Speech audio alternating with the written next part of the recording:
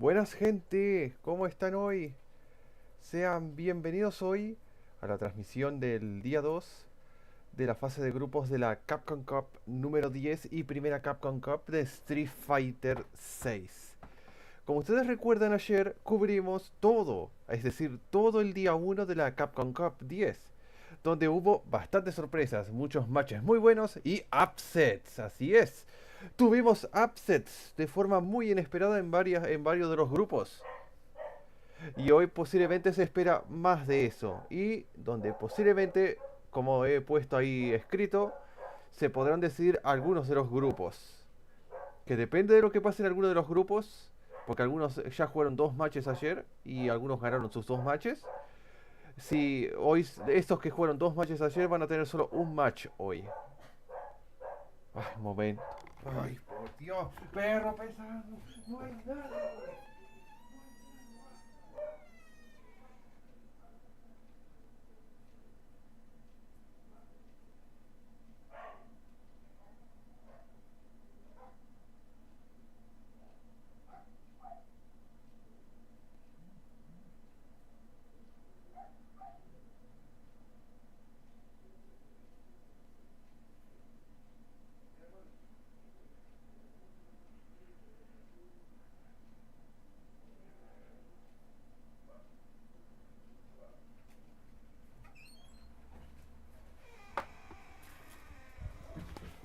Lo siento por eso.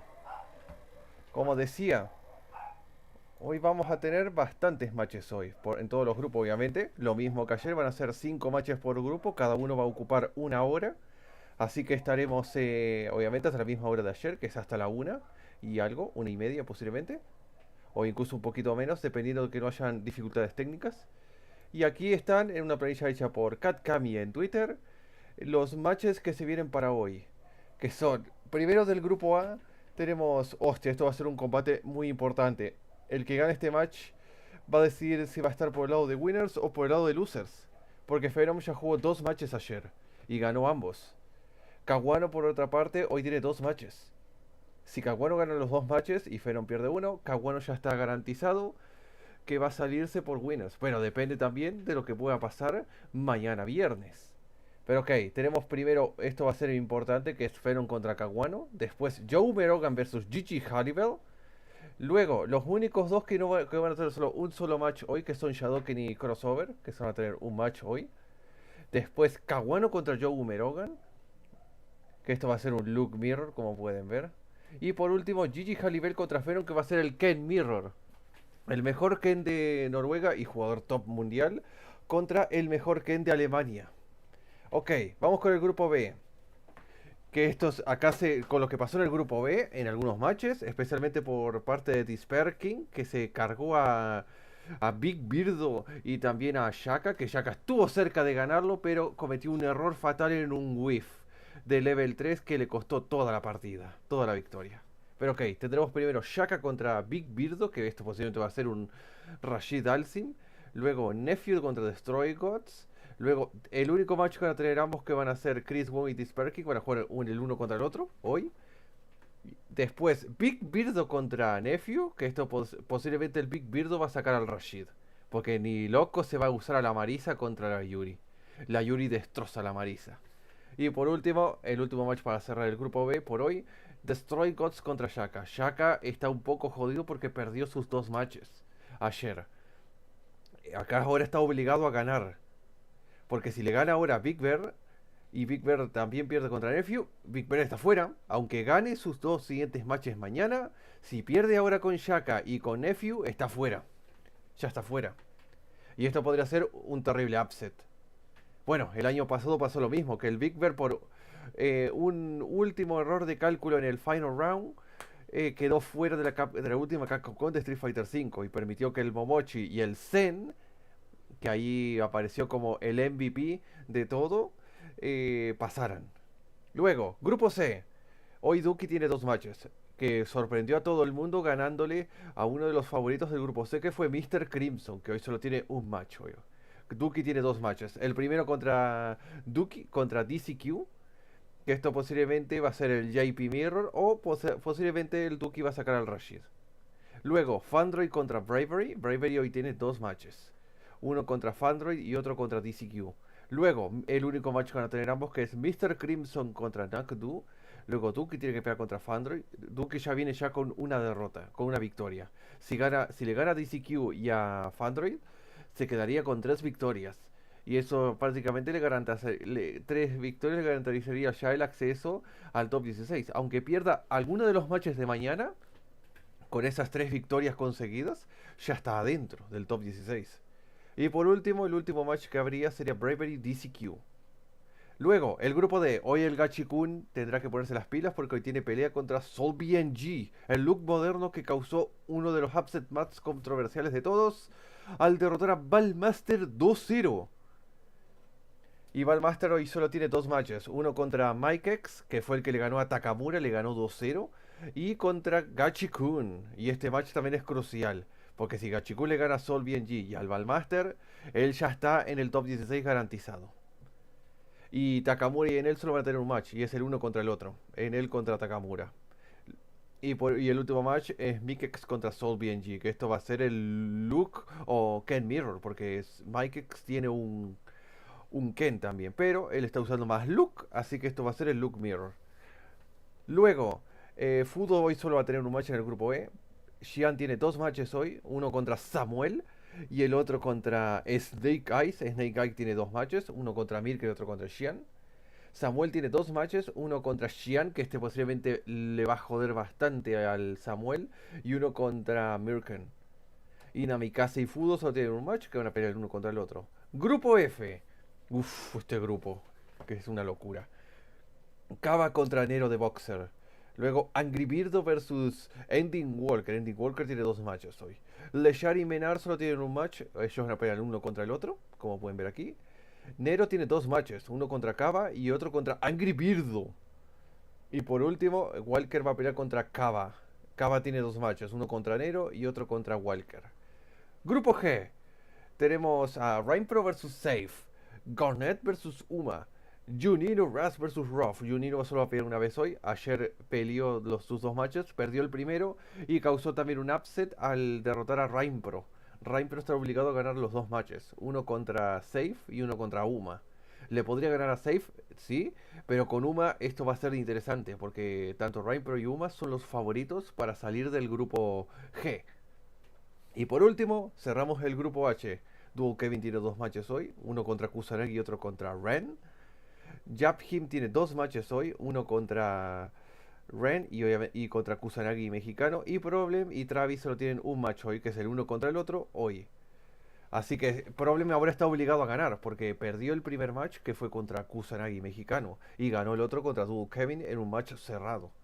Así que ahora Problem tiene que ganar estos tres siguientes matches, porque si se afronta a perder otro match más y tiene la mala suerte de que tuvo Kevin le gane a Kusanagi y a Ren, el Problem se quedaría fuera. Y si Japhim también gana sus matches, acá es bastante complicado decir quién podría pasar. Aunque posiblemente el Japhim le pueda ganar a Ren y posiblemente también al Kusanagi. Pero si Dual Kevin le gana sus dos matches contra el Kusanagi y el Ren, el Dual Kevin ya pasa a top 16. No sabemos, posiblemente por winners. Acá hasta ahora, Kaba ya está por ahora que tiene dos victorias y 0 derrotas. Si gana otro match más, sus dos matches hoy, quedaría con 4 victorias y ninguna derrota y pasaría ya automáticamente a top 16 winners. Pero no hay que subestimar a Walker o a Nero. Porque Nero tiene la experiencia en el Guile Matchup por pelear contra Evil Kra, que es uno de los mejores Guiles de Sudamérica. Pero, basta de decir, así van a ser los matches de hoy.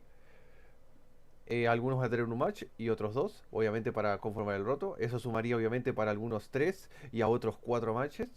Y el viernes algunos tenían un match y otros 2. Pero en fin, vamos adelante.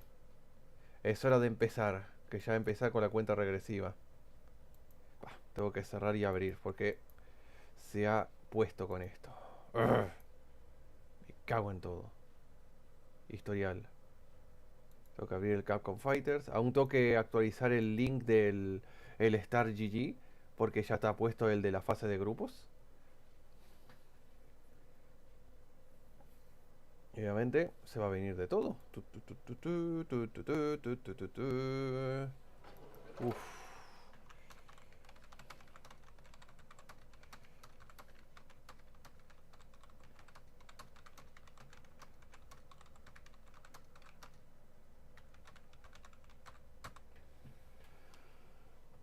Ah.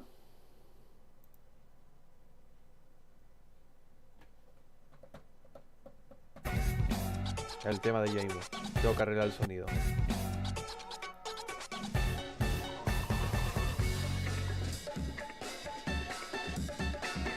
Se está bufereando. Tengo que arreglar el bufereo.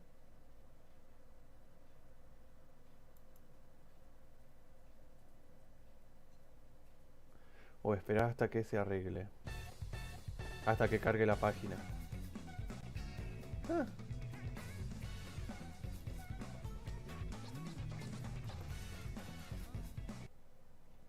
Ay, no te buferes. Pero puse pausa. ¿Qué me estás contando?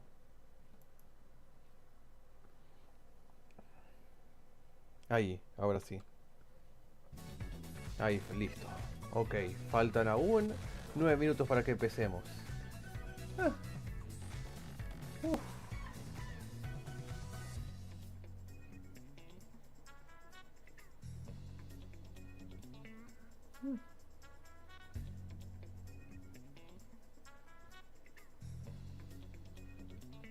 Mm.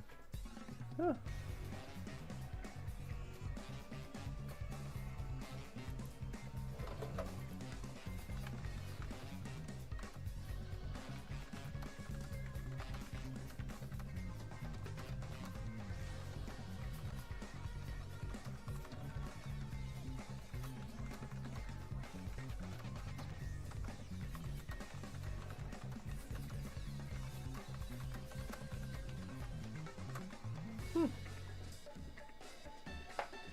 Mm.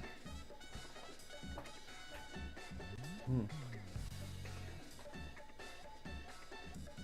Mm.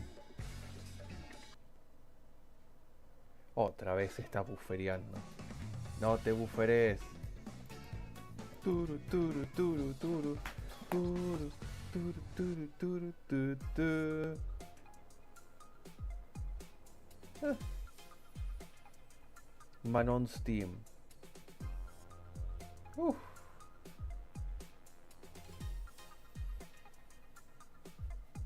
Ah. Manon Steam. Turu, tu, turu, turu, tu, turu, turu, tu.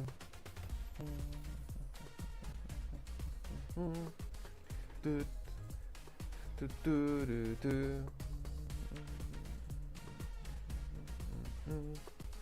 Turu.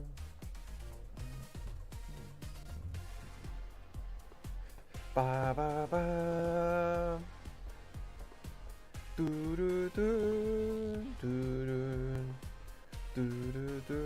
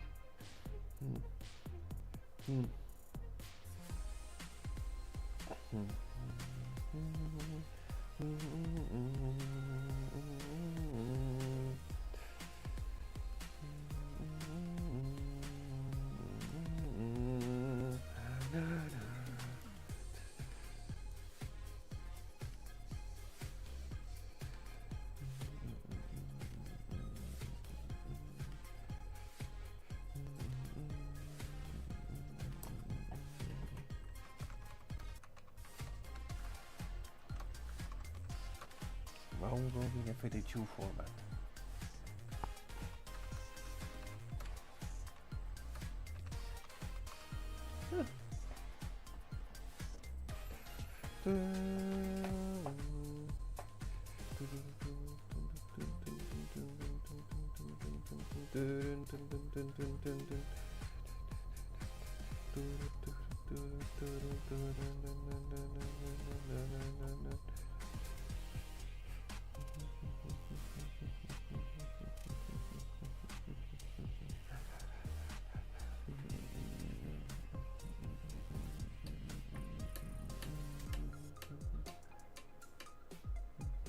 Cinco minutos.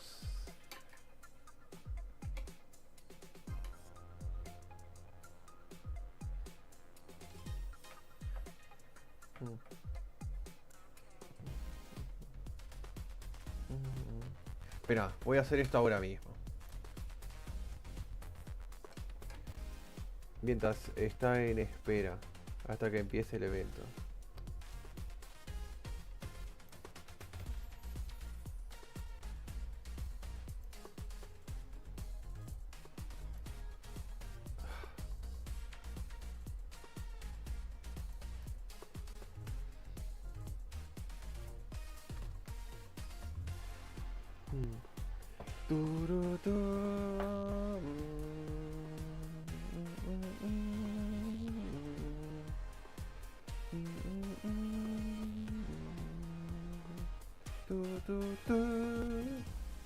Ok, voy a arreglar los enlaces. Ambos enlaces, el de YouTube y el de Twitch. Espera un momento que lo voy a esconder aquí.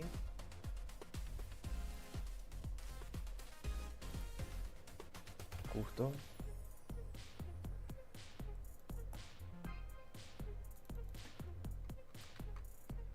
Ahí.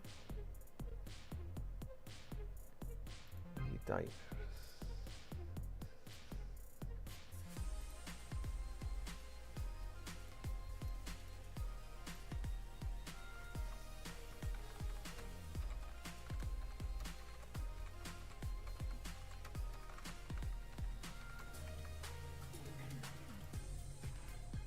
Ahí.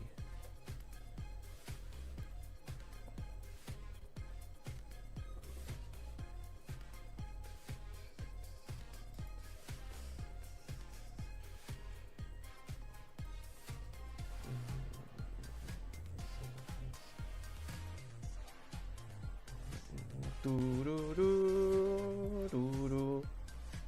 Tururú, turú. Pa, pa, pa, na, na.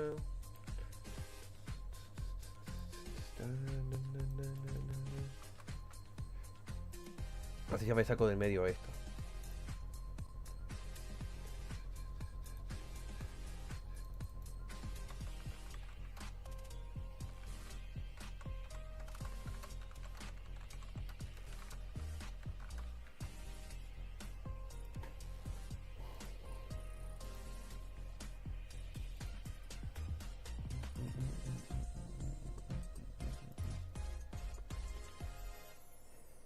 Listo.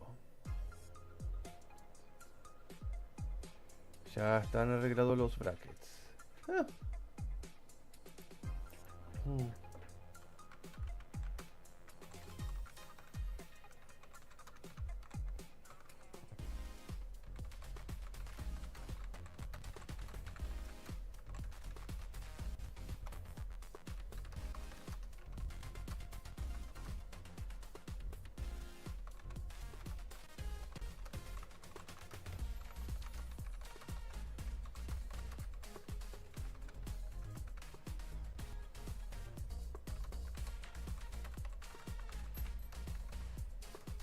Don't watch. Don't watch. Always complain. Ok. Le regreso a la pantalla. Eventos en vivo. Ahí está. Perfecto. Tururú, tu, tu, tu.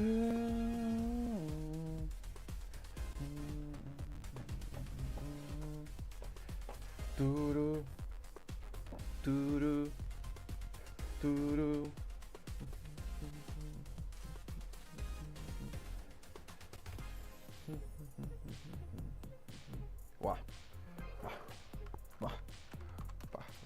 Venom.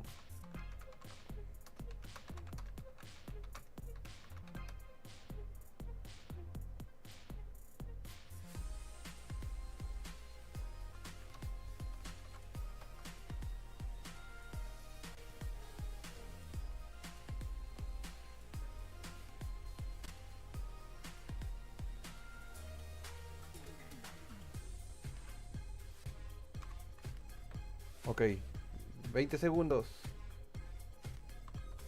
Pa. Kabuano versus Venom. Wow.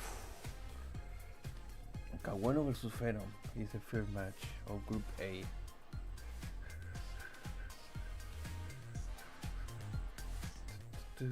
Empezamos. Pa.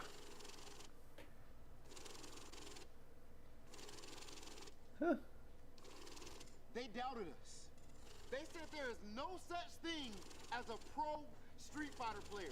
But now we've got to ask, do you stand on that? Because we've got Well, I never come. You're wrong. We are in the city of angels for Capcom Cup 10. Oh no, not again. Not again. 48 players are fighting for the biggest prize in FGC history. They called us crazy. They said we wouldn't eat. They said we were wasting our time. You will never make a living playing fighting games, they said. Imagine. But we stayed down. We piled in the cars. I never complained. For years. We flew all the way to majors. Sometimes Look, back crouching 10 to a medium row. punch. Even if you did make a profit, it was only enough for you to make it Okay. to the next event. We all have our origin Rob stories. TV. These players all have different backgrounds, but they also all have the same goal. This is Capcom Cup 10, and it is time to crown The first year of Street Fighter 6. millionaire. Y aquí vamos, en Hollywood. Capcom Cup X. It is day 2 and I couldn't be more excited Uf, about lo que se viene. of my El grupo A. awareness. Se Well, viene electricity Venom contra Kabuano, primer A match. lot of things are going to be decided today. I am Richard Brooks, joined by my big brother. This is going back over a decade. The house tings, bruv. Back. I love opening the show with Buah. my man Tasty Steve. It's Que good to se be viene. there. How you feeling on day 2? Man, I'm feeling amazing, man. Day 1 went off without a hitch. Well, not a hitch for me, but a lot of the players are looking real scared because these groups are getting crazy right now. And we got more Día to dos. play for you guys because it's a lot of money on the line and a lot of pride on the line. This is the first tournament, Capcom Cup 10 for Street Fighter 6, and I can't wait to see how this all goes down to it. But let's talk about the money that is on the line for a lot of these players here, but only one's gonna get to the big payoff. As you can see right here, the main thing up at the top is that Ahí million, but está. let's break it down. If you get 4th, you still get 100,000. If you get 5th and you're tied, that's still 10,000 in the bag. 10,000. 7th place tied, that's gonna be 7,000. 9th is gonna be 5,000. 13th is gonna be 4,000. If you're eliminated, you still go home with $2,000. Make some Come in 3rd place, noise. that's There we go. $200,000. Number If you one. get 2nd place, that's $300,000. And if you go home with the 1st place spot from Make Capcom some Cup 10, the noise. inaugural Street There Fighter 6 we event, go. it will be Better $1 than million one. Vaya. in the bank account or in the safe that you can see down there on the stage. And look, I know I'm excited, like I'm about to win that money, but the nerves are so high. The electricity is already here, like he already said, and that's what makes Se viene el Kabuano versus el Venom, que este match va a ser súper importante para saber quién sale del grupo en winners o en losers. El que gane este match tendrá la suerte de escapar del grupo ya automáticamente, porque esto afectará a otros matches. Porque si Kabuano le gana a Venom, Kabuano tiene garantizado, y si gana al Joe, que lo que pase, tendrá 3 victorias, por lo que ya tendrá garantizado el pase al grupo top 16 winners. Incluso si los otros terminan 2-1, si termina 2-1, 2-1. at the top of the pack. You can see that +4 and +2. That goes with the round and game Oof. differential across the board. Group B, you can see we got Chris Wong, and Despair King holding Wow. out the top spots. Group C, we got Knuckle Doo and Dookie, and then of course Group D, we got Mike X and Gachakun. Talk to me about that bottom half, man. Indeed, Group E, we had Xian and Fudo, right? I would say the two titans of the Yes. bracket coming out 2-0, both with a 3-game differential, literally all tied. And then look at Group F, bro. The Bandit Brothers, 2-0, both of them. Uf, Kaba, Menardo y not even Kaba. a single game And who do you Esto think podría the ser un one upset is? si Angry Bird no es eliminado en la fase de grupo. Ridiculous to not drop a game to either of them. Then in Group G we had Uma and Safe off to the races nice and early. And Group H Bueno. we had Kusanagi with the big Problem X upset and Dual Kevin up there 1-1 as well. El Prone está obligado a ganar el match de hoy que tiene contra Travis. Si le gana, tendrá un pie a salvo, teniendo dos matches. Dos matches ganados. Still got plenty of games left, so we can go either way. Remember, only 2 of these players make it out to the main bracket, so you know there's a lot on the line. I just broke down the prizing, so you know, even if you get eliminated, you get 2K. But I'm trying to get the 3. I want 6 digits. Absolutely. At least. I mean, actually, I want them all. But you know how it goes. You already know. But today, man, there's some fates that are going to be decided for the most part. That's what's so exciting about day 2, right? Day 1, we get off to the races. We see who gets an early established lead and who's going to have to really show up today, right? People like Joe Rogan. Yes. Joe Rogan here in our Group A. We went down 0-2, but at least he's got 2 of the Kens out of the way, right? That's actually facts. That's He's got facts. 1 more Okay, to momento. go through. But if he can do that, he knows that he's got to run these 3 games remaining straight. And a lot of players are in that position now. So back against the wall, no safety net. We're going to see new animals. But like you said before, man, Group A is My where bad, we're Joe going is to go. 1-1. My apologies. That's cool. We got it on the screen now. It's all working out, man. Group A, we got Phenom leading the pack, like I said before, at the +4, 2-0 in this group. And a lot of people will tell you that's one of their favorites to make it out. Oh, yeah. Kawano 1-0 right now, has not played another game, but that leaves him at +2. Joe Rogan, I'm glad that you said that. He's actually one of the players that I feel like a lot of people kind of slept on, especially in a group like this. Hollabell as well had a very strong showing. Unfortunately, didn't get that first game under his belt. And Crossover, man, I'm so proud to see my man actually participate in the Capcom Cup and get to show his skill. 1-1, -1. That still puts him in the running. And of course, we got Shadowkin at 0-2. That is -4. But obviously, one of the things that can happen, you can play like the big mess up there. You can mess up a lot of people's chances for going further in this group. But as we get into it, just like Range promised me before we came on the screen, we got Phenom versus Kawano. These are the 2 top placing players from this group. One of these people will be making it out. Oh, well, I would like to say so. We don't know how it's going to fall. But these are the guys leading the group.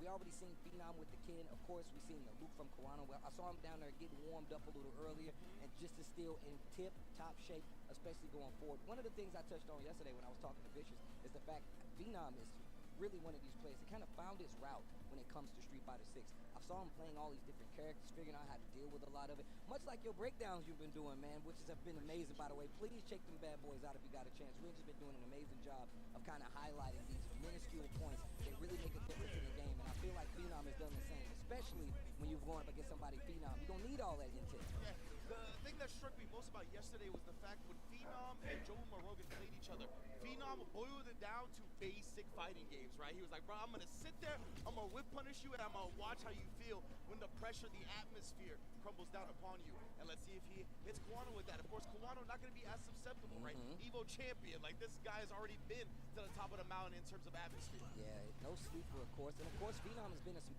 crazy situations. Speaking of crazy, early OD uppercut, perfect parry to get it started. Small Jinrai Loop's going to use that enhanced Tatsu to get to the corner. Interesting little frame kill right there with the same medium kick. I hadn't seen that one before, but you know that DP was going to follow up. And he wants to bully. Yeah, I love that. He went for the burnout string. That's why Kawano did the OD DP. He was going to get burnout either way. And that's kind of scary. I'm going to tell you right now. You're in this corner.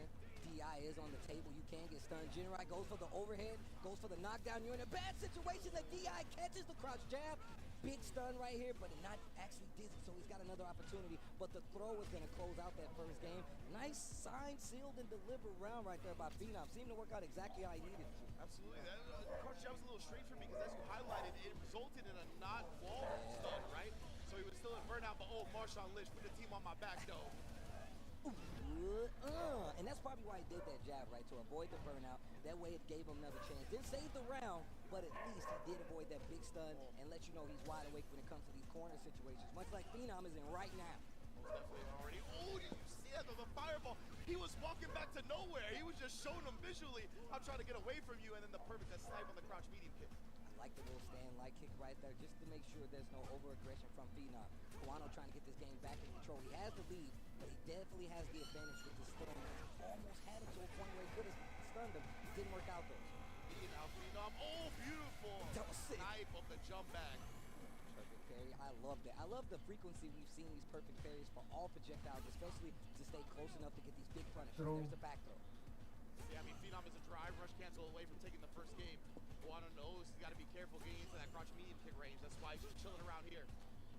Getting a little drive back as well, slow down the pace. You know Phenom is trying to press the issue so he can close out, but now he has the life deficit. You're spinning level 3 if you get any hit. You see Guano, he's just staying outside of crouch medium kick range. He's like, I'll do sandblast, I'll do fierce. As soon as we get close, I'm the one that's going to drive rush cancel, throws him back, ties up the game.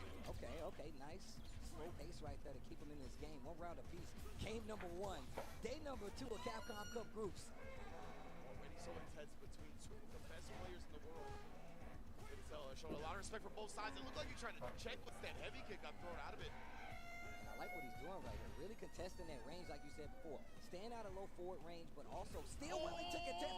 Was staying out of low forward range. Tatsu to the corner. You're in a bad situation. Wake up, OD. Man, he has gone to that every time in a lot of these situations. Not afraid to be in burnout, but gets the back throw. Guano. Wow, actually just jabbed the suppressor attempt, yeah. Scary, but a perfectly timed jump from Phenom now. And he's going to spin the level 3. Let me get some burnout meter regen. He was definitely a burnout. He was definitely going to get a little time back. A large part of it, but also Guano in a dangerous situation. Phenom, he's going to get back right. He wants to get his drive gauge rather than take Guano's. But man, a little bit over aggressive. We're in the corner now. Tried to shimmy him, not biting. But Guano burns himself out in the process. Look at my man Phenom just walking forward. An unstoppable machine. Like a moose out there. My man just holding his position, bro. I don't know anything moose are afraid of. Let alone moose, but you need to be afraid. That's a C8. Single hit confirmed. Madre mía, el Caguano. Damage, my goodness. No lo mató. Phenom on life support. Oh, just backing up Guano. He has so much drive gauge advantage right now, right? He's going to let Phenom come to him. He was like, if you want to get in on me, you're probably going to have to spin that drive gauge. He's going to make him work for it, I can tell you right now. And I love Madre mía. players, once they get to this point, even when the deficit is on both sides. Lo mató.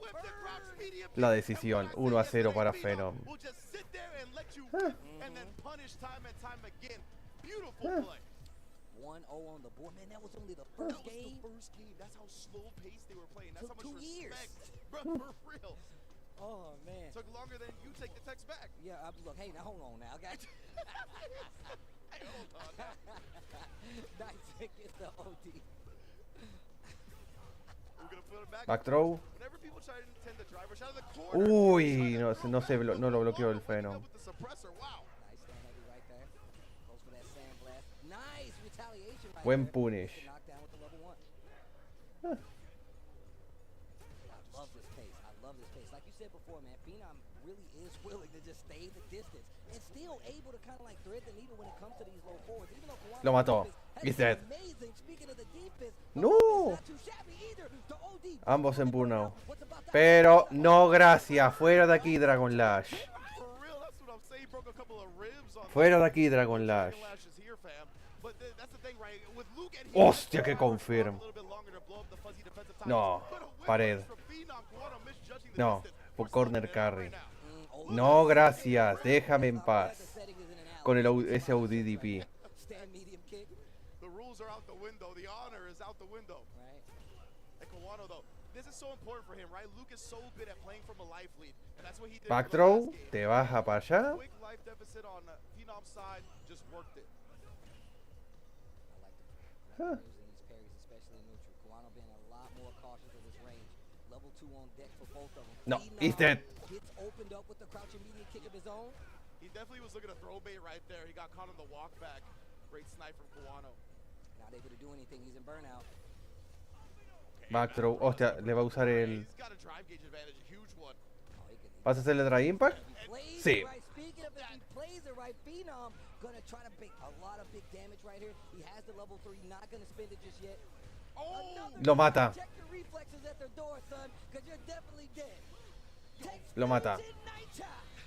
Match point para Phenom. Yes, the custom Tasty Steve variant on the level 2. But man, if Phenom, the way he just throws off your rhythm right in the corner like that, the jab, drive rush, jab, drive impact, like you just don't expect players to layer their offense like that. No, that's definitely true. Phenom really willing to sit there and be like, I will definitely not Take be the the throw. person. Kawano seems to always be jockeying for this position, to always either throw fireball or Throw like, again. with this crouching medium kick of his own, tries to jump Throw in, cross again. cut, uppercut, keeping him in check. Checks the drive rush exactly, and then checks the jump. Oh, my man Phenom is not letting Kawano get any free damage. Oh, and then Hostias. again, whip punish. Confirm. Stop whipping A la him. pared. Oh, stand medium once again. Look at Going the bully straight into game. the fierce. Look, even the drive impact, you almost died for that. What a sweep. Look Throw. at how likely Phenom has in the second game. Kawano needs to do something or he might be going down again. Oh, again. Nice. Uy. Fourth this time coming from Kawano. Perfect. He has 3 bars. Se gasta el level 3. Se lo tiene que hacer. Grab your briefcase, put on your tie, we're trying to impress. Stay Took a first from Phenom, right? down. Set him up. Knew that he would be looking to snipe with that crouch medium kick. Now it's a much more even game.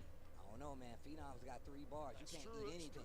You literally can't eat anything. Back throw. Trying to tie up that life bar. Definitely going to get close to the yellow bar on the side, so that means the next combo from Phenom can definitely kill. Yes, indeed. I like Phenom taking the throw, though, right? He knows right now the only way for him to immediately die. Yeah, look at this range. Look at the range they're playing at. Oh, dangerous whips again. Oh, Lo mató. medium kick. That's 2-0. there. The snipe from Phenom. 2-0 over Kawano. That's going to keep him at the top of the pack as well. And you know, that was probably one of the toughest matches he's going to have out of this Group A. Kawano definitely one of the favorites to make it out. Now falling to that second place. Man, this dude Phenom is actually ridiculous.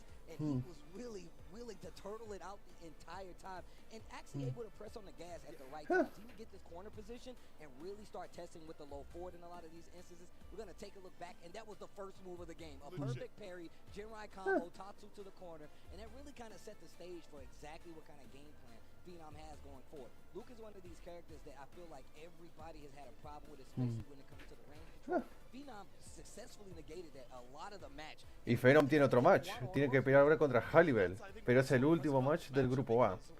Kawano tiene otra oportunidad y tiene que ganarle ahora sí o sí a Joe Merogan. He has the ability to do stand fierce, stand medium punch, these things that move him forward. The way Phenom played, though, he was just able to kind of toy in that space where Kawano wanted to move forward and press the button, and at that exact time, Phenom would just walk back and get a whiff punish perfectly. It is just time and time again. Look at this, right? Every time Kawano wanted a certain button, it felt like Phenom knew exactly what he was looking for and was like just a slight step back into the whip punish. And like if you look at how he's playing, man, a lot of times you have to deal a lot with like Sandblast, and if you see Sandblast, you want to do Jinrai. And my man was still so ready, even at this short change range, to actually anti-air a Jinrai loop right off the top, or a Jinrai kick right off the top. Let you know just how prepared he was even to deal with this. Phenom still had the upper leg most of the time and really kind of leaned on the fact that he knows he wants to play that range. Low forward was the tool that caused his demise. Kawano goes down, Phenom goes up. And I love the fact that he was always playing just outside that range and making Kawano come to him. And at the last thing, Ok, siguiente match viene ahora. Yeah, oh, so Viene ahora Joe Merogan contra Gigi Halliwell. Porque si Joe pierde, queda fuera ya.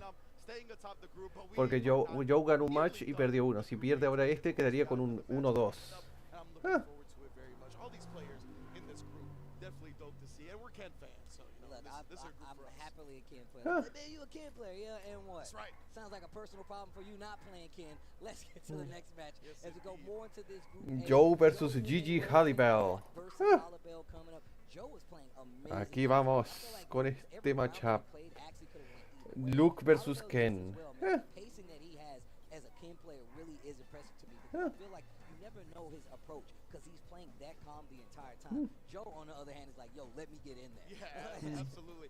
And I think that's what makes the Ken players think we saw from Phenom, right? Joder, otra vez. Qué asco me da. It's a lot of, you don't have to just get in there and rush the opponent down, even though as Ken players, including myself, want to do that. So when you can strike that balance, that's when you can find real success with the character. And Joe, I mean, he is just Kawano one versus of the premier players, up and comers in Kawano Street versus Fighter, Phenom. right? Obviously made Capcom Cup in the last year of Street Fighter 5, going back to back qualifying here for the first year of Street Fighter 6 as well. Lots of respect for Joe as well. Yeah, it says a lot about his skill, especially to adapt to two different games. Exactly. Right? A lot of people wasn't familiar with Joe's game. I bet they are now. 2 Capcom Cups in the bag. But I love Hollowell being here, part of that World Warrior program, which is probably one of the most defining things, man. So many regions on display here. Being introduced to Hollowell's gameplay through Street Fighter 6 has been amazing, and just like a great person to talk to overall, man. So it's been really honestly, it's been amazing. And he's got one of his long Luke versus Ken. that kind of met through Street Fighter that traveled with him here, and he's kind of, I was talking to him earlier, like, man, it's like a big brother relationship, and I'm telling you right now, that's one of the best things about fighting games. The friends you make along the way while actually fighting. It's actually dope. Absolutely right. Yeah, you see the SML at the front of his name. That does stand for Salt Mine League, one of the premier leagues and just online events that we have in the FGC run by Reedus. As you said, both of them from Germany. Retus, la Salt Mine League. It's dope to have the Have another match versus Joe. The Bandits boys here from NRD. These international travelers that are coming just to support these players. I mean, that's why we are a community after all. But Joe Morogan versus Gigi Halibel. Gigi Halibel. Another Luke versus Ken. Oh, yeah. Two play styles, though. Different. But they're taking it serious already. You hear the horns.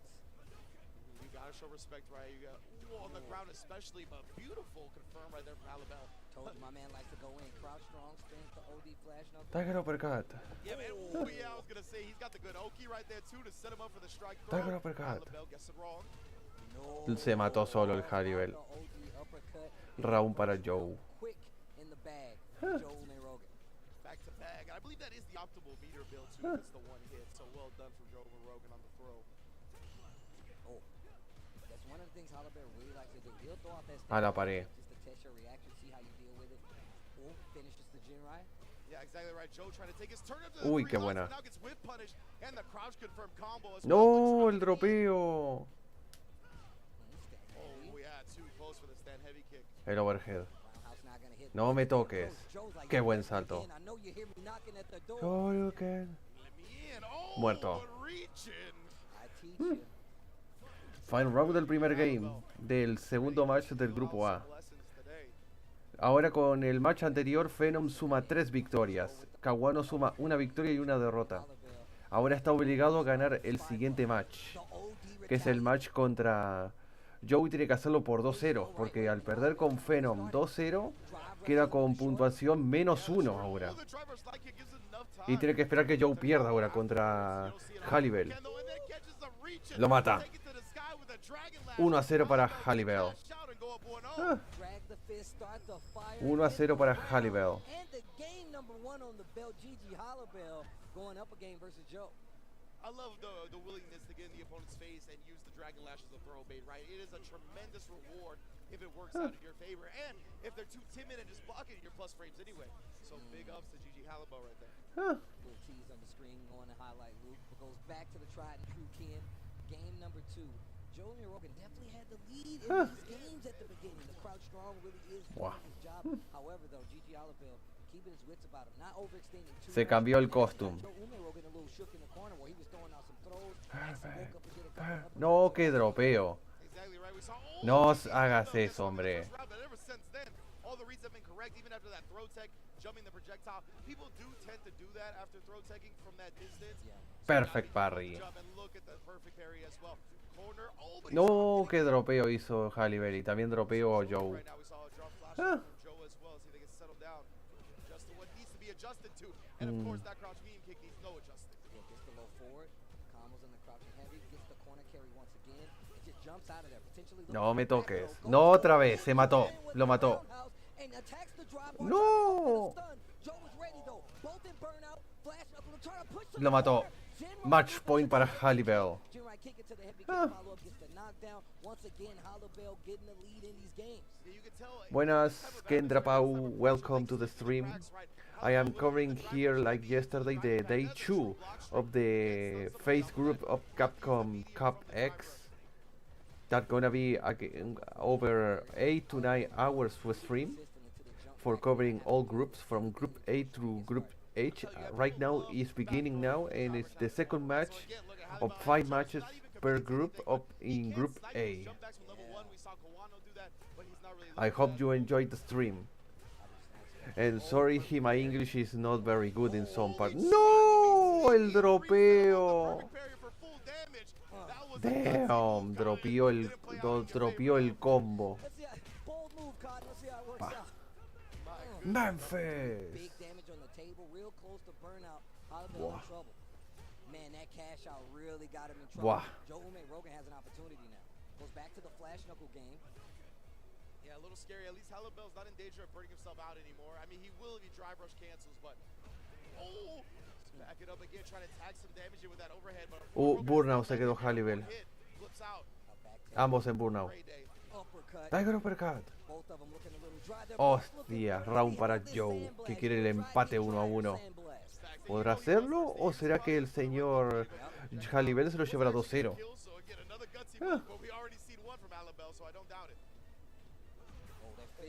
Contra Phenom el Joe perdió 2-0, así que quedó con -2. Y como ganó el otro match,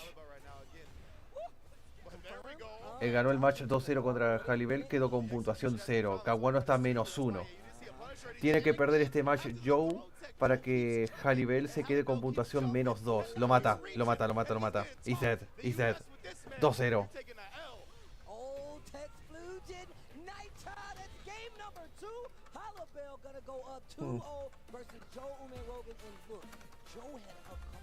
This match helped Kawano a lot.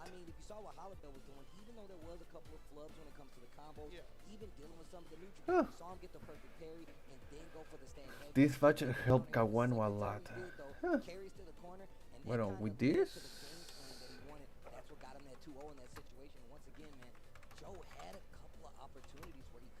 is -2. Is -2 in the leaderboard. Yeah, I definitely think Is -2. I sense a little frustration coming from Joe Rogan as well, right? Like whether it's from the drop combos, whether it's from the reads that Halibel was making off of the throw text from the jump hits and whatnot. It really felt, as you can see, that happened multiple times, man. And it really felt like towards the end, Joe, that's why he kept teching. He tried a couple of ODDPs that didn't work out. It just felt like defensively he wanted to stop whatever Halibel was doing, but he didn't want to do it by blocking, right? He wanted to take his turn aggressively. He wanted to hit those buttons, I don't blame him. Tries to sneak something in, and you can see the reaction. Ese drop le costó demasiado a Halibel. No confirmó bien ahí Halibel y le costó las 3 barras, pero de igual forma, después en el siguiente match lo ganó.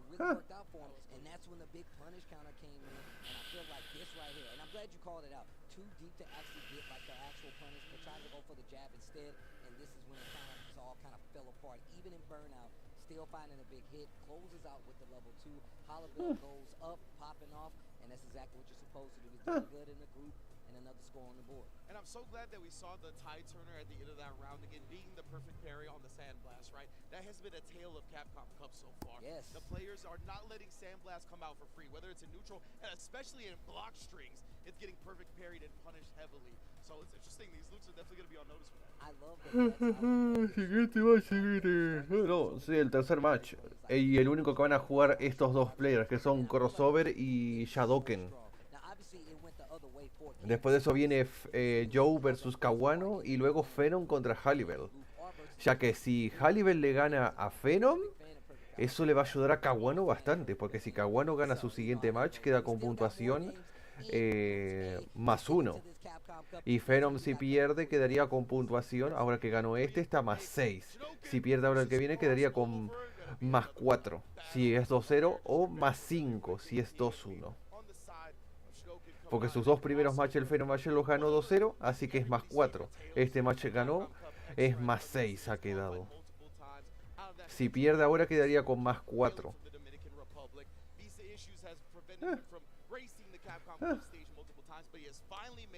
Got it all figured out. Shouts to E5 Pass and Sherry Genix for doing major heavy lifting to get this man here. As he's JP versus King. Man, and I just remember going over and seeing like crossover playing the DR with my own eyes. I'm like, man, you're ridiculous, you know. So it just really makes me happy to see him here, and he has great support behind him, and just to see the DR get that kind of love that they deserve. Especially, in this Capcom Cup, you got men in here, you got Kaba here, can't be slept on. Crossover here as well. I was gonna say, you mentioned the support. Momento. How else?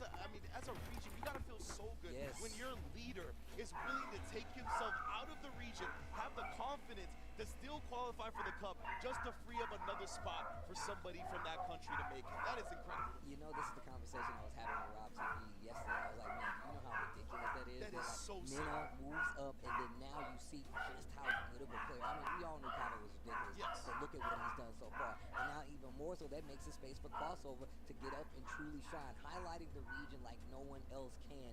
Man, just shout out to the whole DR region in this spot, bro. And they got mad love here in the crowd, man. Every time one of them are on the stage, you literally can hear the crowd go up. I love it. It's just true fandom, right? They're rocking Kaba jerseys. They're Yes. rocking Mena RD jerseys. I'm like, that's the electricity. That's the love I love to see. And I'm sure you can get those jerseys here. Yes, yeah, You said legitimately. mad people in the crowd actually just rocking them because they're just big fans. But we're gonna get started, man. Crossover going up against Shadokin. I was calling him Shadowkin, so I'm glad you told me that. I thought I was going off of Vicious. I thought Vicious said Shadokin. Did you say Shadokin? Yeah, he said, yeah, all right, I saw that from Vicious. But anyway, either way, Shadowkin, Shadokin, however you want to play it. He's playing JP, and he's got to deal with Ken, fam. And this right here, controlling the screen is going to be the hardest part, I feel like, for Ken and crossover. We've seen him last time actually play with the DJ as well. I want to see how he's going to approach JP with Ken.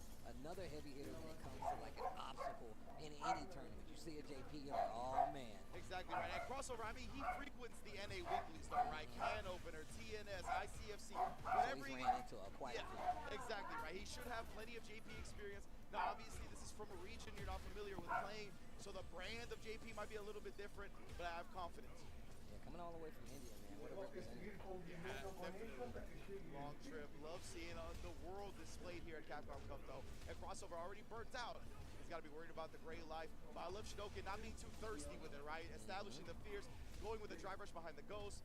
Love the way he Defense from crossover as well. And he was in burnout that entire time. Waits, gets the low forward, Tatsu to the corner, and now he gets to play his game. But the crouch jab to actually interrupt Shadokin, trying to keep control of the screen and get out of this corner at the same time. Perfect parry just to make sure. Back throw, no, keeps the mid screen. That was so smart too, because remember, drive rush overhead was the last option, so crossover looked to parry the button instead, gets thrown out of it. Confirmed with the target combo. We in the corner, he tried to get him flinching with that crouch medium. Lo mata. Oh, you can't take another throw now.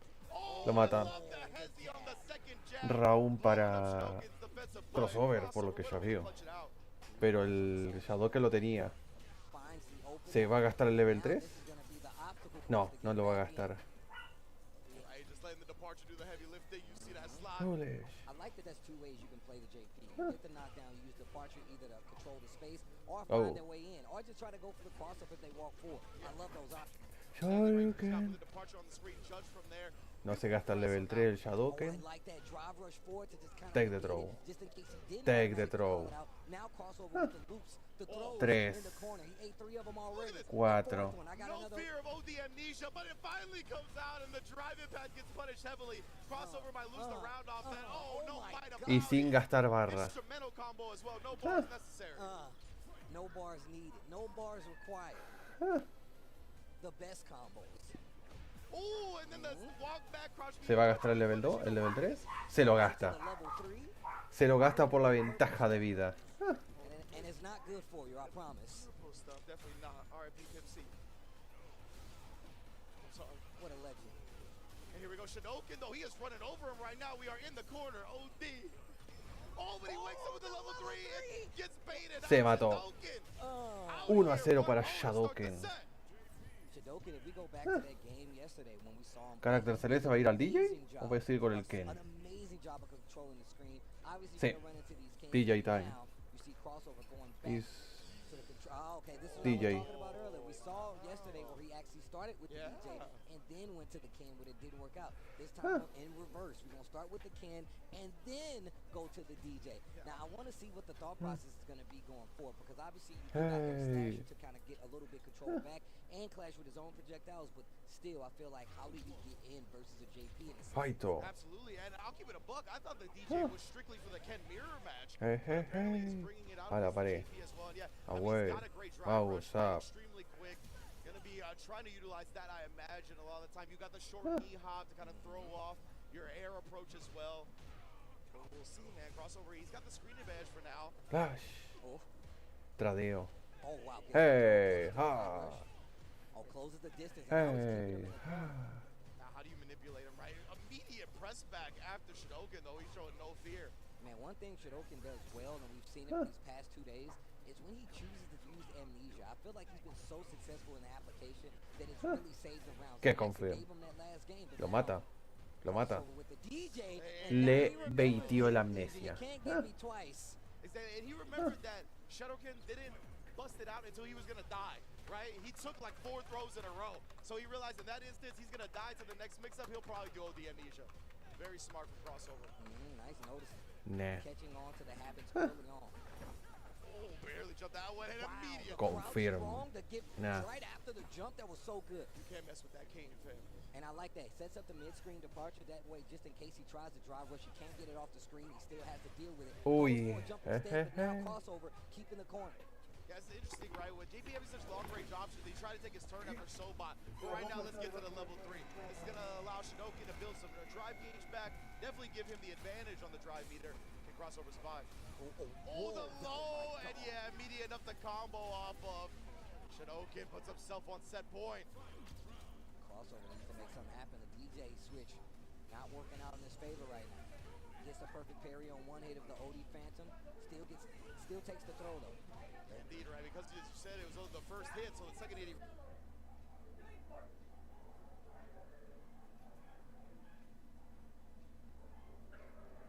Regular parried, still allowed JP to take his turn. Drive rush in, spinning that drive bar to actually get in, close the distance, and he's been so consistent with the crouch strong, crouch jab, especially when you're trying to drive rush in, especially after a knockdown, and it's gotten him out of a lot of danger. Uh-oh, wait a minute. Crossover has been sniping the stand fierce with that sway funky slicer. No, that has definitely been the thing that's gotten him the most damage so far. What an interrupt straight to the level 3. He's gonna live, but he's gonna have the advantage here. Only one bar on the side of Shinoki right now. See what he's doing. Oh, and no fear shown from crossover. Just drive rushing into close quarters and tested what he's gonna do on wake up. Okay, I like the adjustment there. And it really was looking like the situation where Shinokin had full control, but the sway, the drive rush in that you actually pointed out, and I love the fact that he's staying at this mid-screen range where he can literally do it against departure. So if he does call it out, he'll take the knockdown, but still, if he gets past it, he's going in. And there's that jump knee too. And one of the things I love crossover's game right now is his post-Sobot. He's maxing out the Sobot, and then he'll do sway in a funky slicer. That's caught him a couple of times. We saw the jump knee there. Definitely been working out. He's playing against JP stand fierce range excellently. Anti-air here. Oh, you see even right Shinokin, there. And now he's going more to the jumps now. He knows Shinokin is literally looking for him to stay on the ground. Eats a big counter hit because of it. Oh my the God, projectile to shut down the OD that's the amnesia. round, baby. That was so smart. That was so sick. The OD slicer in the corner, especially if you get the fireballs meaty enough to where you can't actually activate the amnesia. What a play by crossover, I see. Oh, that was so good right there. Crossover really seems to have found his win condition in this set. And that is the Kona. I run this one, Marlo Stanfield. The price just went up. Oh, the DI! Nah, not today. Crossover. Tell the streets we back up. Crossover. 2-1 over Shadokin. Finish it off, baby. Yeah. What a call out. Oh my God. Crossover with a crazy rebuttal. And that's what's going to get him the set in this Group A. Man, that was a really good set between these two, man. And just the adjustments by crossover, man. To go from the Ken, knows that it was not working out, and really kind of traversed the screen a lot better, right? The confidence on the DJ to bust that out here at Capcom Cup X. And he was 1-1, I think, going into this, right? Yeah. Or 0-1, one of those two. So he needs dubs right now. He can't even afford a loss. So the fact that he had that confidence, he knew he put the work in. And yeah, I think it was a great character switch, as you mentioned. He was able to drive rush in a little bit more freely. He was playing around that stand fierce range so good. And the air slasher is a prominent projectile. So it's something that definitely can combat JP way better from screens away. And that's what we pointed out, right? He was like, look, this round might not work out just the same, but this is when we saw like that last second amnesia that actually helped him out, saved him something crazy. And this is one of my favorite things about Shadokin's like gameplay, the way he kind of applies it. But crossover actually caught wind of it. It's like, you know what? I know you only use it in these dire situations, so I'm gonna call you up. Not only once with the Ken, but then switched over to the DJ, remembered it, and still that's how he got this game. And of course, you saw Shadokin's game actually kind of picking up. Started getting more consistent with the anti-airs, started testing a lot more with the crouch jab and whether the crouch medium at times, and that's the call out by crossover that we was talking about. Exactly right. And look how many replays of the DJ JP matchup are in this corner. Right, like crossover was able to just nullify a lot of the range advantage that JP has. And once you can kind of put that away, and look at another beautiful bait on this. And again, back to back. Oh, it tried it again. But hey, it might be throws, it might be attacks. It don't be projectiles, fam. Yeah, buddy. Crossover, bro. And the DI clash in the corner crossover, just taking a full lead in the set, and the DJ pick is helping him out tremendously. And like we said yesterday, we actually saw him start in reverse, man. I think it was versus Hollowbell where he actually started with the Ken, and then, well, he actually started with the DJ, then went to the Ken. And like you said, I was thinking it was for the mirror match. Straight up. But obviously, I guess it's just for the control. I mean, he's making adaptations versus the players that he's fighting. And I was worried about how he's going to get across the screen. We pointed out the drive rush. We pointed out the fact that he has slasher. It's been really, really sick. But we're going to check the standings. Yeah, of course. Let me see what's going on. And just before we move from that thought, shouts to Logan Sama as well, talking about the DJ horizontal dive kick. That Sobot is another one. You drive rush Sobot, it takes you across the screen. Definitely eliminates a lot of that space that JP wants to establish. But look at Group A so far. Phenom +6 match differential. He has not dropped the game so far. And one of his victories is over Kawano, Evo champion. Probably the other favorite besides Phenom himself. Ay, otra derrota para Shadowken. Pretty to say the least. Ahora Kawano tiene que ganar para quedar más 2. Y si Haribel le gana a Phenom, quedaría más 3.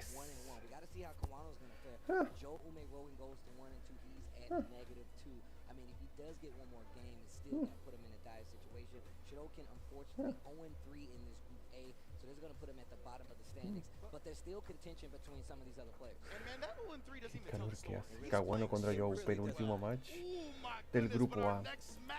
Kawano versus Joe Umerogan, battle of the poster boys. Look mirror. Interesting one for sure, because Kawano, I definitely think he's more willing to slow it down a little bit, just try to play that traditional ground game. While, as you highlighted, Joe likes to get in your face, close quarters combat specialist, smack you in the mouth and see how you deal with it.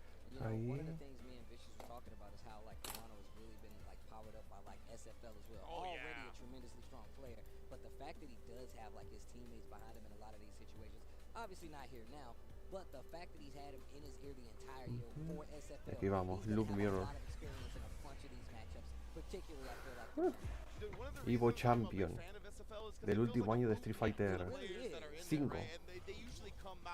Leveled up so heavily from that time spent in SFL. Man, the way Kawano just walked up in his business though. Okay, wait a minute. What are we doing over here? Oh, but already the perfect parry on the sandblast for the punish. Like a nosy neighbor coming up putting your Perfect parry. Tiger uppercut a la pared. Bien hecho. Romper el throw. No tocar. Very willing to test with OD uppercut, and if it works, he will do it again. But we've also seen Joe Mayrogan do just the same. Green may mean go, but yellow says slow down, fam. Throw, punish counter.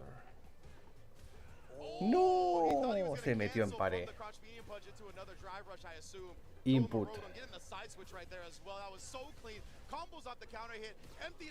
Lo mata.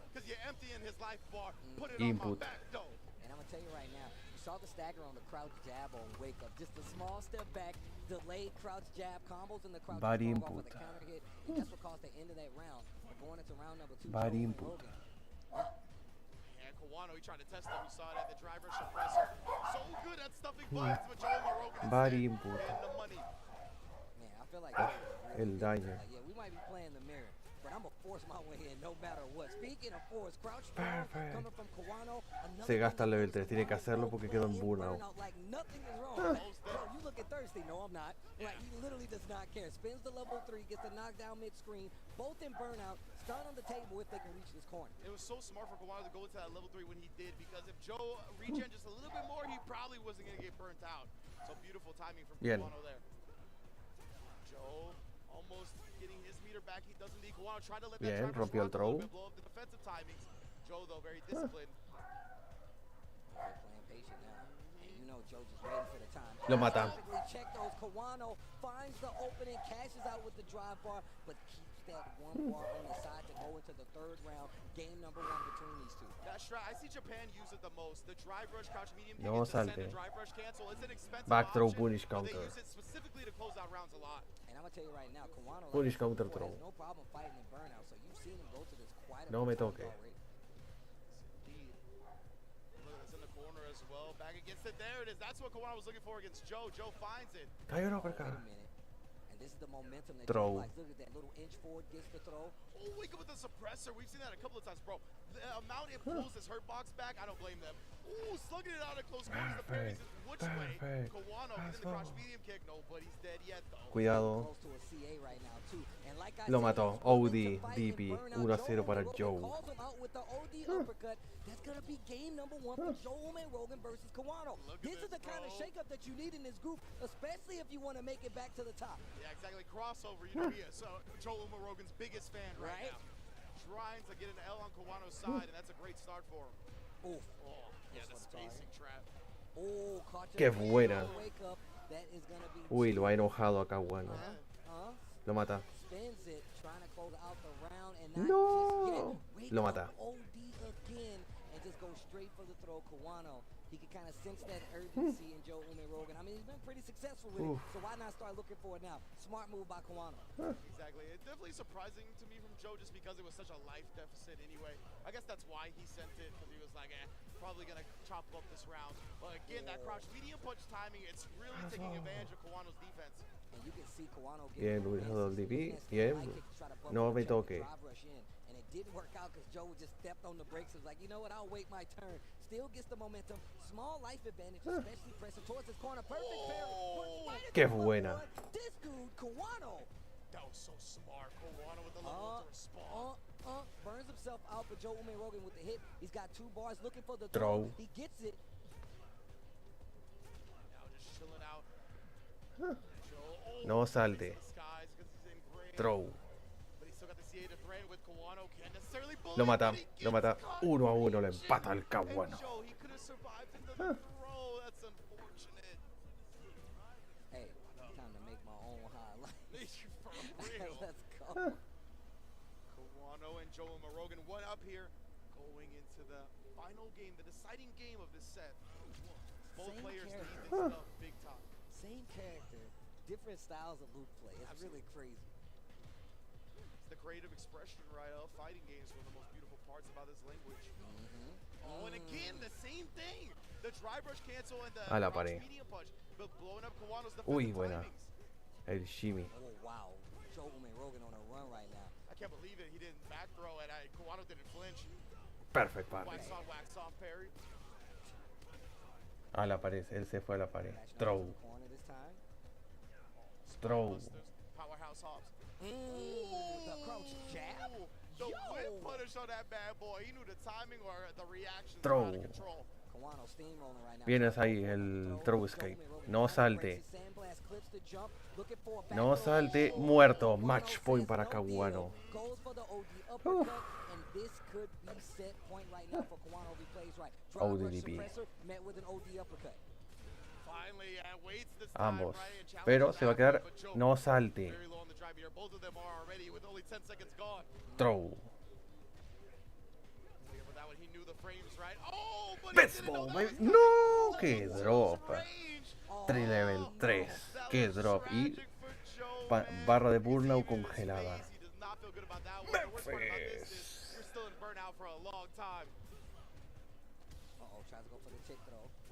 Joe gets the throw break, but now he's in chip range. Couple of stand blasts to add to the danger.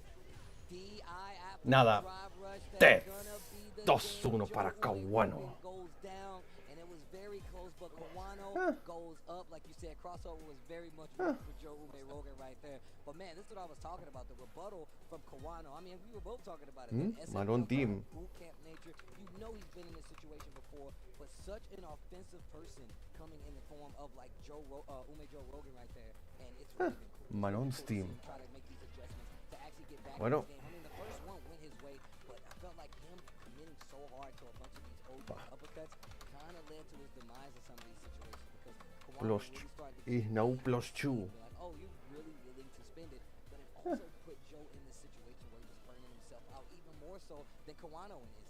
Exactly, and you know, a lot of the time we talk about how strong Luke is from a lead, right? I think that's one of the best parts about the character is that when you have to come to him, it's just so difficult to get anything started. And so when you risk big ODDs Y no or más reversals dos. like that, it ends up being a Uf, huge reward bueno. damage-wise for the other player if they bait it out. And then you have to play from behind, and it's just so tough, right? But to give Kawano some major credit, we saw some things that were opening him up, right? The drive rush delay, crouch medium punch, and in the Jalibel last versus game, last Joe. rounds, he stopped that. He didn't get hit by that crouch medium punch delay. We saw Joe Rogan trying to switch it up and bait some things out. Last from him. match. Kawano didn't take any of that as well. He was Jalibel just so versus clean and out with Jalibel punish. You could versus tell he really Venom. locked in from that point. Crouch jab, counter hit confirmed. Jalibel versus Crouch Venom. strong, and this is really when you see Kawano's like, oh, I got it now. And this right here, Heartbreaker, the bro. big level 2 whiff right there. Kawano says, you know what, I'll take it, spins the level 3, and you can really kind of see the strands unraveling right now for Joe Rogan. And once again, it was close. A well-played game, but once again, once an opponent picks up on your habits, they start to exploit them. And I'm going to tell you right now, Kawano's Jalibel. spring chicken, bro. You got to wake up earlier than that to get a player like him.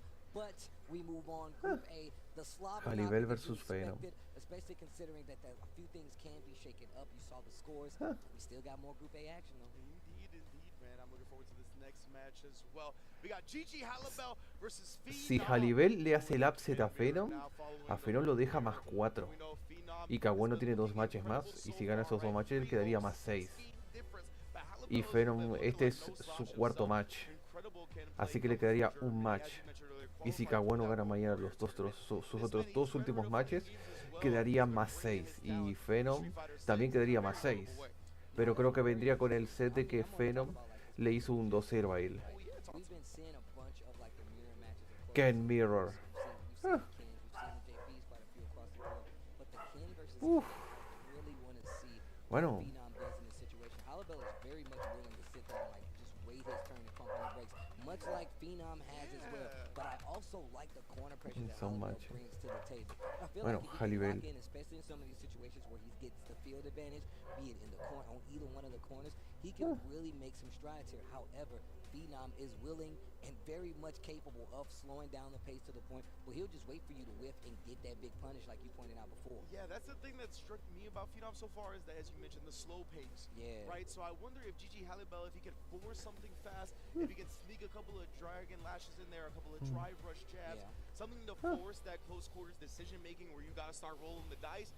Then maybe Phenom gets in his head a little bit. He can start snowballing downhill. Halibel gets momentum. I think that's a big way for him to kind of take this victory against Phenom. But if you play that slow-paced game, man, Phenom is so good at it. I mean, he talks about representing Norway, right? The only other player that he's like, that's really representing Norway with me is Veggie. Yeah. Veggie, a Geef player. Geef can actually fight Ken pretty decently on the ground, and Veggie is an extremely slow, disciplined player as well.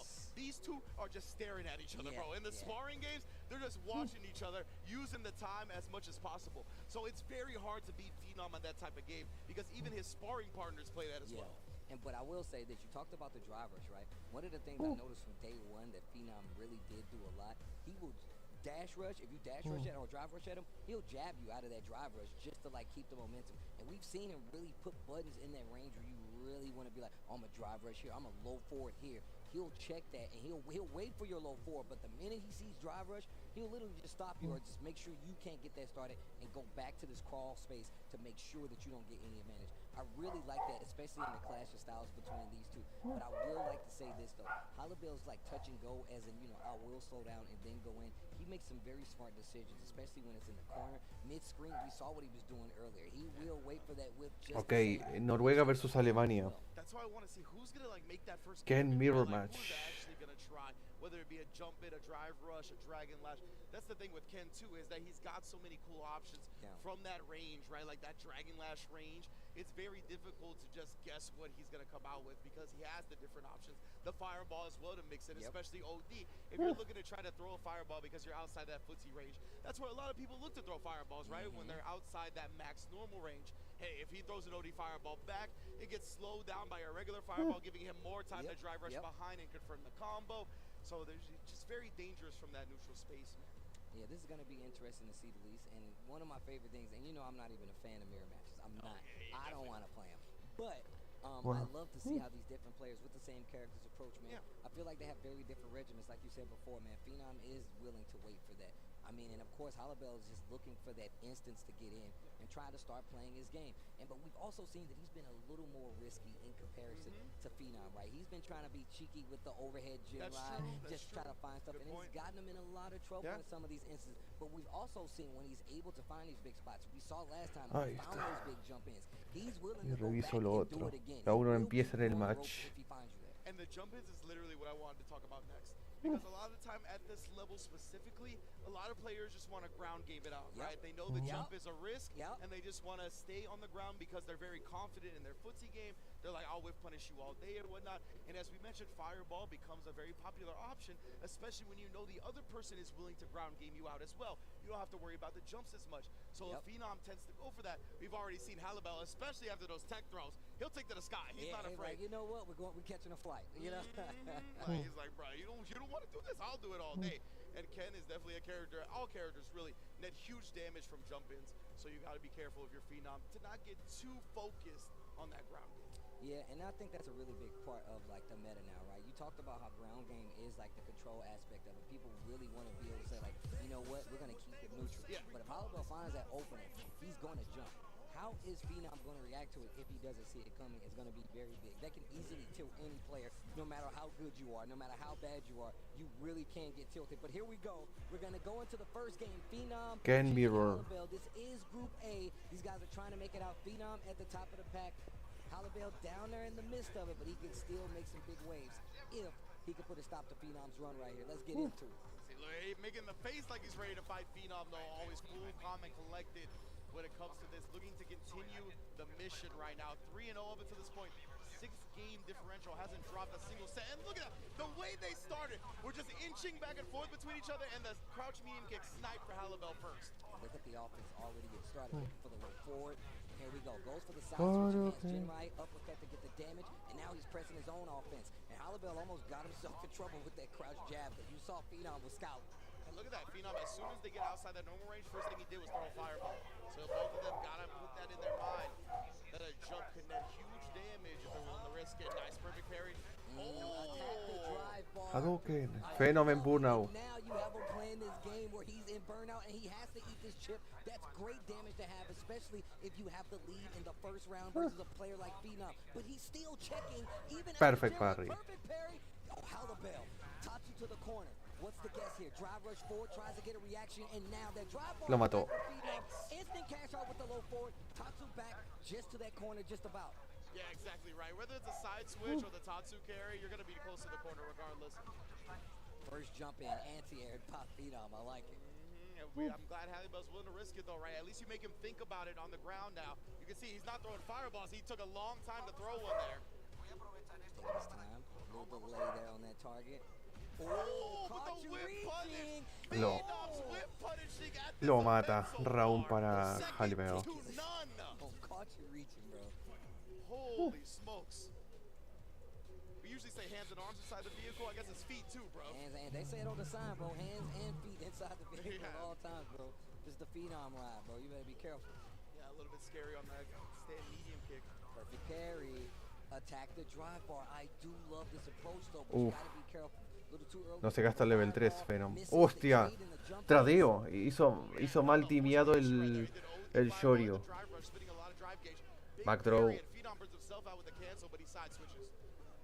seen him play in this situation before, sneaking in the overhead. Oh, he didn't cancel the Ambos. He might have been too far. I think he would have gotten non-cinematic, but either way. Ah, But he wouldn't. The only follow-up he would have had is uppercut.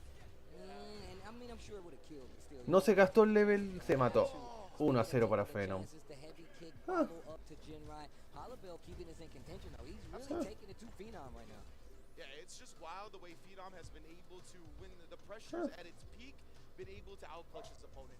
He just looks so composed, so used to the environment that he's like, bro, I'm not going to be the one that cracks. And his opponents continue to do so.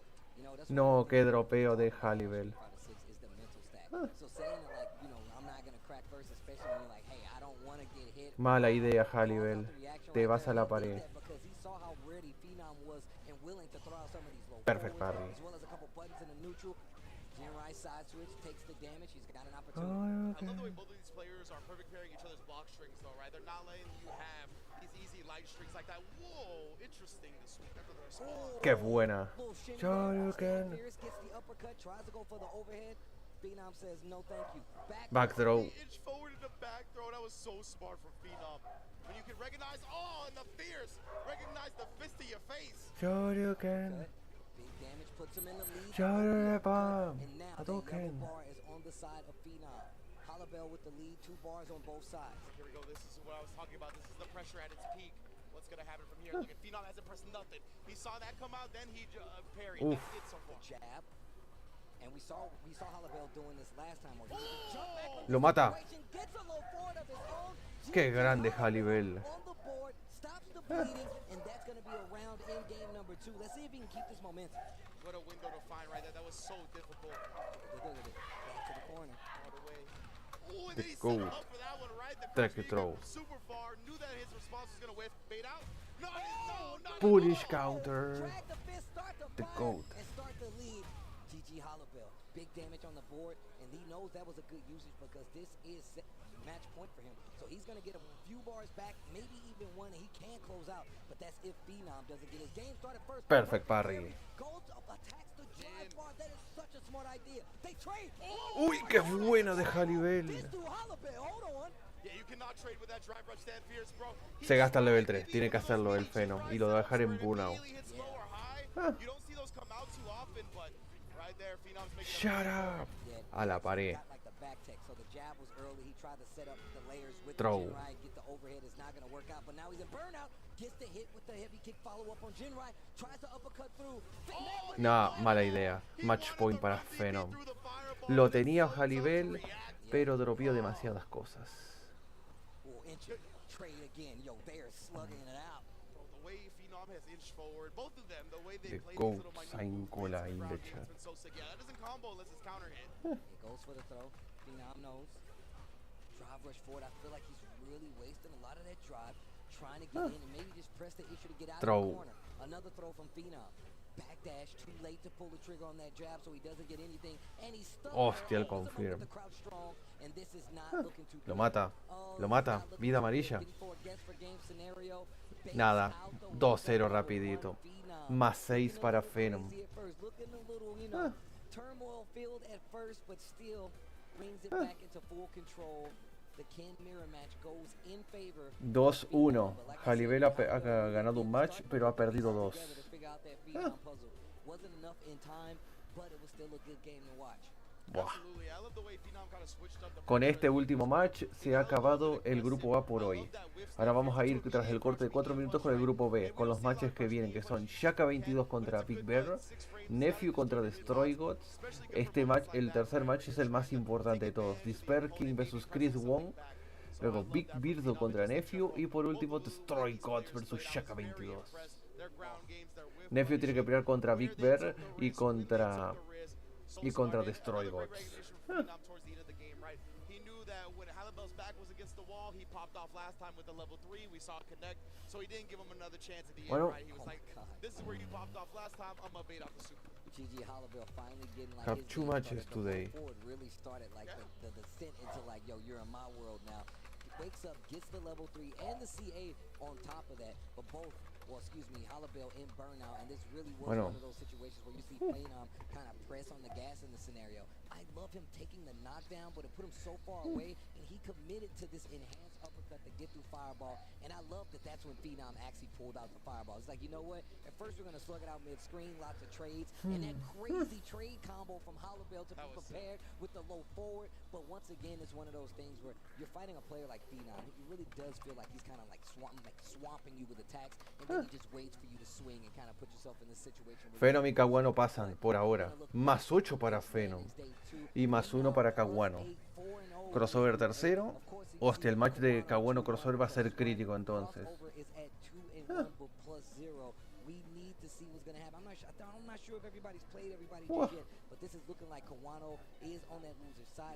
Esto va a ser entre Caguano, crossover y Hallibell, porque Shadoken ya está fuera. Y Joe también está fuera. Incluso aunque gane sus dos un match, ya está fuera ya. Yadoker y Umeroga están fuera, así que esto se decide entre Kawano, Crossover y Halliwell. Ya que Phenom, aunque pierde otro match, ya pasa por winners. Kawano es el que se decide ahora porque tendrá que ganarle a Crossover y Halliwell. Y tiene que ser por 2-0. No, puede ser 2-0 2-1. Para que quede más 5. Para que quede más 5. Kawano tiene dos matches. Halliwell tiene 2 matches. Crossover tiene 2 matches. Shadoka también tiene 2 matches, pero él ya está fuera ya. So there's still games to play in this Group A. There still is a time for a chance for Crossover to go up, but he's going to have to win his next game, and he's going to have to hope that Kawano loses his next game. And I don't know if that's even possible considering where it's at. And I ain't going to say it's not possible because it's definitely possible, but it's not going to be easy to bank on something like that. Absolutely not, right? As Crossover, you just got to control what you can control, and that's your own games, right? So you're going to try to 2-0 your next matches so you can put yourself in the best position. Viene un corte de 4 minutos. Así que no se preocupen. Oh man, these games already. The first one, the first group of the day. We brought it in with you guys. Hopefully you've been enjoying this Street Fighter 6 action. The inaugural Capcom Cup with Street Fighter 6, man. Hopefully you guys are enjoying the action. It has been amazing so far, and we still got more games left for you guys. And this is also the inaugural Capcom Cup X of Pagoda. Hey now. They've been holding us down. We got the Pagoda right here, has been holding it down with the egg rolls, been supplying the players at the LCQ, been supplying players here as well, and just the spectators in general. Yes. They've been really holding it down. I'm a big fan of the In the Fire segment as well. Oh Making all the people eat the spicy stuff with the egg rolls. Huge fan of that. Thank you, Pagoda, for holding us down. And they provided the analyst couch as well during the LCQ, which was one of my favorite parts of the LCQ. And on top of that, you can get them at the bar here too. So if you really want to get some of these pagodas, which you should, make sure you head on down to the bar. Make sure you let them know how good they taste. And if you guys know anything about me, you know I'm all about collectible figures. Shout outs to Masquerade. Storm Collectibles has brought classic and iconic gaming characters back to life with their high quality collectible action figures. Check out their Street Fighter figures on their website. These are high quality because of the articulation alone. You can make them do all Ok. on top of that, a lot of characters. Se viene corte de 4 minutos y nos veríamos después del corte. Porque se vendría ahora detrás de esto el grupo B.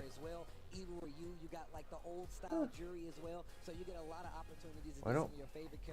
Make sure you check them out on the website. Let them know that I sent you. It won't get you a discount, but it puts me in good faith. With that being said, we are going to take a quick break. We got more groups. We got more Street Fighter 6. Capcom Cup 10 continues right after this break.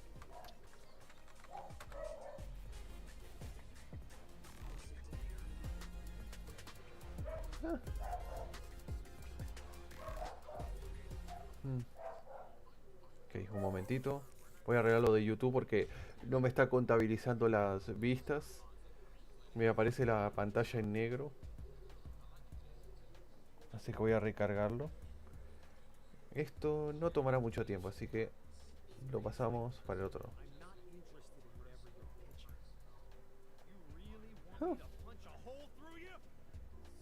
El Ed, todo furioso y rabioso. Modo furia, modo furia.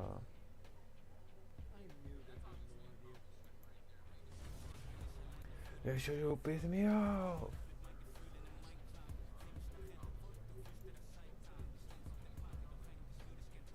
Ahí.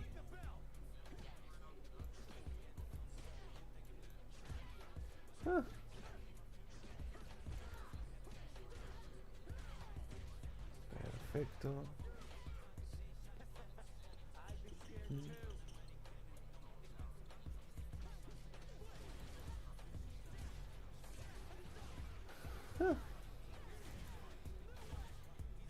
Momento, esto debe estar atrasado.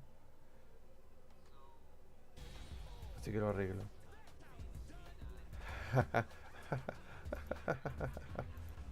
Ahí está. Perfecto. Y acá. Perfecto.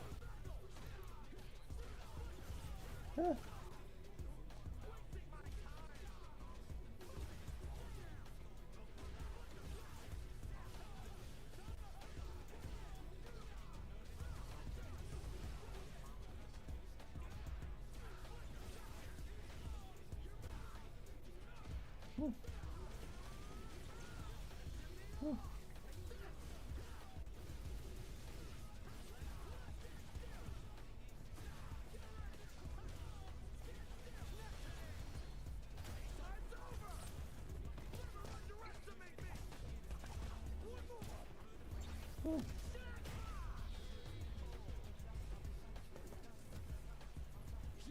I have potential.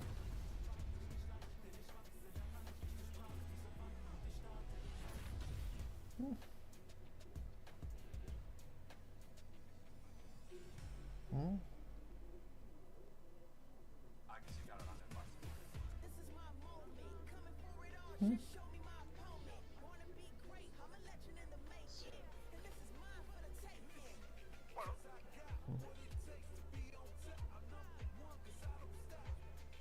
gas, no brakes. Mistakes.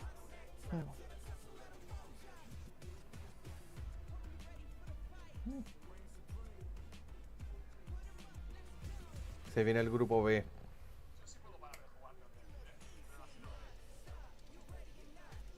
Ta-ra-ra-ra-ra-ra-ra.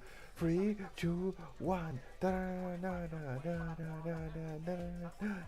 Ta- ta- ta-ra-ra-ra-ra-ra-ra-ra-ra-ra. Tan, tan, ta-ra-ra-ra-ra-ra-ra-ra-ra-ra.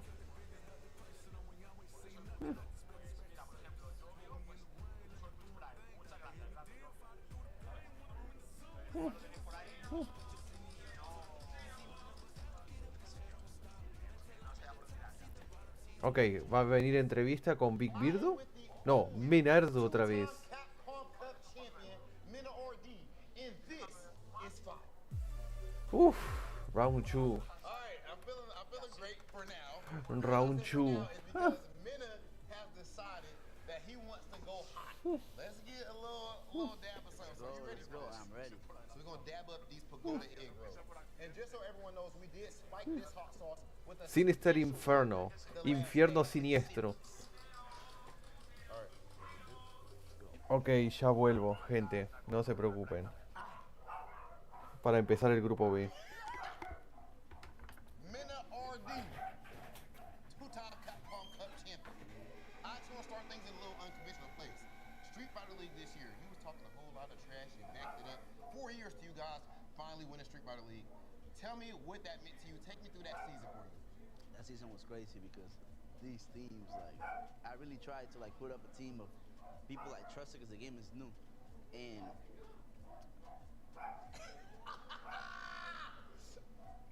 Mina. it worked out. Nah, It worked out, touch and your eyes now. it worked out, man, and it was beautiful to see, you know. It was beautiful to see, and it was perfect, you know. Okay, and then now, of course, so at this point you've won 2 Capcom Cups, right? How has this changed your life? A young kid from the Dominican Republic, and you from the struggle. You ain't grew up with a silver spoon. What has Street Fighter done for you? It's beyond what Street Fighter has done for me. It's now what it has done for my country, for my community, you know. A lot of money brought me out of the struggle. I was poor. But now it's giving opportunities to everyone that interested in this in the country. And that means a lot, you know, having a positive impact in where you were raised, in the environment that you were raised at, and making it better. It gave meaning to my life. It's beyond money, it's beyond everything. So yeah, man, Okay, and your lips hot. it's all good. It's light. Yeah, Light work for the champ. yes, sir. Light work I for might the champ. take another one. Big dog. You still want to take another one? You wanna do it? Mina. Come on, bro. Come on, bro. Yeah, this act was good, though. You know. It is. Okay. You ready? 1, 2, 3. And they're really enjoying it. You know, it's not only, oh, they have a Dominican guy there, let me watch it. But there's a lot of people that actually are starting to like fighting games, and they're watching videos, and they're watching everybody, not only me. You cried? It look like you just won Capcom Well, Cup. what you mean? Hey, bro, yo. What you mean, bro? Yo, it was crying too. What you mean, bro? You gonna call me out? Yeah, I love crying. I didn't know you seen that. Mina RD, you are a bad man. We don't need no water. All right, man. You the 2-time Capcom Cup I'm the champion. bull. My bad. Okay, you the bull. Yeah, yes, sir. That said, bro, you are a beast for, having me take this last dab with you, and we did it 2 times too. Nothing but respect, brother. Representing bandits and the Dominican Republic. This has been the champ, Minor-RD, and this is fire. And even more fire as we take a look over.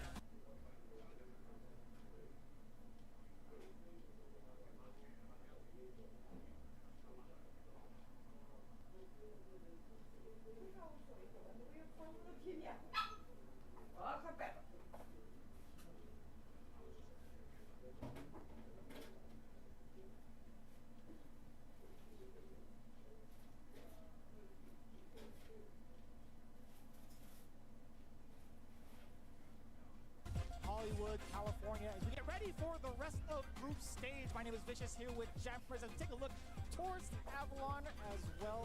You know, bang, there it is. It's been a very big pleasure to rewatch the VODs and listen to all the hype that's been going down. Now I get to do it with you. We haven't done this since, what, Gamers 8? We haven't really been able to commentate together in 2023 or 2024. Sorry, I found new co-commentators. I noticed. New partners. I noticed. New relationships. Sorry. This is how it goes. That's it. But What's hey, we're gonna be- reunited now. It's going to be consistent here either way. I feel like this is the time where we really get to talk about Group B and the highlights of it. We have Luke's, we have Marisa, Dalsim, as well as some Rashid. juries. Rashid as well. That's sure. That's actually.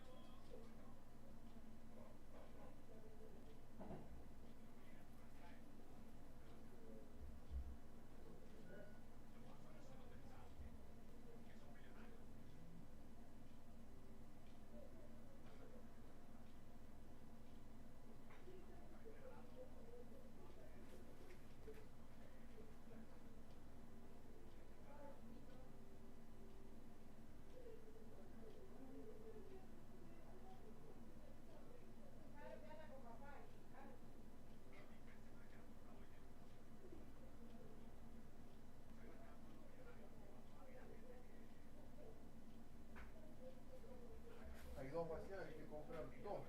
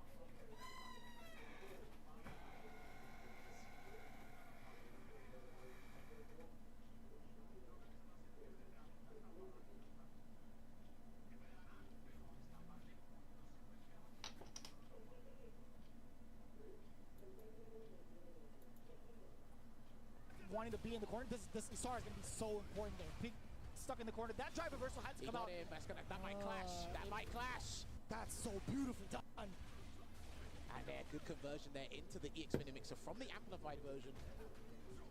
Try to make something there. And again, yo, Big Bird, oh, wait did a the wrong minute. version of He did the Eagle wrong Strike. version. Yeah. Just waiting there, floating out, and a lovely check. He already preemptively pressed that crouch immediate punch to stop the drive rush there. Just waiting it out here. Can do one more drive rush cancel and get the grab. That is so because he thinks sneaky. Shaka is going to do a frame trap, but he didn't. And And this is going from bad to worse, so it looks like he might have to pull out our Italian juggernaut, Vicious. That's going to be tough, all right? We were talking about that. We prefaced the matchup with that. We were thinking he was going to go with the Marisa pick, but even him starting with the Rashid was a little bit dicey. And that's the kind of matchup I feel like he would much rather play. And now he's contemplating it. He hasn't necessarily switched over just yet. He has the headset off. He's like, you know, I'm kind of thinking about it. I'd imagine he's got to be talking to Angry Bird somewhere. It could be Angry Bird, it could be another fellow, someone from the European region or something. But here's the problem, right? Because of all the tricky ways that Rashid has to approach, Shaka actually shut them all down pretty comfortably, right? And he practices with Dookie, so he was kind of prepared for this matchup with Rashid. Now imagine he's gonna have to catch him. Sorry, he's gonna have to catch him by surprise. I think he's gonna have to pick Marisa, but this is a different challenge, another tall order. I feel like for Big Bird specifically, because there's so many different ways that Rashid can approach, but in comparison to Marisa, I feel like it's a little bit linear. You're looking at the long range normals, you're looking at the movement, but this is going to be the Rashid pick again from Big Bird. So he's got to be careful charging whirlwind shots, because he doesn't want to. You don't want to allow Dowsum free teleports into free pressure into Oki. He might need to be a bit more militant around the normals, and then already gets a conversion into the heavy Yoga Flame. But this is going from bad to worse here. Like I said, jumps in. Yeah, so difficult I like that he's doing empty jump as well. He doesn't give him the counter hit conversion, and Shaka's aware he's not seeing the counter either. Now with the perfect spacing to get the whiff punish on the whiff throw. Again, he keeps trying to jump. He thinks Yoga Fire is coming out after the throw tech, and it's never working. So he pulls out the flamethrower in level 1. With a heavy version for the knockdown setup too. Or at least the better knockdown drive reversal. And I like that, yeah, even though he's in burnout, he still pushes Big Bird significantly far away. And a perfect to put himself at match point. Yo, Shaka, a huge difference in comparison to what we saw yesterday. This could be a huge upset in Group B, according to a lot of people's standards, but he does the forward media punch, no cancel though, and he's been so successful with those drive reversals today. Shaka thus far, +1. Gonna go for a meaty, yeah, goes for the throw. He's trying to get Shaka to get the perfect parry, and there it is. But it's still the rest of it, yeah, the durability on that fireball as well as the follow-up too. Even harder to defend with the knockdown situation. Safe jump. The mix, safe jump. Oh, if that hit, that would have been the round there for Big Bird. So Shaka has a chance to turn it around with the reset, the back throw. And we're looking at a character with exceptional corner pressure. Oh, he missed! Ooh. That's it, punish. That was so awkward for Big Bird afterwards on the landing. Yeah, he's not jumping after Protex now. He's too worried. I love that. Into the force knockdown as well. That dive kick was a punish counter, but not enough. That might get stopped. Oh no, it didn't. He teleported behind. And that was fantastic. This is the thing. When you activate your SAR, it's a free teleport. But Dowsum players have to be aware that they don't teleport themselves into the corner. That was irrelevant at that point because Big Bird got the round. Just weighing it out here. Oh, he kicked him. Damn. Mid-air. And just outside the range, getting the big throw bait off of that Fierce 2. Look at the damage on that Vicious. Another one! Now the delayed throw tech there. He'll go for the reset. I wonder if Super Rashid kick will close it out. No, it won't. So he's got one more guess here, Shaka. Another one. The Fierce doing all the work in that corner. Big Bird finding that saving grace. Multiple throw baits, back to back to back. We're starting to see a slight weakness from Shaka. The tricky thing, but interesting about this matchup is everything's mostly decided in the corner. If Rashid takes you to the corner immediately, Dowsum has to find that lucky opening, whether it be a delayed throw tech or a perfect parry, throw back in the corner, and everything gets settled there. And let's see if it turns around here. There's a throw. Are we going for some throw loops? No, we're not. We're going to go for the Arabian Cyclone pressure. Mix it up. You can do it again if you wanted to. Off the next knockdown, I should say. There we go. Throw again. Yeah, he's too worried to tech now because the delayed techs are getting blown up. Misses it. What a response immediately. Take this time round, throws out the Yoga Arch, just in anticipation of a jump. And I got that from Shaka. Again, Shaka being able to find those moments, but Big Bird still sniping out the fireball in anticipation. But I love that he backdash first and then run in. Exactly you need an exorbitant amount of space to really go under the projectiles with the slide there. That could have been punished by a light, but it wasn't. Again, Shaka doing the most with some of those throw baits.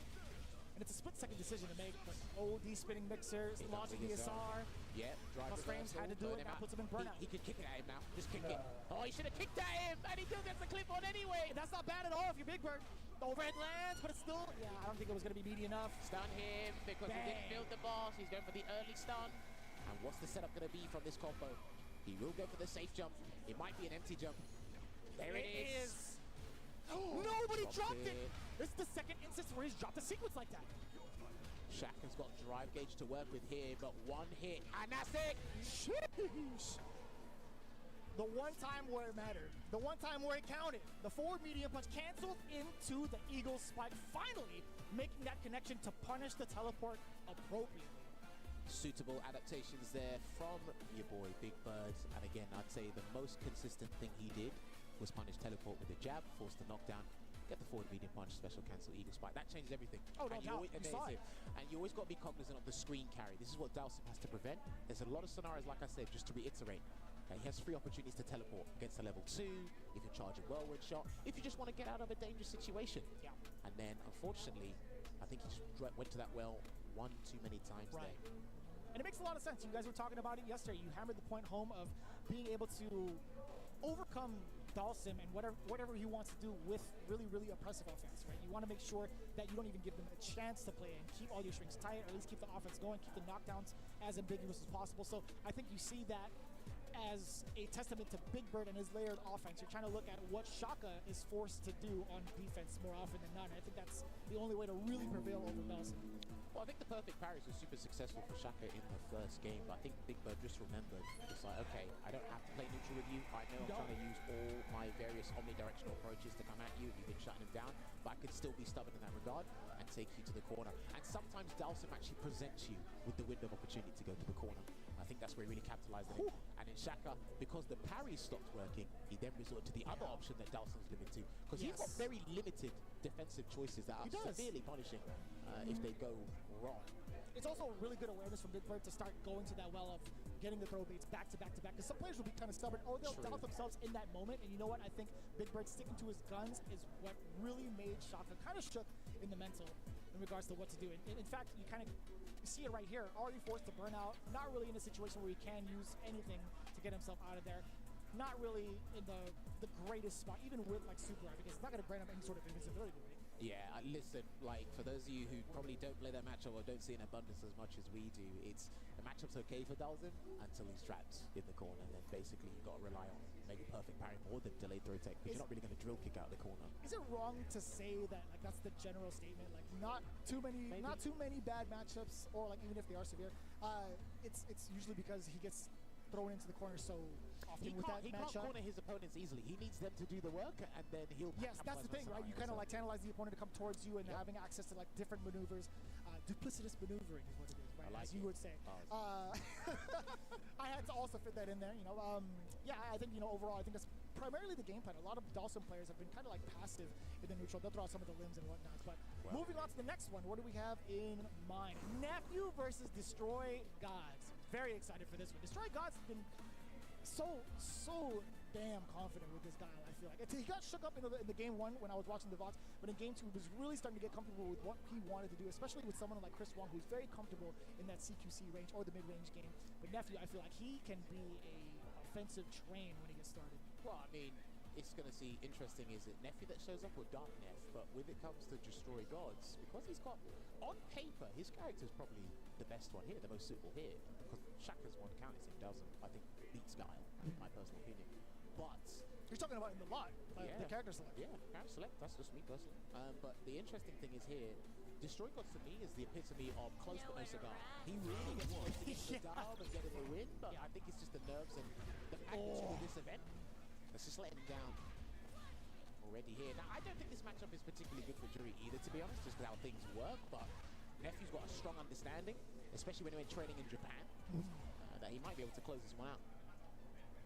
Yeah, and imagine the approach in general is, it can be kind of difficult if that fireball is going to be presented by Guile. That Sonic Boom could really take up that space and also really prolong the time for any sort of offensive character to get in, right? But Nephew doing a fantastic job of that already, just based off of that initial read on the jumping of the Sonic Boom. And he'll take that trade 9 times out of 10, of course. That early jump fierce to get in close and also trade off with the crouching heavy punch from Guile. And the thing is, Destroy Gods is constantly moving, so he's not having the charge he wants for Flash Kick, because Flash Kick can be the jumping fierce, especially if it's not done at that ambiguity or that ambiguous range, I should say so. And there you go, nice, being nice and persistent with those Sonic Booms. And I like that he's reciprocating with his own projectile when he sees Juries come out, just so we go back to the neutral, reset things. And what a brave OD uppercut. The 10-cent win. I thought Dive Kick was coming there, but it didn't. Low on drive gauge here is Destroy God, so he might have to take a couple of hits Pressure being applied. Is he? He's got the objective of trying to put the burnout on him, right? Oh. Good conversion there. I think he built the level 3 just in time. Right. But I don't think he was cancelling or going to cancel into it from the flash kick there. Oh, that is should be going to more than enough. Yeah, that low forward, he just reaches so damn far away. And what a good example, I feel like, for Nephew not really trying to play the Guile matchup, right? He's not necessarily falling for what Destroy God wants to do for him in neutral, right? So I think having that initial risk-taking read of jumping in really sets the pace a lot. Then you're stuck in Nephew's domain, essentially. This is it. He has a very domineering presence, and I think his fundamentals at the highest level, Nephew, is something that a lot of people don't admire as much as I'd like them to. But what people have done against Destroy Gods, and Nephew actually exhibited that well in that match, is they constantly get him to move and use normals where they'll trade, and he's kind of second guessing, doing certain things in trepidation. Again, I want him to be a little bit more aggro, a little bit more confident in his offensive gameplay. The patience is there. There you go. Charge the flash kick. I like that. Already gets in there as well. Could have been just a download game, right? Destroy Gods 100 has kept it so close in the matches he played yesterday. And now we're going to see a different approach from Nephew, especially Airborne, right? The delayed dive kick. Yeah, okay. He's prioritizing just generating space so he can be a little bit more aware. That's the number 2. He's a bad habit right now that Nephew's exploiting extremely well. And what a time to interrupt with a crouching jab, creating some space now. You would think maybe the back throw would come, but Nephew also sticking to his guns, just playing defense. He's willing to get thrown, but again! How, was that the 4th one? Yeah, and I saw a crouching medium punch come out. I don't know why, and that's going to be the round there. Unfortunately, Destroy Gods needs to change up his game. Guy has an air throw.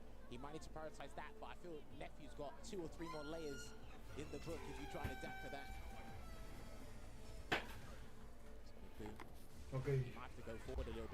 Estamos de vuelta y parece ser que el Nephew ya abrió rápido el marca. 1-0. Momento.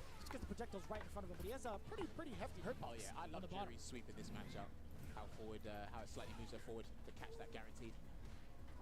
Walking away here, got the drive gauge advantage as well. About to build level 3 here. If he gets a nice clean combo, Nephew. Nice! Much better. He's starting to sit still now, which allows Nephew to be a little bit more aggressive in certain scenarios. There you go. Destroy Gods was so hesitant to even try to respond. Oh no! I think that's it! This could be if he does the whole thing! Lo mata. 2-0. Super Arc 3 for Nephew will close it out in record time. In a matchup I feel is particularly bad for Jury, but he played that exceptionally well. He focused more on the player than the character itself. Wow, vaya paliza le metió el Nephew al Destroy Gods. I feel like he hasn't really been put to the fire in this matchup just yet, but either way, Destroy Gods, he's still got a couple more games to play. I'm still looking forward to seeing how he's going to adapt even further, because he has the potential in him. We've seen that in a very close set against Chris Wong. Well, his other match today, against Shaka, and I don't particularly think, I think Dalsim's really good in that matchup. Again, if you overthrow the player and understand how their drive kick management works, then you might be able to win that. But again, he had a good start. He shows that he's ready and he's astute in terms of looking at certain things. Like he's reacting to the jump, he's ready for the jump, but he's not ready for the various options that Nephew began to introduce as the set progressed. And he just didn't adapt in general. To be fair, I want to say in that exact moment where it's like within the crouching medium kick range, in certain moments he opted to jump because it's a very awkward angle for Guile to consistently anti-air that. So that was actually a really difficult time. Destroy Gods actually tried to move back and got clipped multiple times with the low forward. Well, here's the thing as well that I forgot to mention is I do think Guile is horizontally superior than during the ground. So obviously she orchestrates the space really well, but then Sonic Boom can shut you down and slow you down in certain areas. But then once he realized that, oh, you're trading with my crouch fierce? All right, let me switch it up and let me do the dive kick, and then I know you're going to have this exact same timing. You're not going to adjust your timing, you're going to have the exact same timing. Then he tried to press crouching medium punch, that might have been fat fingered. Qué calor que hace. Didn't see an air throw, but then in that last round, Vamos con el match más, otro match muy importante que viene ahora. Despair King. Moments notice. You see him go up, it's like you have to calculate that distance, you have to see where they jump from. It's like, man, this is kind of tough. You have to think of 3 different options at once. Despair King viene ahora. Despair King versus Chris Wong, y va a ser el único match que van a tener ambos. But hey, we got to go on to our next match, which is one I was looking forward to. This is probably the Despair King versus Chris Wong. People hailing from the Asian region. Despair King going up against Sports Chris Wong. Now, Chris Wong, I cannot praise for you because this guy enough. I played him in another first to 10 last night. I was watching that. Oh, you in another first to 10? Another first to 10. I love playing this guy. He's so humble. He'll play anyone. The patience, the understanding of Street Fighter 6 is neutral, the understanding of fundamentals in Street Fighter as a whole, and just the optimization from perfect parries. It's like you really feel obsolete. You feel irrelevant when you do anything against Chris Wong in this game. You talked about that, about the Asia region as a whole. I feel like majority of them have really mastered the science of perfect parrying any type of projectile to initiate their offense or get the perfect punish. Changes the matchup drastically. It really does for both of these characters.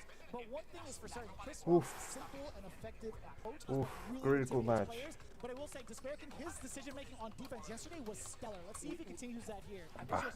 Critical match is this one. Critical match. Yes, absolutely it is. Gets the forward throw here. Drive rushes in, gonna block it out here. And Chris Wong, when he knows he's near burnout, or he's gonna be put into burnout, he knows he's made a big mistake, and he tries to make amends from that as well. He's doing so, man. He's committed to the parry, and he built up a decent amount of gauge left. Oh, and that was just awkward.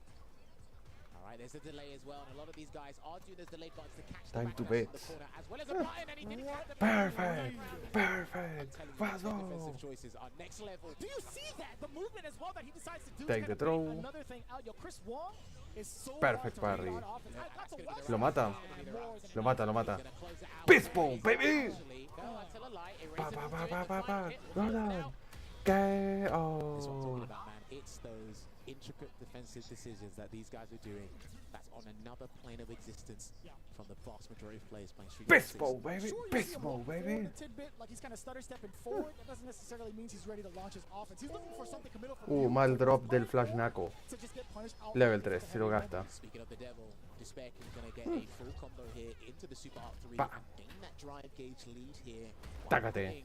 Chris Wong in the amber gets a Take the throw. Choice going to be this time. Take the Gets another throw. grab here, and there's the Que bait, tío. Lo mata. From Despair King. Are you kidding me? He's Wow. the second time he's had like a 2.5 throw sequence where he's got 2 throws and it's El Despair King a tener cuidado. Porque si alguien así le gana a jugadores como son BX Bao, Shanghai y DCQ, es de peligro. Como pasó con el Zen, el Chris Wong, no, el Despair King es alguien de cuidado. situation in the corner there, and he's low and drive gauge as well. Wow. And a Hail Mary rising uppercut, and he's still challenged. And it's gonna be big damage here for Chris Wong. It's just- Perfect. Over the throw. Throw. Fallen burnout. Yeah, he's not going to be able to pursue offense after that. Wise choice to just back away. He does have full meter. But he can't Full store. level 3. Despair King can't store. Yeah, he can't do it arbitrarily, and he's got to be careful with that fireball right. as well. El overhead. Something big. Feng Shui and This Shine. is good, because he can set up a safe jump. No, el drop. But drive impact there. Man, fortuitous. El drop. 1-0 para Chris Wong. I mean, living up to the name, it is despair indeed. You could have had No. 2 whole sequences to force the guess also with that safe jump. I think I've seen it 2 times over where Despair King will do like the double layered, right? Jumping in, HK, all in Hong Feng Kong. Shui. And also I think maybe he could have snuck in a drive. Buah, 1-0 para Chris Wong. Hostia, qué buen confirm. Perfect. Perfect. Buah. Oh, el martillo. Doble martillo y contradeo. Brrrra.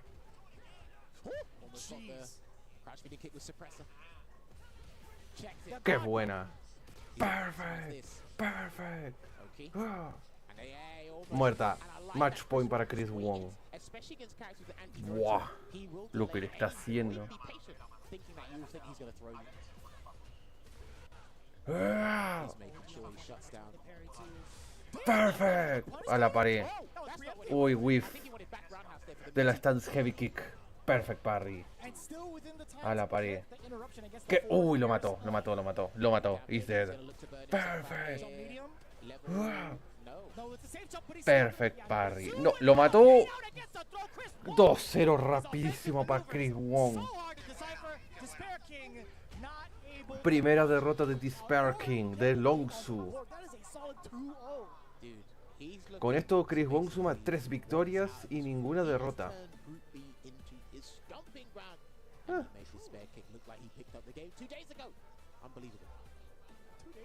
Buah.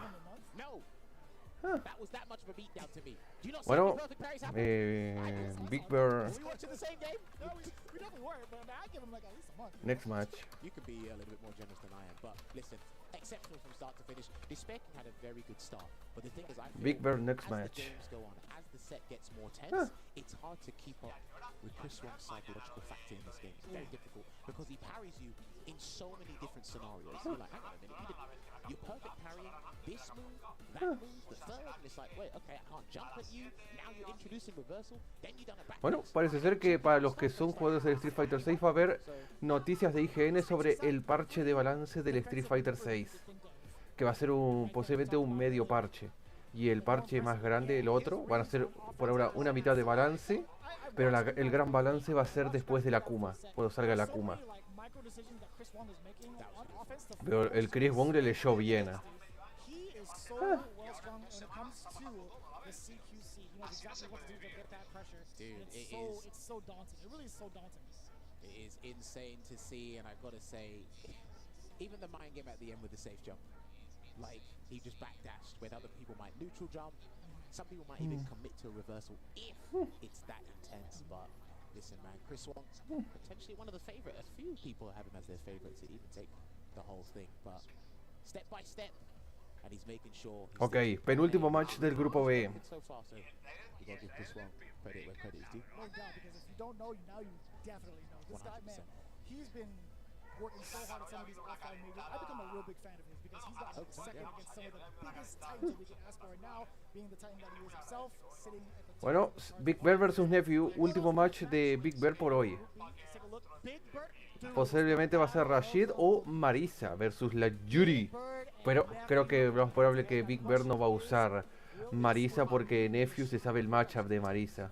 He can't pick Marisa here. I think over the months, like Marisa versus No. Jury, especially him. Jury's actually been one of the most problematic characters for him. Same with Chun-Li as well. But I think over time, especially with their trip to Japan, Marisa lose badly. he said to me like I'd pick Rashid. Marisa lose badly against Yuri. Matchup in general, depending on who he faces. But then once you go by that, now you got to snipe out how the player is utilizing the drive gauge and their super move, right? It's so O sea, Yuri Marisa is in Yuri's favor. is playing neutral and the utilization of the drive gauge. ¿Oh no? Wait a minute. Ahí va, la Marisa. Pick your brain a little bit because technically you've played both of these characters. And you were a slight jury main for a bit. Hostia, la Marisa se viene. I wanted to know, but now I don't even get to ask you that question. Now we got the He's locked in. mommy muscles.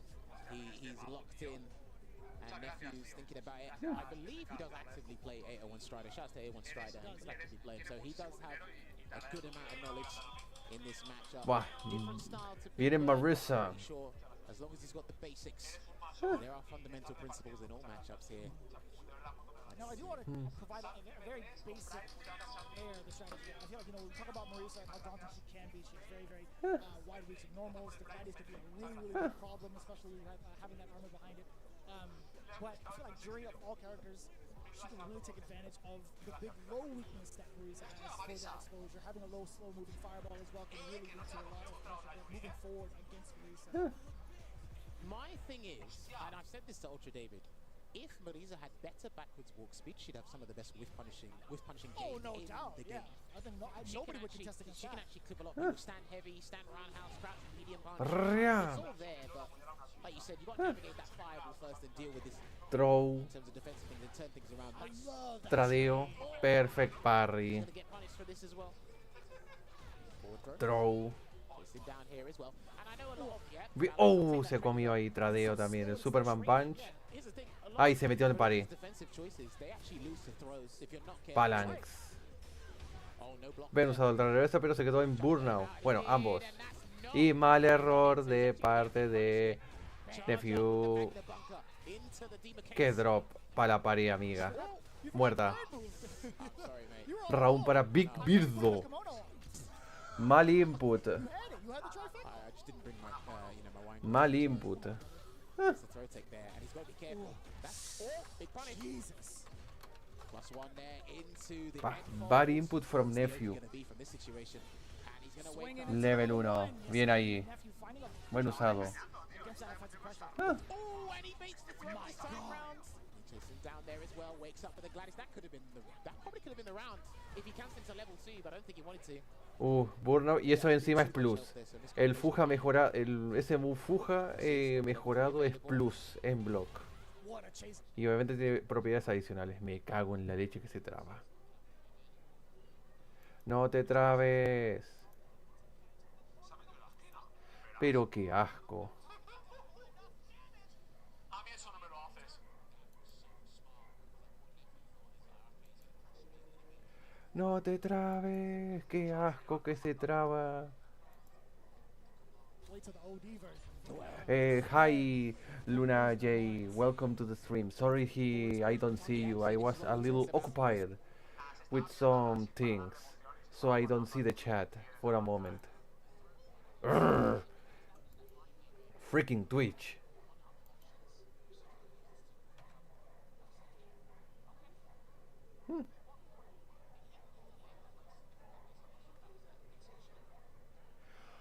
Ah, come on, no te trabes. Por Dios. Esto justo tiene que pasar justo con Twitch. Ya, Danga, se me acumula la faena, no sé qué hacer ya. A ver si me invento algo mañana, que no sé qué hacer. Algo gordo tiene que ser. Eso lo hago gratis, Fly. Samuel S.L. Momento. Joder, justo se tiene que estar trabando Twitch.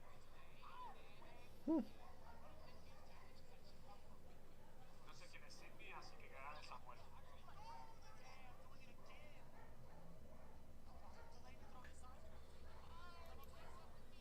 Yo te doy la mano. Joder, justo se tenía que caer. Muerta, muerta, muerta, muerta.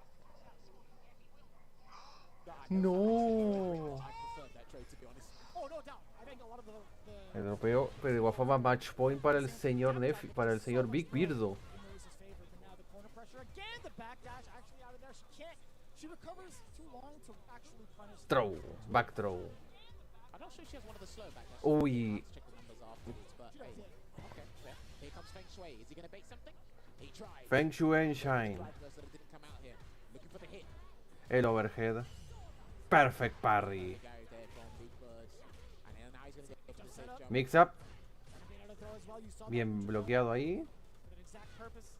Loses ground there because of the fireball. Didn't hit the ground and he couldn't get a conversion there. And Uy, la mata. 1-1 lo empata Nephew. but Nephew makes it one apiece. Now does he change? That's the question. Si pierde Nick, aquí está Thinking he's bugueado, ¿no? ruminating this. Does he change? Okay. Stay to his guns. Because this is a big movement. Se va a decidir. This could be the deciding match for how his Va a route haber turns out. aquí. Punish. Va a haber aquí que tirar números, Big punish into the EXD Mercatus. He's going to end with Rodrigo as well. A la pared. You're going. Wow. Sweet dreams. Get away with another one, but Buen bloqueado, lo mata. Perfect match point para Big Birdo. fearsome punish cannon. That takes away more than one stock. That's probably the move Yeah, that I've takes seen away it. the That's, most. I know the damage. He's on going it, with the but I'm perfect. looking at how much danger you're really in afterwards. Oh, and he gets the overhead as well. Vicious into some Oki there. And it's going to be a wake up level 1. I think Big Bird will be happy to take that. Enjoy the trip. Bien bloqueado el overhead. Hostia, se comió el proyectil bajo. Bien, se escapó del throw. Bien. Usó bien el árbol para protegerse del proyectil bajo. Bien ahí, señor Big Birdo. Muerta, muerta. Albert Berry, ok. Oh, 2-1. I mean, listen, our red-headed Italian got the job. Pero también se siente incómodo el Big Bear. Switching things up because at this point he needs to. It can't all be just about what happens on paper. Big Bear ganó 2 victorias, pero fueron ambas 2-1. Target the player's mental state. And Marisa is an excellent Nephew tiene 2 victorias. getting the dub. Sí, 2 victorias. Y 2 derrotas. A lot more of a mental stack if you were to kind of readjust to the way that Nephew's been playing, trying to pick over Rashid. Claro, claro. As we take a look, I mean, his A Big Bear le queda el Chris Wong. Sí, le queda Chris Wong. his movement choices too have been really, really hard to predict. Chris Some of Wong his y Destroy Gods le queda a Big Bear. and then trying to determine whether or not O sea, le quedan Guile hard y Yuri. when it comes to facing off against Rashid. So what you do after the block? I'm surprised at how much Nephew woke up with level 1 and reversals, to be honest, especially against big body character like Lisa with that exceptionally damage output. She only understands critical hits. So this is the thing, but I like that he just wasn't deterred in general. But by doing that, you just basically give her a free 40% upwards there as well. But hey, if we flip it on its head, Big Bird kind of had to do the same thing because delayed tech wasn't quite working out. Parry worked more successfully in block strings than it did on wake up there. And I did identify it as well. It's like, look, you go to that well too often and rely on throws. Nephew will close it out there, but then as he switched it up and got confident over time, it got a lot better for him. And that I'm not wait. I will bury you. He ducked it, but I like that the players at the top level, they're identifying, they're really snuffing out and taking it with their Falta una. where they think El Shaka contra el Destroy Gods. In all fairness, that was the thing that kind of Queda un match más. Shaka contra Destroy Gods. in his first match when he was playing off against Despair. Después de eso vamos al grupo C. He was talking about it. Like I had a couple of chats with him. He's like, you know what? I feel like if I had just really been a whole different story. I'm like, you know what? Happens to everybody at the top level. You know, it's like, you know, you got to think about what ifs and what happens. Hindsight's always 20/20. He did a great job of adjusting for today. Dude, I love the Rodrigo trade with the fireball. I might have to lab that a little bit later. I'm pretty fond of that, so I want to take notes. Because I'm always trying to be studious. Further out, with this trying to game. like react to it. As Yeah, well, yeah. I'm always trying to be studious at this game and learn something new, especially like with yourself, Ringe, and the rest of the guys here. Because again, the more we learn now, the easier it will be later down the line. Especially with this patch coming up. You know what it is. But hey, listen, that was fun. But we've got one more match for you guys coming in Group B, and Shaka. this one, you can call it blood pumping, but it's actually crucial in terms of statistics. Okay. These guys need the dubs here. We're going to show it on the screen right now. It will be Destroy God. Shaka going versus up Destroy against Gods. Shaka 22. Último match del grupo B. Already, when we talk about where they had qualified from. Gire versus Dawson. But this is, I feel like, the matchup that is going to be pretty difficult, I feel like, for Destroy Gods. Like, how much more Dawson Sí, practices- Shaka desgraciadamente ya está fuera, ya perdió 3 matches. This is the interesting part. Pero fueron matches súper cerrados. Bueno, excepto el de Nephew que fue 2-0. But Shaka's been, I feel like, the dominant Dawson Pero player. los otros fueron 2-1, 2-1, 2-1 que ha perdido. Solo un match 2-0 y el resto fueron 2-1, 2-1. Even when I watch, you know, other people play this as well. Garnet plays this Sí. matchup with the further Gal plays. Otra vez. Part of it. And there's a situation, I don't know if Shaka, he might know it. There's a point where you levitate, where you try to bait Gal to flash kick and you float out of the way and you get a free punish from the rubber band. But he also has various different ways to tackle Sonic Boom, which makes it a little bit more problematic. So the way Gal has to get damage is basically out of the comfort zone. And as I say Jesus, that, what a whip punish against the Qué buena slide and the de full parte de conversion. Destroy All Gods. standing heavy, but Shaka has been, I feel like, already been tested. Destroy Gods doing an excellent job. he's also got to be careful of Sonic Hurricane. Shaka as well. And Qué that's gonna buena. be a decent damage punish here. Nice 35% there for Shaka. Low and dry gauge of both of them, but doesn't mind throwing out a couple of Yoga Fires for now. Shaka, he's going to try to reinitiate.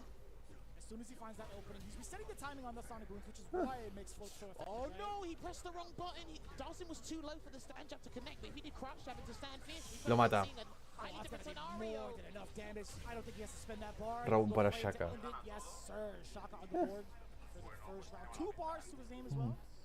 Yuga, yuga, yuga, yuga, yuga, yuga, yuga. Situations they're presented to him, he just Yuga, fucks yuga, them yuga, up. yuga, yuga, yuga. Charges up a Yoga Fire. The audacity on this man to even do that. Shaka's confident that he might take this one. Playing it from full screen as well, not really engaging in too much there. And it'll be mostly risk averse from big damage and combos. Doesn't have to worry about a jump. He's been the one, excuse me for cutting you off, he's been the one to initiate the fireball wall majority of the time. And a different ender for once off of the Yoga Yeah. Inferno. I was questioning that yesterday. but Curvox yeah, usando el Sonic wasn't Boom, afraid of el damage, low, I understand, la but slide. prioritize damage over the knockdown, so. Fire again, he's about to. Oh, he's Strike. flash kick, but you've actually made it easy for him to recover his drive gauge, by the way. Backs away. Teleports in, trying to get a throw bait there, but Destroy Gods is not buying. He's not going to Buena flash kick defensa. himself into burnout And it's here. exactly what you had mentioned, right? Prioritizing Level the dos. objective against the Sonic Booms with that float, I like punishing the this. approach afterwards. Burn out twice in the same round. You must be confident. Yeah, he needs to jump. Lo or mata. something. I don't think He's gonna dead. get it. 1-0 para Needed to be a Shaka. bit aggro, needed to be a little bit more belligerent there, but it was too low of health to work with there, and Shaka comfortably takes that game 1 going into game 2. And it's so awkward for a guy to kind of like inch forward like that, right? Like you want to that your Sonic Boom's going to do most of the talking majority of the time, but it really hasn't been the case. He hasn't found his comfort zone just yet against this particular matchup. No. But Whiff I do el like throw. conversions when it counts. Destroy gods. On the offensive, he did have that Sonic Boom started. Now he's going through the maze of projectiles. Floats over. I think he tried to bait something else there. And OD Strike. Hostia, se quedó en burnout. in a conducive position until he did DI. That's actually a very good footsie tool for Dhalsim when the opponents burn out. I'd be ignorant with drive impacts as well. He thought Flash kick. they are on the burnout stage. Back A throw. little bit different, saving from jabs, but That was the media slide. Inferno. got to deal with this fireball. No, he went for a delay tech there. Not respecting the level 1, Muerto. but that's going to be guaranteed. Here comes Listen, is that Match point para Shaka. I love seeing the combos that come out from the Dhalsim players, especially in the corner. The damage is ridiculous. The development of this character over the past 7 to 8 months, I've really enjoyed. He's one of my favorite characters to watch in the game right now. I'd never be able to play him like that. Oh. So I love watching all the people that do. Hey, listen, make room for that because I can't do it either. Sonic Booms again. Destroy gods. He seems... Again, he's doing things in hesitation. He's reluctant to even experiment and really risk something here. I like the patience, but... Yeah, okay, there you Buen go. salto. Oh, no! What is No, happening? que drop. Not what he wanted there, Vicious. Not at all. That was a giant opening, but hey, he's actually recovered pretty well. Shaka now getting pushed towards the corner. It's just a matter of where. Buah. Oh, El overhead, pero dropió el combo. He might have, the drive rush might have completely finished, which he didn't allow him to get the extra frame advantage there for the combo. Reset. El reset. Some dangerous Yuga, corner pressure here. Some yuga, of the best in the game, I yuga. feel. Se viene el level 3. Backs away for the throw bait. Again, being Se gasta el level contested. I 3, feel like that was a ahora great mismo. throw from Shaka. Destroy gods. Finally getting a level 3 off. I think this is the first one of the set. Cerezo. It's a good choice nevertheless, but he's got to be careful. He's looking to burn him out. Yeah, he'll just hold parry or float to get his drive gauge back. And that levitating helps Está with that. cerca del level Levitating 3. allows him to replenish some drive gauge at a slower rate, I feel. Y ya tiene CA. Out here. No super art meter to work Necesita with, un so Sonic confirme el Boom Shaka y lo mata. for Shaka. Lo mató. Like that. Sonic Boom gets the round. Like the decision making here from Destroy gods. The patience overall. Para no romper igual forma a un Shaka está en match point. He needs to go in. Like, he really needs to go in at this point. Yeah, he does. Right now? Yeah. Looking at his watch like, is it time? Right now. Right now, right now. Again, That could have been huge, but it was too far out because of the pushback. you don't know what the range is specifically, so you're not going to, like, automatically go into the sandfish from the jab. He didn't know if he was going to get the counter hit or not, so... Yeah, that's fair. Floating away. Still waiting. He's low on drive gauge here, Destroy Gods, all for trying to get around and stop that pesky Dhalsim in the air. Yoga, yoga, We talked about it. yoga. Y se quedó en burnout ya el Destroy Gods. He gets in again. Oh, this is so dangerous. Out of the gate. That actually is so good for Destroy gods. No He got saltes. in a situation. And that was a light yoke Wow. inferno, because I think the medium would have missed at that range, so good observation there from Shaka. Lovely situational awareness. Flash kick. Bien usado. And I think he's crouched. No way. No, he got No, It murió. was a counter hit. Oh dear, Vicious He's has only dead. got one more hit left. He can't jump either, and he Can't throws go a to boom. boom. 2-0 a favor de There Shaka. you have it. Shaka getting the dub there over Destroy God. So I think mathematically speaking, I think Destroy Gods might be done in this group, Vicious. It's so wild. No, ya se acabó. It's saying that he has everything that a good DOS or a good guard player needs to have, and he really has shown that example off, especially in day 1. But day 2, looking a little bit shaky against Shaka. This is it again. It's just similar. I regurgitate this all the time. It goes from bad to worse, but it was unfortunate. A couple of execution errors. I did mention this with Rin yesterday. There were combo drops when I played him personally that I noticed when he was playing. I said, that's going to hurt you in the long run, especially when it comes to these integral matches in the group stages here. But Bueno. Shaka played this matchup absolutely phenomenally. He's now 1-3. She cannot even He's argue 1-3. anymore. A couple of 1-3. space slides, not a problem. Right, you're one round up, you're one game up. You were confident to even wake up at level 2 at one point. A couple of missed space slides, can't be too finicky. 1-3. I'm not gonna lie to you, man. When it comes to matchups like these, how often do you get to really dissect a dial in comparison to a dull sim? True. Can't complain there as well, and then that was a guaranteed stun. I think he could have charged level 1, but I don't think he was had the charge there as well. But yeah, you can't throw the back kick into the DI there. Trying to bait a throw. But I noticed as well, again, I say this time and time Sí. again, you have to pay attention to how Destroy Gods was splurging his drive gauge as opposed to what Shaka was doing. Affect Big Shaka was Bird trying to keep and away, this get bird. the conversions.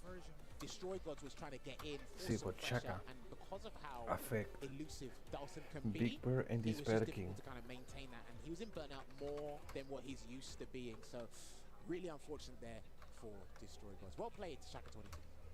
Going into it, man, I'm really excited. This was like the do or die moment for a lot of these players in day 2. That's how it usually goes. I was talking to Sajin about that earlier, but I feel like overall, Shaka, he's in a really interesting place in the standings, if I'm not mistaken. If you could take a look. Those 2-1 Yeah, we will are have a to look at that double-edged sword. because he didn't have a good day yesterday, but again, he can turn this around. Now, I believe he's had 2 games today, which means Are a double-edged tomorrow sword. he has only got the one. So his results, his destiny is not in his hands now. It's gonna be Así somewhere ha quedado. else. Chris Wong y Big Bear pasan hasta There's ahora. only 2 out. Chris Wong, Porque Disper queda más 0. Shaka quedó menos 2. Y solo tiene un match para ganar, para jugar. Incluso aunque gane ya está fuera. Big Bear tiene 2 matches de mañana. Él tiene que ganarlos. Pero justo le toca contra Chris Wong y Destroy God. Destroy God lo podría ganar, pero con Chris Wong lo dudo. Y Chris Wong tiene 2 matches también.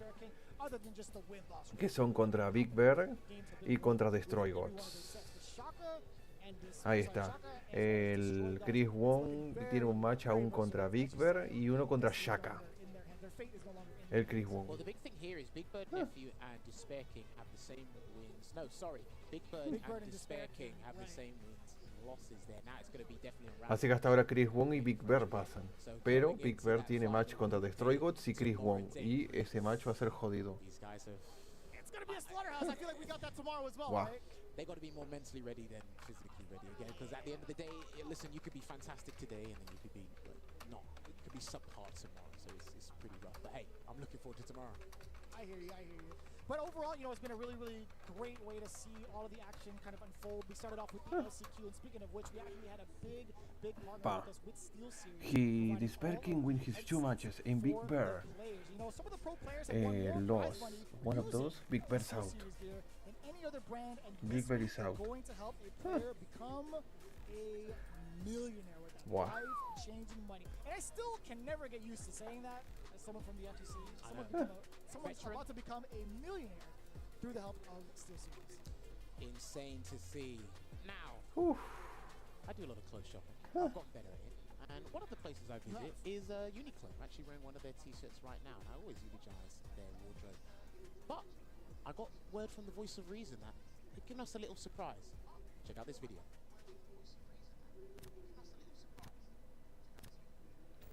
Ok, otro corte.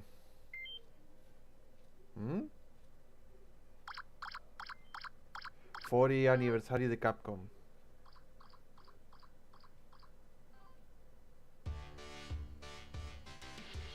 Por Uniqlo. La arcade.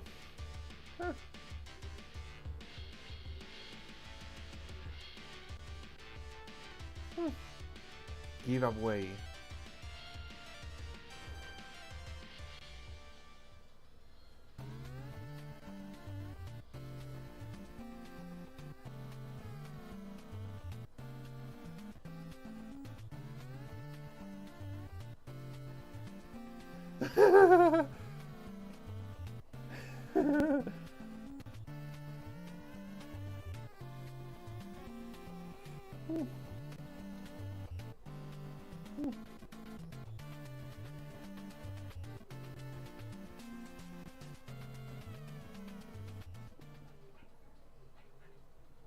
So, Uniqlo is in an all development. They are developing a new game called UT Adventure to celebrate the launch of the Capcom 40th UT. Now, if you couldn't tell, this is an action shopping game. I'm not well versed in that, but I think I might try it after watching that video there. And it consists of 3 stages in which the main character, UTA, aka Esto va Yuta, bien. fights against aliens in the Uniqlo Y aquí store. I bien. like that. With stage 1 being a collaboration. Ok, vamos ahora con el grupo C. Ahora viene un corte de 4 minutos y se viene el grupo C, que va a ser primero DCQ Duki, Fandroid Bravery, Mr. Crimson y Duki se van a pelear un match, Duki contra Fandroid y por último Bravery versus DCQ. And you ain't doing it. So, budge on over. I feel like I need more of the practice when it comes to action and shopping. I don't know about you, but I feel like you've been kind of doing like whatever you wanted to for the next couple of years. I can't concentrate. I'm one of those gamers that I need you not talking in my I ear. feel like that's definitely a you problem. It's definitely a personal problem. Are you saying it's a skill issue? More or less, yeah. And look, Jammers. It's your fault. You're not supposed. You wanted to play. For me, it's work and play. But for you, it's just too. You know, give it. Come on, man. I've been to way more Uniqlo stores than you have in your lifetime. I got Please, this. I got please. this. I know. Okay. Anyway, when I kind of figure out how good or bad I am at video games, and I know that he sucks, what we are going to do is we're going to argue during the esports break. Give us about 5 minutes. We're going to transition over to group stage. Ok, corte de 5 minutos. Nos vemos. Bueno, de 4 minutos va a ser el corte. Así que van a hacer cambio de comentaristas. Corte de 4 minutos. Voy a enseñar lo que hay en la pantalla, ¿no? ¿Qué pasa? Que era relleno. Sí. Ah, vale, porque era más... Vale, estaba desenchufada, vale. Estamos jugando al Tekken. We just toured so non-stop, making No, ya no no- money. Taco Bell va was bien like the rápido. one place where you could Va actually bien rápido, la stretch verdad. that En money. eso se la han jugado, ¿eh? En el ritmo de hoy... Ay, esta publicidad de mierda. Ah, bueno, al menos la sacaron rápido. Bueno, Group C. Group C es next. Ah. El C. C. Shall we begin then? Do you need to take a rest? C. ¿Quién juega en este grupo hoy?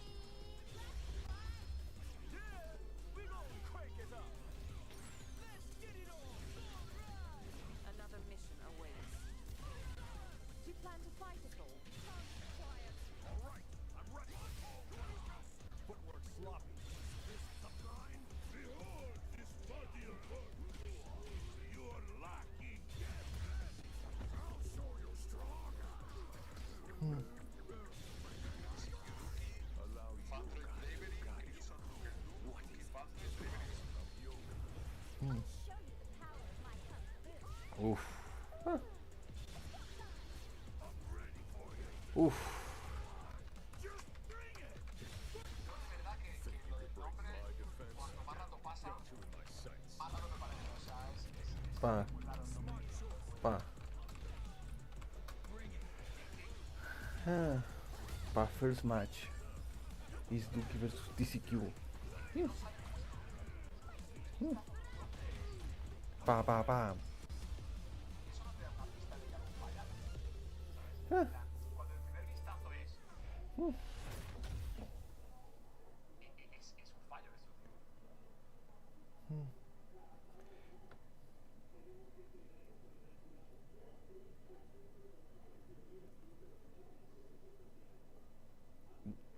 Ahora viene el C. A ver, que dentro de un año pasará como la portada con el puto Luke teniendo un puto infarto en la cuerda. Que está ahí y no te acuerdas ya. Tan, tan, tan.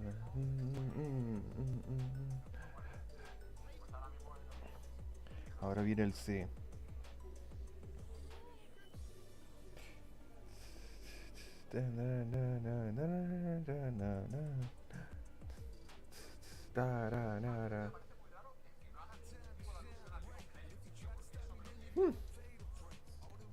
Three, two, one.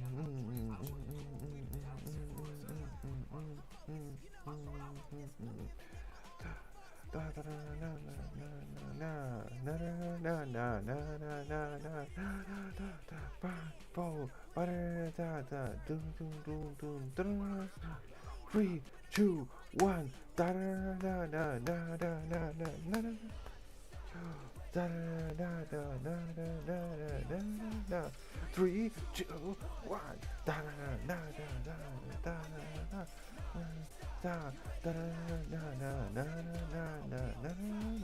Three, two, one.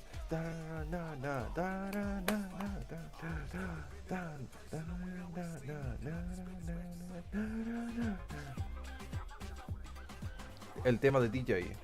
Hey everybody, welcome back to Capcom Cup X. It's the big one here. We're joining the groups and checking them Ultra out. David. Capcom Cup 10 has been a great time so far. Hopefully everybody's enjoyed all the matches and everything. Everybody! What's up? Vamos allá. We have lots of great matches coming up, more group action. We're going to check in on the standings of everything, get a look at how things are looking so far in all the groups. They've been really juicy, I feel like, watching them so far. Some matches maybe you don't expect amongst everything, and then some people just looking as dominant as ever. No, definitely, because you know you did see the for when David kind of Wow. tweeted it out, right? He was Right. like, "Oh, who's gonna make the prediction out of this pool?" You know, we did see a bunch of, let's say, Mena and like Kaba, etc. But like Kaba is actually doing really good in the group F. But Vamos we con el are grupo looking C. at group C. So, Duki tiene dos just to matches kinda hoy. fill you Du in solo here tiene uno from hoy. yesterday, so we do Crimson have solo tiene uno. 2-0. DCQ tiene Duki dos 1-0, matches hoy. Mr. Crimson 1-1, Bravery tiene dos matches. Y CQ Fandroid 1-1, dos Bravery matches 0-1, también. and Fandroid 0-2. So, again, Uy, you know, Fandroid está for obligado a the ganar estos part dos of the matches. group, Porque I si know pierde for a fact ahora, that they can está definitely fuera. Lo make mismo it. Bravery. It's just that you have Y to Duki tiene dos so matches hoy. strong, Tiene be contra so super DCQ with those y two contra points that you Fandroid. need to win. Yeah, and I was really impressed yesterday watching the groups and checking everything out. Particularly, obviously, Knuckle 2-0, very Oh, impressive. yes. But Duki's win yesterday on his Rashid, he looked really sharp in everything I thought that he presented. And, it's a good matchup for him as well, playing up against Crimson. So it was fun to watch. I thought the matches were really cool, and I think they should be even more fun today. Obviously, there's not that many Dawsons at Capcom Cup, so having a group with them, I realize both of the groups I'm commentating today have Crimson solo tiene un match hoy seeing contra the gameplay Nakadu. is really fun, and for me, I really expected doing Crimson to be like the really interesting aspects of this, but Duki's really impressive performance yesterday. So Yeah, because I was actually expecting him to play JP. I did talk to St. Cola before that he was messing around with Rashid, and it's actually really cool to see that it's here. It's at the cup, and it looks like it's at that same level with his JP. So we are gonna get into our first match here. Who do we have here? We got Duki versus DCQ DCQ. and Duki. We were just talking about Duki. So it is gonna be a JP mirror match, but again, we mentioned before. JP versus we can see JP. Rashid coming from Duki. O podrá ser que el you know, Duki saque al particularly one thing that's Rashid interesting about the tour this en year el is I mirror. think that there's Lo vamos a slightly ver a less JPs continuación. than some people expected. I say this Oh, as you sure. have the Yeah, mirror, right? But the funny You thing jinxed is, it. yeah, so many of the best JPs are from like China and Japan in Sure. particular, right? So those regions, we're fighting for limited slots here, and those two immediately just battling it out. It's gonna be fun to watch here. DCQ is somebody that I thought was really fun to watch. He's very sharp. I think his matches Sí, yesterday. JP I saw him Mirror. pretty sharp as usual, and Duki obviously 1-0. Only played one JP session, Mirror. so Aquí we have vamos. more games today and tomorrow. There's 3 Hey. days of group action. Today, a lot of people will solidify themselves, right? Whether they're in or out. So day 2 is a very important time for all these qualifications. And then obviously tomorrow will be all the nail biters. Right, you cannot mess up. You cannot sleep at the wheel. So we are gonna see how this pans out. DCQ Aquí vamos. versus Let's DCQ. go. JP China Mirror versus taking on Argentina. Fierce. And the big one is, Y los argentinos han sido on the bastante Fierce is problemáticos one para JP los will be chinos punished for the other. en So matches there's sharp mind cerradísimos. games if you're like Kakadu on the perfect parry and you're just ready for it. You can really get those punishes going. No checks on these early drive rushes, but there's Ooh, one. yep, there's that check off that drive rush and blocking the overhead fireball. That's always so scary because it's like, oh, I want to Buena. block all these stalagmites, but again, JP is so tricky. Getting you in that corner too. Oh, that's bad. It's going to be burnout. Uy, Backs up burnout. A little bit. I think he just didn't want to lose the corner, but jump in lands. DCQ fights for that space, which is really important here with that burnout being a factor. Yeah, again, you cannot battle with stalagmites and stalagmites because you gotta be fast, you gotta be quick. Now here we go, back into the corner. Oh, here we go, super. No. But that is gonna kill. Not kill. Se olvidó but que it's level rock, it's 1 Yeah, pierde there's no, contra projectile ability there, proyectiles. so one of the harder things about dealing with JP's pressure, and Duki, I gotta say, the pressure. Uy, se comió en la patadita. Burning out DCQ again there. Here we go, level 2, yep. And especially that you are far away. You think that you can like jump away, but you gotta be a little bit mid-screen to have space behind you. So now Gastó ahí el level 2. No lo usó de forma indicada. No, antiaéreo bien. A very unfortunate loss in meter 2. That level 2 led to basically nothing because there was a portal above Duki's head, so kind of afraid. That was actually really surprising because I like the anti-air attack, but he blocked it on the way down.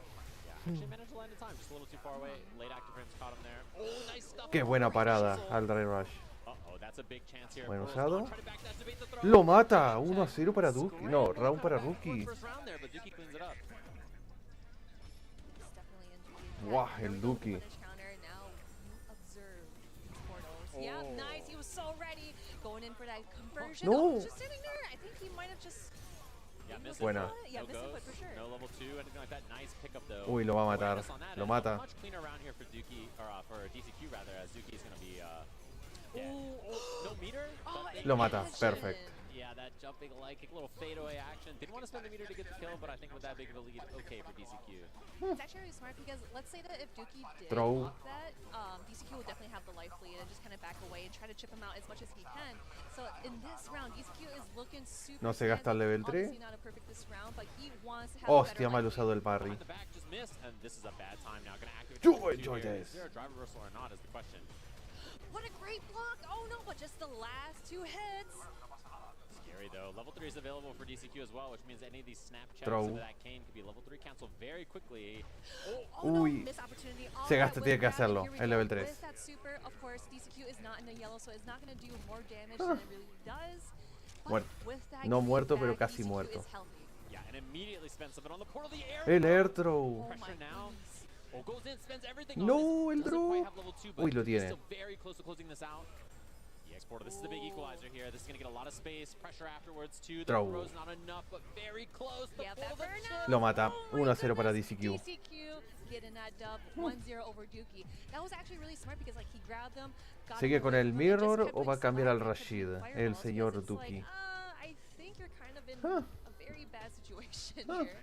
Yeah, and you don't really have a good way to escape the chip there, right? Because JP, you know, he has invincible level 1, but it loses projectiles. That's true. And No, level va a 2, seguir con not el gonna get just mirror. direct 'cause it's not invincible as well. So Huh. one of those moments where really is checkmate if you can't figure out a way to wiggle out. Oh, perfect parry, drive rush, try to challenge after. Didn't quite make it, but DCQ looking sharp. El low. That sweep. That's landed a lot of time so far for Dookie. Nice little walk back, a little micro walk back from DCQ to get out of the range there. Para la pared.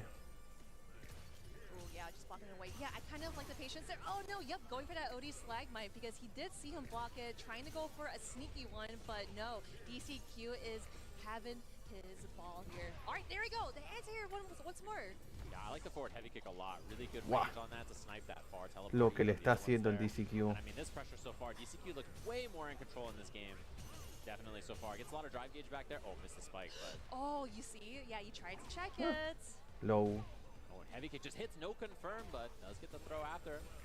Dookie a chance here, but we might see a level 2 from either of them to try to get some control here. Yeah, immediately. You see the parry goes in, punish counter throw, eat 2,000 damage for that, and level 2 right back at you. There Is we there- go. Oh, he tried to No, get a one-hit mala with idea. DCQ, Match sitting at point para match point against DCQ. Dookie. That was actually really smart because I like how Dookie was able to grab in that spare window with the level 2, but DCQ definitely comes through first.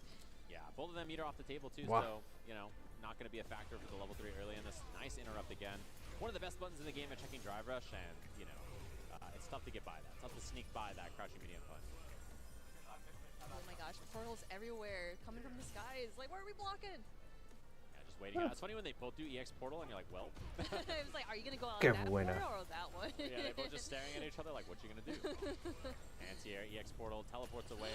Oh, that is very smart. Yeah, especially with the parry, because you knew the timing. Obviously, you play the same character, so you are going to parry, but it is looking pretty good for Dookie. Getting that comeback, yes. Man, Dookie has hit like 400 of those sweeps so far. Oh, the Lo mata. level 2 is available on the jungle here too. Instead, spends that. Yeah, Muerto. Gonna be right into it, so easy peasy there. 2-0 a Amnesia, favor let's de go, DCQ DCQ. Ding Chungong. Yeah, very well played, I have to say. I think everything about that was pretty cool. Y esto Especially le va a the first afectar un round, poco Dookie negativo a was really Dookie. strong, had a kind of Wow. snappy back and forth round, and then after that just cleaned up. Very well played from DCQ. Someone you expect, I think, to do well in this bracket. So now 1-1 for Dookie there after that. Pretty important 1-1. against Una Dookie. victoria y una derrota para Dookie. Dookie ahora tiene otro match. So having that Rashid in your back pocket's really nice. I know Tiene a otro lot of match que va a ser players contra don't find Fandroid. it awesome. Y esto podría ponerlo en 2 victorias y una in that derrota. situation right there with that Super 1. I really wish it hit. You know, in previous Street Fighter games, you would see that, like, oh yeah, Super, it's definitely gonna hit. Even if it's a fireball, yes, it's gonna hit. But in this game, it cannot be promising. So again, you know, DCQ, he definitely played it super well. Dookie had the upper hand of, you know, checking those drive rushes, checking everything that he can, but DCQ is like, I know you're gonna try to check it, so I'm gonna try to parry or try to jump around, and it worked out super well in his end. Yeah, and I think like that kind of screen control Wow. for DCQ is very impressive. Like just good awareness of both of the players' resources, but also when to spend, when not to. Wow. Yeah, there's that punish on that sweep, which honestly Dookie landed a lot in mid range. There's a lot of those sweeps hitting, and then here's that juggle to clean it up. Level 2. Bueno, Dookie have Afterwards, another match. Easy peasy, don't have to do much there. So well played there. I think DCQ played that really well, and Dookie I think had the right ideas. I was curious actually if after the first game there was going to be a switch to Rashid. To be honest, I was wondering if that was something that we might see there, but didn't. I'm pretty sure we'll see that in throughout the groups or even other groups too. You know, that Viene el was siguiente match. actually really good. Creo que viene ahora Fandroid versus Bravery. Good character to get around, like, the stalagmites, the portals and Sí, whatnot. Fandroid He's versus gonna, Bravery close viene to ahora. himself, Va a ser but Kami again, versus it's DJ. DCQ. He's literally one of the best GPs players in the world. Yes, yeah, and I mean that region has a lot of good JP players, right? So we saw some of them in the other pools, but also in the brackets and stuff, right, for LCQ. So we have our second match of the group already. It's going to be a good one. We're just firing them off here. Hopefully you guys are ready. Fandroid up against Bravery. Both of them trying to put a W on the board Kami versus here, DJ. right, in this group. So it's going to be a good one. Obviously, a lot of people familiar with both of these players, and I really like watching Fandroid. I think, you know, when I think of His this DJ region, is so clean. Yeah. yeah, Aquí when I think of vamos, this DJ region, versus like, the Kami. Middle East, right? And obviously there's some strong ones in this bracket as well. I always think about their aggression, right? Their players are really snappy, really sharp. They have really strong instincts about when to swing and when to go, like kind of offense. And that's something that I think about is in the region typically as their biggest strength. They just have really sharp decision making, and they don't wait, right? They're like, it's time to do this right now, right? And I think that is a really like different quality to bring to the match, where you see some other players are a little bit more slow and steady and stuff. And I think it's perfect for a character like DJ. No, for sure. I wanted to branch off of that because I was actually watching these guys play in the player room at the player hotel, and they would not even throw buttons. Like, you know, they would not like whiff any buttons, and it's just really smart to see, because sometimes when you get into a match, you want to see if you can throw out buttons. You see the hits, okay, cool. If it whiffs, all right, I'm good. You know, I'm gonna try to fish for some more.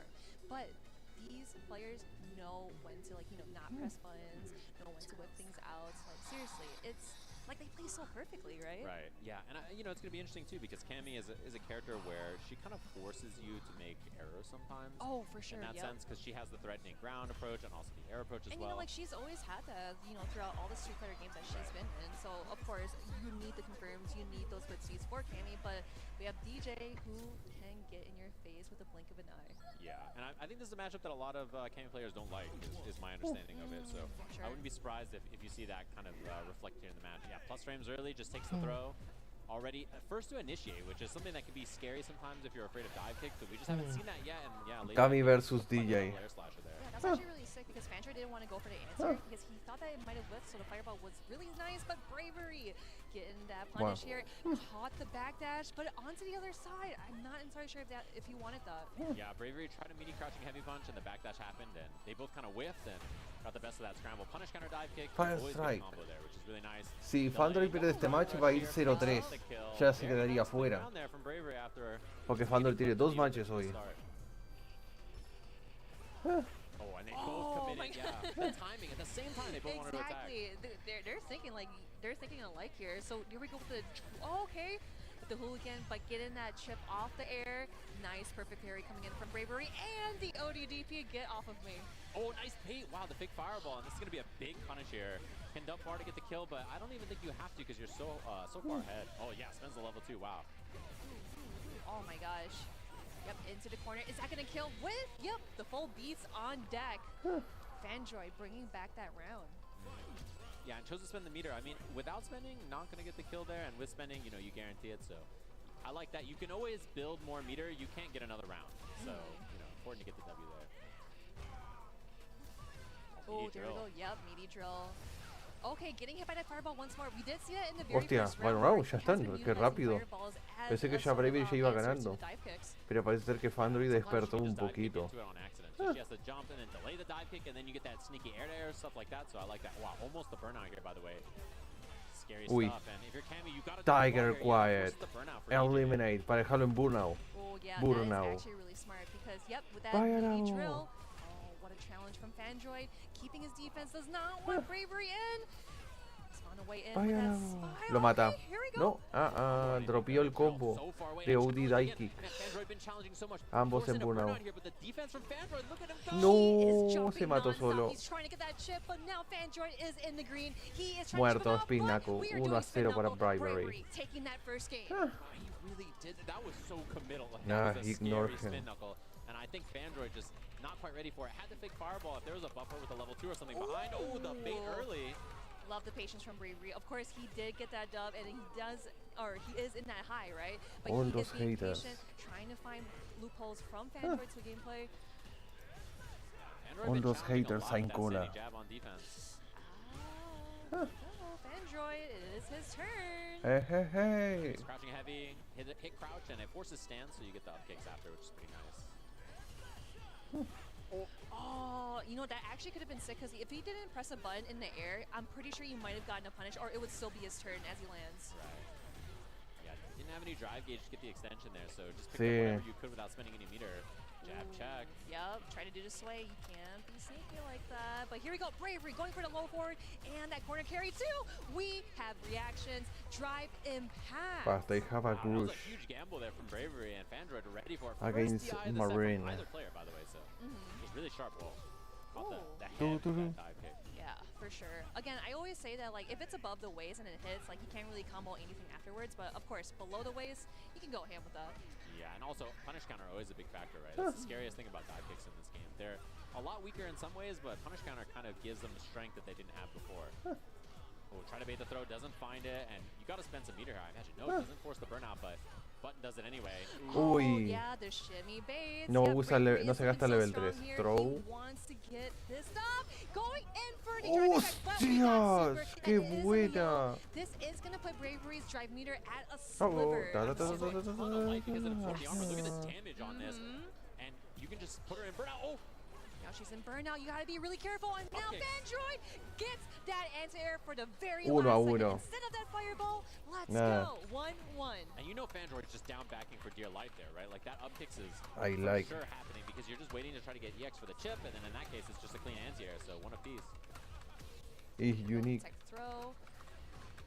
Nice. Here we go. Bravery's turn to shine. There we go. That low forward too. That has been so crucial in Bravery's gameplay. Nice pickup too, ready for the DP afterwards. Looking to bait the throw, doesn't come out. Android patient on that on defense. Bravery trying to force the issue. More of these spin knuckles coming out, and there's a lot of overwhelming pressure here. Got a spike. Low on drive gauge, but I don't think Tradeo. it's really gonna matter.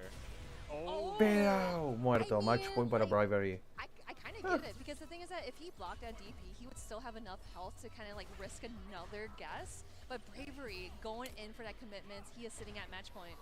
yeah, gotta make something happen is the way Bravery's feeling. For sure, late dive kick, catches the crouching medium kick to check the landing frames, and now all kinds of offense for Bravery here. Fandroid up back on defense. Oh, I wonder what that was Why- for. I wonder if he tried to kind of like clock down that DP, kind of And meet she- him trade. Oh, mistimed meaty. Oh man, Singapore. again, that's the second time we've seen that. This will be back to the corner here though with the perfect parry. Yeah, and just spends. It's not a lot of damage, but White. really it's about the No lo va a drive matar, gauge pero dejar en advantage right burnout. there, right? Trying to get rid of as much drive gauge as possible. Strip the gauge so that you can force a bad decision on defense here. Ooh, we see a meaty spiral. Yes, of course, because we are going to put him in burnout. Going in for that OD dive kick. Bravery Muerto. going 2-1 2-1 a favor de against Bravery. Android. Yeah, and it's a rough spot. I guess, you know, you do jumping light kick there. Immediate jump EX dive kick, like it covers so many options. It's going to be plus probably if they block a piece of burnout anyway. So yeah, I mean, it's a really tough thing not to get hit by there. I think most people are probably going to get opened up by it. It's a pretty rough spot. Burnout in the corner with DJ. You know, you don't want to guess with your level 3 right away or anything like that. You're trying to find a nice spot, but I have to say, some interesting choices from both of them here. Bravery really, you know, you kind of feel that both of them are trying to force and make some stuff happen in this match, right? Being down, I think, in their groups early after the first day, you really come in on the second day with a lot of pressure, right? About how you perform, you know, how every match goes. So getting a W on the board there, got to be feeling nice for Bravery. No, for sure. And like you said before, like they were trying to kind of like force something out from each other. Like we saw that Super 2, we see like those fireballs and like the dive kicks and whatnot. And I kind of like how Fandra was like, you know, I have the idea that I want to anti-air you. I want to, you know, do that fireball or meet you in the skies. But Bravery, he would do dive kicks at the very perfect moment where he's applying pressure. But at that instance right there, man, that drive impact, you know, it's actually really interesting too because you don't see a whole lot of these top tier players doing drive impact ever so often, you know what I mean? They only do like one time in the match and that's it. Yeah, you don't often get that many times. It's funny because like some players are down to send it. You know, you see them just like, why not? I'll just do it. And I think sometimes it's fine too because, you know, even if they reversal super you or something, if they're in burnout, you know, getting rid of their meter is a big part of this game, right? A lot of it is resource management built in your drive gauge, but also your super gauge. So considering like, should I even reversal super if they DI me? Like maybe I'll just die and go to the next Or round. like even perfect parry too. You've seen a lot of people, they do perfect parry on that drive impact because it's kind of like, all right, kind of back to neutral, but again, it's still scary to see, but Bravery is getting that dub in this group. Right. Well played for sure. This group so far. Crimson kinda versus top tier. Du. I'm really interested about this next match in particular. Somebody who had a very, very good first day, by the way, and somebody who is feeling, you know, maybe okay. These are the two that I really Dalsim was versus Gile. Yeah, I was really curious about this one. Let's So, go. you know, obviously, a lot of people know both of these players. They're very well known. NuckleDu, of course, Capcom Cup champion, Mr. Crimson, one of the strongest players in his region. Always fun to watch, and you know, I think really this matchup's going to be interesting to me because NuckleDu has a couple of choices for character, right? He could lock in the Guile, he could lock in Cammy, and you know he plays both of those characters pretty fluidly depending on the matchup. He had a really strong first day. Mr. Crimson also 1-1 in his group so far. Obviously took that loss to Duki's Rashid, right? So. Yep, exactly. 100%. And you know what's funny is I feel like this is kind of like the battle of the dads, you know, because Mr. Crimson, he is having a baby on the way, and then Knuckle Duo has kids, so I just find them really adorable as lore-wise. But again, you know, we are here to see how Mr. Crimson plays against Knuckle Duo. It's really interesting to see Knuckle Duo because lore-wise, he wasn't as active kind of like towards the end of Street Fighter V. He was just kind of, you know, like doing family responsibilities and whatnot. But seeing him compete in Street Fighter 6 and of course his home stage, Capcom Cup, I'm so glad to see him compete. Yeah, he was the very first Capcom Cup champion for Street Fighter V, right? So obviously did very well in that game. Este match se viene, este match es también importantísimo. El de Crimson contra Du, porque ya DCQ ya tiene 3 victorias. Aunque tiene un match más aún, el señor DCQ contra Fandroid. No, Fandroid no. El DCQ contra el Bribery. Después de este viene Duki contra Fandroid.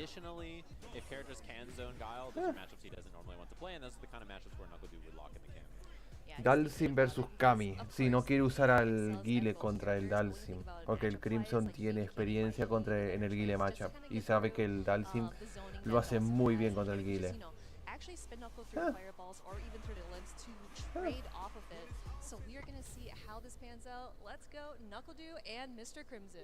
Yeah, really exciting match. I think two of the best players in this group, and this group has a lot of really strong players in it, but I think a lot of people probably had their eyeballs on when you saw this group in the beginning. Wow, early back heavy punch smokes them out of the air. Y el señor Crimson tiene experiencia en el Kami macho porque tiene a la mejor Kami de Francia, que es Lionheart. No, mal castigado el con Perfect Parry de parte de Nakatu. Interesting, no punish on the drill. I wonder if it's a little too low to punish that, but might as well try. Knuckle Duo still recuperating, getting back, dashing in, and then punish counter. Y encima punch counter fue. Lo mata. Round para Du. His wake up options are not as scary. You will definitely see wake up level 2s, wake up level 3s as the set goes on. Punish counter throw. Una barra entera y buen daño. Yo, that was actually really sick. He read the grab coming in from Mr. Crimson, but that is going to be a punish as that very first round too. I like the choice from Crimson to take out of the corner, and yeah, he has, you know, meaty back, medium kick, and then setups into whatever after heavy kick on standing there. You can cancel that move as well. No, level 3. Y encima en Burnout la dejó. Burnout y barra congelada. Tácate. No la mata, pero la deja con poquísima vida. Pero tiene level 3. Tiene que tener muchísimo cuidado. Throw. But yeah, this is very scary now. Crimson has to be very careful about fireballs. Any hit could do it, confirm into level 3. It's so scary. He was out of range. Wifió. He drops a super. La mata. Definitely saw him trying to do drive rush underneath the dive kick. Man, that's vaya wifiada. Huge spend on resource for Knuckle Duo. He had the kill there. If that light kick was in vaya wifiada se pegó Knuckle Duo. Resources is very valuable for him in this last round. He has a huge meter advantage because of it. Because like, this could have been Knuckle Duo with 3 drive gauge or 3 meters in this, which would have been huge. Ah, a la pared. Bien usado el reverso. El Dalsim Team. Tan tan tan tan. Tan tan tan tan tan na na na na na. Tu tu tu tu tu tu. Yuga. Yuga. A la pared se viene. Bien usado el reverso.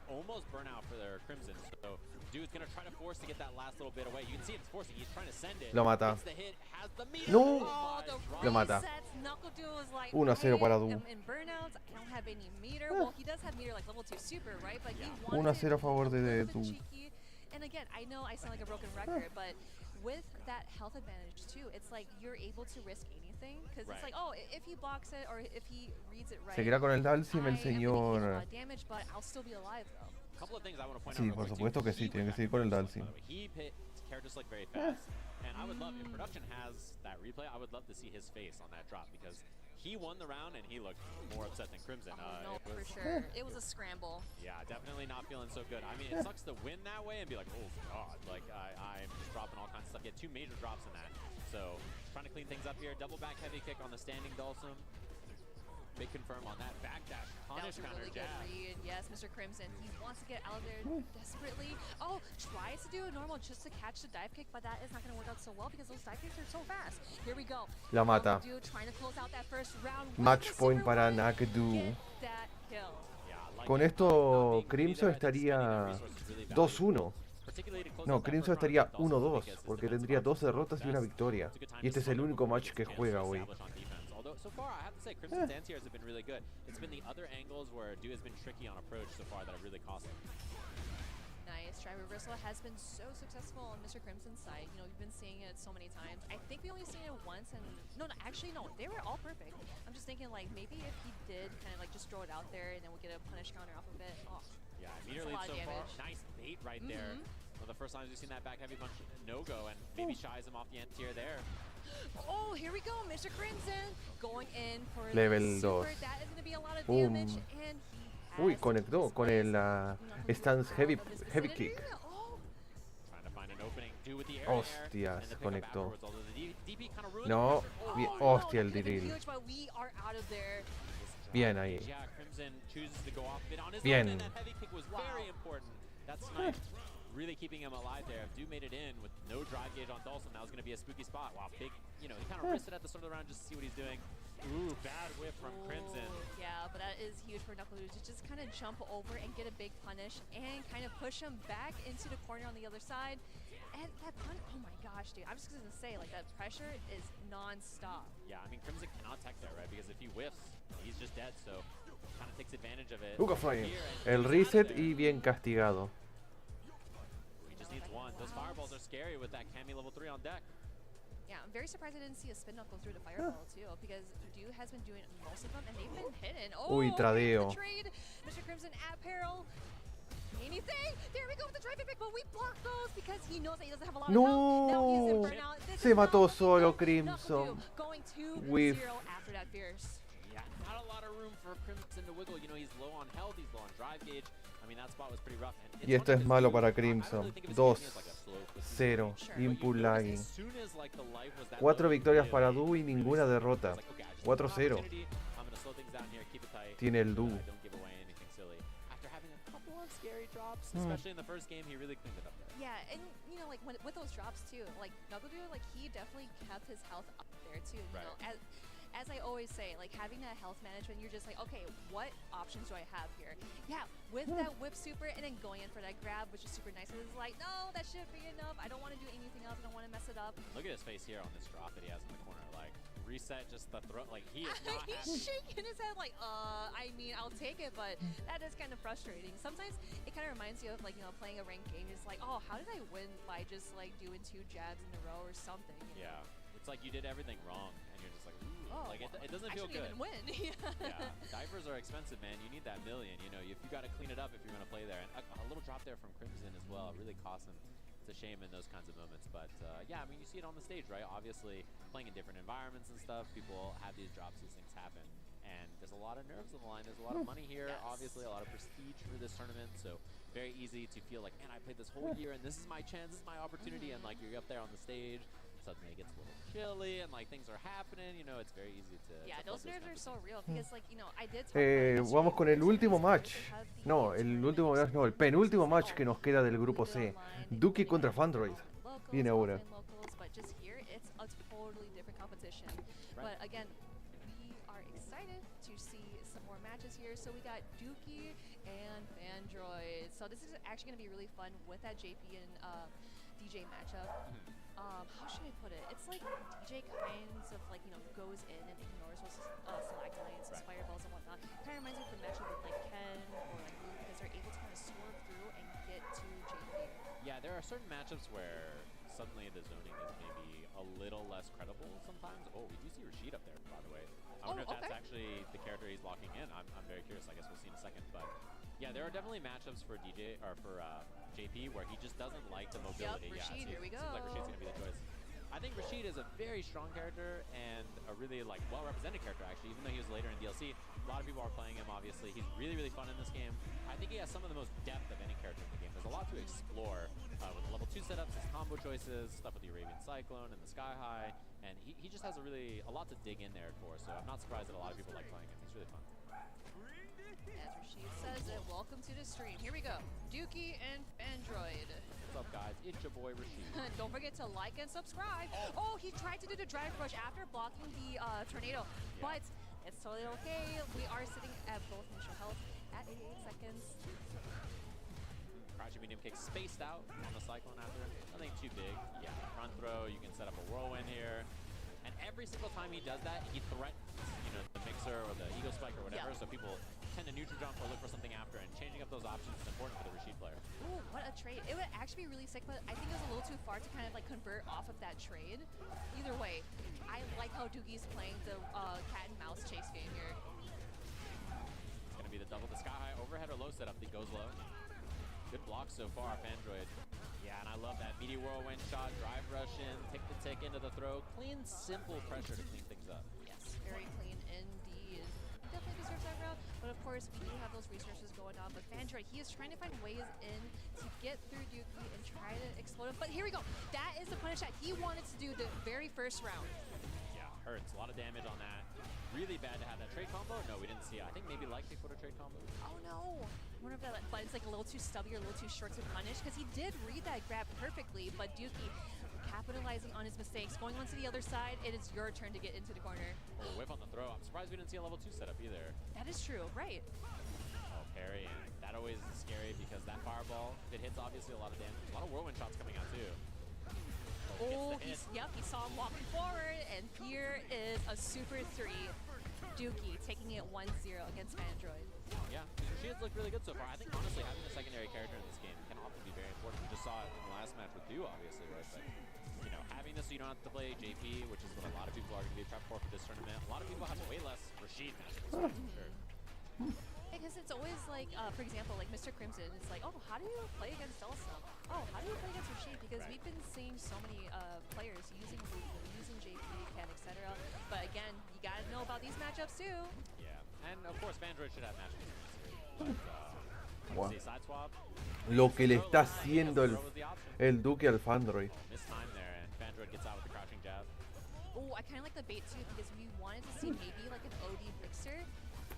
Vandroid just playing it slow too. I actually like that, because as a DJ player, you want to just kind of like get in his face, mix it up, but he's playing it so well. All right, there's that OD mixer. Yeah, good reaction to the drive rush. Ooh, puts himself in burnout, trying to bait a throw there, and I like kind of running away, maybe threatening the level 2, then comes back in and fake out on that. Caught him sleeping. A tricky little idea when you're already in burnout, because you know they're going to chase. You know, I really, really despise that mix-up, because it's like, oh, is he going to just do like an empty jump and go for the lows or go for the highs? But here we go. But as we mentioned before, we see that level 2 super here, but that is going to hit him, trade it off. You do not have super anymore. Yeah, I see the idea there. Oh yeah, it's not going to go through. It's just a mix-up there, catches him off guard, rolls in the front, plus frames trying to hold up, and does escape the corner, but at a cost a little bit of life. Well, it's got to be a yeah, here we go, that big punish. Fandroid hizo sus estudios ahí de que la Eagle Spike sin el tornado es puniciable. Here we go. We called that before too, but like he did a very short normal that it didn't work out. It didn't connect, right? This is where Fandroid is shining. He is learning from his mistakes from the previous rounds. Yeah, and a bad spot here for Dookie. Doesn't even have level 2. Oh, Sky High gets him out. Oh no, he gets hit. That is going to be some good damage. And of course, that corner carry, you gotta block that overhead. Dookie going 2-0 against Fandroid. Yeah, and you know, the first time he showed that mix-up, he did go low, and it was blocked. La derrota que sufrió contra DCQ le ayudó, este 2-0 le ayuda bastante a Dookie. Well played there, very clean. I'm loving the Rashid play. I think it's a very solid pick for sure. And his Rashid looks sharp. Definitely a character you can tell that he's put a lot of practice on. For sure, yeah, and it's just like especially with DJ, it's like, oh, you're fast, Menos 8. But with these replays here, you know, in the very first round, yeah, with that overhead, he literally has so many mix-ups where you have to kind of think about it. But again, with that mental stack too, it's kind of hard to see how Rashid's going and like how fast he is too. I really like how Dookie was utilizing, you know, just more like the grabs and just kind of shimmying. That big punish, Fandroid was able to find the light at the end of the tunnel here. Yeah, very scary for sure that he was spike on block. Yeah, we could have seen a trade combo there, didn't see it. Crouching medium punch trade is very common for DJ to set up, but you know, didn't happen there. Obviously, stuff on the stage very different than when you're playing it in training mode or at home or something. Very drops. And yeah, Yeah, I liked what we were seeing from Fandroid. I think definitely looking more comfortable as this went on, but man. Yeah, that was such a sick mix-up. Because again, it's like, oh, like where is he going? I gotta look out for the normals. And again, it's with that mental stack too, because that's what Rashid is really good at. And see, with that level 2 trade off, that worked out so well for Yuki. Oh yeah. To utilize that level 2. Yeah, and the, oh my gosh, the cartwheel into the corner. Man, I am just like flabbergasted just watching Yuki play Rashid. Yeah, a lot of tricky little stuff. This is that setup again. Rashid gets that very often, right? He just gets the hit, and then he has the Arabian Sky High, lands. Is it going to be immediately overhead? And that's Último match del grupo C se viene ahora. Bravery contra DCQ. So he's got some tricky stuff there wherever he is on the Huh. screen. 100%. So, that, no, again, like, it was super fun to see that Fandroid is able to kind of, like, show off his DJ. Like, seriously, he's super strong. And, like, you know, I've seen all the players play in the player rooms at the player hotel. But we are going to get into our next match here. So, I believe we have DCQ versus Bravery. Va a ser el Kami de DJ, el Kami JP matchup. Si DCQ gana esto, se va a quedar con un 4-0. Y solo le quedaría un match aún a DCQ, que sería contra Nakdu. Porque le ganó a Crimson, le ganó a Duki, le ganó a Fandroid. Y si gana Bravery estaría 4-0. Y el Nakdu le falta un match aún, que es el contra DCQ. O sea, ese match va a ser decisivo quién va a pasar por winners y quién por losers. Ah no, pero el DCQ viene de perder una. Tiene 3 victorias y una derrota porque perdió con Crimson. Tiene, no, 2 victorias y una derrota tiene. Si gana esta quedaría con 3 victorias y una derrota. Tiene que, ahora para mañana tiene que ganarle sí o sí a Nakdu. Si le gana, como DCQ tiene obviamente ventaja de 4-0, o sea de victorias 2-0. Porque sé que Nakdu tiene alguna de que fue 2-1. No, creo que fueron todas 2-1. Él empezaría por winners y Nakdu por losers. So I'm pretty sure we'll see some familiarity between these two. Yeah, common characters too, right? Obviously, particularly in Asia, I feel like Cammy and JP are more outfit free. In here in North America, where these characters are common. I think Cammy in particular, we have like Punk. Oh like, yeah, right. Punk is our Cammy, and he doesn't play like other Cammy players. Cammy outfit free. He has like the best ground game in the world, but he doesn't go to the air as often as I think in Asia when you watch someone like Akira's Cammy or something. He's just in the air constantly. Sure. You know, he's just in the air all the time. So definitely a different style for reasons for sure. Alright, here we go. Last match of this group. Y aquí vamos. And DCQ is starting out super strong against Bravery. Yeah. Here. Go. Now stop. Oh, Beers. Go. Observe, Beers, no salte. Por una mala adivinanza te vas a la pared.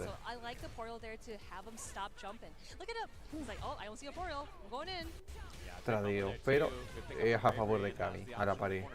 Throw, se puede venir el amnesia. No. ¿Se viene la amnesia? No, no se viene la amnesia. That fireball, but it didn't come out. Lo mata. Goodbye. Round para DCQ.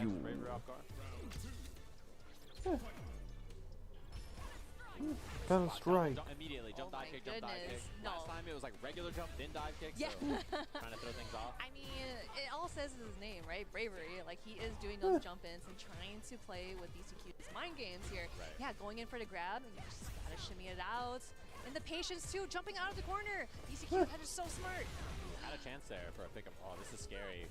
Burnout Cammy. Yeah, I love the choice. DCQ obviously gonna force, right? Because the burnout is such a big deal. Cut through the portal. Wow. Goes low with the ghost.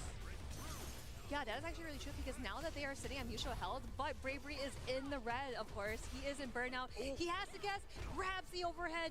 DCQ is also in burnout. Here we go. Bravery taking that round. So stoked as ever. You can see his camera. He's like, oh my goodness. Qué bueno le hizo el señor Bravery. In a pretty tough position, honestly. So this is a big W now. Tons of resources for Cammy, and JP sitting on 2 meters. So he will go to 3 by the end of this round, depending on how he chooses to spend. But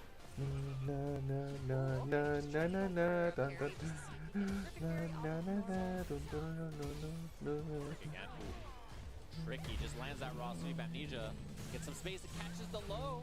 This is going to be big. There will be level 3 at the end of this too, which I imagine we'll see dumped here. Ooh, just imagine from that amnesia too. You're like, oh, what happened to my health? Yeah, you try to walk back or backdash or something, and that crouching medium kick checks you. All that damage off of that, which is huge. Qué buen daño. Wow, wake up dash. Y esto parece que es No, I don't wanna GG. be here anymore. Muerta. 1-0 para DCQ. Going for that first match against Bravery. Yeah, that was actually really fun because, as you mentioned before, Bravery just doing a bunch of dive kicks, and then compared to Puck, right, he doesn't go in the air or doing a whole lot of stuff, just mostly footsie base. But Bravery, he really wants to get in, especially against JP, right? You don't want him to have that light lead or just like the spatial awareness that he has. I mean, honestly, who wants to walk at a zoner, right? If you have tools to get around it, I mean, obviously they're very useful for a reason, right? Oh, air no, throw, he ready. definitely missed the dive kick there. But here we go. With the second one, it worked out like a charm. Spin knuckle, nice. There we go, DCQ with that punish. Oh, and a lot of drive gauge loss on that whiff parry and then blocking afterwards for Bravery. Although gets a bit of it back there. Nice check. Nice check. Here we go, Bravery just keeping his spot, but DCQ definitely read it. Backed away from the grab. Ahora paré. We're back to square one. Oh, no anti-air at all. Yeah. Oh! Yep, he's been reading it. He's been grabbing it. Just one more hit coming in from DCQ. Nada, se mató. Match point para He DCQ. saw it from a mile away. Match points. Match point para él. DCQ, I have to say, looking fantastic. Ahora Crimson está obligado a ganar sus 2 matches mañana. Strings them up, keeps it nice and safe. A lot of Porque resources DCQ está en un marcador de 3. DCQ gonna take advantage De of that. 3. See some De kind of good run 3-1. pretty soon Porque here. va a ganar este match. Ahora Crimson está en un match de 1-2. Sí, de 1-2 porque perdió contra Duki y perdió contra... ahora contra Nakdu. Level 3. Smart because DCQ, he definitely could have anti-aired, but he saw his portal about to combust and going into the combo for the level 3 super. Now, we gotta wait and see what Bravery has in store. We're gonna see those dive kicks. Yes, we are. We're gonna see a punish with that fierce. Nice. DCQ was looking for the air throw again. No go on that, so we see a punish count on the landing. Close enough to get the punish. That should be the kill. Very Muerta. nicely 2-0 a played. favor de cleans DCQ. things up 2-0, just like that. Did you see he did like a little kick like, huh, that'll be enough. Yeah, just a little toe tap. Medium kick. Little boozy button. But very well played, I have to say. I mean, DCQ looked really sharp in both of the sets we saw today. And that's how you want to be playing, I think, coming into day 2, coming into day 3, because, you know, obviously the first day, a lot of things can happen. Con esto ya terminamos ya el grupo. El grupo C. Viene ahora el grupo del señor Gachikun, el dios de los Rashids, el GOAT de la Rashid Nation. Close the gap, right? And especially in that burnout situation too, because you're chipping out over and over again, and just doing those mind games, going in for a sweep, going in for a button or something. But DCQ, it did not let him down a bit. Yeah, and I mean, it's hard to shut down Cammy's approach that consistently. Right. Like, no matter what character you are, you know, whatever your toolset is. But yeah, DCQ did a great job really weathering the storm. And like the few chances Bravery got offense, they didn't really amount to much because his defense was really solid too. So very impressive stuff for sure. And I think it's one of those things where when you watch someone control a match like that, you're like, how do you do that? Like, how do I do that if that's me playing the video game? You know, like, man, that was really impressive. Yeah, definitely impressive indeed, because it's always like we're seeing. Ok, con esto hemos terminado el grupo C. Van a hacer otro corte de 4 minutos y se viene el grupo D, el grupo del señor Gachikun. Ya que Gachikun iba a tener 2 matches, contra Mikex y contra Valmaster. El más importante va a ser el de Valmaster, porque obviamente ya pienso que el Gachikun le va a ganar al Solbian, porque justamente en su equipo, que era el Gurei Squad, el Gachikun tenía de compañero de equipo al señor Tachikawa. 3-1, 3-0. Nakadu tiene 2 matches. TCQ tiene un match más. Crimson tiene 2 matches. Si gana ambos matches por 2-0, se queda más 3. Y Duki tiene 2 matches más. Contra Nakadu y contra Bravery. Y si gana esos matches, le van a ayudar bastante a Duki. Perdió contra DCQ, le queda Nakadu y Bravery. Y posiblemente contra Bravery podría tener mucha suerte el Duki y quedaría con un porcentaje de 3-1.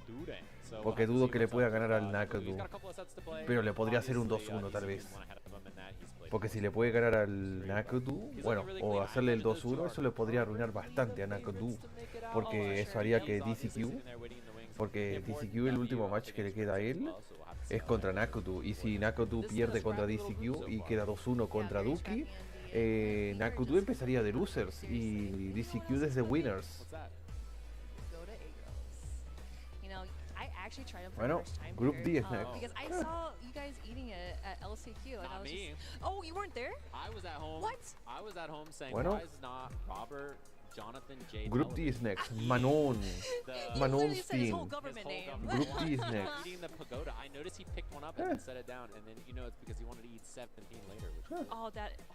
yeah, that explains it. Yeah, just put him on Veamos blast. Like, acá just get a antes. picture of him eating. If you've seen his arms, Aquí sigue like, you know, igual you y only acá get se arms sigue like that by trabando. eating By egg. eating egg Maldito rolls? YouTube. Yeah, that's the way it works. Exactly. So thanks to them, of course. And huge shout outs to our partner PCS. Obviously, if you guys have seen any of these statues, they are incredible. I saw a lot of them in person today. They're very, very nice, of course. And they helped make the trophy for this year's winner, which is really cool. Would love to see that. And if you're in the venue, go check out their booth in the lobby and check out collectpcs.com for their statue. Their stuff is really cool. I mean, a lot. I saw like John Takuchi tweeting last night, like, "Hey, this tournament's cool and all. Where do I get that Chun-Li statue, though?" It's so sick. Her squatting and then like the bison. Like, look at the texture too. That is so sick. And that Akuma is very scary. A little veiny. A little veiny, yeah. A little muscular, like he's flexing. juicy. Yeah. But again, thank you so much for tuning in for watching Group C. So we are actually going to look at. Ahí está, ya But cargó bien. We are going to take a break. Go get Okay. some Grupos, please, or go get some water because we want to stay hydrated, and we will see you shortly.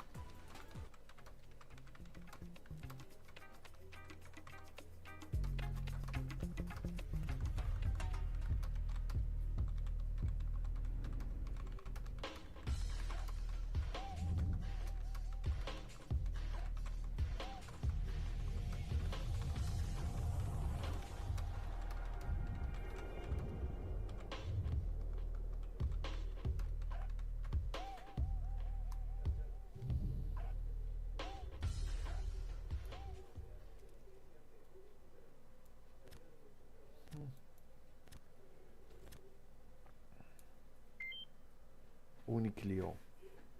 Ok, corte de 4 minutos, así que nos vemos con el grupo D.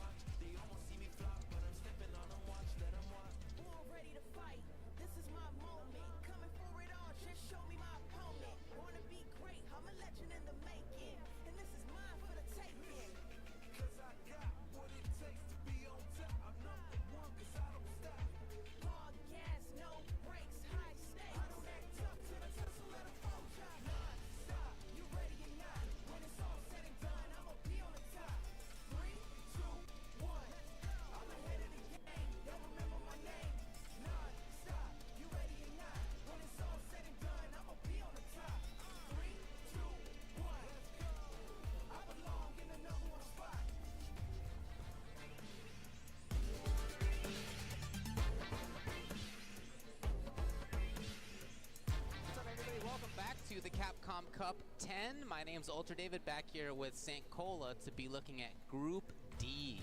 Group D for dangerous, St. Cola. Devious, considering this is the day where people's play might end and some will rise. We'll have to see what goes down, but we have a lot of killers to filler out here. We do. In this group stage, ones the likes of Gachiku, Solving, the Modern Master himself, Takamura, Valmaster, and NL, who I'm super interested in seeing, because there's days where he's on game and days where he is not so much. We'll see which NL we get today. Yeah, I think it's a really interesting group to look at. I mean, when we, yesterday, us sort of commentators crew, picked who we think is going to make it out of this, this is the pool that had the most different answers. 4 of these players were selected, and I think we might have been sleeping on at least one other as well. So this is a pool that's going to be fascinating to watch as it continues. Yesterday, even just after one day, look at these results. We have Valmaster down at 0-2. Now that doesn't mean he's out. That's true. It's still doable for him, but he's basically got to run the table the rest of the way. Mike X up at the top. Now he's only played 1 game. Same with Gachiku. But what a way to start things out for both of them. Mike X got his win over Takamura 2-0. So great beginning for him. And then anywhere in between, man, you look at NL, Seoul, Takamura, all 1-1. And that means that really this pool, more than most, to start out day 2, we don't know what's going to happen. I have no idea. And we can say that a lot about Capcom Cup just in general. We've seen a lot of blowouts, we've seen a lot of upsets, we've seen a lot of things kind of skew the destiny of these players. We're seeing more in this group stage. We'll be starting off with the very first one of Solving, the Modern Master himself, going up against Gachiku. And this is not going to be easy. First of all, Gachiku, that's a Capcom Cup champion there. He's real good in Street Fighter League. His team won in Street Fighter V. Not only did they do good in Japan, but also in the World Championships. Even more to the point, though, Gachiku has had practice against the Modern Luke over in his side of the pond. He has fought Kawana when he was playing that, Tachikawa, so he understands that game plan of what Modern Luke players want to do. But this dude, Solving, you've never played a modern player like him. Unless you played him in TNS, you don't know how to play against his modern style. I do think that's right. It's not just about modern, it's about the fact that part of why he's using modern is to really buttress his style. He's got this slower paced style than a lot of people. He doesn't necessarily force the issue all the time, although that said, I am questioning. Yeah, okay. Anyway, we'll figure out what's going on here. So Seoul, his style again, it tends to be a little bit slower on the approach. He doesn't rush in quite as much as some people do. He feels confident in a neutral, holding on to space. One thing about Luke is that you got so many tools, you gotta pick whichever one. Even in modern. If you would like to, you could play that style. He does it very effectively. So I think you're right that he's a little bit different. That said, it's pretty tough to get experience against a Rashid of Gachikun's quality as well. Top 3 in the world, one that's won through a premiere of all things, going through a variety of players out there, and that collection of players also having the ability to buff themselves out during Street Fighter League Japan. Ok, aquí vamos. Primer match del grupo D. Se viene el señor Gachikun contra un señor Soul BNG. Even outside in other tournaments and things like that in Japan. First place CPT Major Singapore, third place Blink Respawn, second place FAB Cup Qualifier, first KO Cup. Yeah, he's had a pretty decent season for himself. Yeah, pretty good. We're getting into this thing now again, 2 out of 3. Of course, again today, as it's been all along in the groups. Qué buena. Works out. Gachikun initiating immediately walk up throw. Gachiku versus Soul BNG. Look moderno contra Rashid clásico. Pero el Gachiku se sabe el matchup del look moderno, que tiene al Tachikawa de compañero de equipo en su equipo de Kura Squad, que usa look moderno. Being able to not have to drum out certain interactions and things like that, DPs, the fireballs, easy to react to. It is. But a lot of things are coming through for the side of Gachiku. See drive rush, crushing light kick, anti-tires right there. And the pressure from Gachiku is relentless right now. Soul got back to where he was comfortable. Look at this, building important drive beater back too. Not just about the combo, and it's not Lo mata. all the way in for pressure again. That's really Y sin gastar barra. Wow. Lo va a destrozar el Gachikun. Como el Tachikawa juega look moderno, se sabe el match, se sabe bien las strings que tiene el look moderno. Por lo que para el Soul BNG, bueno, sé que el Gachikun se equivoque. ¿Dónde era? Se viene. Gracias a esto.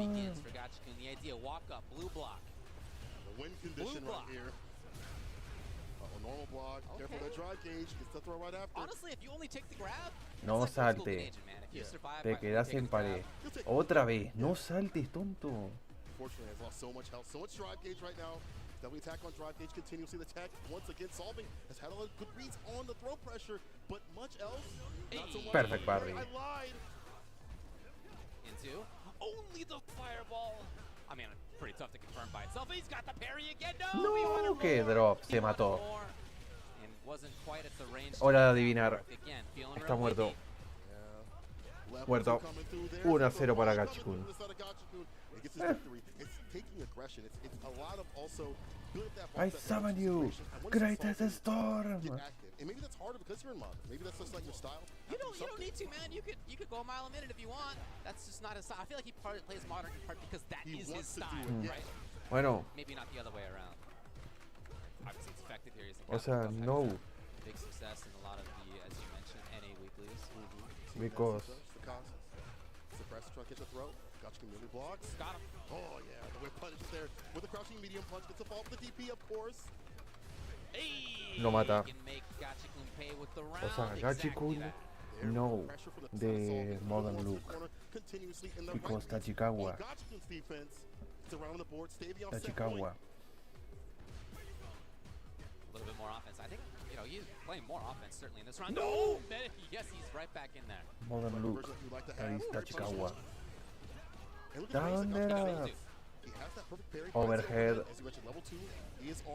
Whenever he wants, yeah, okay. Here we go. Greatest storm. Whip it up. The blue block trying to play defense. Excellent active stuff. Off the low. Oh, he's still windy though. Benemexa. Caiga. Y a la pared. Bien usado el ODDP de parte de Sol BNG. Bien usado la reversa de Gachikun. Y lo mata con el overhead. Match point para Gachikun. He's going to get another one real soon in terms of level 2.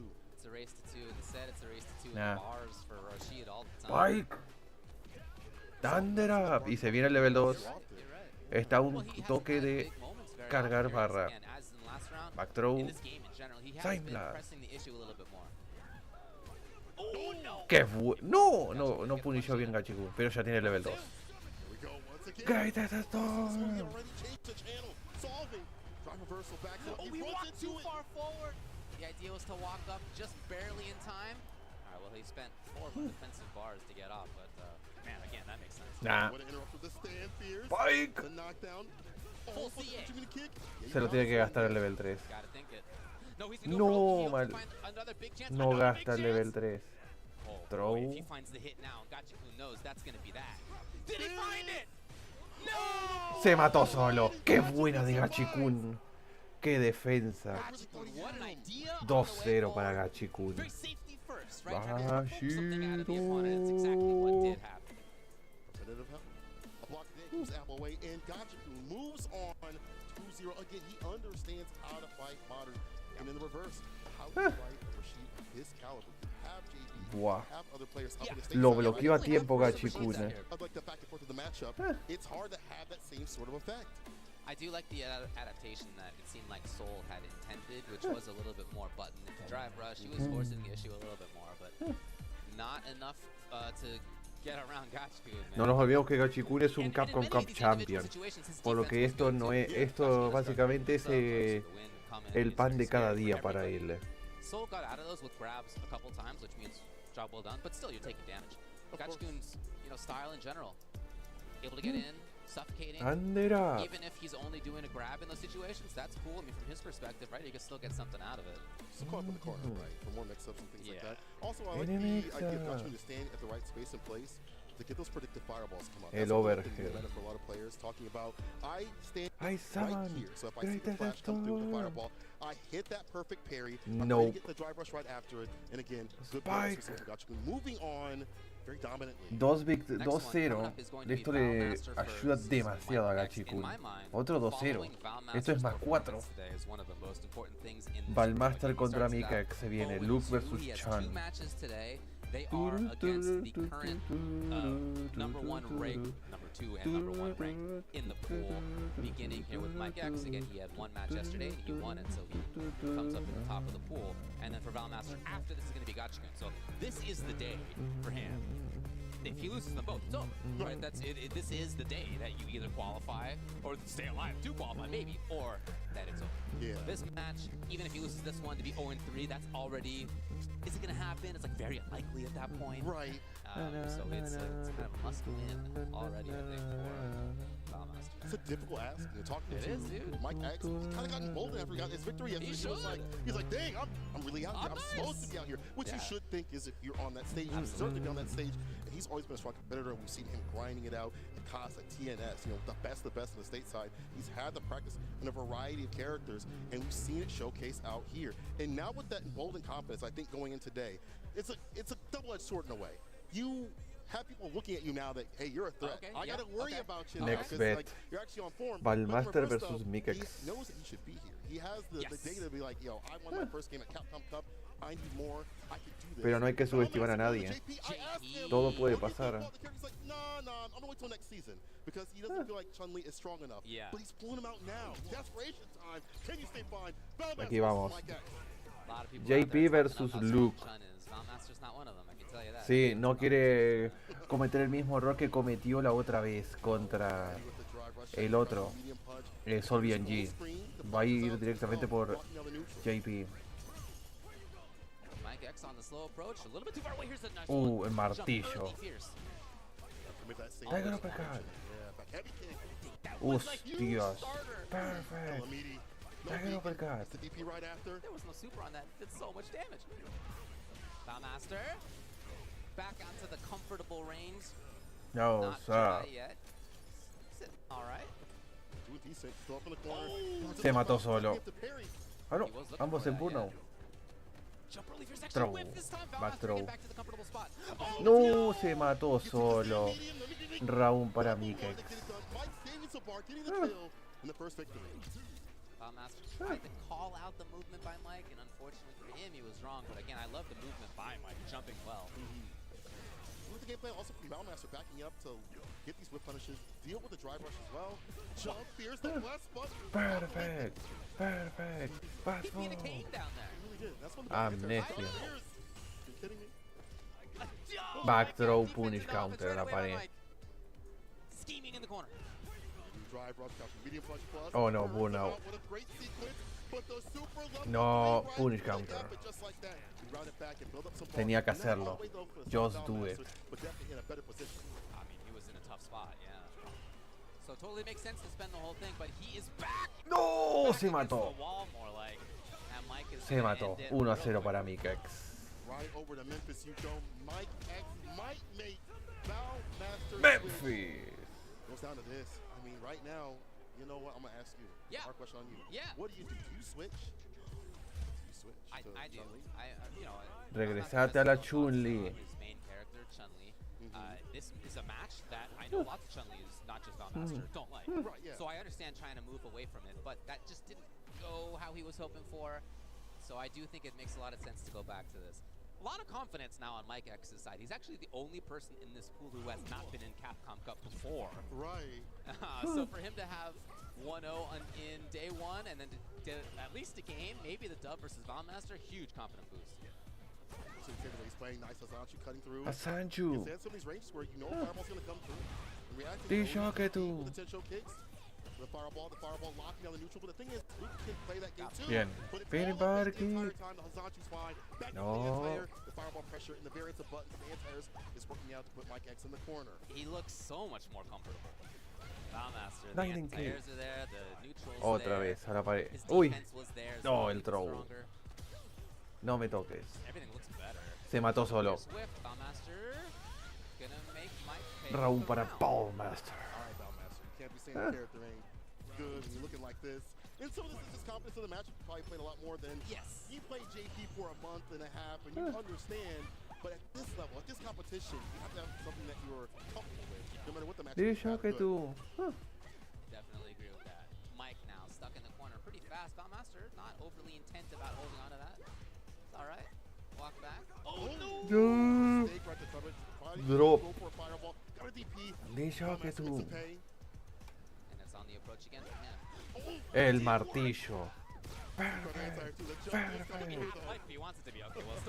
Qué buena. Lo mata. Level 2. Lo mata. No. Oh, Mike scheming. Yellow health bar. The CA's on deck. He can't get Y hit tiene at el all, CA. but he also, in max damage, he already Throw. gets a kill if he finds a hit right here. No, lo mató, la mató. La mató. Is dead. Y con el pixel de vida.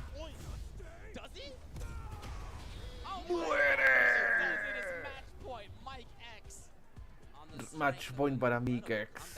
Wow. He did find it, so struggle now for Valmaster to stay alive. If he loses this round, honestly, Capcom Cup might be over. Wow. Right, Valmaster hinging back on the bay, back on the switch to Chun-Li. Y encima Gachikun tiene que pelear contra Mikex.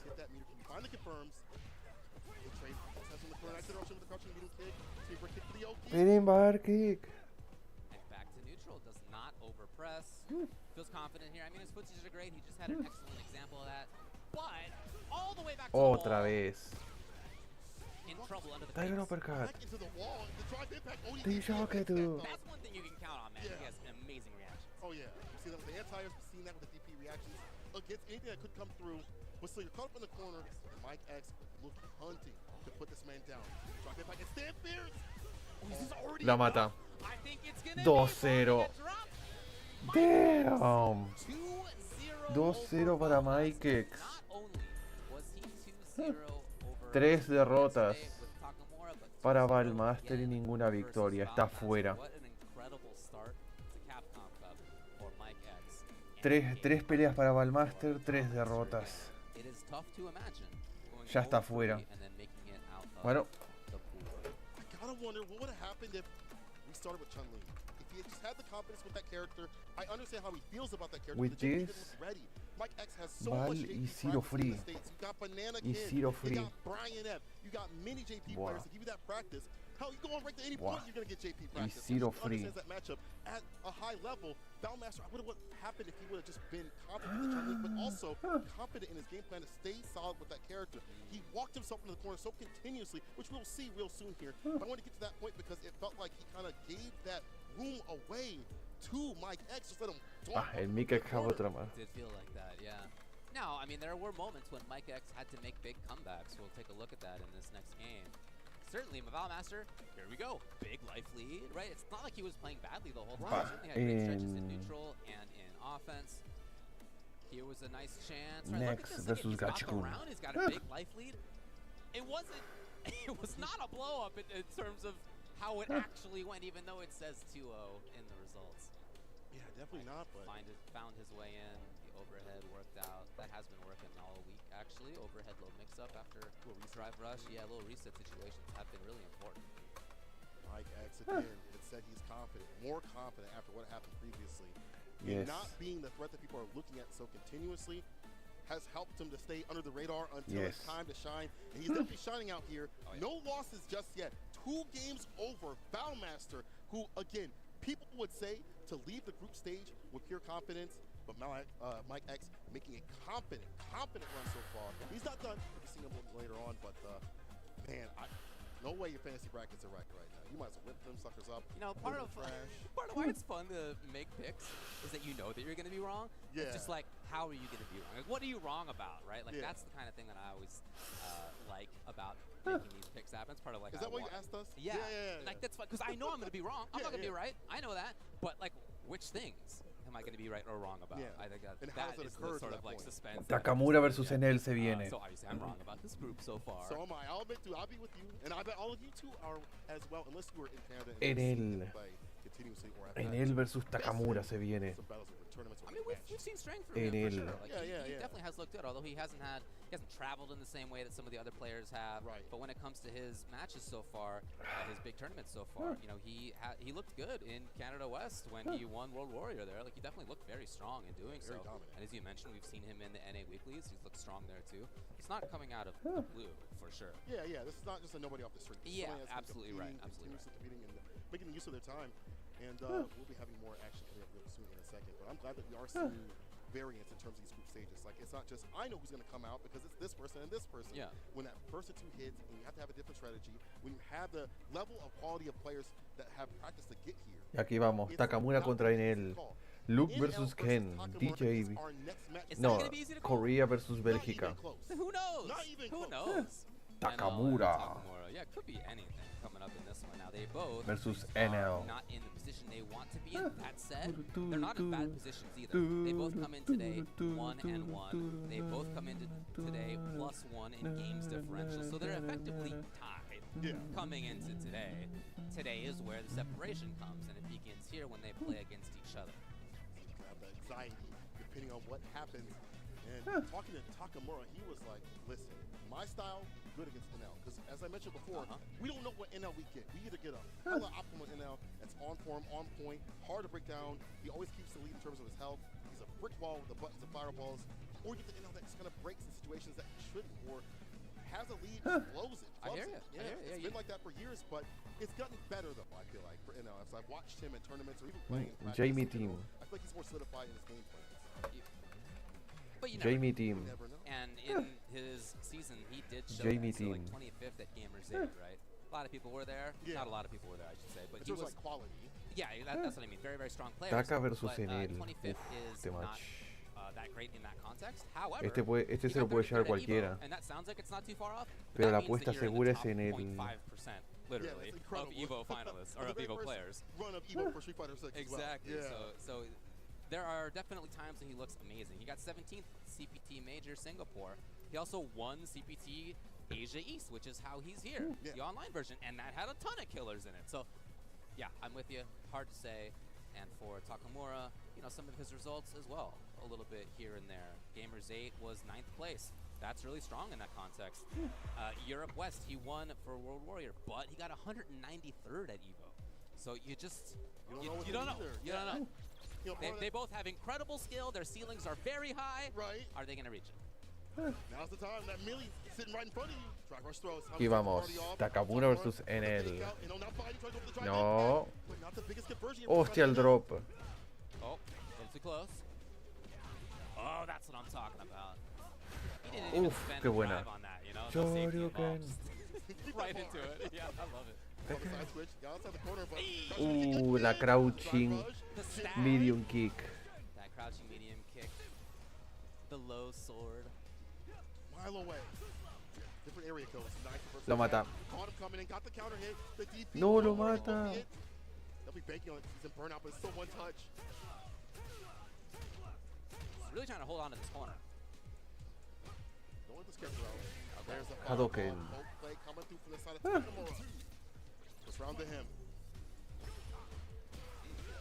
Forcing it right away. A la pared. Green stuff all the way to the corner. The green man in the background looking on. No. Yeah. Le pegó. No, el drop. Bueno, throw. The throw in the overhead. El overhead. Oh, it's a little No antiaéreo. parry afterward. No, el drop. Reset, man. Throw. Definitely Takamura kind of thing where he just makes up things on the fly. Not really a study cat. Se gasta el level 3 y lo mata. Lo mata. 1-0 para Takamura. Takamura with a huge victory. Very Okay. dominant start. Showing you rep pop to seal the deal. Takamura, aggressive style, has caught NL off guard. Kept seeing NL leave that corner split the majority of his time. Monitor. The west side of the screen. What I'm worried about for him is seeing him get a cross up and then crouching fierce and like that was concerning for me. Monitor issues. How strong he's gonna look. No. Punish. Driving back from Tatsu. I'm sorry, against Tatsu. Oki. What's wrong? Now, face up Bien every bloqueado. time, DP this time. Suppressive. Okay. What's Excellent wrong? work. Yeah, making a count. Monitor. To see. And he's No. right too. He's got the blue Lo block. mata. And is he hunting for the kill on this? Oh, Lo mata. baby. Lo mata. Spin win. Here's Y sin gastar barra. Round para NL. So even in this first game and a half, we've seen what we're talking about. Hostia. Did crouching first nothing, and then in that round he had 2 sick conversions. A lot more active, a lot more aggressive too as well. Got him. Yep. No cancel on that. Perfect. Venga para acá. A la pared. Well, on the back foot now. What a reverse of what we've seen thus far. Burn out. The charge up the drive. No cancel. He did have it. Didn't do the no with the prodigy in the level 3. Burn out. Solo que... Oh boy. Challenge and No mata. finds 1-1 lo empata en staying él. alive. Now again, as we mentioned coming into this thing, they were 1-1 in matches. They were both Oh, Memphis. Enviado a Memphis, que es un buen lugar para vivir. They're still tied. Enviado a Memphis. Y aún quedan 2 matches después de este. Quedan Gachikun Master y Mikex Solbienji. Así que Gachikun tendrá 2 matches mañana. Uno contra el Takamura y otro contra Mikex. Ahora viene este match. Que si ahora Master pierde contra Gachikun, ya está fuera. Quedaría un 0-4 para él.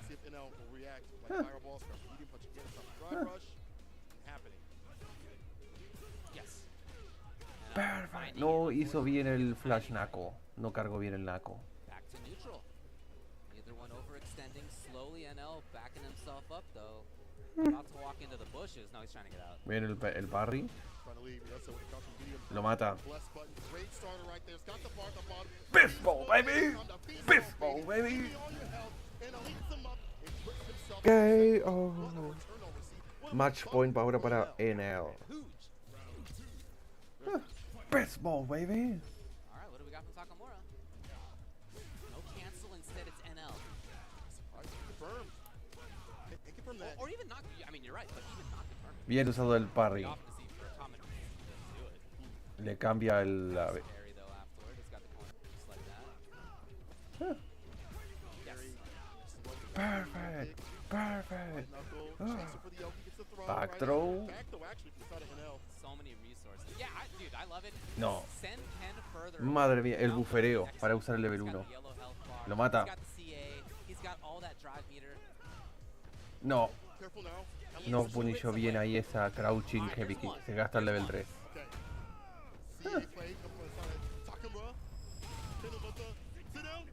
Shut up!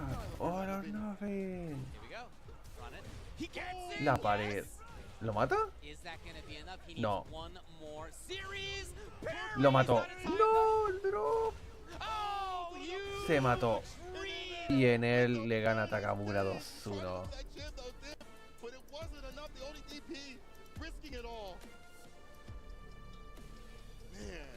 Wow. Over Takamura. So, again, huge swing in this one. You mentioned they came in even, and now one of them is ahead, 2-1. In terms of Y Takamura empezó bien contra Enel. Lo puso contra las cuerdas y se llevó obviamente el primer game. Pero estamos hablando de Enel. Las reacciones del tipo, una vez que está en su juego, son letales. Y acá lo vimos en acción. Hasta ahora tiene un 2-1 que perdió con Gachikun, un 2-0 que ganó contra el Sol BNG y ahora un 2-1 que tiene contra Takamura. Perdió el primer match por lo que quedó con -1, ganó el otro por 2-0 por lo que quedó con +1 y este lo ganó por 2-1 por lo que queda ahora con +2. +2 porque Takamura al ganarle un game le quita un punto. Por lo que ahora el NL está con +2. Gachikun por su parte está +3 ahora, porque el primer match que fue contra Enel terminó 2-1 y el otro que jugó ahora con Sol BNG le ganó 2-0, por lo que ahora está +3. +3 a favor de Gachikun Winners. Enel está ahora +2. Está +2. Bueno. Bueno. got a bunch of that. So NL and Takamura in the books. And now we're gonna move on to Gachikun versus Valmaster. stage I had thought would have been maybe the most pivotal match of the group, and Gachikun versus Valmaster. It's still going to be interesting to watch for other reasons, but Gachikun and Valmaster, I had thought maybe this is to determine who wins the group. No. Probably not. It's probably not. It's looking very dark for Mans, unfortunately. But this is still going to be a fun match either way. No. I mean, it matters for other people, right? So Mike X is 2-0, Gachikun's 2-0. Right. Right? So if you're Gachikun, you want to win out, right? You want to give yourself the best chance anyway. But at this point, you're sort of racing with Mike in that situation. If he goes to 2-1, then Rashid versus Chon. Ah, no, contra Kimberly. Takamura's still in the mix. So big results on this, and it's Kimberly. Now Valmaster playing the character the whole time as well. She's got different strengths, of course. He had mentioned to me that if he saw some potential for getting a JP or something, he was gonna have this in the pocket. But she, I guess, is another situation where he's gonna bring her out. He's gonna let it go. That's strange. I don't really see many Kim players loving this matchup, but let's see what he presents. Gets the side switch right there. La Kim creo que lo hace bien contra el Rashid. This is where she can really cook. No te trabes. Oh, man. No. Once you get into the corner against her, I don't care who you A la are, I don't pared. care what your defensive resources are, what options you got. She has mix. That is the thing. Big plus. Perfect parry. Yep. Side switch. That's it. Now she's got to deal with Gachikun's offense. Oh, yeah. Stand It's pretty it good. up. It's pretty good as well. It's pretty good. Character and also Uy, choice in parry. terms of what he does for the variants. Stand Throw it in the up. corner. Raven Cyclone, but the jump's already out there. Finds the entire trade. Resets the pressure. Perfect parry. Hostia, el Gachikun lo que le está haciendo. Yeah, he's still there. Perfect parry. And he's, oh, No, el drop. man, could have been a huge one. Actually, could have killed on that. Lo mata. He's gonna get another chance. Lo mata. And Y not tiene el only bufo de level down, 3. but feeling a little faster, a little stronger now. A little more in the game. Hand me the ox. Play my song. Tiene el bufo de level 3 ahora. Never a bad time to play the level 3 at all, even if it's like round 2 or what have you. No. Because you need that buff for the damage and the speed. Exactly right. No whip punish.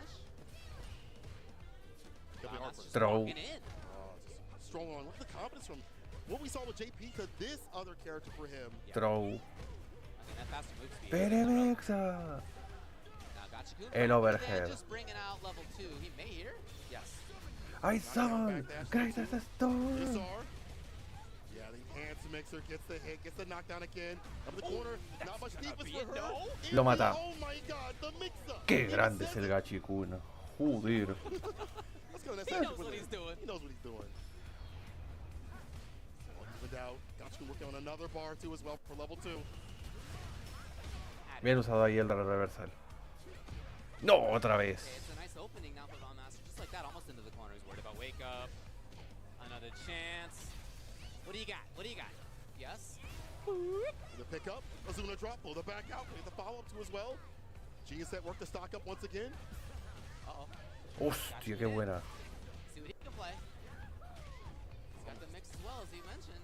Backs off. Yes, level 2. And this is Greatest storm. safe and solid. In terms of defense, the only thing she really has is super. They're hella slowly overhead, blessing the dome, christening the cranium. She's going to be able to get that OD follow-up too as well. The pressure's not over. He's still up in the corner. Anti-air stays in front. ¿Lo mata? Oh my God. ¿Lo mata? What a mix. Valmaster hitting him. 1-0 para Valmaster. The super win. Salami mami! 1-0 para Valmaster. Wow. Star Viper to seal the deal. Valmaster with the Kimberly. Select character? No, sigue con el Rashid. Because remember all the times that Kim isn't this and that. Even this matchup, I haven't seen many people say Kim can really work against the likes of Rashid. You know, you don't want to be up in the corner. A ver, un momento. His defense has been good. His offense has been good. His choice to win the crouching medium kick and catch the walk back at Gachikun has been fantastic. And the bar builder for level 3 continuously. All right, what do you got, Gachikun? What's the change? Valmaster already with the game, which can be relevant for the group stage, at least for other people. Sure, drops it over the crouching medium kick. That follow-up right after it. Crouching light kick again. Let's get tricky. Yes. Consistent stuff, too. It's not just about the tricks. She's moving. Perfect parry. Woo! Gonna get that bar, too, as well. The drive gauge. The burn. Yes, Valmaster. And he can run the tough stuff now. In that situation, yep, still there. Oh, it's still there. Was that against the throw? Oh, because he had the bomb right there. The drive impact lands. But the can again, the actual amount of damage needs to pick up here. Valmaster On set point, look at the ruins of people's day. Not even leveled up yet. Yeah, you're right. There's no level 3 just yet.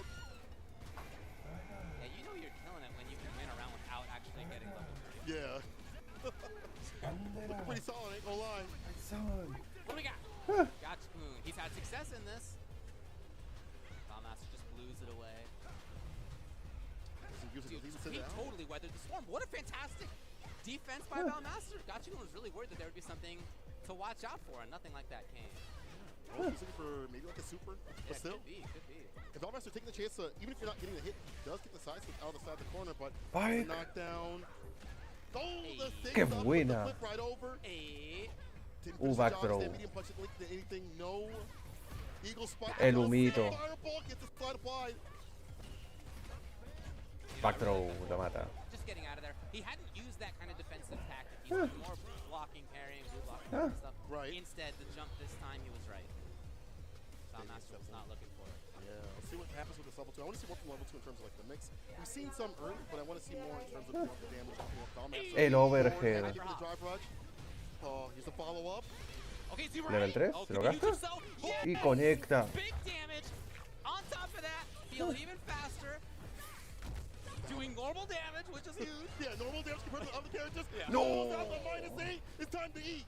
Crouching medium kick, gonna get the hit, the 3-piece, a follow right after it. Sweat on the wall. You about to fall. Look at that. The crank hand's about to land. Lo mata. He gets the punish counter. He gets the follow. He gets the kill. Valmaster takes down Gotchgoon. 2-1. Not only a sick performance by Valmaster, but he just threw the hugest wrench into the pool. I don't know what's gonna happen at this point. Pero el Gachikun tiene 2 más. No. He is now 2-1 overall in the group stage, and that he's only +1 rather than what could have been up to +3. Gachikun is más 1. So Continue. totally changed the look. Gachikun is más 1. Hats off to Valmaster for that performance right there. His offense, he played the character great, right? When your offense is clicking with her, when your movement's clicking Menos with her, 4. she's really hard to beat. And on top of that, maybe more importantly, to be honest, if your defensive ideas like this one where he jumped out at the right time are right, super important, right? 'Cause she does not have Y es menos 4. doesn't have the best super, doesn't have EX wake up that's invul, and so you have to rely No. on your own gumption, right? Like your own- But Vali es menos 4. your personal defense. Your heart. And he did. But Vali es menos 4. No. When he got Vali's out. it's hard for Gotchgoon to have those guys. They do have good Kimberly. You know, Jackie, we saw in top 8 at CPT. But the woodsy-based style of Valmaster, right momentum continuously, like that switch up that we saw with that mix at the very end. Vali's out. And Valmaster being able to hold on that bar, as you mentioned, and not spin it for defensive tactics more so than offensive, allowed him to eke out the damage he needed necessary and to have that speed up against his character. Man, Menos look at 2. that was a nasty move. Having that Tatsu right Vali's there, out. would've got Inclusive caught, he I would've lost wins. my mind, but I already did right there at the very end. Valmaster with a very dominant victory, not with Chun-Li, right, but with him. All right, maybe Valmaster, I might listen to you on some things when it comes to your characters. He's a sick player, you know. Sometimes the opinions are kind of not there, but Valmaster. He wins gonna be menos 2. Si hubiera bloqueado eso el Gachikun, hubiera tenido ventaja. But not for like Rashid, and not for this part of the stage where you have as many points as possible, even more so. Y el mix. Having done the math now, Gotchgoon could have been 3-0 and had been +5 in games differential, and very hard for other people to have surmounted that and get over him to get out of the groups. Instead, totally different situation. He's 2-1. He's only +1. He now, I wouldn't say is at risk, right? He's still 2-1. Right, Not in a bad he's spot. Probably still good. Probably. He could make it still. You just don't know. Like he's in the range where like I don't know. Solidified. Yeah. Yeah, exactly.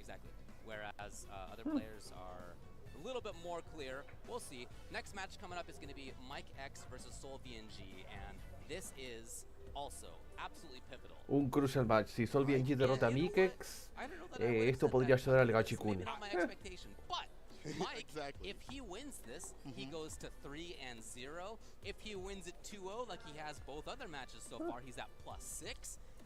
Are you losing the group stage at that point? I don't know if you are. I don't know. I'm gonna need someone smarter than me to delineate that, but that's a really, really good run for the son of Mike X. He hasn't fought strong competitors, or like he's getting free wins or whatever it may be. He's beating top-level players in his pool handily. Takamura right now. and Valmaster, he's both beaten 2-0. and he had solve into his list. Can he solve the equation that is the modern man? The face. Look mirror, modern look versus classic look. Luke's got some good ones. I don't feel like modern is quite as effective in terms of reacting with fireball super, I should say, versus fireballs. Yeah. In this match, this is like tougher, just the way that Luke's fireball works. It's not a real fireball Not in as easy terms to of the react usual. to, right? Yeah. But still, you're not Luke gets the going to jump switch back though. and forth, you know? Yeah. See the jump ins and how that happens. Solving. That's a patient play from the side of solving, getting hit with so many sandblasts in the face. The walk up, look at that inching, just trying to get in there. Saying, right? He did let it run. Si ahora Mikax pierde, va a quedar menos 2. No, más 2 va a quedar.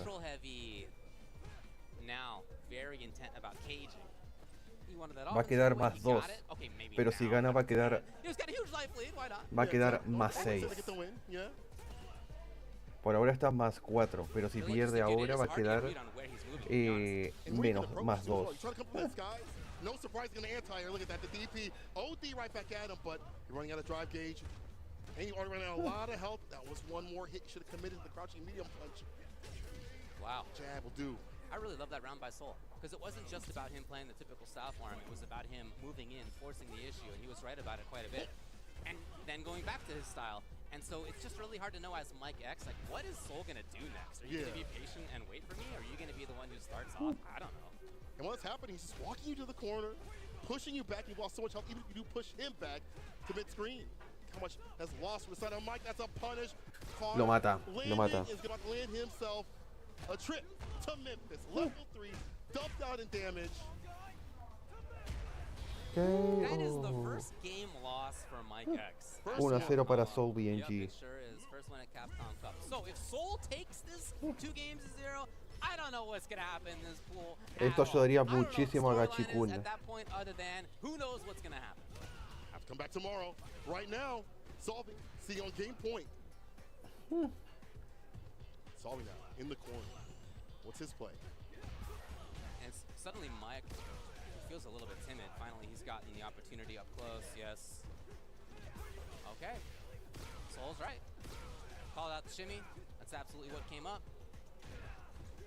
Back throw. Repositioning from the side of solving once again. Comfort zone. Put him close to that corner. Call corner. Get the kill. Perfect parry. Yeah, right at that right range. Deal with the fireball. It just feels like Soul's the one who has total control of the pace. If he wants to move forward, he does. Finally, Mike trying to force it. He'll take those throws for sure. The bar at the bottom to finish the job. It's one touch, cross up DP. Mike with the bar though, there's a drive gauge. Definitely dump it out. He'll definitely do so with a back heavy kick starter. No! Light knuckle, it could have been more. It could have been much more. It could have been the round, in fact. I don't know, man. No, yeah, se mató. Match point para Soul BNG. That was an opportunity to take a round for Mike X. Yeah, that could have been it. Solving, stay on set point. He really is playing in a way where you just don't know what's coming. Soul backed off this time. We think so much of Sam Pierce, like just trying to get in, trying to start some impression. Sam Pierce fireball, things like that. Look, trying to leave, knocks him down to the ground. Solving though. However, even if burnout isn't too bad, he's got the bar at the bottom to back himself up. Yeah, we see Luke's fight from burnout. It's not the worst situation. Soul BNG wins. Instantly, 6 of them spent. 9 of them spent. Throw. Soul BNG wins. So this helped Gachikun a lot. Looking forward to see there in time. Nice movement. No. The jump back, avoiding the throw. El martillo. No, dude, Soul was taking no risks on that one. Back throw. Oh, HGG. Great out. No, not for long. Soul's back in the mix. Lo mató. What timing on that button. Just like that, all the resources are spent, because of course they are. Soul is going to go up 2-0 and take the set versus Mike X. So Muerto. now, like I said, I just truly have no idea what's going to be happening. Now that that is the result that we just saw. 2-0. Esto ayuda bastante a Gachikun. Gachikun terminó 2-1, por lo que tiene más 1. Ganó su otro match más 3, pero perdió el otro más 1. Y Sol al perder este ahora queda más 2. Aún So BNG queda más 2. No, Mikex queda más 2. Gachikun más 1. Pero So BNG perdió antes un match, así que quedó menos 2. Pero este le ayuda bastante para recuperarse a 0. Así que por ahora clasificados son Mikex y Gachikun. Bueno. And I think that's part of why you saw Mike whipping, because he just didn't know what was going to be coming up next. Are you going to keep moving backwards away from me? Yeah. Are you going to move forward For now? 1 point. Are you going to walk up and press a button now? Mikex first and Gachikun second for 1 really point. good wheel of options by Soul VNG in the mid-range and in footsies and in pressure. Overall, and again, the bar uses at the bottom, using that for that utility. Level 2, level 1 if need be. Putting Mike on notice, as you see right there, a little bit of a panic situation. Mike did have an opportunity, I believe. It's close to this one or maybe the one after.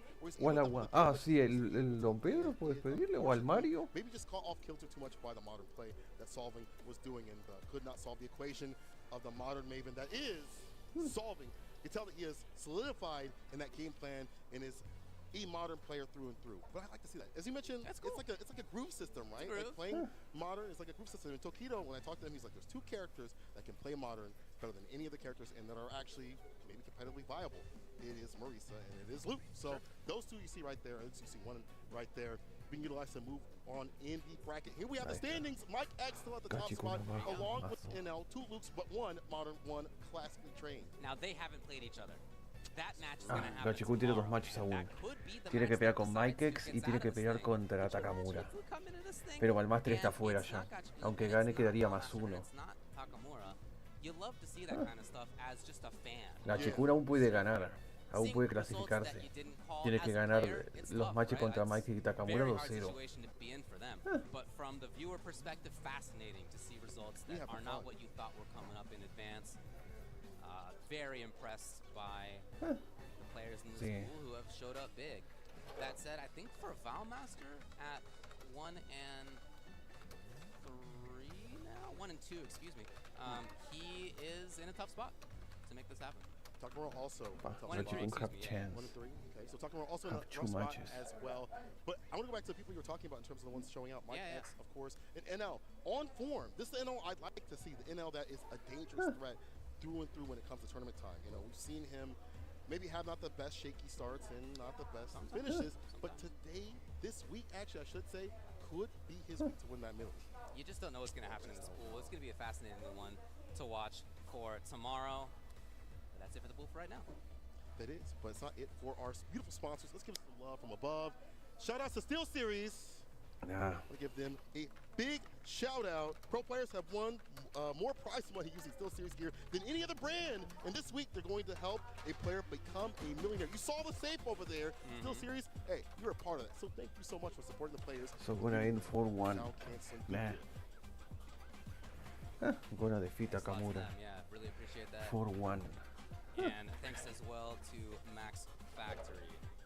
Look at this beautiful stuff we got going on right there. That is very pretty. MXF_official is where you can find out more. It's a 1/6 scale figure based on illustrations, of course, by Street Fighter 2 co-creator and designer Akimon.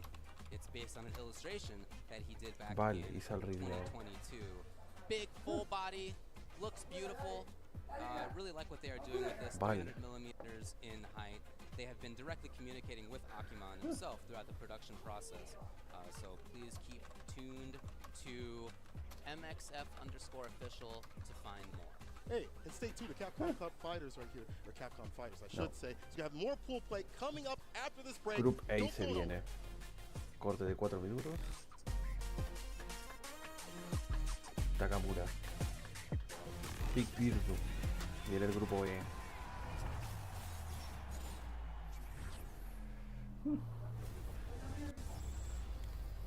Red Bull Kumite, New York.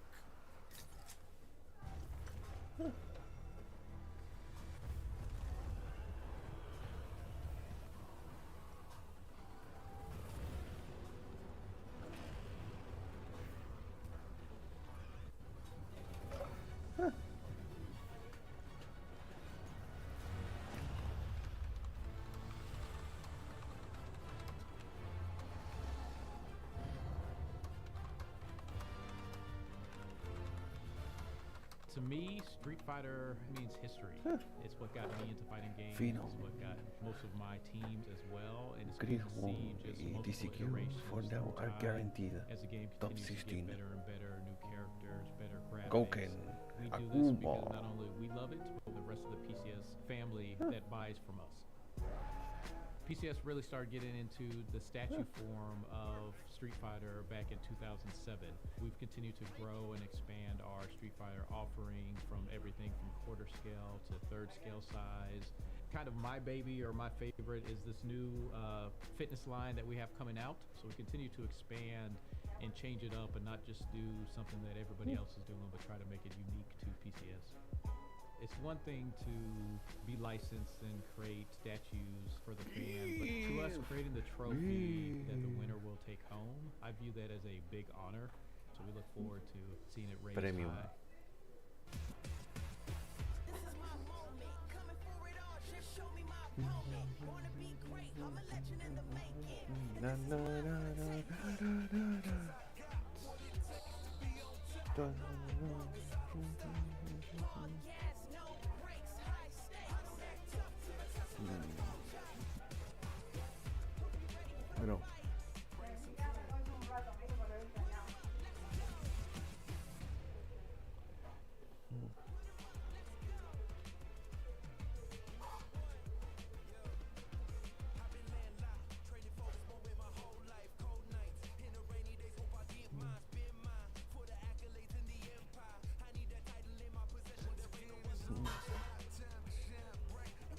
Da, na, na, na, na, na, na, na, da, da, na, na, na, na,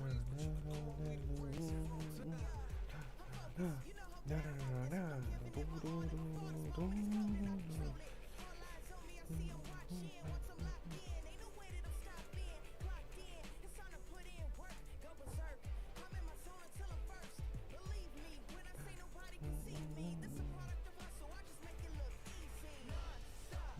Na, na, na, na.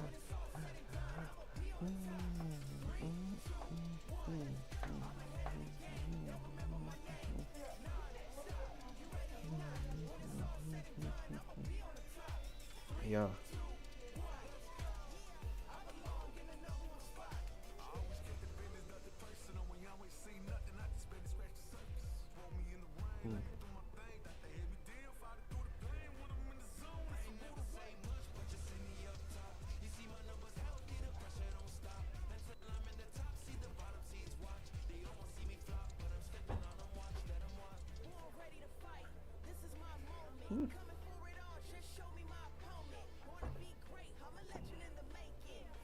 Against NL.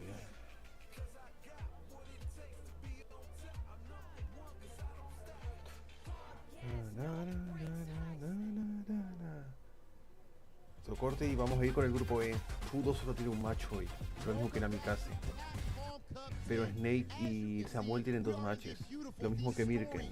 Hollywood, California, and of course there couldn't be a venue any better for Capcom Cup, the creme de la creme. Right now, as you can see, Capcom did have some surprises for us. We have the Ed build right here, as we have Dr. African and Just a Kid getting down on the setup. I'll tell you guys what, these punch animations, some of the best, actually, I'm sorry, the best punch animations that we have seen in Street Fighter up to this point. And as if that's not crazy enough, it is going to be available for everybody at home on February 27th. Not to mention, Capcom, y'all pulled a fast one on us. You told us no content, put that tweet out, and then all of a sudden you got a little secret sneak build with some patch notes. JP got nerfed. We love it. It's a beautiful thing to see. Ladies and gentlemen, only here at Capcom Cup do you get early access to Ed. Capcom Cup 10 has been phenomenal up to this point, and we are not finished with the action. As you can see, these guys are enjoying themselves. I don't know who just got cooked. Who won? Which one of y'all won? Okay, Just a Kid. You down on bets and you're down on matches right now. It's looking a little rough for you. Ladies and gentlemen, we're going to go ahead and send things over to Tasty Steve and Reach. Viene el Samuel. Hoy Samuel tiene 2 matches. Tiene un match contra Xian, que es justamente el que va a empezar ahora, y después contra Mirken. Y Fudo solo tiene que pelear hoy contra Namikaze. Xian tiene que pelear 2 matches contra Samuel y Snake. Snake. stage as well. So thank you guys for staying tuned and staying attentive to the Esteban action that's happening Sabroso here at Capcom Cup 10. y Because, man, Ringe it's about to get greasy. Ringe, it's a pleasure once is again gonna to be on the be mic with you. You know what it is, my moving. brother. Talk to me. Indeed, brother. We are here. Group E. The group Group of the E. DJs. Solo nos quedan 3 grupos. Esto va Indeed, we avanzando already rápido. see how we get down. Shien and Fudo, both 2-0, both with a +3 game differential. So they're going to be battling it out for hopefully that first place spot. Snake Eyes down there at 0-1. Samuel coming out with a nice showing 1-0. And then, of course, Kamikaze 0-2 and Mirkin 0-2. But still, look at upset brackets and perhaps go on a 3-game run to turn things around. Yeah, if you look at what's happening so far, so obviously every player has to play 4 matches. Only 2 people make it out of the group. You can see that it's highlighted winners and losers. If you ended it right now, these are the 2 that will be making out on the winners and the losers side. However, Shin and Fudo both have 2 more games to play. Samuel has 3 games left to play. Namikaze only has 2 games left to play. That means he can just mess up somebody else's good time. Johnny Mirkin. Snake Eyes still has 3 games to play. And Mirkin Fudo solo de un match hoy, y si gana quedaría más 5. Xian tiene 2 matches. Y si gana ambos por 2-0, queda más 7. We haven't seen that so far. Of course, Snake Eyes only got 1 shot at the DJs. We'll see how it goes. And it was against, as David pointed, No puede ser. up against people that have fought Idazan that actually have some high-level deep experience. That's not easy to find, but those players do have it. But let's get into our first match, Sawi, which is going to be Shien versus Samuel, one that I'm very much looking forward to. Gaming Gladiator Zone right here. Shien, always the mad scientist. I think you like to call him one of the scientists of fighting games, right? Not only just Street Fighter. This man knows how to pick apart every single game he plays. And that's one of the reasons I'm calling him the scientist, man. Los 2-0. Put on the coat, pull out the clipboard, and then he reports his findings to the internet. So he basically tells you everything you need to know about any game, any character he's playing. And a lot of times he puts that to the test in real life, in tournament. Y aquí vamos, Luke versus DJ. Samuel definitely try to put a stop to it. Y aquí vamos, Samuel versus Xian.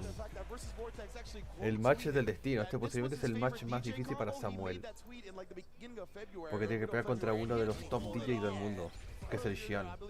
El segundo mejor DJ del mundo, siendo el mejor obviamente Fudo. El señor Fudo. Here we go. Xian versus Samuel, DJ versus the Luke. Let's see if Samuel can put a stop to what Xian has in the tank right now. But we've seen him adapt to so many different situations on the fly versus some of the tougher characters out there, Luke being one of them. And we saw him play against the Luke in his group the other Overhead. day. He still played amazing. Let's see if Samuel took some notes. And you want to talk about mad scientist? This man already anti-aired with Crouch Fierce. I don't see that often. But Samuel, yeah, he wanted out of that corner. Dangerous. That's a lot of recovery on it, but Shien didn't get the punish. I like that, changing up the trajectory. Gives you a better opportunity. Bien, bloqueó el overhead. Bien. No interrupting though, but look at this offense. Crouch heavy, I love Samuel. Lo mata. Gets about him, but he gets opened up. That should be the first Raúl round. para The Xian. offense is on point from Xian. Yeah, absolutely, and there's so many instances where you can fit in the sway, right? He gets anti-aired, the Luke's gonna move forward and try to press his advantage. Oh, speaking of pressing your advantage, right there, Shien cuts the advantage off of the pass. Perfect check. Dashes forward right after it just to get that corner advantage. Man, he loves to use Perfect parry. Gonna go for big damage, attack the drive bar. I like Lo mata. take away his options. Big neutral jump, go El straight to daño. the level 3, hit him with the back massage. Y esto va a ser perfect. It's going to be great. Le puede ser perfect. In the building right now. He's got no energy to him. Oh, wait a minute. Air slasher. Air slasher. Air slasher. Se acabó. Y dead. Oh, and he did try to press the advantage with the Bien jab, but usado. it's +1 as we mentioned. Pero nada, esto está finiquitado. Once again, hits back this drive bar. Now he's got an opportunity. And man, I love how Samuel's actually approaching this right now. Yeah, absolutely. Samuel, he's not been deterred about his life being low, right? Muerto. Oh, but of course, once your life is that 1-0 low, the para strike Xian. throw is a true 50-50. The strike is not weighted heavier than the throw like it is when you have a full El life. sway. Okay, range. All right. You are ready. Oh, wow. Gets the counter hit confirmed. Xian already with the lead in this set. Going for it. One game. Round number 1 in the second one. Let's see what he does. Nice. Wakes up crouching behind the kick. Samuel's got a chance here. Yeah, Adam suffered grave consequences of the last game. Uy, qué buena. And then off that -3 focus slide, so he's trying to get too aggressive. Xian was there with the crouch medium punch. We got the corner trying to bait something out, but he's just parrying. Oh, no. Lo mata. Match point para Xian. Xian took notes and was like, you know what, you like to hit buttons, I'm going to wait it out this time. Still keeps the momentum. Xian on set point here in this group play. Nice, gets the sway back, big pickup. He's going to go to the corner, and you got to be careful after this dash up. Goes for the jump in instead. They both with a drive rush, but you can't contest DJ. Bien usado el ODDP. OD uppercut to get the offense back. Perfect parry No. on top of that to get back control of his range and just push it back to this corner position from the mid screen. Xian just looks so in control. He is Lo mata. in the driver's seat, level 3 on the belt. 2-0 a favor de Xian. 2-0 for Xian versus Samuel in his group. Yo, damn. This man shaving off the life bars with the machine. Okay. The punch. Oh. You know that level 3 is inevitable. Xian looking as clean as can be to open up the group today. All right, I like what I'm seeing already. Of course, Xian, like I said, he is considered the scientist, especially in my eyes. If I ever had any questions, I want my man to test it and give me the results back instantly. Let's take a look back at this replay. And this is pretty solid, compact win here, right? This is all packaged up. You can put it in the store and buy it twice and be like, Xian gonna come out ahead. Also, like we said before, one of the leaders in this group. So a lot of people are looking for him to get taken down a peg, especially if they want to have an opportunity of making it out on the loser side, because right now Xian's looking like he's in the lead. And remember, he was tied in game differential with Fudo, right? So he wants to get as many 2-0s as possible. He accomplishes one here. But you know, when you couple somebody that's a scientist with a character like DJ, who I like to call anti-meta, because of the reasons we saw here, right? Where he gets jumped in on, he gets anti-aired with the crouch fears, so he air techs and lands. And usually the opponent that anti-airs wants to walk up and take their turn, right? As soon as he did that, cancel into sway, you're pressing a button, punish, counter into the funky slicer, you're dead. So good at stuff like that. Yeah, I mean, and this is what I like to see, though. And in all honesty, he has already fought a loop. We've seen how he already kind of deals with it. Frame traps have to be squeaky clean. And I think Samuel actually took that into account and was able to Viene bring a Snake. little more brave Snake. in his I mean, he woke up, did crouching medium kick, and actually found the hit, got a little bit momentum back, but that literally just made like Xian wake up and be like, you know what, okay, I see what you're doing. And now I'm going to play back a little bit more, look for these punishes just to make sure, and I really close out that game. But El very crossplay solid se viene para el for Xian to stay MK1, ahead of parece the pack ser. right now as we continue this Group A play. Let's get to the next match. Yes, again, should be Mirkin versus Snake Eyes. Mirkin up versus next. Snake. Indeed, Snake. Mirkin coming out of Poland, Snake. qualifying through the World Warrior events in the EU North and East. Beautiful stuff. Glad he's here. Glad he's representing. And that Snake Eyes winning the CPT US/Canada West online premiere on the Zangief.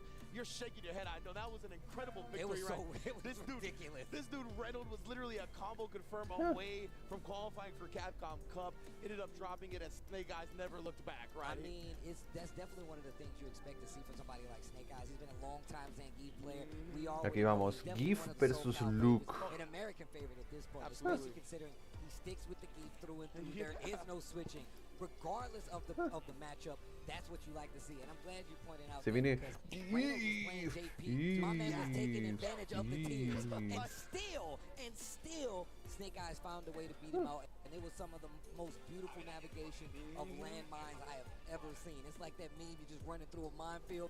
That was Snake Eyes to get that W. It takes a special type of player to take a character that struggles in certain aspects of the game. Especially when they're big bodies. It's easy to hit them with, especially against JP. Throwing projectiles around the screen. All these hitboxes are flying. You got to really maneuver like it's an obstacle course around it.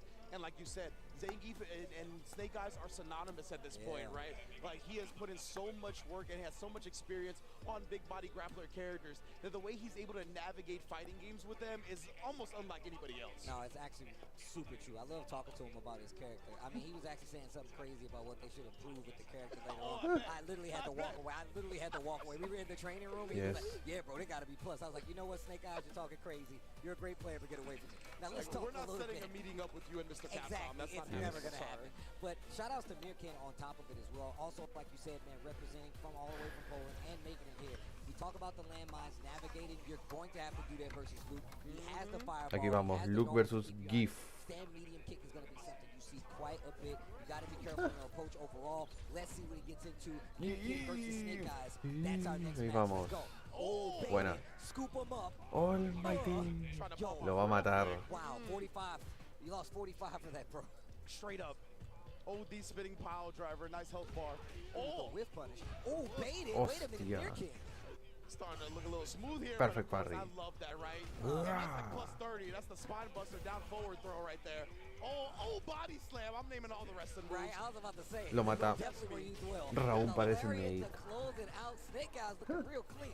The claps are really loud right next to me. Look at this body mayor. They are fans of the Geef Get and off Snake of Eyes. me. As you mentioned, right, SoCal representative. We No. are in his homeland. Cabeza, cabeza otra vez, cabeza. Turma. Yo, leaning into it. Oh, you already know. Punch counter throw. Keeps the corner. Another Lo va a matar. Doble perfect. Perfect.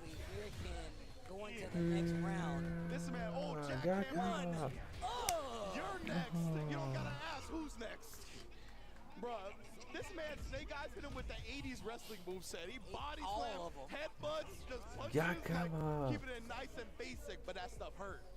All right, I want to see what Mir can Thank do. you. We did see a little flash Behold. like that, especially when it came to the neutral, got a big bait. But once again, and this is one of the things about these big body grapplers, they get a throw, that's their combo. Exactly. And what happens after that, it's all mental damage. You really got to Fight be though. careful. But here we go. And I want to see, right, since Snake Eyes was able to establish a couple of really damaging command grabs in the first game, is he going to look for that again? Siberian Express. So, running bear grab. Now we're in the corner, tries to bait something out. Okay, nice. Get the perfect throw. Get off of Drive, me. reversal. He wants to keep the Cállese. position. He was so far away. Yeah, he just inched close right there. Yeah, the double dash as well. He was just forcing Mirkin to make something happen. Wow, what an anti. Lo va a matar.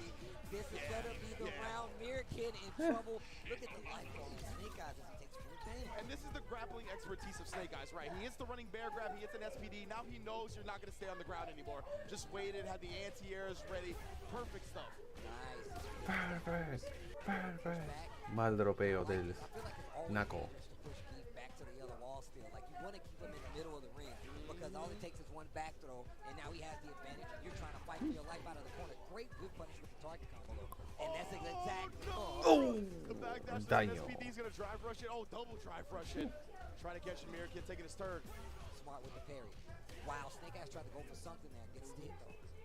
He's got a level 2 as well, so Mirkin can't be too reckless with the sandblast. Oh, maybe not even gonna need to ¿Lo break mata? that out. Keep it in holster, but No. perfect flash Mal stun. usado él.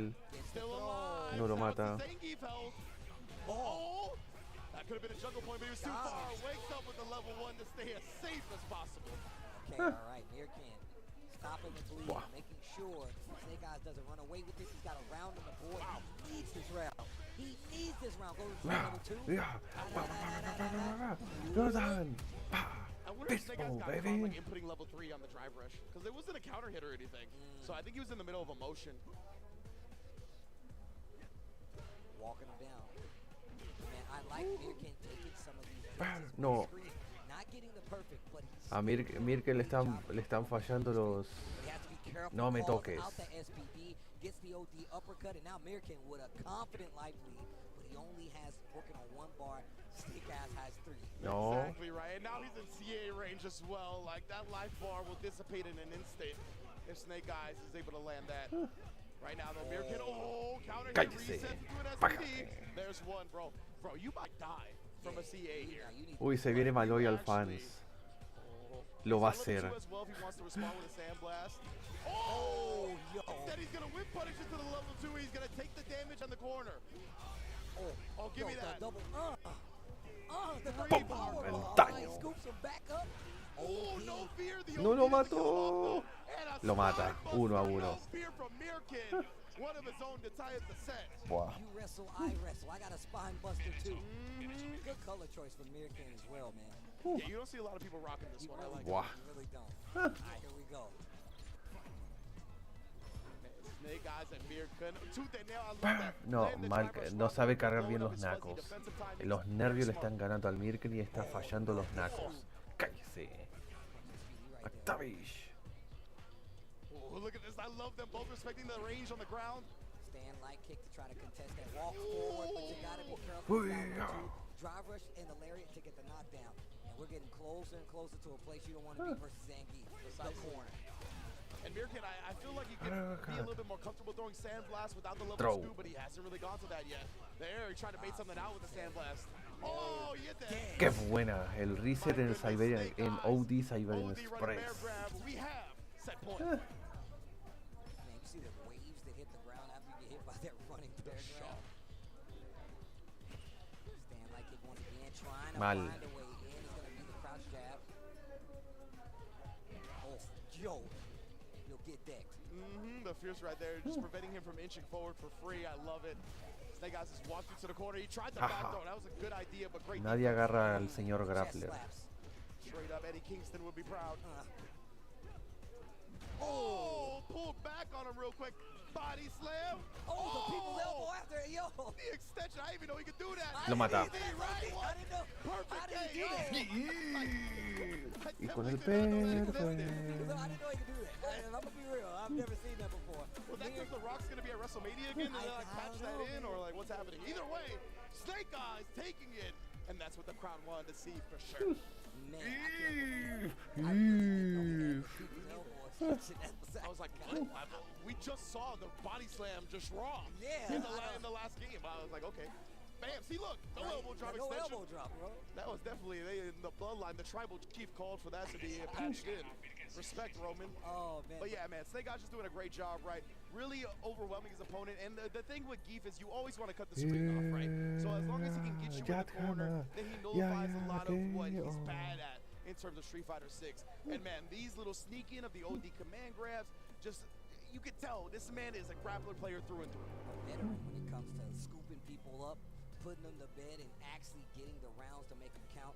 And on top of that, just the spacing on top of it. But I want to like show some love to Mirkin. Yes, it absolutely. takes a lot to say, you know what, I'm going to hit stand light kick in this scenario. Yeah. I'm going to hit crouch and medium punch in this scenario, especially when you've already gotten hit by so many. And then the walk-up throws actually ended a round with a walk-up throw versus Zangief. Not only just Zangief, but a Snake Eyes Zangief that who's always checking for the distance. So there was definitely some life in Victoria there. de But the thing is, like you Geef. pointed out before, the closer you get to these corners, the worse it is for you because you take away a lot of the bad things that Zangief has in his game plan. And right here, this is part of it. Spends so much meter to get this knocked down, but the positioning has already been said and done. Doesn't stop Mirkin from fighting back, and that was the spine buster that we were Ok, talking about. único match va a ser Fudo y Namikaze van ahora. Because as you said, I never want to be that close to a Snake Eyes Zangief. I'm good on the other side of the screen, right? What? So if I look at What? Bow! What? I didn't know he Man, could do that. he raised his eyebrow after that one. That was crazy. To pull the glasses down. Most electrifying normal throw in Street Fighter 6 entertainment.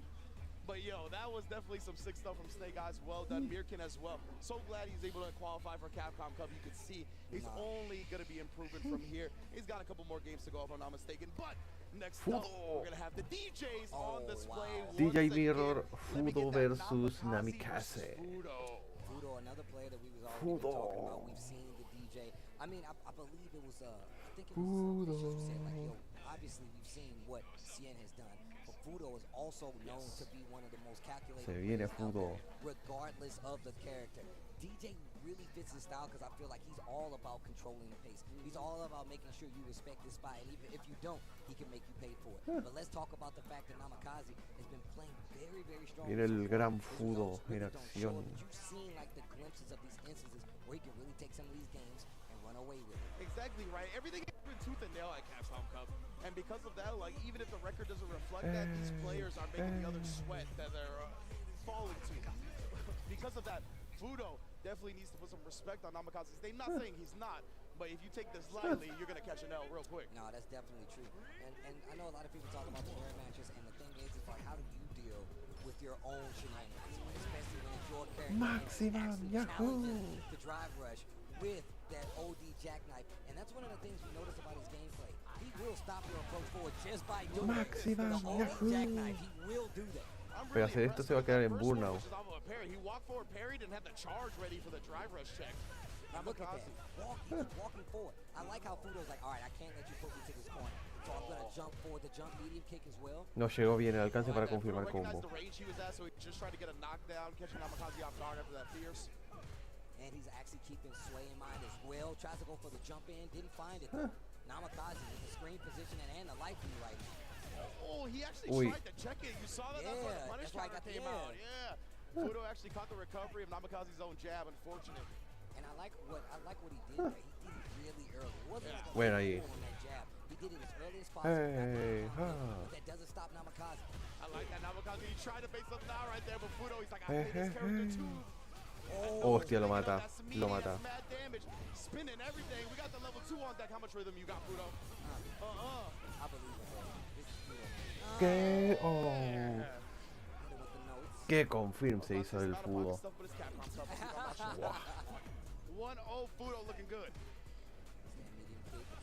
Trying to keep him in bay. Those early driverless jabs are really doing work. But once again, Rampara el daño. single jab right there. Caught him. Counter hit.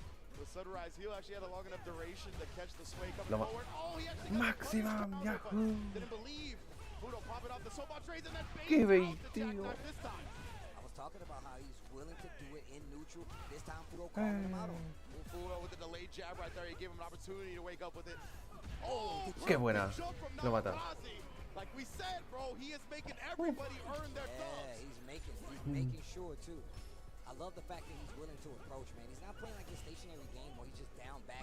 He's walking forward, still able to get out these OD jackknives. This time Fudo stops to jump in with his regular jackknife of his own. Like he doesn't look shook that he's playing Fudo at all, He right? does Like not. it could be anybody else in any given tournament. Very Not stopping his comfortable. game. Not stopping his game at all. That's so important, man. Playing against somebody the caliber of a Fudo, you can't let that get into your head. Great spacing from both sides so far. OD air slasher gets Back parried. throw. Back throw. Clash. Oh, I love that jump back. That way you don't have the opportunity to drive rush forward. And Fudo, he's low on drive gauge as well, right? So like instead of trying to risk the timing. No. Otra vez. Es cosa de Twitch. Ay, no puede ser.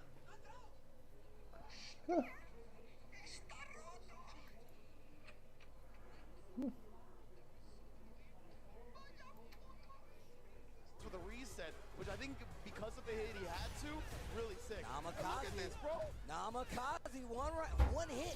Oh, he the responded level to the 2. fireball. That's That's not the bad. first time. No llegó. Oh, yeah, that 1-0 para Namikaze. but too far. Namikaze striking first blood. And you know he knew that spacing because he was confident. He's You're like, right. there you go. You're right. And he was always been backing up. Also, the fact that Fudo swayed and put himself back a little bit further really did change the trajectory of that. And I love that because we saw in Group A play yesterday. Ok, el Fudo se ha enojado. Like that by reaction. Oh, No, the bait out though, Fudo's like, I know you want to keep your momentum going. Cuts it off with the pass, perfect bait out. Waits for a second, thought he might pop off again. I like that. That's conditioning right there. And it's kind of like the reverse conditioning. Hostia. The sway gets caught by the heavy Lo mata. air slash, or excuse me, the OD air slash. Perfect. We know that is one of his best starters in the game. Second gear. Oh yeah, again, just faking it now. Namikaze not committing to anything out of the gate. Fudo content to throw fireballs from the space. Oh, I thought that was going to be way funny. Definitely. That was kind of scary. Recovered just in time on that same medium kick. Yeah, I love the fact that you pointed out this neutral jump like Perfecto. the harassment No with the punch jump counter medium throw. kick. Really Hey. just on top of what DJ likes to do. You drive rush forward, you get hit, you commit to like maybe like soul bot, it'll put you right in that hit range. So you really have to be careful. No saltes. And Fudo again, right? He's just trying to bait him out. Wants Namikaze to do something, but hey, counter hit conversion. Lo mata. Just ready with the check on the stand medium kick. Let's empty the meter, baby. Put yourself on set point. That's crazy. Match point para Fudo in Namikaze. trouble right now. Namikaze closing out the second round. Game number 2, 1 round away from putting Fudo's first loss on the board. Namikaze looking good. And the happiest person about this Shien right now, because even if Fudo comes back and wins, Namikaze got the W, right? So the game differential is going to go in Shien's favor. And it's also looked good for somebody like Snake Eyes who's still in contention to make it out of this group. Maximum Yahoo. See here, Namikaze, oh, he got caught slipping that time. Que confirm. Fudo, he's going to make him pay for it dearly. But we've seen Namikaze in this situation before. He's able to run it back right here. And no resources on the side. Wake up, Maximum Maximum, hold on. He's willing to do it here as well. I think he wants that range to build some of that drive meter back. That's plus frames. Lo mata. Yeah, the sunrise heel. Cannot Dead. walk back on that 1-1. bad boy. Beautiful check of the legs from Fudo. We're tied up. Man, Yeah. the screen. Fudo was here. That's what I'm talking about. I need that on my stick. You hear me? You signature. Indeed, one up here. Nah. Namikaze taking a Fudo little bit of time anime here to think about the plotar, match. Going into it, since game 3, the deciding match in this group. Namikaze though. Yeah, man, he's been playing super well, and again, Fudo with that neutral jump harassment, so good. Oh, reset. Yeah, he got the counter hit that time. I think he could have comboed off of it. Oh, Uf, but instead que Fudo gets confirm. the jump A la regardless. pared. I love that, just waiting too. That Sobot, the post-Sobot games at that range are so interesting. And Fudo's just waiting to see if Namikaze can miss anything. Ooh, the jab got over so quick that he was still able to punish counter. Slashes back and forth. Jump back consistently in that situation. Knows it so well. But Buena. the jump forward, medium kick. Hold up. Ooh, and Namikaze just left him standing. Hey, Funky slicer, no oh. counter, so he had to throw. Nice. Tries to go for the overhead. He said work last time. Fudo says no. Great recognition from Fudo. Nada. Drive rush Match right point into para the close Fudo. quarters. Set point now for Fudo. What a turnaround. Holds the parry, looking for something. I can do it Maximum, too. Yahoo! Checks the dash up with the jackknife maximum. Great harassment just coming out from Fudo. That's how you gotta play the DJ. No! Side switch on top of it. Namikaze wants the corner, and he's got 2 bars. You gotta be careful if you're Fudo, because it's getting dangerously close. Oh, do you spin that? You spin Lo gasta. that. Hit him with the back massage. Keep the corner as well. Oh, man, Fudo is in trouble. But he's got 3 bars. He's not gonna have any drive, though. Yeah. He's got to make a bet on his drive gauge, though, and he just blocks and it gets burnt out for it. That was the bet Fudo was willing to take. Oh! Lo mata. That's gonna be the Final Namikaze. round. Oh, excuse me. We're good, though. Yes, we're going to a final round right now. Namikaze definitely has the opportunity. Buah, podría ser el upset si Namikaze derrota a Fudo. That's a spoiler, though, Steve. Namikaze definitely having a lot of confidence. No. Playing the game real strong right now. Uh-uh. Still walks forward, gets the big jump in. Actually caught the recovery of the stand medium kick, perfectly timed. Oh, I love the patience. Lots of respect on both sides. Still teasing with No. the medium kick as well. Hey. Throw from Fudo. The throw, trying to bait something out. He's trying to bait something out. Level 3. Que confirm. Catching the whip of the stand medium kick. Namikaze has been going for that time and time again, right? We've seen him combo off the counter hit. Fudo shuts it down. Jab. Oh. Namikaze in trouble. Uy, One more confirm. for the game. Lo mató. And it's gonna be Fudo who takes the DJ mirror. Man, Namikaze did some work though. And that game really El Fudo tiene la plot armor. players that are looking for somebody to fall under the waves, and that way they can make that spot theirs. Snake Eyes definitely one of them. Namikaze in one of these situations where it is looking like he might not make it out. Otra Still, victoria para he Fudo. still play party foul. Now, Namikaze definitely got El like siguiente one or match two que viene es open Samuel jackknives, contra but for the Mirka. most part, I Y love el último match es I Snake love contra the Xian. jackknives. I love at the end that he actually holstered it a little bit, right? Snake con la But victoria Fudo's con la recognition victoria of que that tuvo moment ahora, que was fue, what aunque led fue to the 2-1, victory, desgraciadamente right? está He ahora en saw that -1. Namikaze was willing to block it out in this El last señor round, Xian started throwing está a little bit, threw him to the una point victoria de where 2-0 y I una de think that throw was 2-1. gonna be lethal, and that's when he baited it out. That's when he finally teched, right? Namikaze, that was valiant effort for sure. Fudo, though, he's just too good at conditioning people over the course of a set. Yeah, and his, like, the way that he actually approached it was so smart. Held his ground at all times. We talked about how he was using that neutral jump as well. Really kind of contested it, but even still, Namikaze taking another approach. That was the reset we was talking about last time we tried to go for it. That was so good. But, I mean, 2 different approaches, right? Stand medium kick from one, jump medium kick for the other. The perfect spacing on the level 2 to make sure Namikaze was going to get that one, and actually took the lead in the set right here. But Fudo answered back instantly, comes back with the perfect KO on top of it. And these corner situations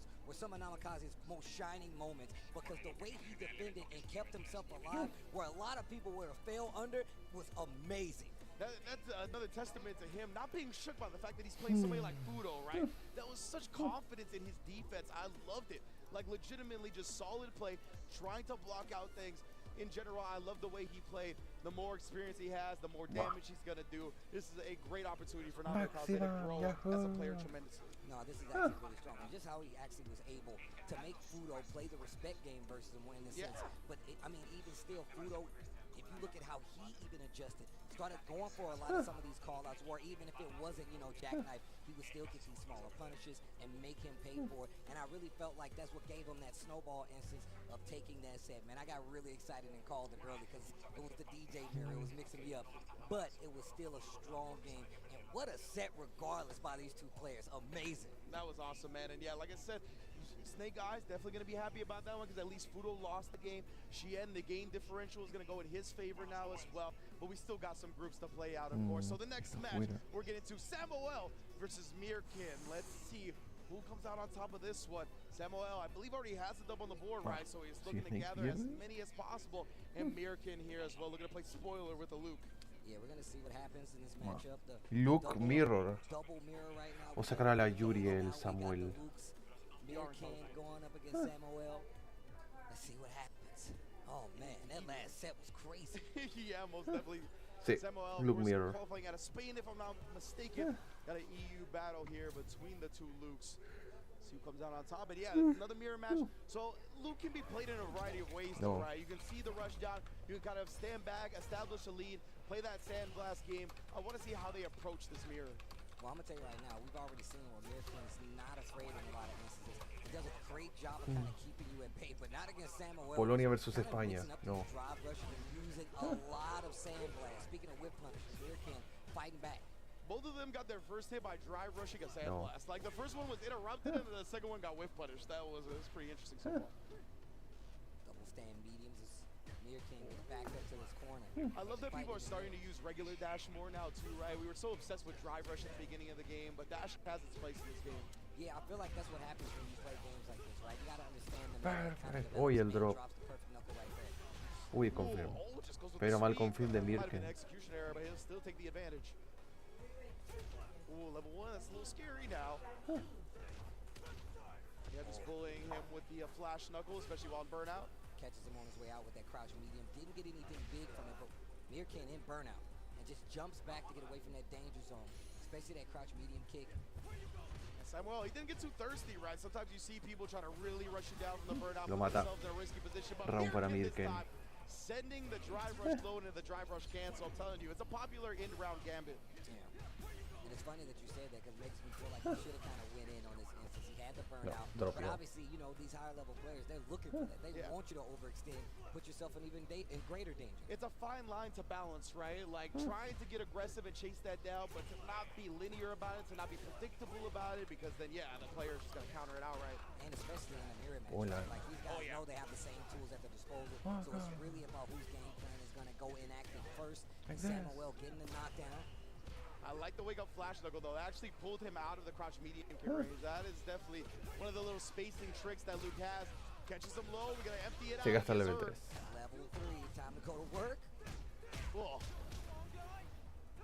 Wow. Big damage. You good? Oh, you know, bro, Memphis Music Day. Your ears are ringing. Lots of respect being played right now. But still, Samuel fighting his way out of the crouch, heavy punch, gets the spine buster. This is still doable. He has full CA. Yeah, that's why Mirkin, he didn't want to DI that flash knuckle, right? That CA would have been coming. I think he would have honestly died. Because it would have been like a kind of an unscaled CA because of the absorption from the arm. Lo mata. Ooh, but right now, Mirkin. 1-0 para Mirkin. 1-0 over Samuel.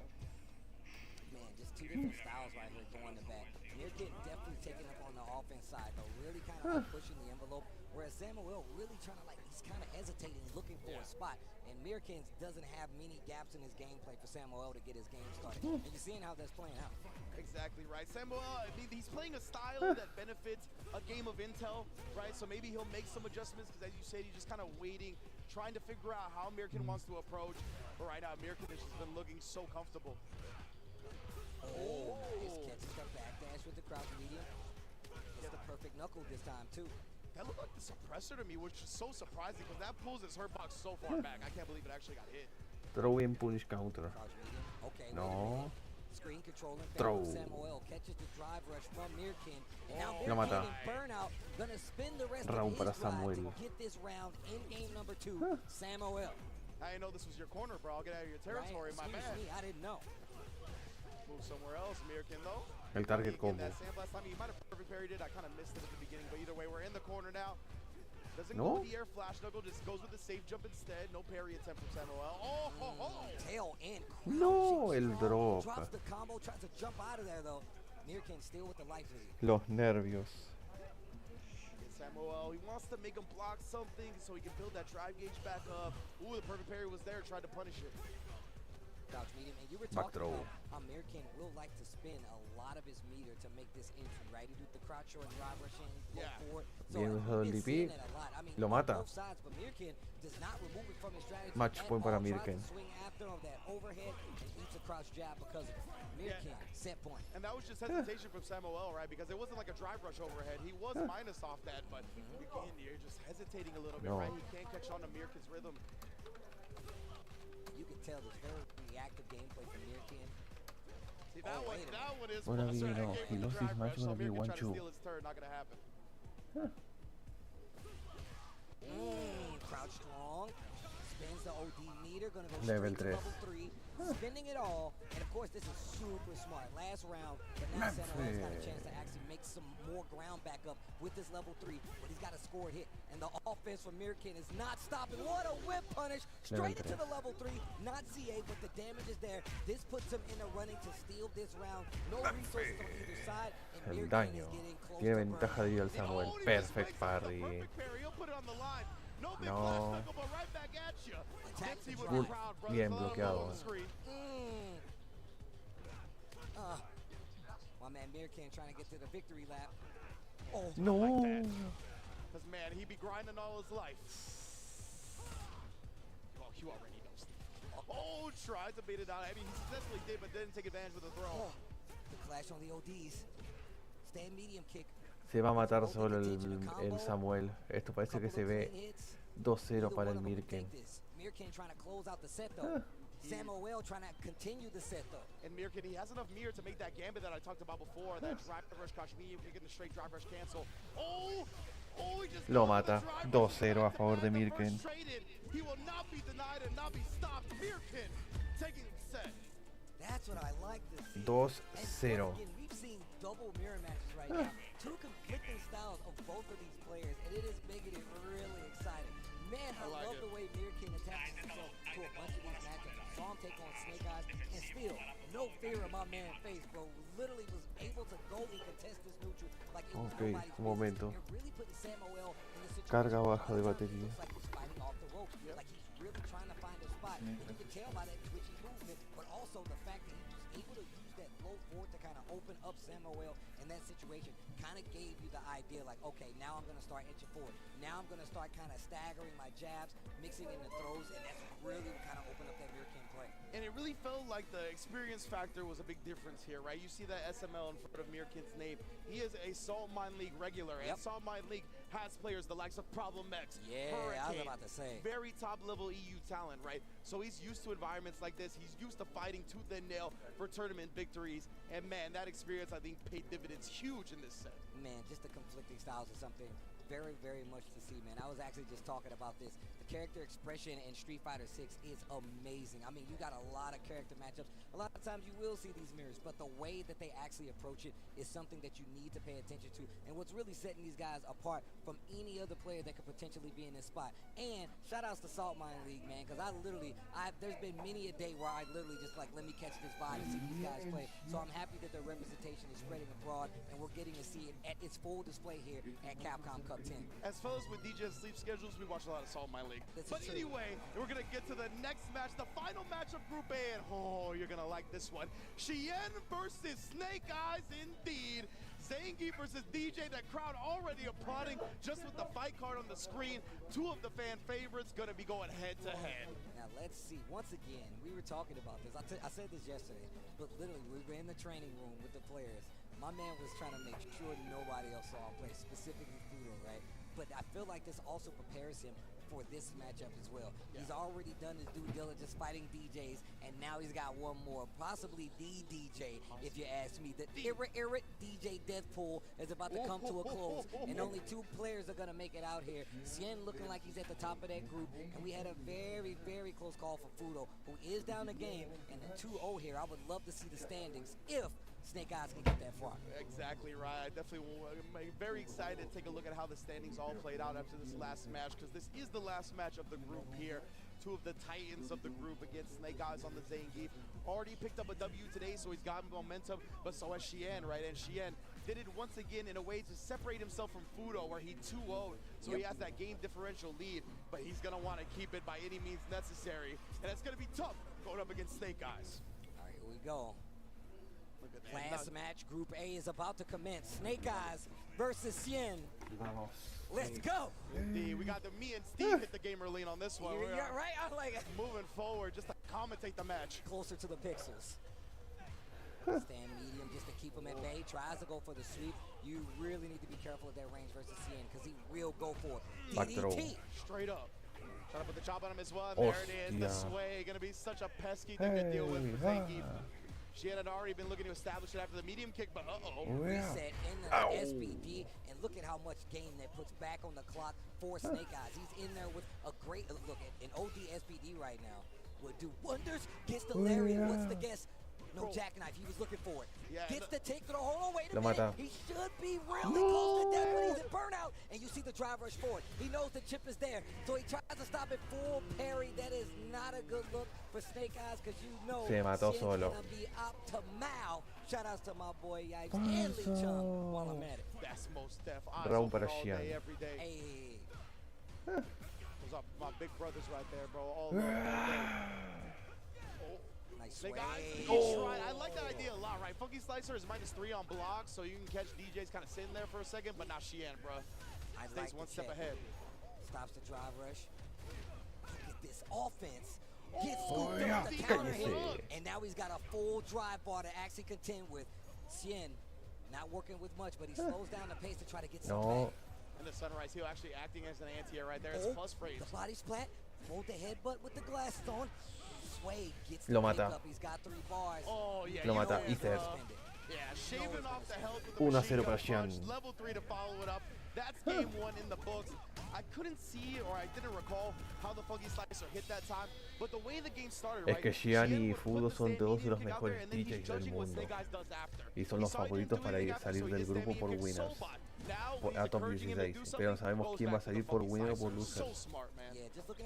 Hoy Xian tiene 4 matches, 2 matches más, por lo que suman 4.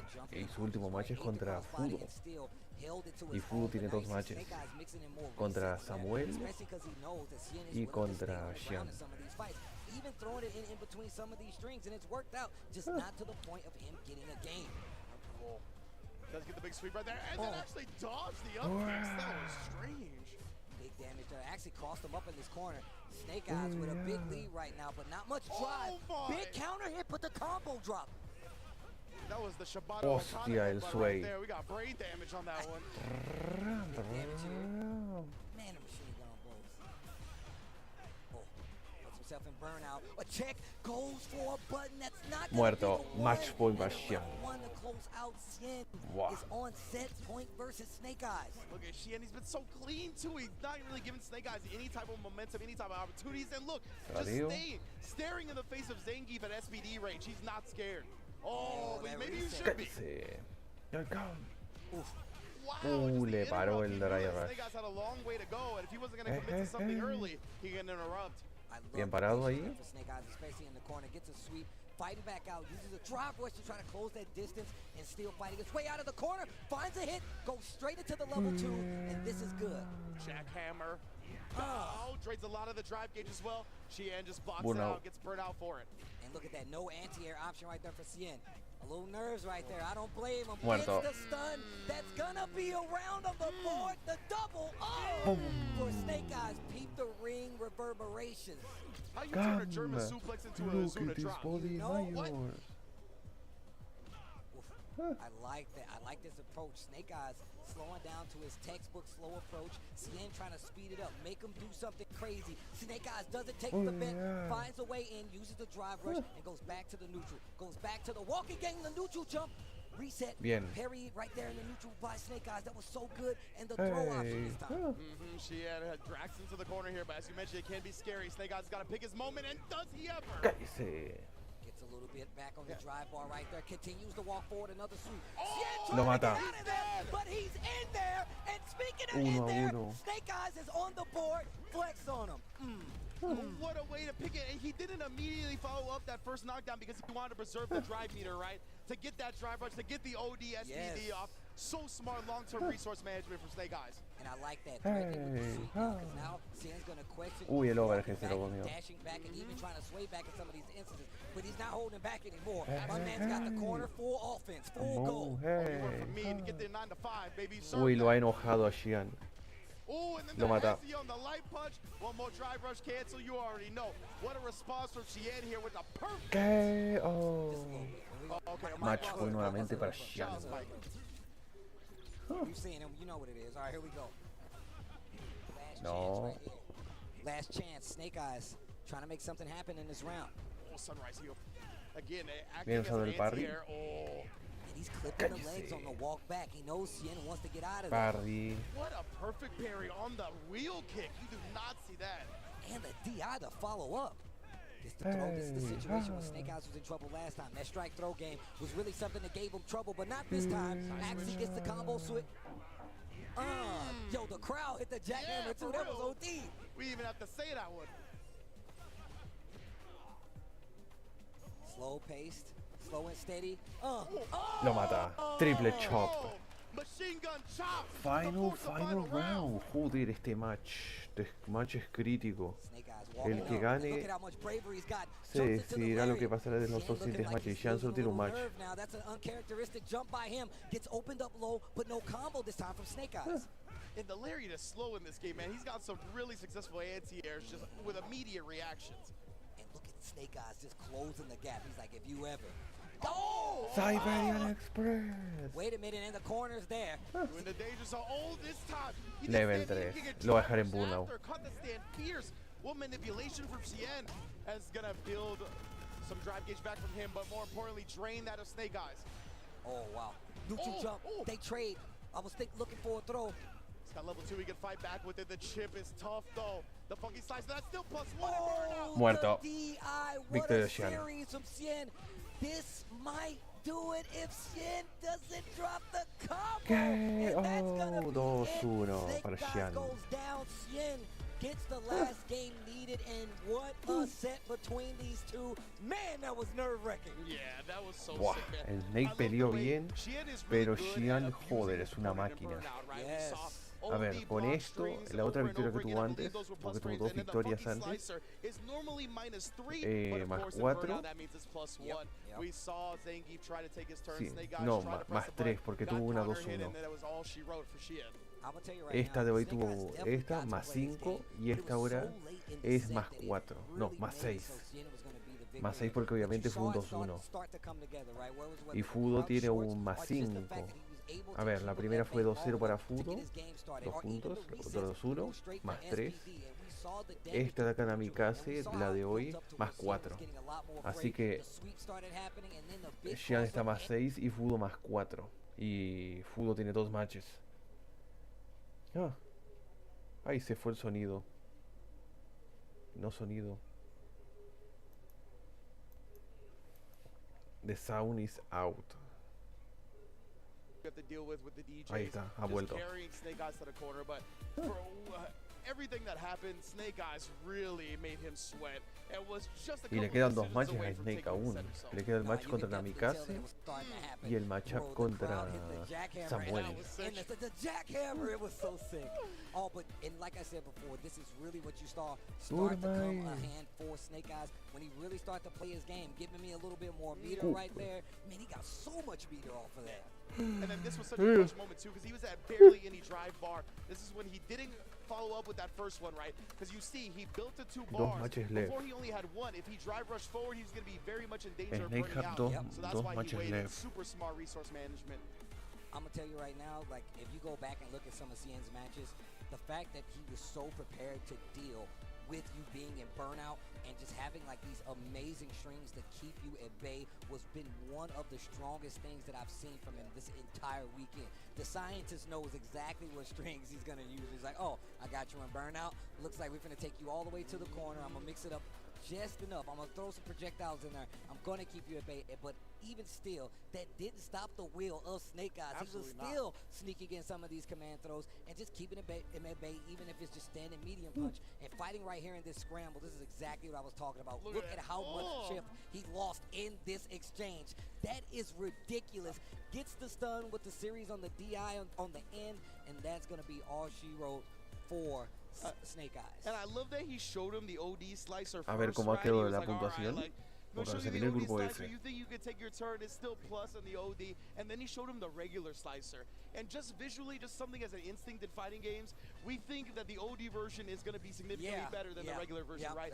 So it was only a frame difference, if I'm not mistaken, and because of that, still with the +1 advantage, tried the press. That was just great visual deception by Xian. Yeah, man, he loves to play those games, and that's one of the things that makes him a champion, bro. Xian is no stranger to these situations. He's been not only on a Capcom Cup stage before, he's been on an Evo stage holding it down. And if you know, then you know he's got a lot of content out there, kind of guiding the youth and all the other players and some of the likes of you out there on how to get the job done, much like you saw here. But shout outs to Snake Eyes for putting on an amazing show. The only Zangief that we have here, but let's check out the standings for Group A that we have so far. Xian primero y Fudo segundo. Sí. From our Group E, Xian and Fudo standing on top of the groups, having not dropped a set so far. But look at Xian, -3. Si Samuel gana, quedaría con +1. Y si Snake gana sus 2 matches mañana, quedaría con +2. O sea que Fudo tendría que perder un match 2-0 para quedar +2. Pero que tendría que hacer Samuel, tendría que ganar a Xian. Pero si Fudo gana, quedaría +6. Y si le gana a Xian, quedaría +8 y Xian +4. O sea que Fudo pasaría por winners y Xian por losers. One and two there for Snake Eyes, who still has No. a game to play here, and on top of that, still in third place. But third place don't get you out of there. I believe he has to play Samuel Charlie. if I'm not mistaken. Yeah, he's got to play Samuel No, still. Jab So him he's still got a hammer, game or two to DJ play. Charlie. Namikaze as well. He's got to play Mirkin, so we got some games left here from this group.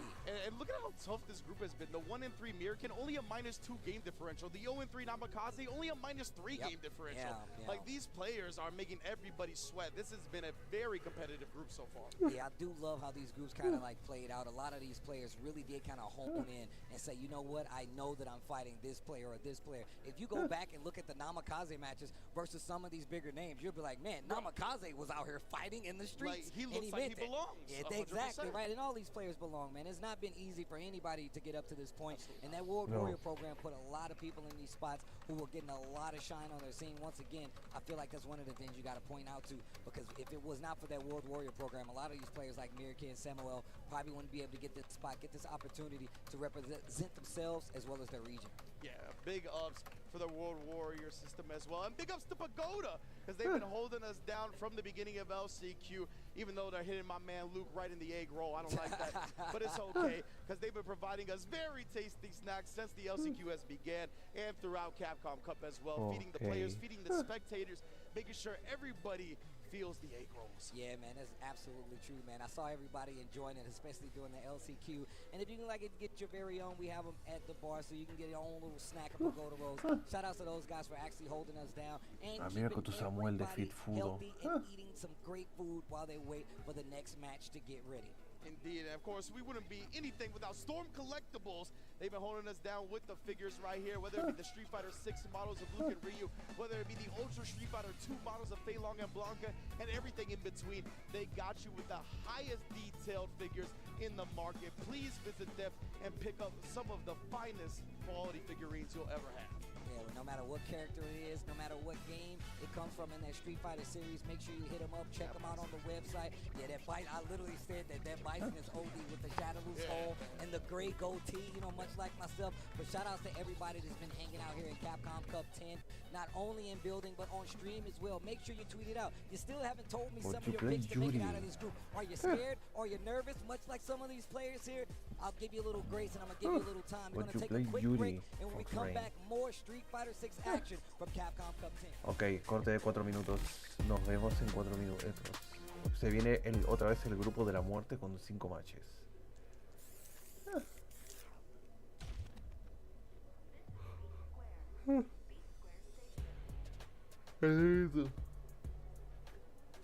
Seriously? I do. Yes. I'm not interested in whatever you're pitching.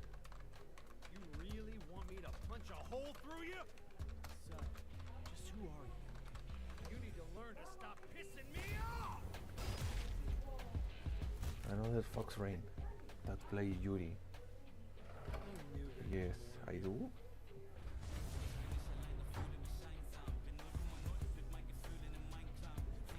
Huh. Let's go! Ring the bell! Huh.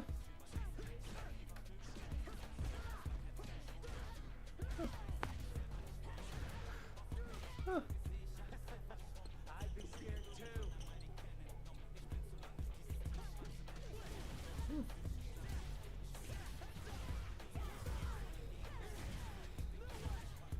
Another Fox player.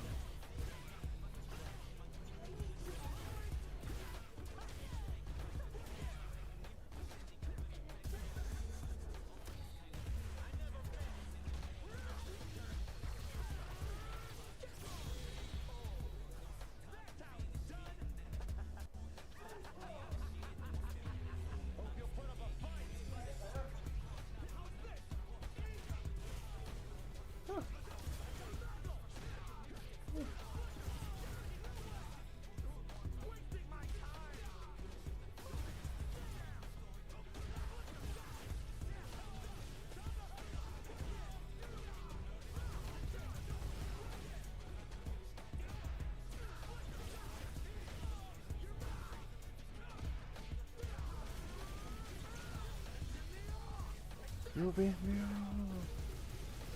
up.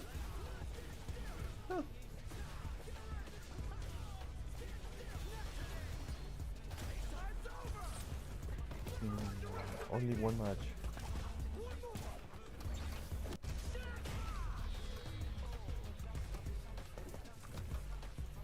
Only one match.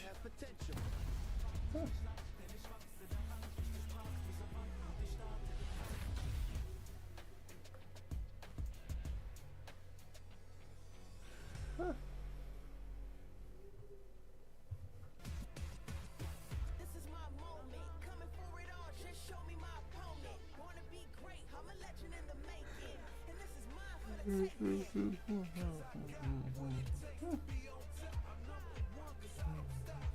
Hard gas, no brakes, high stakes. Tough to the hustle, let 'em all jump. Ready for the fight.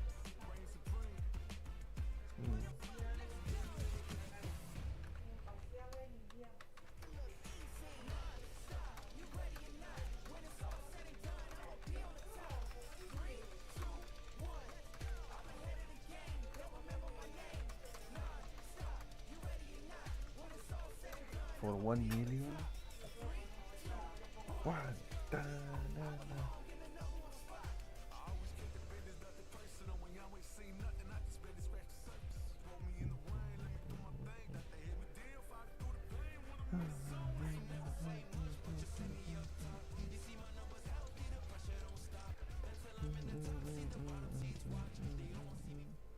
A ver, entrevista con Walker. England, I am with Ending Walker, and this is fire. For 1 million. Huh. Walker. Nah, you just wanted to finish it. Ending Walker, how you doing, bro? Good.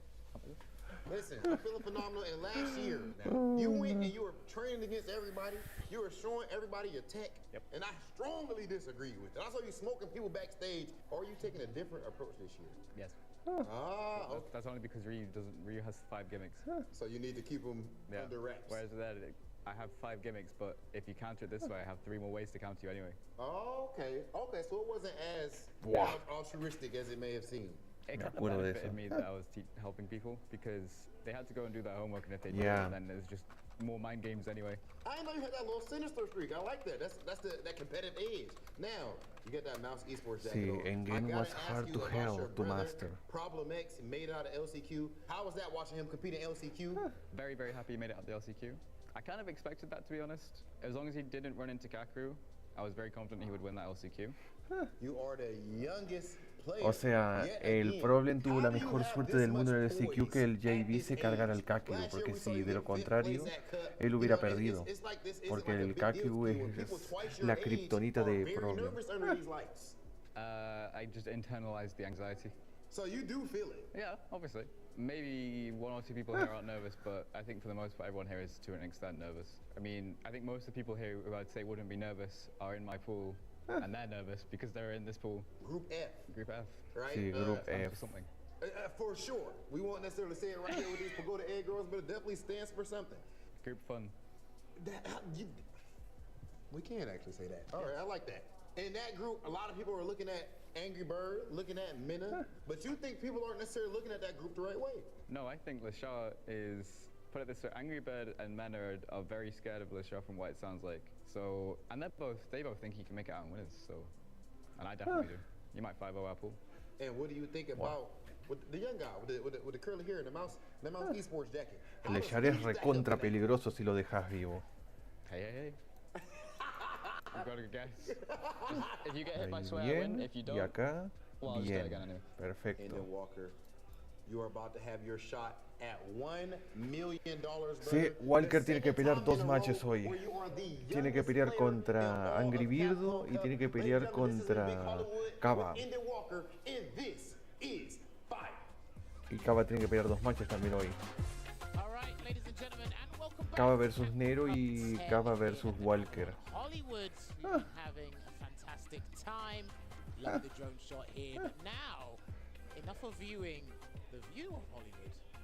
Need to actually view some matches. Y el primer match que va a haber del grupo F es Kaba contra Nero. Después viene Angry Birdo contra Walker. Después el único match que van a tener Lashar y Angry Bird y Menar, que van a ser ellos mismos.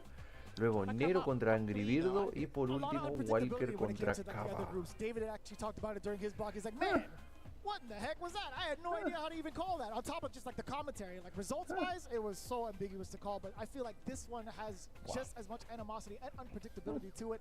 And considering there might be some shifts to characters, possibly considering the matchups at hand, this is the most diverse group, not in just like the talent and the regions, but also overall character selection. We have 10 possible characters to go through. You know what? He mentions character selection. I'm gonna burst El primer match va a ser Guile versus DJ. El otro puede ser Ryu o DJ versus Ken o Kami. El otro va a ser Chun-Li contra Luke, Blanca o JP. El que sigue después es DJ versus Ken o Kami. Y el último es Ryu DJ versus Guile, ya que el Kaba solo usa Guile. Y acá está Menardo y Kaba primeros. The biggest surprise right now, one of the top contenders going into it, being at 0-2, Angry Birdo still a little bit to work with, but again, y Angry Birdo tiene 2 matches hoy. Might end up being in the hands of the other players, but looking at it right now, si Angry Bird pierde un match más, está fuera. Y más aún si pierde 2-0, queda menos 5. Y aunque gane después, un match que le queda ya está fuera. Y Kaba está más 4. Pero Walker puede detener al Guile de Kaba, por lo que si pierde Kaba y encima por 2-0 va a ser más 2. Y aquí vamos, porque este match creo que lo veo a más 6 que va a ganarlo el Kaba. Perú contra República Dominicana.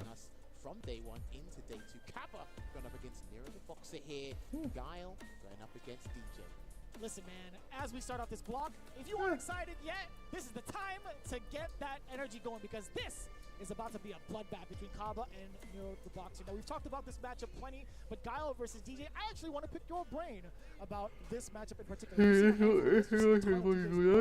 El DJ lo hace bastante bien contra el Guile, por lo que acaba de ir un poco de problema, un poco de dificultad.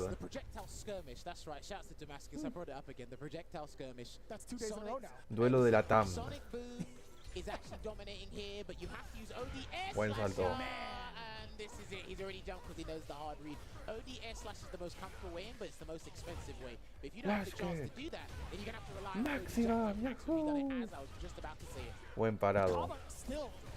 Muerto. With his button choice, even on wake up with the crouching jab. Oh, no, he missed the rest el of that. drone. That Sonic Blade, I don't know if it was executed too late or maybe just a mishap in general. Well, he can look for a burnout here unless he wants to throw in the stun. Watch out for the Sonic Hurricane. But Muerto. there is the stun, and he's actually going to spend the combo early. He's going to cash out Vicious.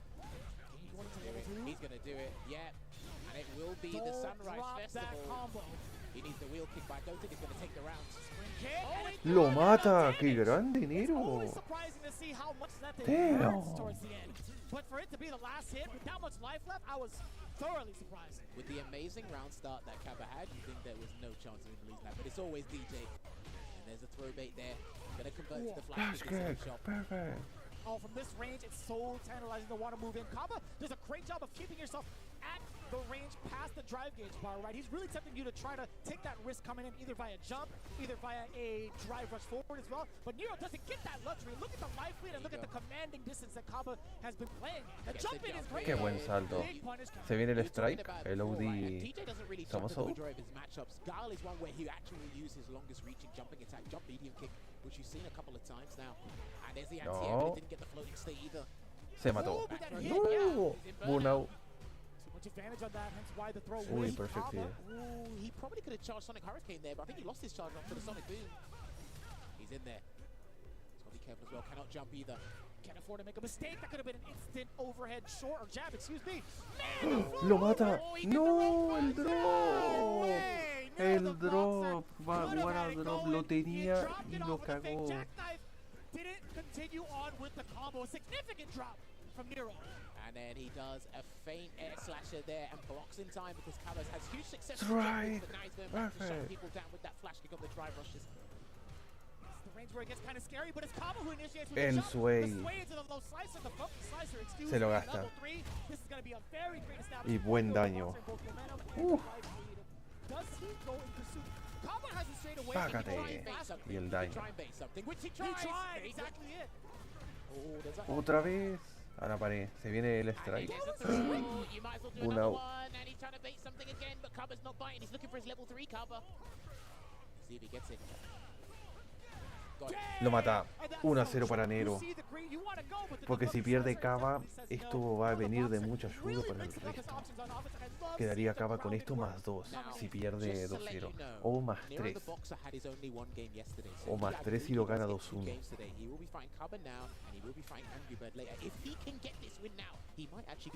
Bueno. We're drive rushing because he's low on drive gauge. We go the knee off instead. He's actually been going to the aerial approach a bit more than I used to see with this matchup. Stand fierce for the big damage. He might as well cash out. That might maximum for the ender. And the fade, and you saw Kaba. He might have tried to jump Lo mata. immediately after. Match point. Nice Match and point easy with para the Nero. medium punch finish. Looking at match point already, ladies Evil and Crab. gentlemen. And what you're From seeing is South a classic America. example of why people are so uncomfortable. Strike. with DJ. The high Perfect. damage output as well as how uncomfortable he is. Because it's like a mosquito with a huge Buena. fist just hitting at you. Flash kick. Instead of a stinger, man, it's just a fist. It's coming at you. That's set for a really scary anime. That could be the premise for a very scary anime. Bien usado el antiaéreo. Minute backs up here in a second. He's about to build level 2 as well. I don't think he'll use it now. He needs to preserve that super art meter. Again, on point with these flash gates drive rush. That's actually really good. Throw. Throw now. Gets to do it again. Throw. Muerto. Round para Cava. Y con perfect. The interesting thing is here, Nero's had much more success via jumping, which actually is less damage if you want to Tradeo. not spending the drive rush, and actually doing drive rush at Kaba. The only way he's really drive rush is after an air slasher, but not even there. Jump again. Bien. A little delay. You saw a deliberate delay from the counter jab from Kaba, slowly trying to open up Nero. I will say, the amount of offense we saw from Nero, his defense has been pretty sturdy this round thus far. But yeah, his best approach has been jump medium kick, the knee hop. He needs to land some huge combo here, so it makes it more Uy, qué buena. but he did catch Se lo gasta level 3. Y lo va a dejar en burnout. I think a lot of that has to do with the conditioning from both ends, right? You're talking about that comfort factor, trying to move on in, but it's just so fast paced. And the spacing has been very medium range. He could have done OD Sonic Boom there and burn him out because the level 2 wouldn't have reached from that range. Stands right now, both slowly building the drive gate back. Sit him No down with the salte. forward medium kick. Very high reaching hitbox. Resilient on defense here. Kaba really wants this round to make it one apiece here. He's trying to bait, yeah, something. Anything of a check. Nero cannot jump. He ain't got the health for that. Oh, now more than ever. Still waiting. Ooh, it's so nice block on the overhead. Level 3. We're gonna spend it now. So we're gonna Cavalry. That's not too bad, actually, because Kaba doesn't have to worry about any CA at all. But this time, Nero has to walk. He has to walk, and he doesn't. Oh, you Hostia, el He drives baiteo. on in. He's El stuck in the reset. back. Lo He has mata. left meter in the tank. He goes Lo for the mata OG 2-0. jack Qué knife grande instead Nero. of the sway extension. Upset. My man had it calculated. You know what? Upset.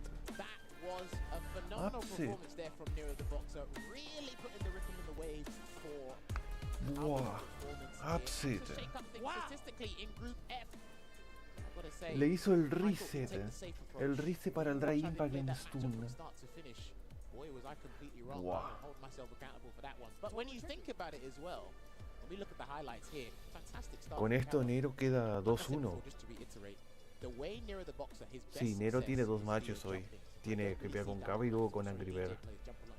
Con esto queda 2-1 ahora. What was Cabo good at that Bueno, was 1-2. yesterday coming into today, right? He was flash kicking dry rush approaches. But do you know what he didn't do? He didn't flash kick and wake up.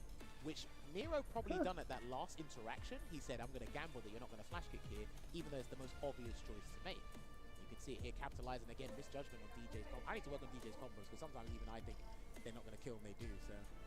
To be fair, that was a lot of life, and I think, making that gamble was totally fine. Nero the Boxer perfectly calculated. But I do agree, right?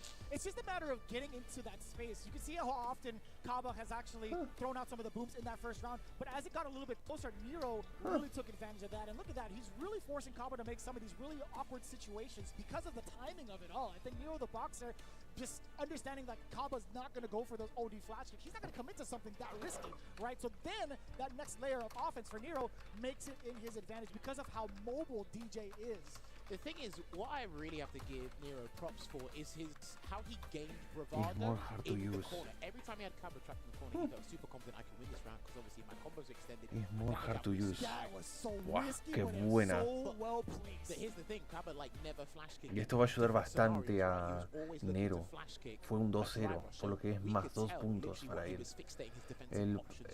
La otra vez anterior perdió contra Lechar. Sí, perdió contra Lechar. 2-0. Sí, 2-0 perdió contra él, por lo que quedó con -2. Y esta victoria le da de regreso a 0. Pero ahora viene el otro match importante. Now you are speaking my language. But moving on to the next match. Game number 2 Walker versus Angry Bird. versus Ending Y Walker. este match va a ser crítico. Damn, this is gonna be sick. We got Ryu the versus former Ken. rivals, Ryu and Ken, a whole different storyline. But in the hands of Angry Bird and Ending Walker, this is gonna be so interesting. Now, Ending Walker. Y va a ser un match crítico porque si Angry Bird pierde, está fuera. He did have a little bit of a rough shot against Mena Ardina very last He's game. out. Complete nail biter in a moment where he possibly could have led a level 2 rock and maybe punish. But still, I think He's out. him reflecting on that Si Angry Bird lost, forward he's out. better against someone like Angry Bird is going to be a different type But of no, playstyle. I think he's going to go DJ for the majority of the matches. I wanted to ask you about that. Gonna be eventually. He -6. used to do Ryu versus Ken a fair bit, but when I spoke to him yesterday after day 1, he He's said out. I'm probably going to rock DJ a fair bit. Gonna He be said DJ's -6. against Scar. He's got a matchup later using the DJ. Look out for that one. And Ve al baño against rápido. Angry Bird, I think it's a really good time. But with this matchup, we'll get to see if Angry Bird watches his own YouTube content. We'll get to see how he counters DJ. That's so hard to do. I'm not gonna lie to you, man. Having to watch watch replays of yourself, like VODs and stuff, and listen to yourself talk. I feel like some people. This match. It's hard to do. We used to produce YouTube content, and then when people come back O to you and sea, say, hey, he bro, Angry you didn't, Bird. at 17:06, you didn't do the count. Oh, they'll always come This back match to you with like a timestamp. this match he and lost, like, damn, gonna be -6. Alright, so he's sticking with the DJ here. And again, I think Ending Walker is one of the best players in the world at perfect carrying fireballs up close. But the Sunrise Heel swats Ken out of the sky. He's going to close the gap. He's -4. Yeah, there you go. Good screen carry there from the counter hit. Standing hard punch conversion there. And I'm not No. too sure about that one. Yeah. I'm speechless just like I was a Toledo, and he's Hostia, gonna lo lose the mata. round because of it. We could talk about that. Maybe it was an anticipation of maybe Lost Ending this Walker match, walking he's back gonna with be her. Maybe he was trying to do it -6. because he thought it was out of range. He was definitely an executioner. Yeah, I'm trying to make it look like perhaps there was something there in the mix. I want to give him the benefit of the doubt too. Haga He pari. lost the round because of that one flip.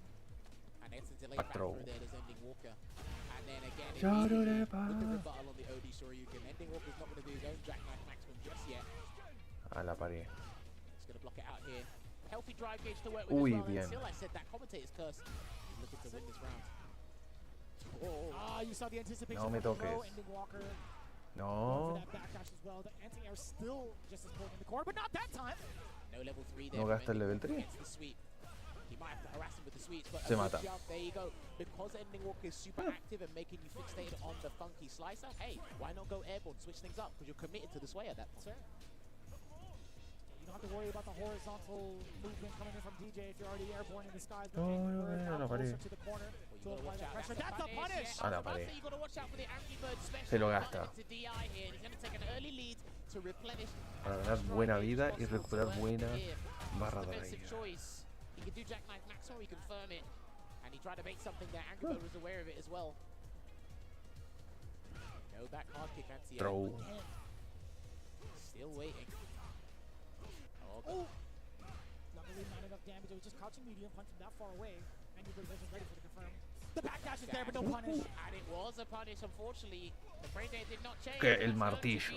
1-0 para Divididos. Que tiene que ganar. Tiene que ganar estos dos matches importantemente y tiene que ser 2-0. De lo contrario, si gana incluso este match, pero se termina siendo un 2-1, va a quedar menos 3. Y el otro también, si termina 2-1, va a quedar menos 2. Por lo que después se ve obligado a ganar, aunque gane el último match, ya queda fuera. Bueno. I normally, muscle memory wise, I normally get this type of punish. Yeah, well, true. And the thing is, you are playing DJ, so sometimes hitting and hoping is not a bad choice to be honest, because if you hit, it leads to like 40% minimum. I don't blame you. Oh, trying to do a maximum impact. Anti-air there. In -2. Move it on in, dash up. Yeah, he's gonna catch him walking backwards. Easily Ending Walker's favorite button. He loves that crouching medium. He does. 4-2-1. Use it when necessary. Gets In the frame -2. trap there. Into the Shoryuken conversion. Oh, not afraid to press the buttons here. So counter hit as well. No charge for the jackknife anti-air. Still Again, no charge. so reluctant to even try to anti-air on that. Hesitation kills, but it looks like he's made the correct decision here. Perfect parry. This is going to be huge. He's going to do it. Bien, va por la barra de ahí de él.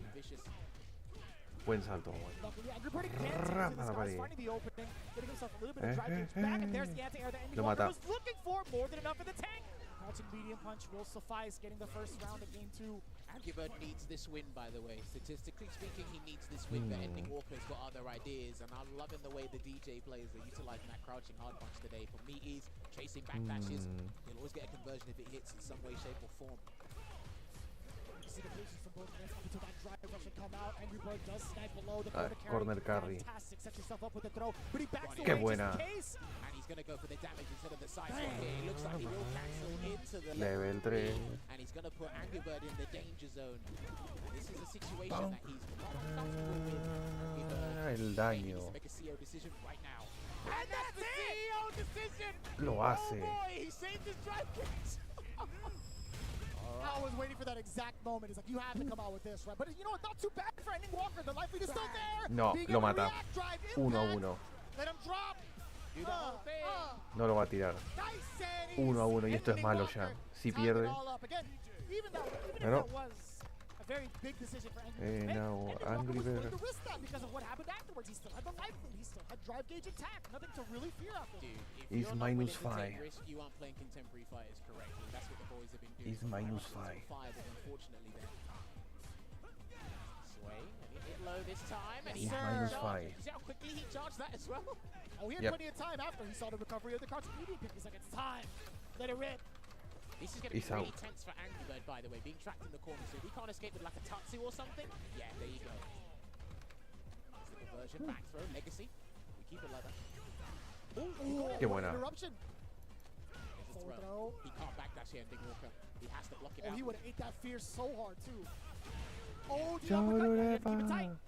Angry Bird needs to Throw. push him in the corner here and make sure he doesn't get out, and it's a delayed No me take there. toques. Dang, he doesn't have life! And He you know doesn't what? have enough life to Here's the withstand thing. it! I'll tell you something else about that scenario. Match point para Angry Bird Bird. kind of DI as well. Is People out. don't talk about that. So that's actually put Angry Bird closer to a level 3 in this Uy. round if he's even able to land it. La pared. But yes.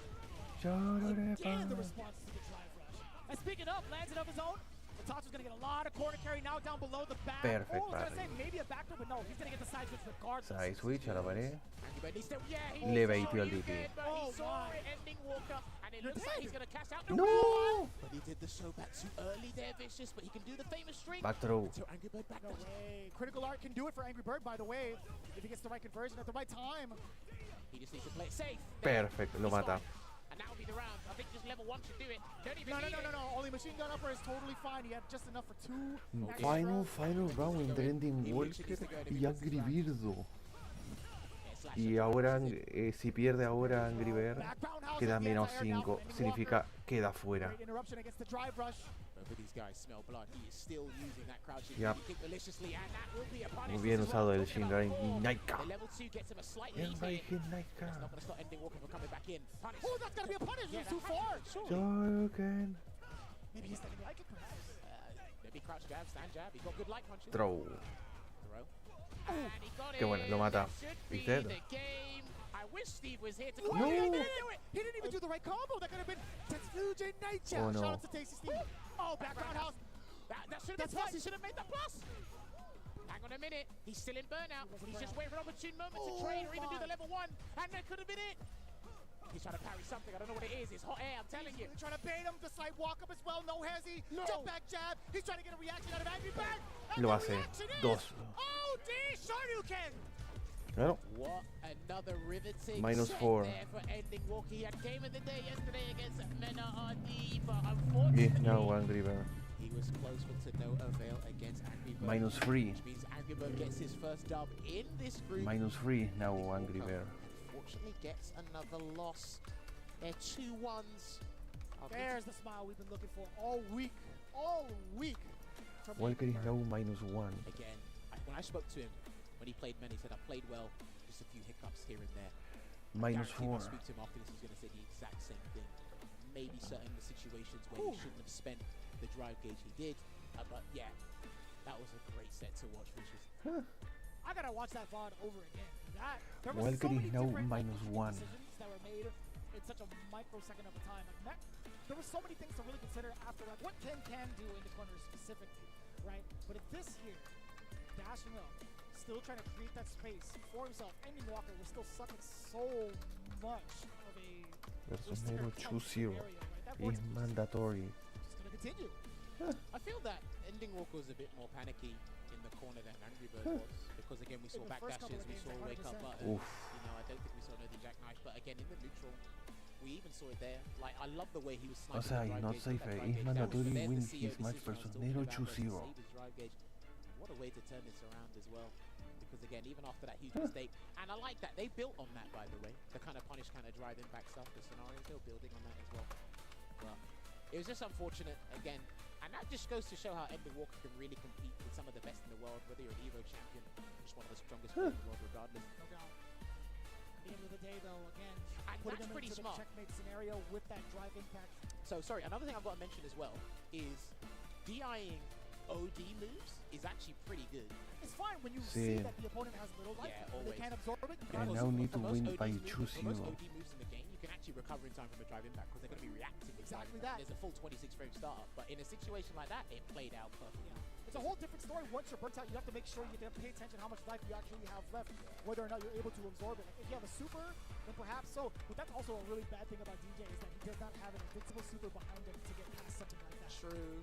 Like, it's just amazing how many, like, complex and intricate scenarios in Street Fighter 6 that we're actually still learning about. And the guys are changing the nether each and every week. Me and Rich talk about it a lot of the time. But you literally saw it there with Right that now, DI Angry Bird is against the -3. jackknife, or sorry, ODS slash Need to win It his just is crazy to see. And look, that's next probably 2 a matches step to up 0 towards for the V comeback plus line 1. if the meta keeps developing Perhaps. like this. So. I mean, you gotta see after like the different changes in season 2, but going into the next matchup, the Char versus Mena RD. A lot of people have been talking about this group for a reason, but a lot of people have also been saying Lashar might be that dark horse. He's sitting at 1-1, which is a pretty damn good standing here in day 2, but he's going up against No. the bull. Y menos Mena 3. RD, two-time champion, sitting at 2-0, by the way, in a very, very rocky couple of Nida. performances. Man, Tu mena en caballo fai ciusio. flash knuckles, but still managed to get away with it. I mean, uncharacteristic is an understatement. He did say, "I promise I'll get used to the setup on stage," but Vamos, again, if Leshar. Lashar paid attention to Leshar that versus yesterday, Minerzu. maybe I can- Se there's something viene. else that's going on here. Psychological Chun-Li versus maybe. Luke. You ready? Y no, está sacando al Well, again, Blanca, el What will be interesting about this is, I Menardo. remember Sako said this during the LCQ, that he doesn't feel comfortable fighting Luke as a Chun-Li player. I remember in the early days, a few Chun-Li players said like maybe like she edges it out here, but I think over time, even I see it. I see this matchup as glass half empty, glass half full, to be honest with you, but over time, I think the Lukes have just been dominating this matchup in so many different aspects, and it's much safer than to Este play. match es Chun-Li's súper got a crítico. very Pase lo que fundamental pase, and safe playstyle, but I think Luke, solo uno no pun pasará intended, y el has otro just se got irá. that much more firepower. That's right. Leshar yeah, hasta any ahora sort of está confirmation con he can get otro, really está to más advantage cero. that. He gets to play Está en the neutro, perfect en knuckle cero. minigame, essentially. But Blanca. it's not going to be Luke. I had He's a going feeling. with Blanca. I had a Excuse me, feeling about Blanca. this. Excuse me. Yeah, thank you. It's Blanca, not Blanca. Alright, anyway. It's region exclusive. It's Blanca. Listen, I had a feeling he'd pick this only because of how dirty he did Valmaster as CPT France offline, and it actually worked really well. So I can actually see this being a thing. I don't know how much high-level Blanca experience Lashar she has. I think there's a guy called Costco in Korea that uses the character, I think. Maybe. But it's going to be interesting. See how it works out. Slides in. That's free, by the way. It is. Dude, he gets it a lot further than most people think. Yeah. That slide is easily going to blow up the fireballs, but Already trapped in the corner here for the Oki. There's a throw. Now, Lashar's defensive decision-making has been good so far, so it's going to be put to real work here in a matchup like this. that was beautifully done, too. I love seeing Chun-Li players being able to convert so much off of that stand jab counter hit. It's one of her strongest tools, too. It's so quick. On top of her having fast block speed, but she ain't walking anywhere if she's stuck in this corner. A defensive sequence there from Lashar. Checks it with the stand heavy kick into the shout to earth. All it is one poke away. Ow! That could have been dry brush cancelled for the round. No, Wolf's Black, yeah, he's just going to pile up with Word? The reactions with OD electricity? Do that. Hey, listen, when you're ready and you limit the opponent's options and their approach, you can actually check dry brush with a lot more tools than you think. We're so used to seeing it off of normals, but then that was actually so well placed. Oh, what a jump. Jump in indeed. The corner here, what's Mena's defensive choice here? He can firm it if he wants to. Will do. That looked like a throw that came out. Yeah, just because of the Serenity stance cancel. Oh, and speaking of the overhead now, but Ben RID blowing it up. OD up now. Gonna get a perfect parry there on the roundhouse there. Yeah, it's gonna get a conversion. He could have got a lightning legs conversion there, Lashar, but she's playing it safe at the moment. Big parry, chased him move down. on in. Oh, this is huge. Is he gonna go for the round? Is he gonna go for gusto? No, playing it safe. Maybe a little bit greedy, but I do like the idea of still being able to keep your bar, but you have to close it out at this point. He might regret No this, but shot. he didn't. Okay. A little bit of sweat, but Lashar being able to maintain his composure and also keep it level 3 for the next match is actually so beneficial for him. But it doesn't matter when the beast I don't even know if he wants to deal with this now. He does have Tensho kicks available, and he does it. OD Tensho, the risk being taken. Big damage. What He's gonna arena take gets it. the He's gonna up put him out. Yes, and he kept the combo nice and short to make sure Mena will be putting better. And he's still a level 2, which means nothing is gonna happen to his super gaze. So I think this is the free stun. He knows it as well. He knows it's a free stun. That's why he's trying to run away from My it. God, Lashar! Completely relentless, and that was so. I felt like that was an entire checkmate scenario. Go ahead. I love the situational awareness from both players. Mena knew, I've got nothing, there's no hope left, it's inevitable, let's avoid the stun. Lashar said, okay, let me try one or two sequences to confirm what you're doing. Yes. And I continued with the combo. So. I feel like it came from like the first set of counter hits that had come out against Bena RD. That should be the biggest indicator, even if you can't necessarily see whether it hit or not. When you see that little flag come out of the side, that counter hit's like, you know, he's pressing buttons, he's scared, he knows what's coming up next, so let me just continue on that offense. You're right.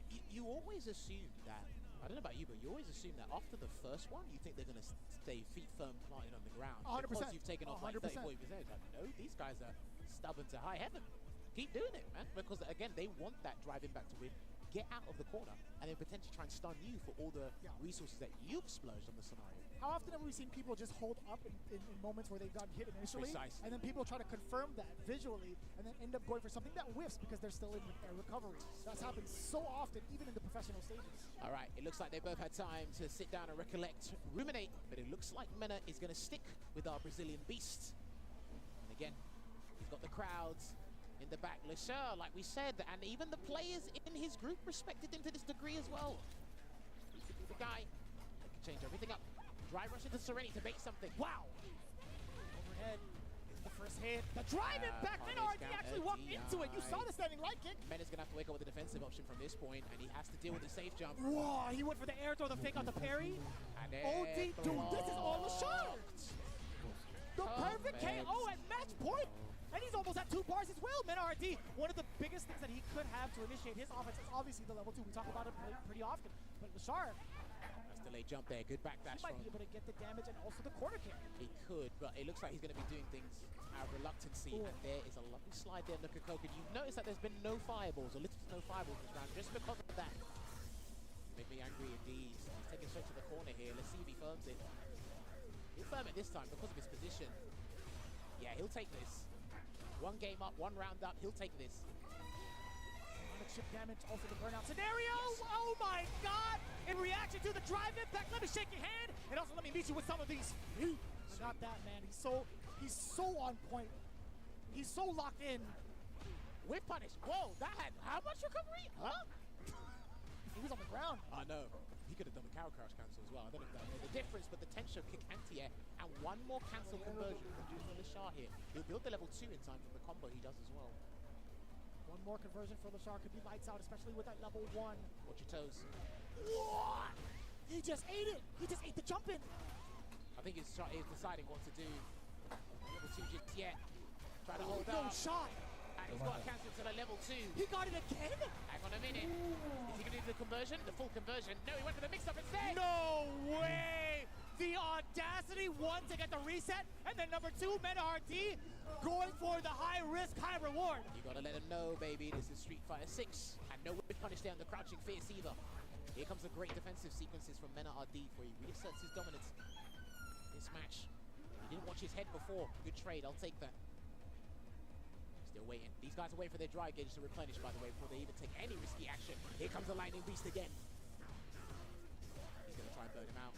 Yeah, he's going to try and burn him out. Lashar's got to do something the commitment to the parry, and he built so much bar of that on top of getting out of the corner. Great defense right now. Good D there from Lashar. What frame the? Trap. There was the frame trap. Slight hezzy from the back medium. Big parry. He actually goaded him into taking his turn back, and it actually worked out successfully. Overhead, still connects. Mena has only got 2 options here, and is he going to guess correctly? He does. Perfect parry, but it bounces. He bounces off of the stop. He's got the level 2. Lashar takes it down 2-0 with an excellent call out against the parry. He tried to do a roundhouse, maybe to blow up a delayed throw tech there from Lashar, but there's other mind games at play, and luckily he avoided the roundhouse entirely. Wow. Despite how many active frames are now good as hitboxes, it didn't quite work out where it needed to. So, I'm very surprised initially off of the stop. We know what happens if that stop gets parried. Even if she's still air punch, she will bounce up. I'm very surprised the roundhouse didn't have a high enough hitbox to clip her. Well, I mean, we always ask for a bigger hitbox behind Blanca's head, but we don't. No, we don't. We're not gonna ask. We're not gonna ask for that. I mean, no, stop. Hey, relax. Replay time. But no, honestly, again, lovely back and forth rally adaptation between the 2 guys. Mena was taking the risk where he needed to. I love the way he's checking dry rush with the roundhouse that we saw from next to the LCQ. He even checked it with the X electricity. He even tried to goad Lashar into doing certain defensive decision making, not just only to win the round, but to psychologically win that warfare as well. But Lashar, dude, I can tell he has an abundance of experience in this matchup. He looked extremely comfortable regardless, even dealing with the level 2 install. Yeah, even some different looks. You saw a hit off of that back fierce and still went for the throw to kind of throw off Minardi. And I think that's what really made some of his frame traps extra effective. But more often than not, I will say his defense, Lashar's defense against the level 2 has been superb. Initially, he was willing to just take it. He's like, you know what, I'll get the blocks done. I'll get this burnout. It's fine, I'll take the chip damage. But what he did in the following rounds that happened afterwards, man, It was so impressive. That exact sequence right here is like, you know what? I'm willing to take all of it. I dare you to drive impact me. I'll get all my drive gauge back anyway. I'm not going to fear too much damage in the corner. But this is the thing as well, and I see a lot of high-level players do this. They'll accept being put into burnout 100%. if they have an invincible super that can deal with the DI, and then what they'll do, again, utilize the special cancelable normals, and they'll get you to think, yeah, okay, he's not going to be ready to deal with my DI here, and they'll cancel that button. You think, gotcha, right at the last second, cancels out level 2 here. And then again, there were so many things Lashar did that probably threw Mena off slightly, but he still kept himself in the dogfight. And then again, I love this. Certain times they will literally just press buttons, spacing traps, whatever you want to call it. They will press buttons to goad you into taking your turn back to kind of steal the parry. Again, this right here, boom. Look how it whiffs just around the character. I don't blame him for doing that because, again, like hypothetically speaking, if we were just to go back and do that in training mode, he could have probably tried to dash under, run away. He probably maybe could have tried an air throw because Blanket does have an air throw. There's so many things you could have done, but I think anybody would have tried, especially with the mind game they're playing from that parry situation from the safe jump. I think anybody would have pressed roundhouse there to try and pick up. Yeah, you're thinking to yourself, she's still going to be airborne. Most people would know that. Obviously, they're going to know this at this stage. So you're thinking to yourself, I got an anti-air. That's it. And he did try, but to no avail. But now we must swiftly move on to our next match, our fourth match of this Group F here, which will be here at the Boxer going up against Angry Birds. So these guys have got a significant boost, getting their first dubs of the day. That's right. But now they've got to ruin someone else's day. That's what they got to do. Angry Bird could be looking at 2-2. For those following along, by the way, Angry Bird could be potentially looking at 2-2. You know, the Boxer could be looking at 2-1. So, again, a very, very important W for both these players here. However, I can't tell you how often I've ever seen both these two play against each other, if ever. Outside of, like, the training regimen that they have over at, like, the hotel setups and whatnot. But, you know, the Boxer, man, I'm ever so impressed with how he shows up. Well, it's going to be a double up here. Angry Bird is going up against another DJ. Different style, which means they're going to have a different philosophy on the drive gauge. The optimizations are the same. That's what we got to worry about as spectators. I'm sure Angry Bird has other ideas. Again, he's got to be careful with his medium so-back spacing and his sweep spacing. I'm pretty sure Nero the Boxer will be a little bit more attentive towards the aerial approach Angry Bird might take. We'll see. Oh, and he got him again. He loves his buttons into DI in the corner. And that, was that mistimed? That must have been mistimed, sure. Had to have been. Seems that way. That let Nero the Boxer out. Oh, what a punish. Beautifully done. Moving over to the corner now. But no, he backs away. Trying to get a just call in there, air slasher. And Angry Bird did that yesterday against Kaba. He's got to be careful doing that against DJs. He does have a projectile as well. Does get the reset mid-air. We're going to see a big, heavy Boxer, or not! We're going to get the throw bait, and Nero the Boxer not having to do any sort of strings to get the chip damage going. Angry Bird susceptible to the throw bait yet again. Keeping it firmly on the ground here. Trying to assess the scenario here, not be too scared of DJ's horizontal dominance. Gets the counter hit conversion. Beautiful link afterwards with the standing light kick. Back throw instead of forward throw, interesting. I guess it saves meter as well because of its screen carry. Oh, he's really trying to catch him to tech, but he was only teching in the corner. Angry Bird don't really tech mid-screen. Oh, it's so very tricky to make that decision to back roundhouse against a jumping fierce like Ken's. An important tech for Nero the Boxer, too. The defense. Trying to catch him with a sweep there. Almost got the jump with the jumping roundhouse, and he still gets hit with the buttons into drive. Impact vicious. The grimace on Jabbers' He got him, he got him. Oh, he didn't!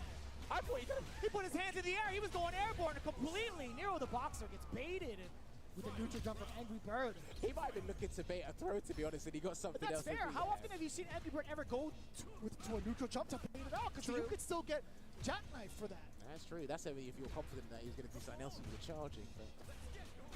Oh, did you see that back? I did. He was ready. Air slashes in. He's burnt out as well. He's only got level 1 and level 3, sorry, not level 2. Damn! Not gonna spend it yet. Go for the damage instead. Yeah, he's got to do like a button into level 3 if he gets the chance. Still waiting it out. Ooh, the funky slicer does get punished, just in the right spacing. This is more so going to give him not only the life lead, but his gauge back. Yeah, his dry gauge is open and ready for business again. Nero the Boxer in a precarious scenario here. He still has another level 2, but the first one blocked. He threw. That was throw animation. That was 100% throw animation.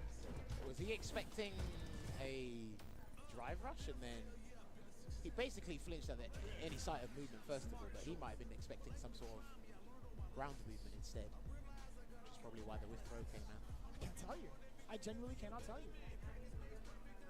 All right. Angry Bird, talking about some of the tactics he's used, he's stuck in a lot of things to really throw off Nero's defense. Some of the drive impacts that we've seen thus far, especially in game 1. Let's see if Nero has any sort of answer to that, because those are free. That's just free damage at that point. Oh, and he starts with a faint jackknife at the start there to really test what Angry Bird's looking for in the neutral.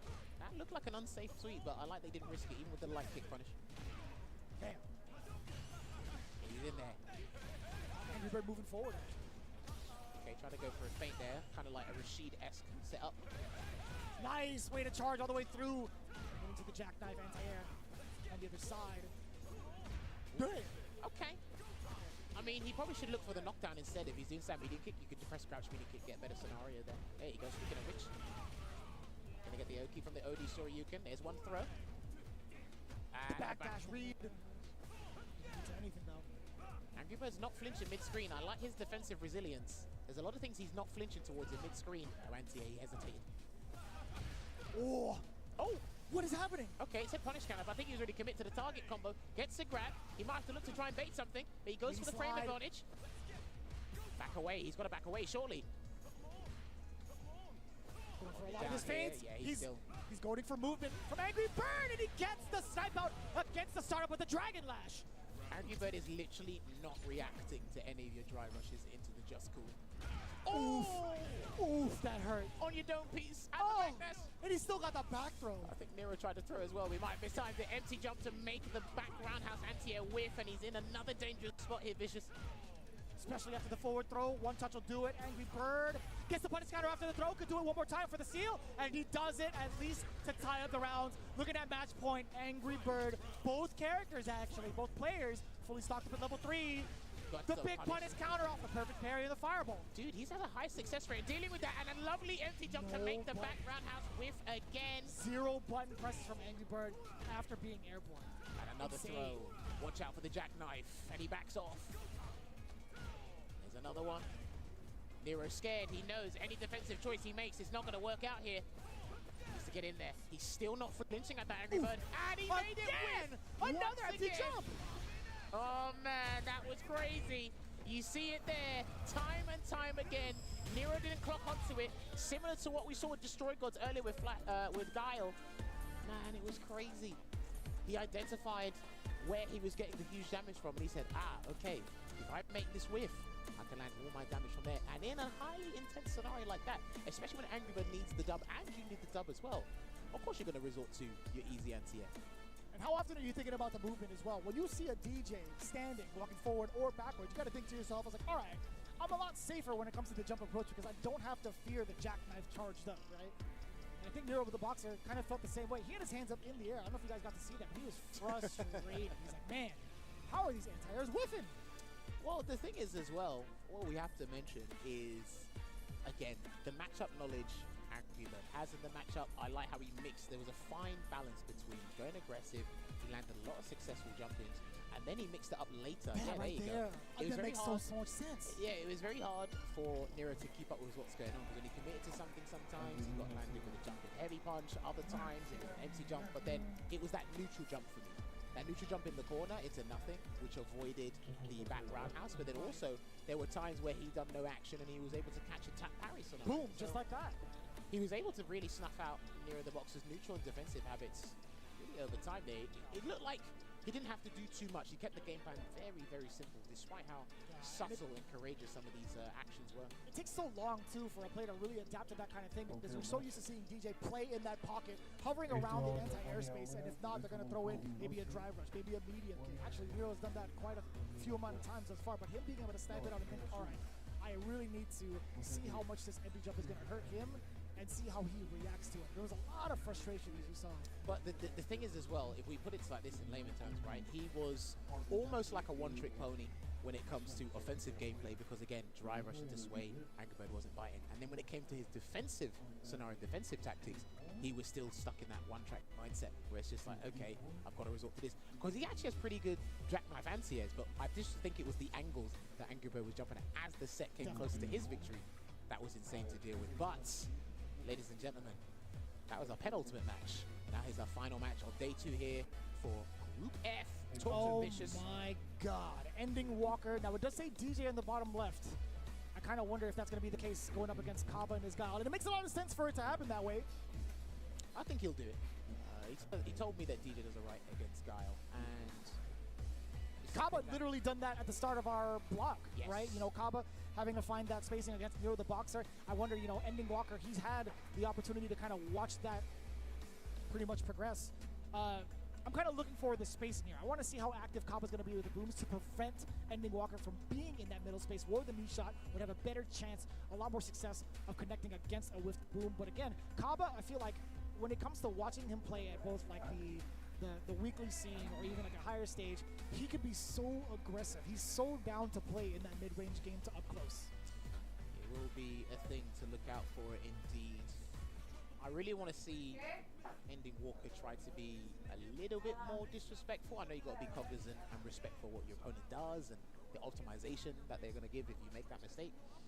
But Kaba is going for the gusto. He's grabbing the ball by the horns and he's taking his opportunity as well, and he understands the risk that's entailed with this kind of playstyle as well.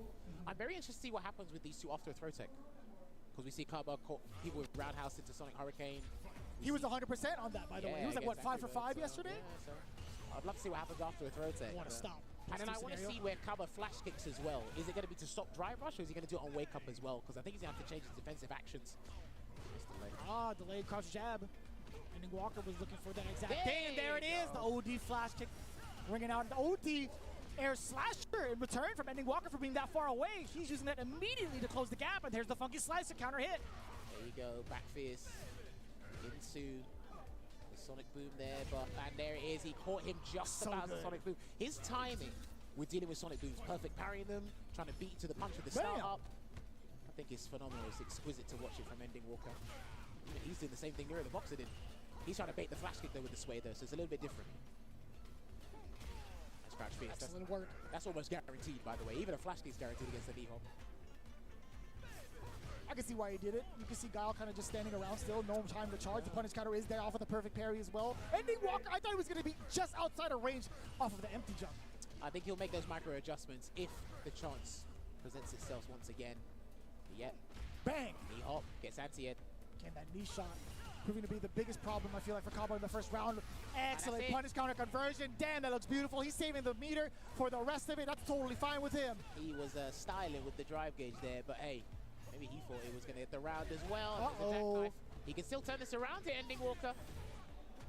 Oh, wait on a minute. He didn't do it. He didn't react to it.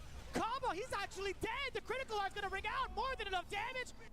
Ending Walker, stealing it back with the drive with very little life left. Insane. The audacity, the galls from this man. Ending Walker. Smile for the camera. 1-0. And he goes back to character select here. Yep, just to have a little moment of respite. Get that rest. But at the same time, again, I think it happened to him yesterday as well. There's situations where, again, as spectators, that third eye, we're thinking, surely you're charging and ready to react to the DI. But again, there's so many different things you've got to think about simultaneously. It's very hard. And we thought he was going to cancel to level 3, but he didn't. He stopped the combo. Just go straight for the stun. That looks 0 on block. Chases him down there, and then a delayed jab there into the 3-piece. The throw.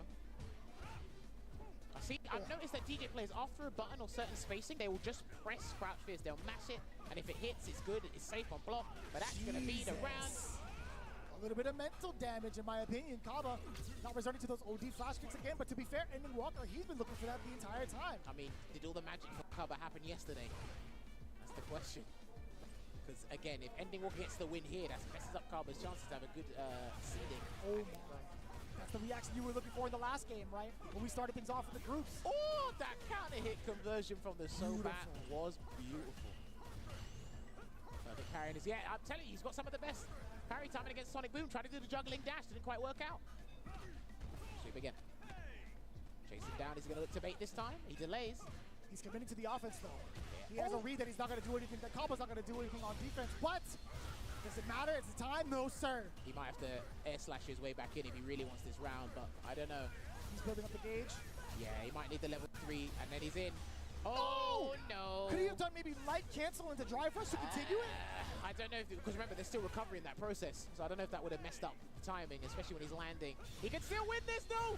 Oh, what? He did the, oh, what? No, he did the throw. He did it again. Kaba did it again. He must have committed to the dash, the juggling. That's surely for the projectile invincibility. That was a pure read on any Walker. That was the correct choice to make. Man, if he but he went for the throw punish instead of an actual normal to go into level 3 or any super, really. What wizardry is going on right now? Even I was bemused by what happened, but he could Wizard still... Walker. I like that name. There we go. There's a roundhouse. Look at to get into the air. No, he's just holding parry. He thought something else was going to come vicious. Yeah, he's having execution blunders. Not now. This is the distance that Indian Walker gets to really dictate the pace. Is he looking for level 2? No. No shot. No shot. That's more than enough damage, baby. There you have it. Weekend Festival going to close it out. Solid 2-0 there for Ending Walker, especially after a precarious scenario, that one we've never actually seen before. So we're definitely going to watch the archives back and watch that one. But Ending Walker gets his victory. And that means that Kaba now registers his first loss. Man, our fantasy brackets are in danger. I think. This is why they're fantasy brackets. If I'm not mistaken, reality. I'm glad there's nothing on the line for us. That's a shame. I feel like no, but honestly, like all jokes aside, what is going on in this bracket? Dude, once we see the table, we're gonna have to make those calculations on the fly. We'll figure things out here. But again, lovely back and forth. I think Kaba was still just sticking to plan A in terms of dealing with the character. Sure. I think he just had to understand and learn about Ending Walker on the fly. Because again, when you're going up against players using the same character, you've got to be prioritizing more of their playstyle than the character itself. There's a ceiling cap when it comes to that.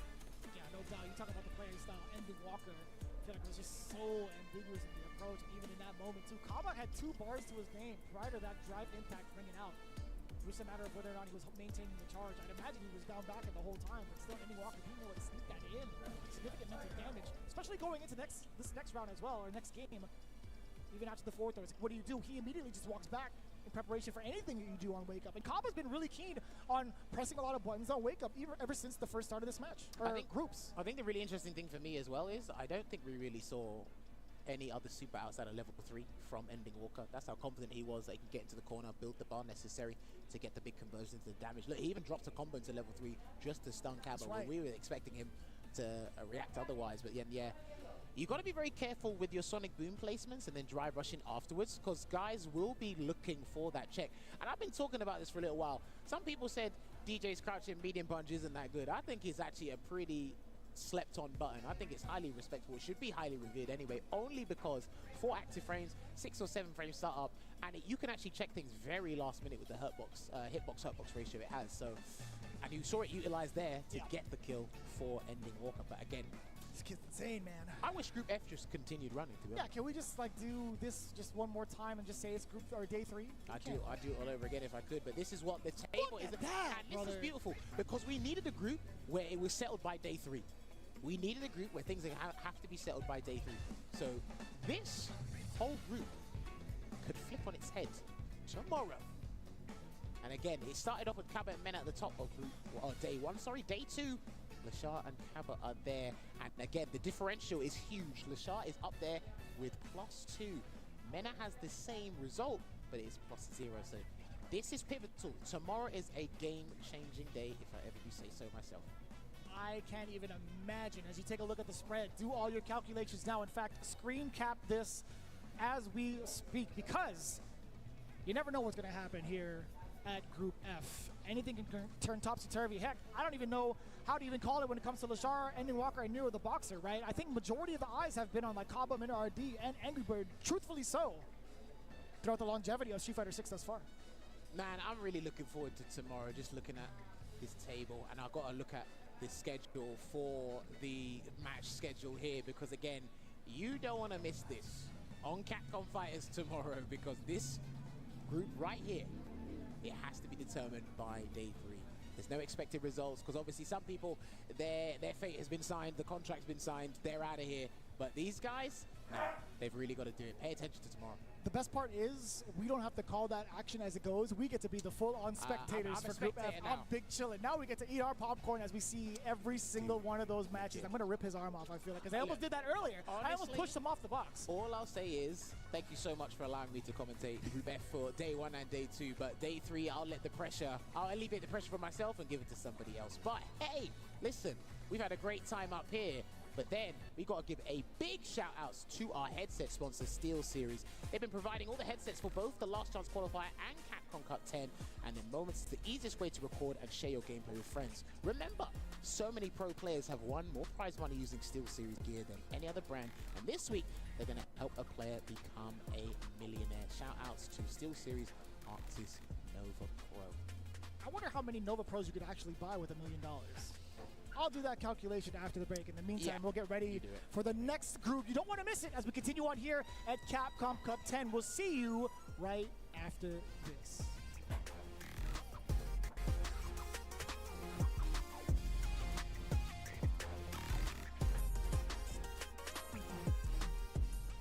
Hey, who wins?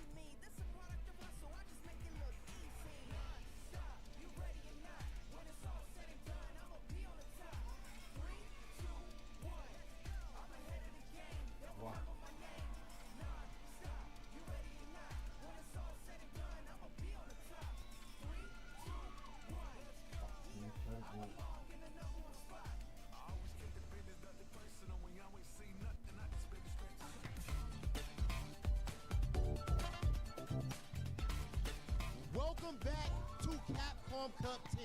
So far, these results have been all over the place. I mean, oh my goodness, has Group F delivered? And speaking of Group F, I am joined with none other than the fighting pride of Peru, Nero the Boxer. Nero, how are you feeling playing in your first official Capcom Cup? The first day I feel really nervous. Now I get confidence today, so I want to keep with this tomorrow to do my best, you know? Nero, you already qualified for Capcom Cup back in 2021, I want to say. And of course, unfortunately, at that time, there was a lot of stuff going on in the world, so it had to be canceled. This time, you go and qualify again. Take us back to that. How did that feel, and how does it feel to finally be able to accomplish what I would imagine is a lifelong dream? It's feel amazing, you know.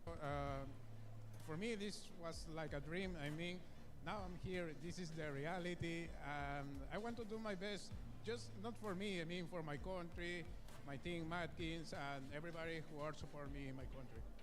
Nero, of course, everybody back home in Peru is watching, and of course they're proud. I'll tell you what, man, a lot of people would have thought that you would have been too scared of these bright lights. They would have thought that you going up against Mina Ordi, two-time Capcom Cup champion, that you would have had no chance whatsoever, but you going up there, you believed in yourself, you seem to be so confident. Take us through that Mina Ordi match. I have a partner in Peru that maybe you know, Picoro. He's played Blanca, and also I have a lot of friends who play Luke, just not in my country, also in Chile, Argentina. So I really prepare for that match. I want to do my best. Like I say on Twitter, maybe nobody knows me, but I will do my best. I can kill everybody, so be careful about that. Talk that talk, Nero the Boxer. Okay, last thing I gotta ask you. Do you have any message? Can I dare see you talking like that on Twitter? I love it, and you're backing it up right now. Do you have any message for everybody watching back home in Peru? Just to all the people in my country, my teams, my family, my girlfriend, thank you so much for supporting me. I will keep like this, and tomorrow I will do my best, and I hope I can pass the group, you know, and make the top 16. This right here is what Capcom Cup is all about. Capcom Cup 10 shaping up to be potentially a classic so far. And let's get into more of these action-packed matches. We're going to send it over to Marine and Seijin. Wholesome interview, right? Yeah. Actually, I watched Nero play in my very first CPT commentary, and I was just like, man, he's out here playing, because it was especially during COVID restriction times where it was really hard to kind of get around, but it's so awesome to see Nero the Boxer here at Capcom Cup. But anyway, I am here with Mr. Seijin. What's How up, do you gamers? do it? Hope everybody's. I gamered before you could gamers. That's the way this Capcom Cup works. It's a bunch of gamers playing matches. And not only that, we had Group F, which was really, really awesome. I'm excited for that. I'm going to be, you know, what's funny is we were talking earlier about how some of the groups are a little solved on day 2 sometimes. Group F does not look like that after that's over. So I'm excited. I'm going to be on that tomorrow. It should be a juicy one. Yes. And I told Nero the Boxer if he made it out of Group F, I would buy him a baguette, because Luffy was making fun of him. Luffy was like, whoever Nero the Boxer is, like, good luck. And I was like, I'll buy you a baguette if you make it out of your group. Did you see the GIF he posted? He was like, yeah, just like the, like, what do you want from me, right man? here. So we're going to take a look at our standings for this group. Hopefully you've been enjoying all the action so far. Group G, which I think a lot of people, you know, I love the safe image where he posted, like, whew, when he saw he was not in Group F. Nice. But this group is stacked too. There's a lot of really awesome players in this group. In particular, you know, I'm really excited because it's a lot of players that when I watch them in their regions, I'm always impressed with their gameplay, right? And so to see them here get a chance against each other is really, really fun. Particularly if you're from the North American scene, a lot of you are probably familiar with Safe, right? Who's at the top of that. And then if you watch any of the awesome matches in South America, I mean, Juninho is very commonly known, right? Same thing with RainPro if you watch Asia scene. ROF for that, I mean, the image alone, I feel like it speaks a billion words. His post up there when he's stacked up on the image up there, which is really cool. And then, of course, Uma as well. It was really, really fun to watch. Awesome jury player. One of the few jury players in this bracket. Sure, definitely. So we are going to go into our next match here. So we do have RainPro and Safe. So to capitalize on where RainPro resides, he is in the UK side. Right. So like lore-wise, he moved from China over to the UK, I believe, for studies. But it was funny because Hot Dog mentioned like, hey, you gotta watch out for this man. You gotta watch out. And I mean, he's here. You guys let him here at Rain Pro at Capcom Cup. And then, of course, going against Safe, I've seen him play, and he's a very studious kind of a player because he actually sits down, learns the matchup, and actually knows how to play characters here and there. Yeah, and that CA is not California. That's, of course, Canada up there as well. And it's the same thing you mentioned, Rain Pro, Hong Kong, also from, what's it called, he's in the UK as well. It's the same kind of thing that Zen had, right? Where he was over from China and then obviously was in Canada. So a lot of players all over the world are really good. I think at the highest level of play, players from every region in the world are pretty even in power level. There's a lot of really incredible players, so that's kind of what we're seeing here at Capcom Cup. Exactly. So yeah, of course, Safe is already starting out so strong. There we go with the OD flash kick. And again, look at the drive meter that Rain Pro has. He is trying to fill it up, but he gets that risky jump in. Safe. Going in for more pokes. Okay. And careful about the Jinrai cancels as well, right? Because Guile can obviously punish. Oh, all in on this, so in burnout. But Guile honestly okay at fighting out of burnout, particularly when he's not cornered, so.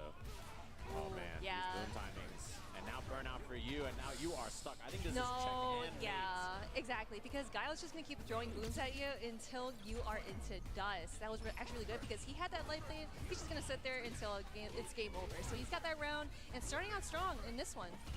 Yeah, it's tough. I mean, Ken has to walk Guile down, right? That's his objective in this. Wow, what a back dash whip punish. Double flash. Just backs up too. I like taking that space with the back medium kick. Rain Pro is looking like a monster right now. Oh, yeah. Oh, my, help me. Please, get me out of here. Yeah, I was going to say, literally capitalize what Hot Dog said. This is Rain Pro. You do not want to mess with them. Coming over from Hong Kong to the UK, he is going to close it out 1-0 over Safe. Help. please help. Call an ambulance, but not for me. That was a beating. That was not good. If you're Safe and you're looking at that, I think your adjustment is I would like to play the game. You know, you got to really establish somewhere on the screen, and Rain Pro just did not allow it there. Mom told me it was my turn. Yeah. That's definitely, you had the unplug controller. Oh, I'm surprised at no back throw, but of course, Ken gets the side swap anyway. Oh, there we go, that sneaky little forward. Again, it is really good catching the shimmies, but getting that back throw punish counter, I'm pretty sure he probably wanted it in the corner, but it does not matter. He has Rain Pro in the burn, and there we go, Safe, looking pretty good in this first round. Yeah, that was going to be chipped pretty soon anyway. I think like Run DP probably would have done it, so pretty tough round for Rain Pro to win there. I think his options were pretty limited. Much better after that first game went so badly for Safe. Oh, meet me in the air with that Tatsu. Imagine that it would be able to juggle afterwards. But it was a dry Tatsu too. It wasn't even the OD version. Oh, perfect parry. That's actually really good. Now it is my turn. Actually, my turn. Oh. Out of there. Fights away with the jab. Safe on a lot of resources, and that's a huge punish side swap opportunity here. Wow. Oh, interesting. No super at all. Maybe he just wants to save that resource into the next round. Yes, he definitely wants to do that. Sitting at match point, Rain Pro. Yeah, I think Rain Pro probably could have killed with double drive rush level 1's kind of situation there, but didn't want to spend the resources. No, the drop from Safe, but second opportunity here. Nice. Yep, using the Super 3 because, again, if you're keeping it stand still, it is a waste of resources. You might as well use it. Hopefully you get Super 1 back as you get this dub here, but we'll see how Rain Pro acts out. Whoa. Yeah, he waited on that flash. Establishing, getting a lot of space off this, so Rain Pro feeling pretty good. There's that whip punish, yes. Ooh, I was hoping maybe like a DP after the drive rush coming in, get a DP on an anti-air, make it your turn. But here we go, Rain Pro just sticking to him like a busy bee. Uh-oh, this is scary now. To the whip punish, same setup he did last time. He's going to spend the level 3 here. Yes, definitely. Oh, but it is not a full combo. I wonder if it's maybe because like he was like too high. Yeah. So he didn't get the full animation. Whoa, and the he's reactions! Ready. Rain Pro 2-0. Just like that. Very well played there, I have to say. Like, he recomposed after, you know, Safe was starting to catch his footing, right, and looking a little bit better there.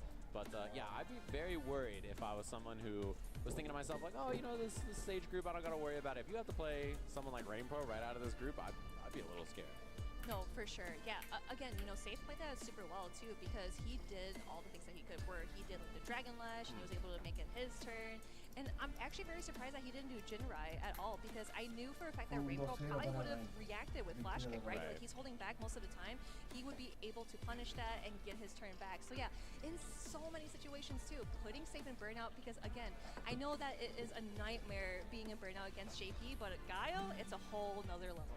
Yeah, it's particularly brutal. Those two characters really manage the drive gauge very well, right? For their opponent, if you spend gauge against either character, very unlikely you're going to build it back. They kind of just sort of naturally snowball from there, and you're going to be forcing a burnout at some point, which we saw almost every round where RainPro had any kind of advantage. I think Save made some good adjustments, but I gotta say, RainPro just looked super solid. You know, really just super clean, solid gameplay. Didn't make a lot of mistakes, not a lot of room for errors. Stuff like this is cool. I did think we were gonna see some beater dump here to get the kill, but not spending it turned out to be A-okay, and he had the level 3 for the next round anyway. Oh yeah, this is my favorite part here. Yep, so he's going for that roundhouse. Yep, drive rush, get in that combo. See, and yeah, you were right. He was a little bit too high, but in this certain situation where he's going to do Dragon Lash, he does a flash kick instead, especially when you're in burnout. Yeah. I've seen a lot of people where they see the Dragon Lash coming and they're blocking. You can actually stand up and then parry, and that's a guaranteed perfect parry. Right, but the other thing too is like, when you're in a situation like that, you know that his options for approach are limited. You're building burnout, you're like, all right, I'm just going to sit here, down back, see what he has to do. Because if both characters recover their gauge, I think it's really good for Guile a lot of times anyway. And as long as he can establish space and then start throwing booms again, he sort of naturally will force Ken into making some kind of risky decision. So it's going to be some kind of coin flip there anyway. We have our next match. This group is locked and loaded. We're moving and grouping, so hopefully you've been enjoying all of it so far. Garnet, which I brought this up earlier, we had two groups today where there's Dawson players, right? So it's cool to see get to commentate some more Dawson today. Up against Uma, who's been very impressive. I mean, I watched Uma play a lot against some players. Yuri versus Dawson. Actually, right? So this is one of those matches where I've seen Uma fight against it quite a bit, and I'm sure that he has a lot of experience in this matchup. And I think particularly this matchup is, you know, it can be tough for a lot of Dawson players, especially not like super high-level Dawson players to slow this matchup down. It's very difficult. You have to be a true master to stop this character from just not steamrolling you 24/7. Oh, 100%. Yeah, and again, you know, Jerry, like her charge is actually really good because she has so many different kinds of options that she can just mix you up. That's why in this game, the mental stack is so freaking high. Here we go. Perfect carry, drive rush in, getting that corner carry as well. Garnet is in a sticky situation, but teleports out of there. El saltito. What a response, too. Just totally ready for it. And yeah, I mean, Uma has a lot of matchup experience, very good in this, and you know, come on. Some of the responses that we're seeing to Dawson stuff. Her DP also has a huge horizontal hitbox, so very easy for her to do drive rush and then DP and just take up the entire airspace from Dawson. So you can't just like float kind of aimlessly in this matchup. You have to have a plan. Sí, mis ones en balance. Lo siento por las demoras. Se me estaba bañando.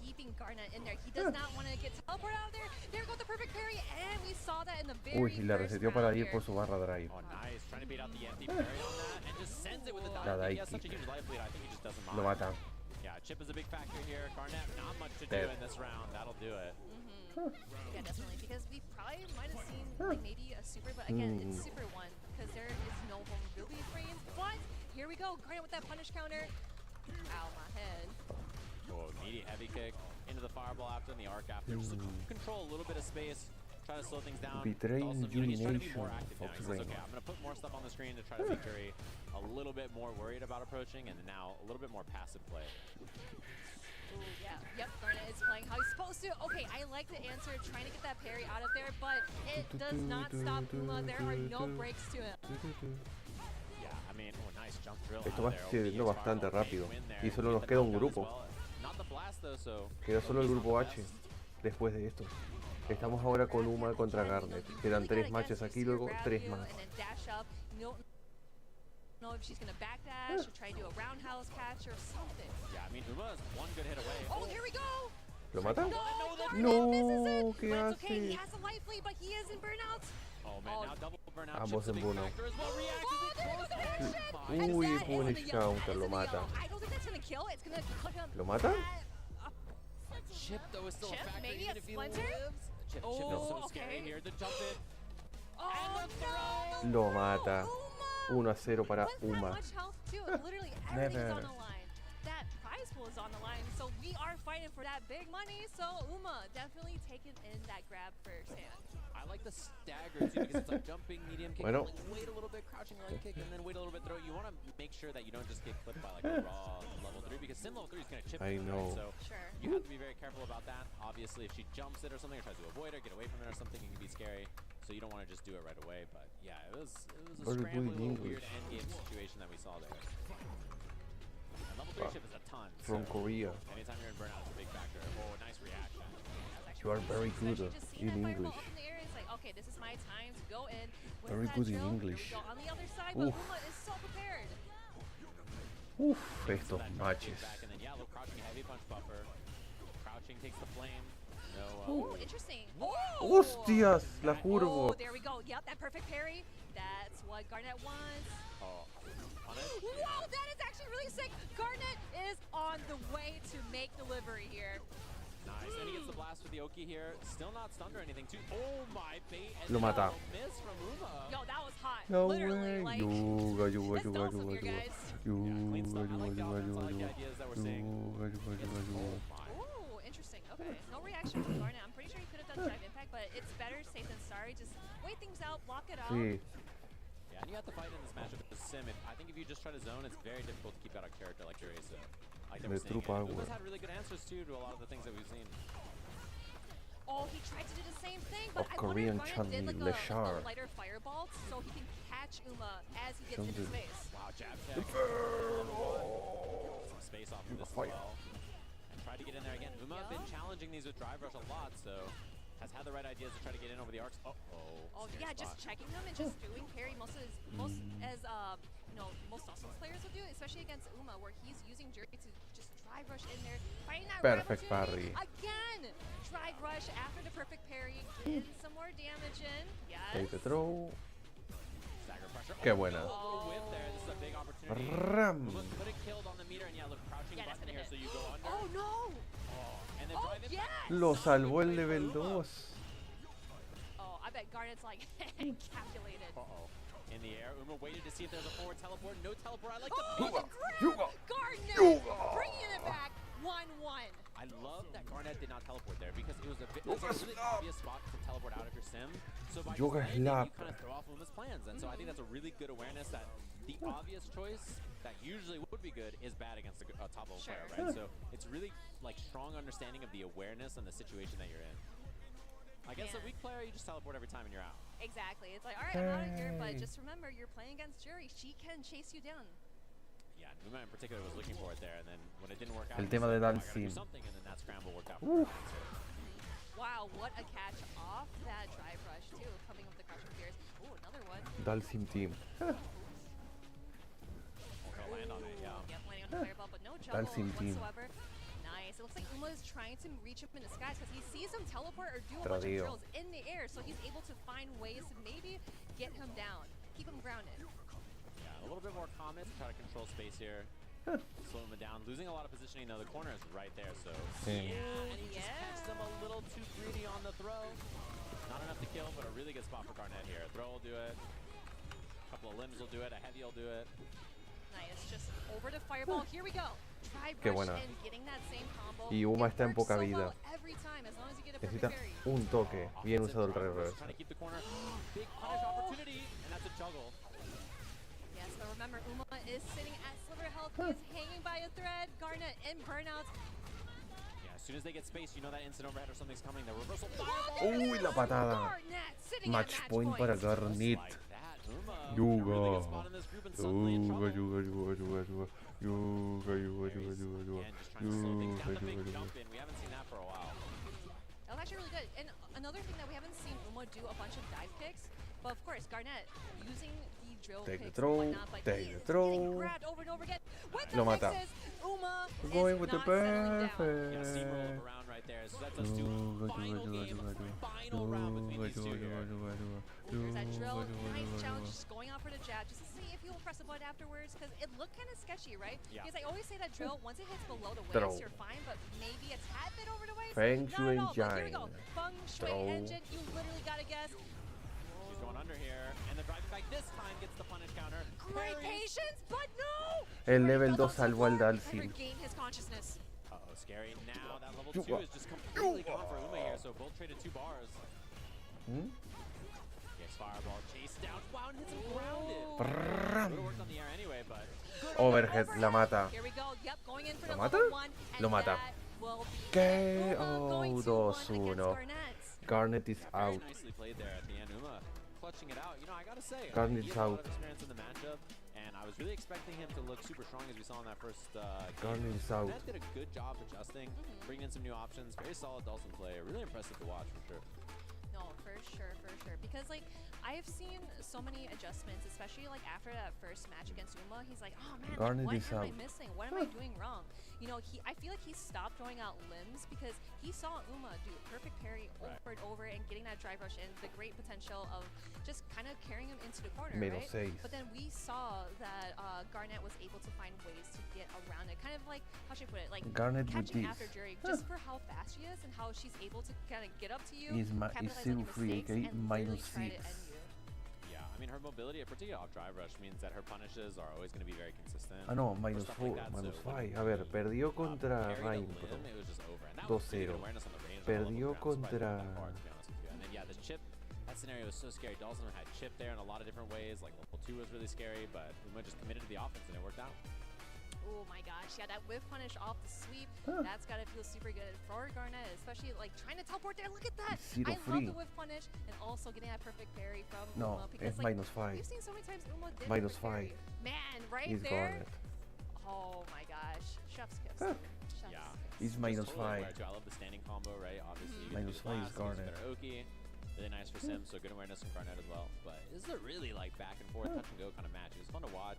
These two obviously very experienced on their characters, and this is the kind of, you know, what you expect at a tournament like this, right? And this too, I like this drive impact idea, slightly mistimed, so eats it. We saw later on there was an attempt at it too. I think the idea is you get the punish counter and then you get the juggle after and it'll miss, but oh sure. I mean, on that stage, yeah, trying an advanced punish like that, it's very easy to flub it up. So yeah, I wonder if you could just probably do like grab instead, maybe just to kind of like, I know it's boring, I know you want to optimize damage, but maybe grab might be safer, but talking about grabs, talking about those mix-ups, see, that's what I mentioned before, where Jury, she like grabs you in the corner, she dashes in, grabs you again, dashes in, grabs you again, even backdash, and then do, you know, like roundhouse or something to punish you out of there. So, Uma is going to win against Garnet. Yeah, very well played. Really fun match to watch for sure in this group. There's a lot of scrappy kind of matchups that I think we'll see today in particular, so I'm excited to watch that. And Uma is just very, when we look at the standings later, we'll see how it's going for everybody, but very scrappy, scary match. I imagine for him,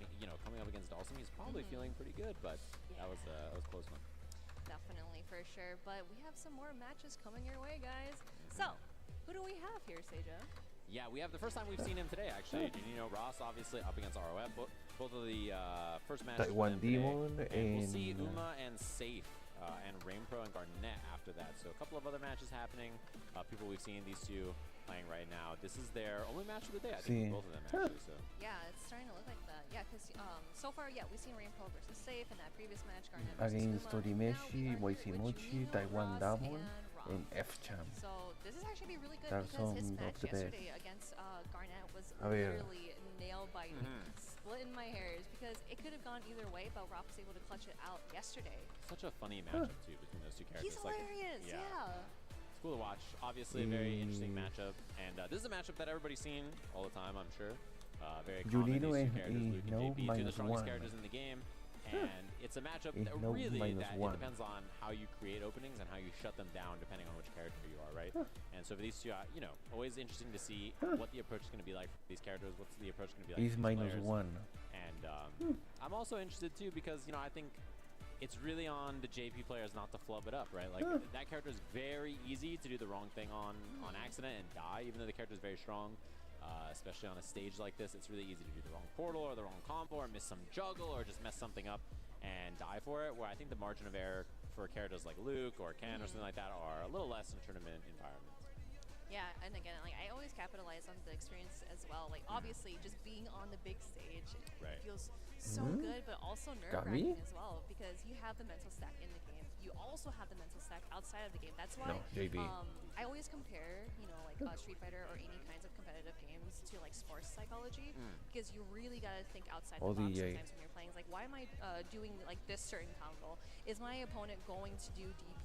Are they gonna do this or do that? So that's why it's so important to know like how these players play. That's why like you have that tournament experience, you have the character experience, but how do you know how this person's gonna play? Yeah, and I mean, you drop simple things all the time. We see the best players in the world drop their punishes or combos or offense that they run literally every day of their lives, and then they just have errors up on that stage, right? For lots of different reasons, it's very easy to mess things up. So, you know, it comes down to all that. Dude, the violent head shaking. I am not that. I don't know about everybody else in chat. Hit 1 if you are like I'm gonna keep the same face the whole time. 2 if you change it up. I'm like a hold facer. Two me. even though I'm not in the chat too. I can't change it up like that. One face for life. But here we go. Yeah, Junior Ross getting, you know, just getting all that damage. And yes, that check, but no completion from Roth. But that's okay. You know, you got the life lead. You do got the resources for that drive meter as well. Meet me in the skies. Counter hit combo from far away like that. That's Luke's best pickup a lot of times. Burnout. Burnout rápido para Junino. Kind of just spend drive gauge early and look at this. Burns out full screen against JP in miserable time. Very difficult to deal with this character. All of his options, and even though you have a level 1, like, you know, it loses the projectiles if you're up close, so you don't even have the best options to escape. Oh, yep, big punish Se there, mató and solo. that is gonna close out Round that very first round para to Roth. Yes. Very kind of like composed style. Honestly, all he did was like walk him to the corner. Right? He didn't do a lot of complex things, no ideas that are really confusing. It was just let me walk towards you and see what you're gonna do. Exactly, like he's accommodating his normals and stuff. It's like, oh, you're doing this, I'm gonna stick with you and try to punish you as much as I can. But Junino Ross definitely learned from his mistakes in the very first round. Jumps in again to see if he will anti-air him, but nothing yet. Yeah, and RF's, like, there's a lot of like, ooh, that was That scary. could have been a big whip punish, yeah, but we got the grab. We take those. Junino Ross is on the other side of the grid here. Scary spot. Drive gauge in a particularly bad scenario. Yeah, that's all you wanted to get that One burnout thing there. about Leshar. Oh, there Lo we mata. go. The drive No lo mata, pero impact. deja I con wonder if that's more poquísima kind of like a vida. meaty drive impact because right when he saw him stand up, El it's like, all right, Cera. I'm going to press this button and you cannot One thing. react. Yeah, and I think spending it early like that actually gives a lot of space for JP to work here, to be honest with you. That's, I think, a little bit of a scary calculation. A lot of times you want to save, nice. Lo mata. You want to save the stun a little longer until you want to dump the resources and kill. And doing it early like that can sometimes mean that, you know, gives a chance for JP to slip out of there, find another opportunity. Perfect. Level 3, se lo gasta. Back in Memphis. I hope y'all know that we are actually in California, not Memphis. Don't come to Capcom Cup in Memphis. That's somebody's gonna take your kidneys. Oh, back throw. Back Huge throw. here. Gives a lot of opportunity for JP to Que regain tiene level those, 3, tiene 3 barras. Oh no, he just gets sandblasted and man, this life lead just turned around so fast. Although there's huge resource advantage here, so I imagine any hit from JP that Interesting. Yeah, parry. that empty Va jump por su going in barra. for that perfect parry just to see if Roth is going to throw something out. But now this is kind of looking pretty good on Junino Ross's side. But Roth is going to try to keep that keep away game. Yep, here we go with the OD Stalagmites. A couple of misses though, scary spot. Trying to force burnout here, and yeah, stealing a couple of turns to do it, and now Ambos en burnout. JP a little Se viene el trouble You in terms of enjoy life here. this. Obviously, SCA. Whoa, what an interruption. Se lo Here we gasta go, el level 3. critical art, and Y así va a Roth is recuperar in the primero la yellow. barra That's drive. going to do a bunch of damage. They Look might at be that. at neutral health here. Yeah, and the bigger thing too is the drive gauge situation is going to be really soon here. You can put out EX Portal, which now, yeah, EX Portal comes out, and now Teleport's a really scary threat. The chip is a big threat. Luke's about to be out of burnout, though, so no longer a factor. He's going to send it. Oh, there we go with the parry, with the charge up, the drive impact, and that Lo is going to be mata. enough health to Qué return the favor grande back. Junino. Juninho Ross, 1-0. And you can see the idea behind it, too, because obviously Luke Wow. just did heavy 1-0 knuckle, para right? Junino. So your brain is like, oh, God, why did I parry that? I should have drive impacted it. And then on the next sequence, you just drive impact, right? So it's your brain. It plays tricks on you. You know, every time you block a jump in and then you just DP No, after el drop. one block. I know, you're it's just, like, huh? mad that you didn't DP the jump. You know, it's one of those interactions. It's like where you're actually IRL lagging, like, huh? Yeah. Your brain Delay? just tells you. It sends everything a little too late. So Throw. a game just slipped away just like that. Oh, there we go. The multiple medium, crushing medium punches. Yes. Trying to bait a throw, didn't find it, but spaced out safe with that sandblast pressure and the classic whiff throw, get the punish counter jab. Oh, there we go. Yep, tech throw and going for the stalagmite just to see if Junino Ross is going to Boom, jump at lo him. mata. But here we go, the drive impact, and that is going to kill for Roth's side. Yeah, big W Rough. there. Especially, I think, sending it on the drive impact. Very when Your good. opponent's in burnout Very like good that. indeed. Even if they level 1 you, you don't mind too much if it hits you in the round, so pretty good bet. Take the throw. No perfect parry timing, but still looking for it. And man, yeah, representing a lot of parry on defense so far. We'll see if there's some throws to kind of mitigate maybe that option a Oh, little for bit. sure. Aero percata. And again, you know, it's smart because, like, even if you don't get a perfect parry, Y you are después not de giving esto any nos drive meter to your quedan opponent. But Junino dos Ross matches is más y so después de eso over viene it. el Does último not grupo, want el the grupo parry, H. But here we go with the OD Amnesia. Amnesia. Not sure what's happening. We are going back to full screen. Huge. Qué Drop in is a big grande. opportunity. This Perfect. should be enough to kill if you want to dump the meter. No se gasta el level 3, pero But again, you know, he has that much health, so he wants to risk anything that he can to Lo get hace. that dub. Match Junino Ross point sitting para at match Junino. points. Yeah, scary spot. Obviously choosing to save the meter. And it works out okay. Here ends with the 3 meters available for the last round. We'll see if it's an early spend. Not yet. Just takes the corner positioning. Raw overhead. Double overhead. Yo, Juninho, you're not going to do 3, are you? Oh, dashes up the spike, though, kind of forces the respect. So now back to that full screen game. And I love just walking up, taking up all that space, get away from the corner. Gotta spend some meter here to get rid of that drive gauge. Oh, nice. Level 3, se lo gasta para dejarlo en burnout. That drive meter back as well. I O wonder, sea, no, this is definitely going to put him in burnouts. Yes, here we go. This is actually a really great smart job, because this is where commentator. JP shines. Continue complaining He sees you in about her. burnout, Get he's rubbing alive. his hands like, Se viene. It's summertime. Threatening that drive impact, does not go for it. Loses the corner actually, which is big. As soon as that drive gauge comes back, Luke is one good hit away from winning, which is so scary here, that jump angle. So smart. Yeah, he was so ready for the anti-air. Uy. Yeah, he's trying to fish for those crouching medium punches just to see if he can get in just one sliver away because he is in Se the mató. Does Uno not a matter. uno. ROF is still alive in this. 1-1. The walk back was so key there. Just a little walk back, create that space, find that punish counter crouching jab on the whiff. Really scary, precarious spot. Honestly, Luke, like he had the hit earlier. You know, he hit that crouching medium punch. Could have done the double drive rush, gotten the kill, but was not committed to it. Way. Ended up being Oh, stop. easy peasy Go. for Rocket. Go. Embrace. Interesting. Go. Yep, just going through the fireball with that drive rush. That's why, like, I feel Luke, Ken, Jury excel in this matchup because they use drive rush to just get through those roadblocks. Yeah, kind of the weakness of JP Ghost is fast mobility to get by it, but even then, it's still a really good tool for pressure, up close, mix-ups, combos. Like, it's a really well-rounded tool despite that. Yeah, and of course, you do have those reactions on deck, you know, just stopping the drive rush. But we got anti-airs as well. You cannot jump at him. Buffering, yeah, that time waiting for it, but doesn't go for the anti-air. Back throw, punish counter. Representing that option. No. Oh no, and that's probably going to be Muerto. it. Yep, going in for that drive impact. Just finish it off with an Tenía OD level GP 1. just Podía for haber a hecho little flash level 1 el reason. señor Even if you Roth. could react Tenía to barra. the driving back there, I don't think level 1 was He probably forgot he had good. level 1 Chances of winning are pretty low. for evade the dry impact. Oh, that is so smart. Seeing the sand splash, just going over to his side, getting that punish counter. Now we are back here into the corner. Burnout too, chooses to spend all that drive gauge, so very scary. Very important you don't lose the corner here if you're Luke, because that drive impact is very threatening. But I think you might just end up losing all this life anyway, just getting picked apart by JP here. Yeah, portal out, spikes are a threat, anti-air. At least push the portal off screen, but that Se jump in mató. should do it. Here we Final go. Nos vamos con Final final, round between these two. round Perfect KO. entre That's Junino definitely y gotta feel Roth. good, Y especially encima finding con that el right opportunity to jump at Junino perfect. Ross, because I saw that Roth wasn't jumping at him because his anti-airs were so perfect, or just kind of backing away and just having his turn back. Now we're going to see it in this final round here between these two. Oh, big hit here too. Finding a low early like this is really huge for Luke. Se gasta level Bar 3. this time, unlike the last game actually, so gonna swing that drive gauge back in his favor. Memphis. Corner positioning is good too here. Oh my Oh, god. tried to go for that third overhead. Remember, I was like, he did it twice. You want to do it for a third time? There was. Looks low again. Has not represented drive rush overhead at all so far in this set.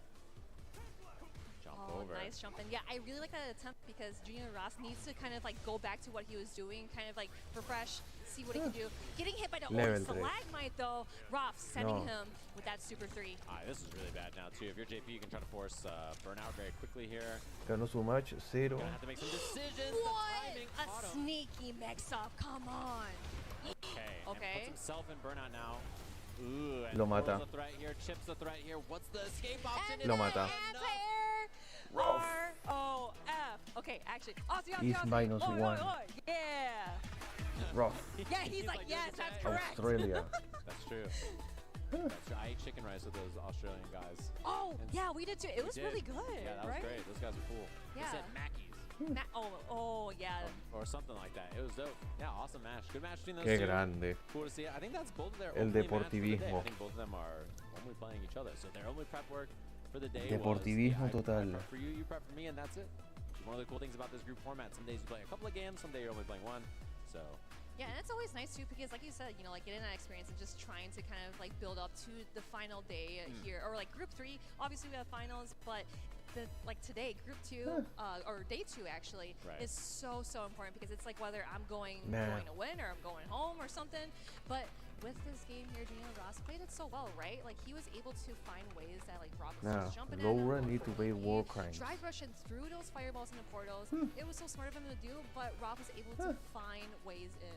yeah, you know, no matter what the group situation is like, right? Sometimes your matches will matter even if you're out. So a good example is Valmaster, right? Probably not making out of his group with the record he has, but beating Gachikun earlier today was a big deal for that group. So, you know, every match will matter whether you are somebody who is going to be like qualifying or not. So these kinds of losses here and wins are both very, very important for the groups and how they end up. Yeah, no, definitely. And it's also huge too because you are just playing on the biggest stage in Street Fighter competitive history here. And it's always fun to see everyone, especially like I mentioned before, you know, just having like Con esta derrota, la primera derrota fue contra Safe 2-1, así que quedó ahí -1. Ganó la otra 2-1, volvió a 0. Y ahora esta que perdió con Rof 2-1 lo deja en -1 a Junior. If you can hear the buttons being hit by someone next to you, you know, or across the room, it's a nice feeling for sure. So we're gonna have our next match. We're moving right along. This is our third match in the group. Viene ahora Safe contra Garnet. Con esto serían 4 matches. Y si pierde ahora Garnet, ya está fuera de igual forma. Porque este es su cuarto match. Clutch it up, feel a little bit better about where the group is. Match that is really interesting to me in particular here because high-level Dalsum is always a fun character to watch, right? So yeah, it is really fun because I know that we've talked about how we don't really see a whole lot of Dalsum. Obviously, like Mr. Crimson and there's Garnet and also He's most of the -5 players that you see, but we don't really see that matchup as often. You know, having the popular character vote of like JP or Ken, Jury, Guile. Obviously, like they're strong, but Dalsum can be strong in his own aspect. That's why like seeing different kinds of playstyles too. He wins is complete out. He's -5. He lost. Literally a wild card because I see him, you know, like throwing out different kinds of fireballs and stopping Uma. You know, like he did that light fireball against Uma, right? It was a very short fireball, and he was able to kind of mix it up without being predictable at all. Yeah, and I think it's a character that even if you have some prep against, he Ukraine is is so particular. Like all the Dalsum players will have their own setups or ideas and how they want to play them. And you know, the difference between like fighting a top 100 Dalsum player and like a top 5 or top 10 is so huge. I think like much bigger than many of the other character gaps where if you're playing with like the 100th best Ken player in the world and like a top 10 Ken player in the world, right? Maybe the ideas that they're representing are more similar, but they're just sharpened to that fine, you know, kind of point at the top where Dalsum is very different, I think. He's truly a specialist character. Yeah, I feel like, again, he's just like really patient. I feel like you just need like years of maybe like customer service because like you have to be patient, right? Only like free you have to Dalsum. be patient with your customers. But here we go. Garnet getting that first hit off safe here. You definitely need to have Dalsum brain to play this character. Oh, 100%. You cannot play this character Only unless you're free built Dalsum. different. He is not for the faint of heart. And 4 I mean, Guile. if you can like twist your arms and twist your legs, I think you're made to be Dalsum. Yeah, I like the mix-ups on the Jinrai pressure so far from Safe, representing the different strengths a little bit. Oh, could have been DP jungle, but just a jab. I kind of like that because you literally have to guess what Safe is going to do. Are you going to grab him? Are you going to do Jinrai? Go for a low forward? Nice read on the grab, getting that big punish counter. Try to walk back and do crouching heavy to bait the throw, but Pero ya se quedó en burnout I think Garnet. Dalsum players know you're trying to bait that throw, so they're extra tricky on defense about And not 4 going Guile. jumping and doing drills or teleports or whatever to try to catch you off guard. Oh, yep, there we go. Like you mentioned before, we wanted to see that juggle in the corner, but here we go. The Lo Dragon mata. Lash, you cannot Round para escape me. Safe, strong first round. It's a particularly pesky move to deal with when you don't have 5 gauge. You know, just extra frames on block, and then a lot of times you're teching instead of parrying or doing something else because you don't have drive gauge. So very annoying thing to deal with for sure. Or trying to sweep the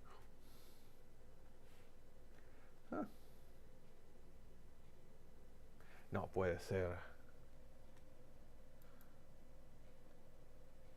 Qué asco el decode.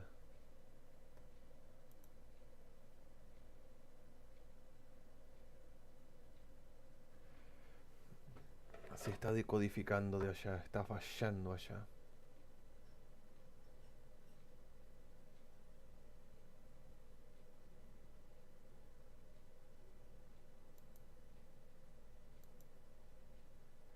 Ay, pero qué asco.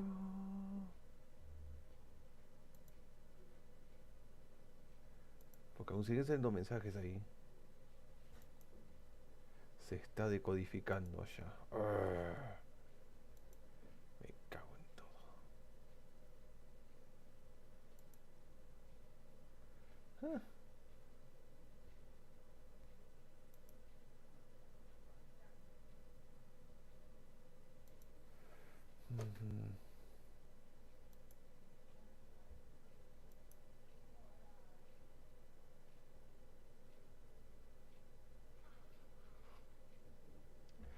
Ay, se ha caído. Ah.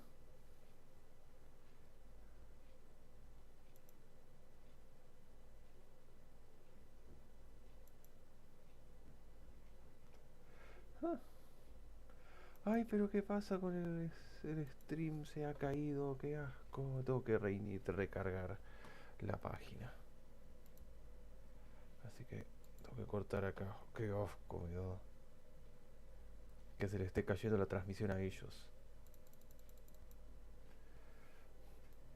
Ah.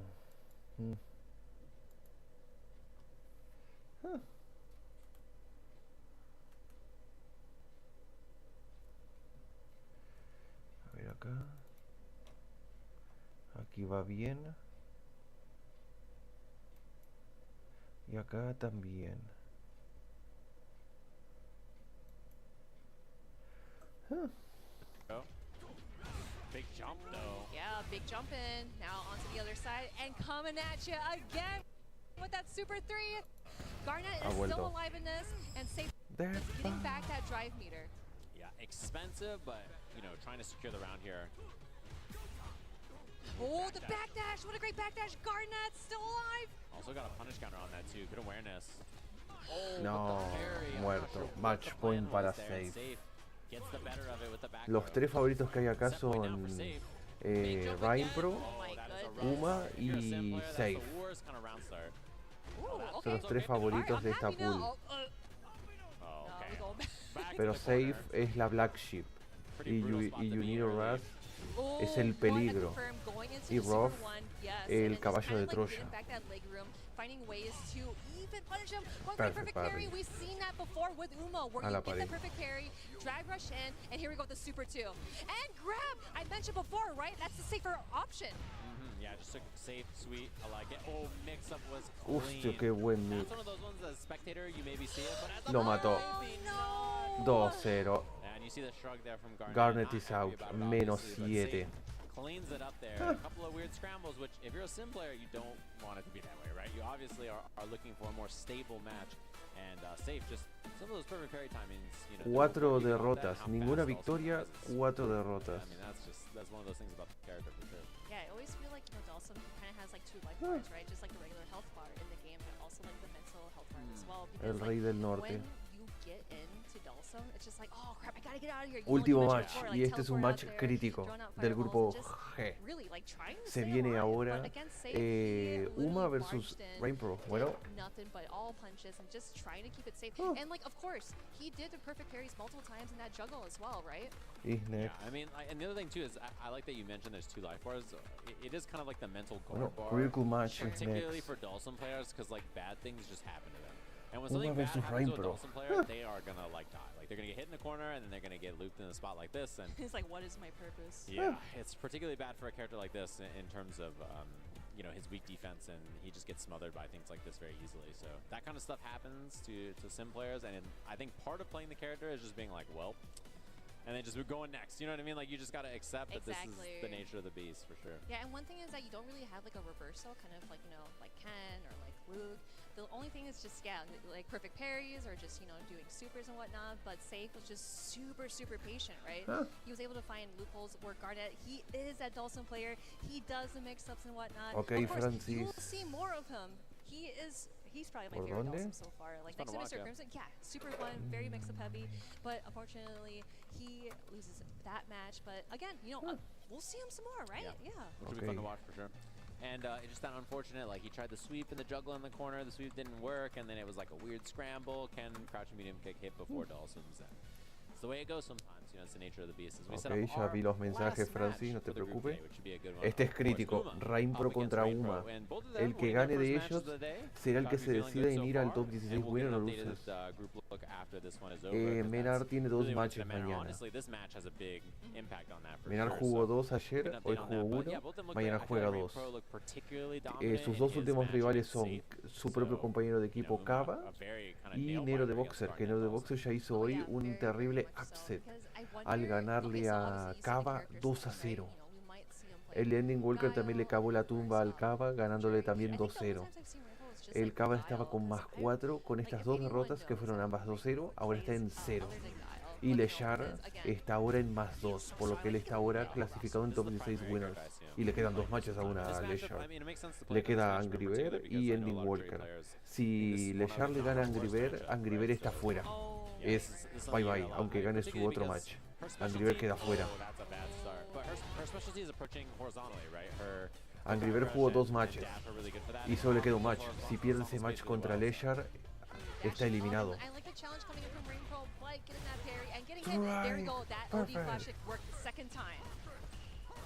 O sea que está un poquito jodido el Angry Bird.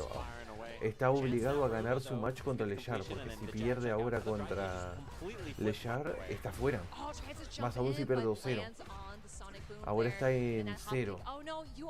Había perdido sus 2 matches 2-0 y 2-1, por lo que quedaba en -3. Ganó su match con Walker 2-1, por lo que quedó en -2. Y le ganó a Nero 2-0, por lo que está en 0. En cambio Lechar ganó su primer match 2-0, quedó en +2. Perdió contra Cava 2-0, por lo que quedó en 0 otra vez. Le ganó hoy a Menar, ahora está en +2. Qué bueno. Round para Uma. Entró. Uma tiene 2 matches hoy que ya estuvo. Ya le ganó a Garnet 2-1 y ahora está contra Rainbow. Que este match es muy importante para saber quién es el que se clasifica por top 16 winner o loser. Porque estos dos son los favoritos para salir del grupo G. Pero no se sabe quién saldría por winner y quién por loser. Puede ser Uma que salga por winners o puede ser Rainbow.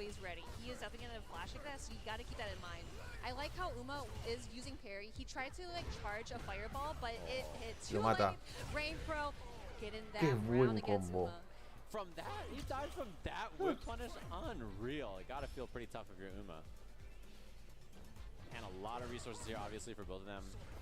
A ver, espera que termine este match de Uma y Rainbow, ya te arreglo eso. That was actually really interesting too because he saw Rainbow whip that sweep, so he tried to like drive rush in, maybe like try to punish him on the way, but he whipped that parry to see if he'll actually press the button. That is actually super smart.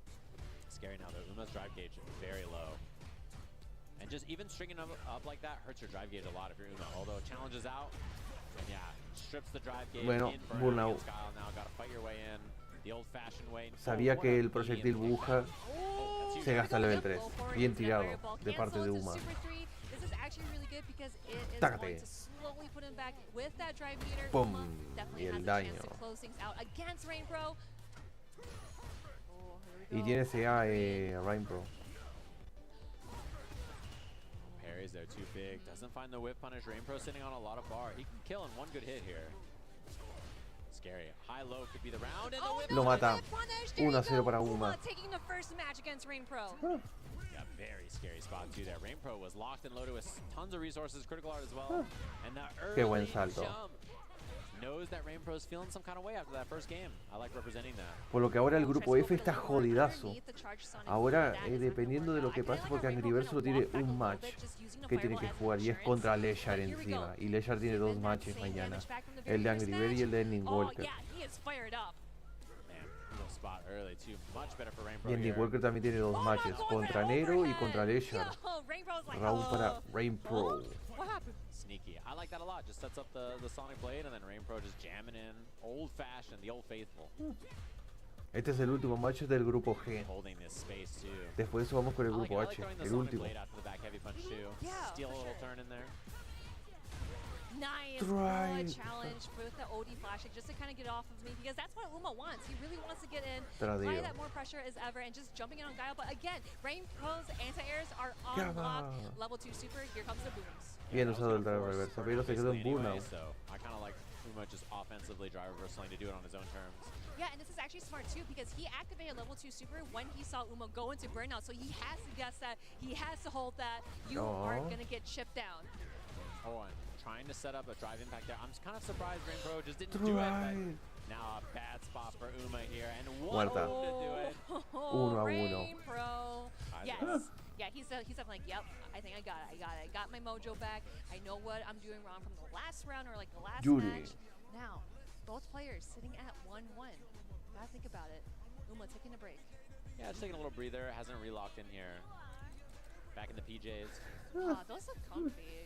Sí. They need to officially make that, because I will legit wear that, like working from home, you know, just working from home, just in your PJs, being lazy, being comfy. That's the life. Sí, TW Taiwan. Oh, imagine if you got a PJ like that for your cats, though. That'd be hype, actually. You're onto something. Oh, wow. El bajo. A whip punish on the sweep, and then finding a counter here. Rainbow trying to Bro. challenge, thinking maybe you'll respect my flash kick. Oh, drop. Oh no. Okay. All right. Hello. We back. But going in Flash for kick. that neutral air and then the flash kick into air. Y el Reversal. soldado reverso. Yup. Rainbow at least makes it out of the corner, which is nice. Oh, nice. Confirmed afterwards. Because it's like, oh, let me try to do it another time to see if it will actually work. Now Uma is in a pretty standstill. Tries to go for a jump in, but again, like I mentioned before, Rainbow's anti-airs are super clean. Yeah, I mean, building a little bit of space. Good, important block right there. Oh, had the counter hit, boom, no combo. Oh, right?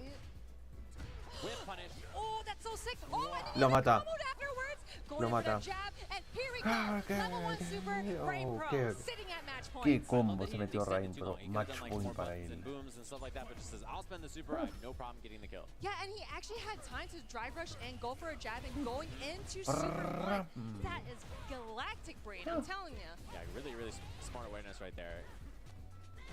Frame kill into the throw. This is a really rough spot. Oh, first hit, medium kick cancel. Oh, Uma with the power up. He does not want Rainpro to win this. Because again, Final most players are saying round at entramos. final Y game, encima final con el round. Let's get it. perfect. No whip punish there. Big opportunity, and there's the punish. Corner positioning, trying to beat the flash kick. Rainpro does not let it rip just yet. Oh, yep, there's that anti-air. Yes, I know you got great anti-airs, El but I also molinillo. got him too. Oh, that is actually really smart. Going in for level 2 and the drive Qué impact. buena. Are we going to see the side switch as well? No, we're just going to use it, most of it actually, not all of it. Yeah, it helped get rid of some of that drive gauge as well, which is huge here. Uma in such a bad spot. Oh, Uy, punish no, counter. You got to be careful, especially in the corner. Oh, now Rainpro is in burnout. What that flash Pero kick? le da igual al Rain, Wait, bro. wait. Scary spot, both in burnout. Extra frames on that. Challenges. Oh my gosh, she's out.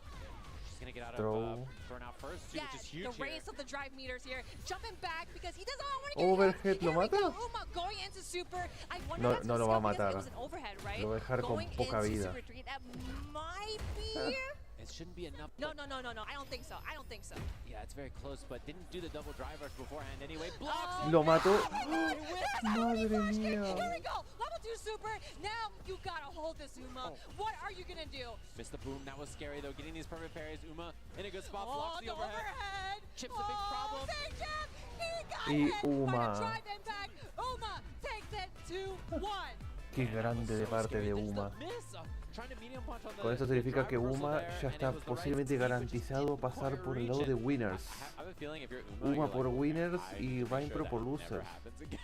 Porque Uma ya tuvo con esto 4 matches o 3 matches. A ver, este era el otro match que tenía ayer. Pero el match fue súper cerrado para ambos, para Uma y para Rainpro. Fue súper cerrado. Espera un momento, él aún sigue teniendo el de 30 días. No, yeah, it was super hype too because, A ver. as you mentioned before, you know, this was a tough match. A ver, veamos cómo funciona esto. VIP.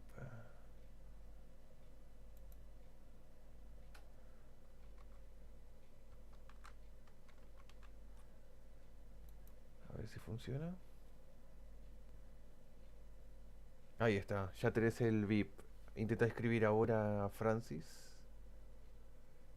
Te debería cambiar el icono. Ya tenés el VIP permanente. Ahí está. Fíjate ahí que este te lo marca VIP permanente. In like more of kind of like the earlier rounds, you know, Wow. finding Pero esto sí fue un matchup. tendencies that Uma had in Esto sí que fue un matchup. Yeah, and I think he did a good job on defense too. It's tough on defense sometimes to not just like do it as Guile, you know, just make it happen. Esto fue un match súper cerrado. A ver cómo está la clasificación ahora. Porque creo que con esto ahora Uma está clasificado. I love keeping it short and sweet. Really, really smart there from Rainpro for sure. And Uma, despite that, you know, really fighting back. And yeah, this, free Oh DI my back. goodness. Yeah, you know, I would have thought that maybe he might have like kind of grabbed Uma into the corner. Ahí. Then he would have maybe kind of like get some more pressure. But again, we have to think that if you're that close to Jury in the corner, she could just literally jump out and try to do dive kick. But if Rain Pro is ready for that, getting hit by that level 3 super critical R2, not enough damage to close it out. But with that Oni flashing, yo, I'm getting hype again. I'm sorry, I'm getting hype again. And I have to say, you know, one of the fun things about this game, right, is we see the closeout of this replay and the kill here for Uma. But one of the fun things about this game is we look at that scenario where he was on defense and then, or he had the counter drive impact, and like he chose like I'm just gonna throw it and try to strip her drive gauge.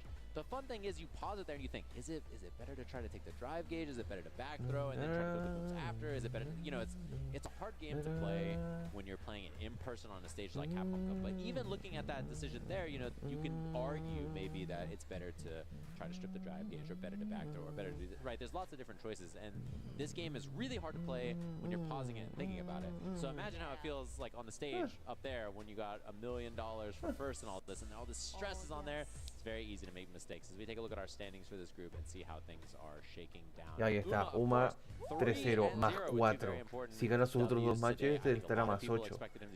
Rainpro está 2-2, sé que está más 1. Safe también está empatado con él, con Rainpro. Rough, 0. Garnet ya está muerto, está en menos 5. Y Junino está con menos 1 y tiene 2 matches más. Junino tiene que jugar contra Uma y tiene que jugar contra Garnet. Son sus 2 últimos matches. Y Uma tiene que jugar contra Safe y contra Junino. Y si gana, está más 5. Y el señor Rainpro tiene un solo match que tiene que jugar, que es contra Rough. Yeah, exactly. You got to be locked in, man. It's Capcom Cup. And Uma, I have to say, looking locked in so far. Very likely to make it out of this group, especially in winners, depending on how the matches go tomorrow. But could also be losers depending on what things go down. Y Junino tiene 2 matches que jugar. Si gana los ambos 2-0, queda con más 3. Y él está ahora con menos 1. Y hasta ahora los confirmados que pueden pasar es entre...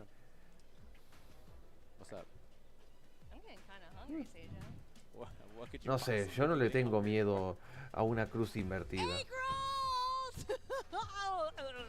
Pagoda.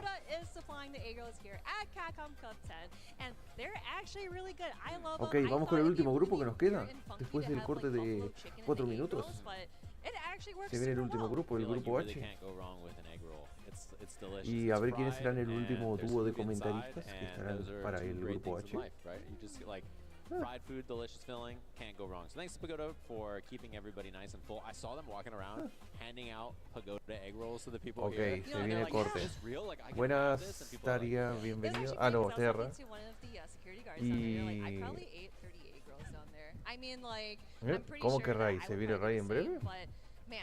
¿Será posible? Espero que me salga el mensaje. Ok, corte de 4 minutos.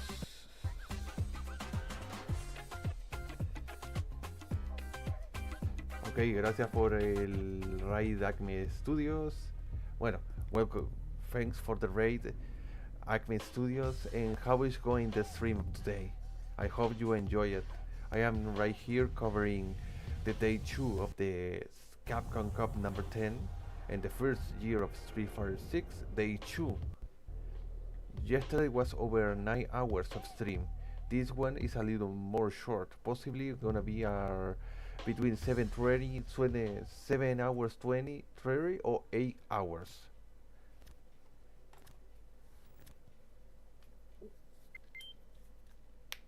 Right now we are in ad break for the next 4 minutes before begin the last pool of today, that is Group H. Ok, reviso acá, todo está bien.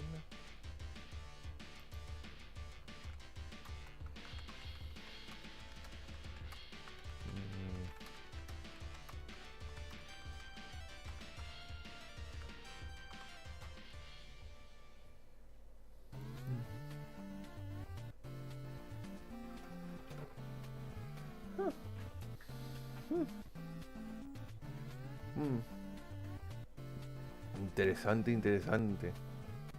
I am more a little occupied before the stream of today, covering getting all the secret equipment in some of the trials in Final Fantasy IV, the complete collection, especially getting the Sasuke's katana for Edge in the Lunar Ruins,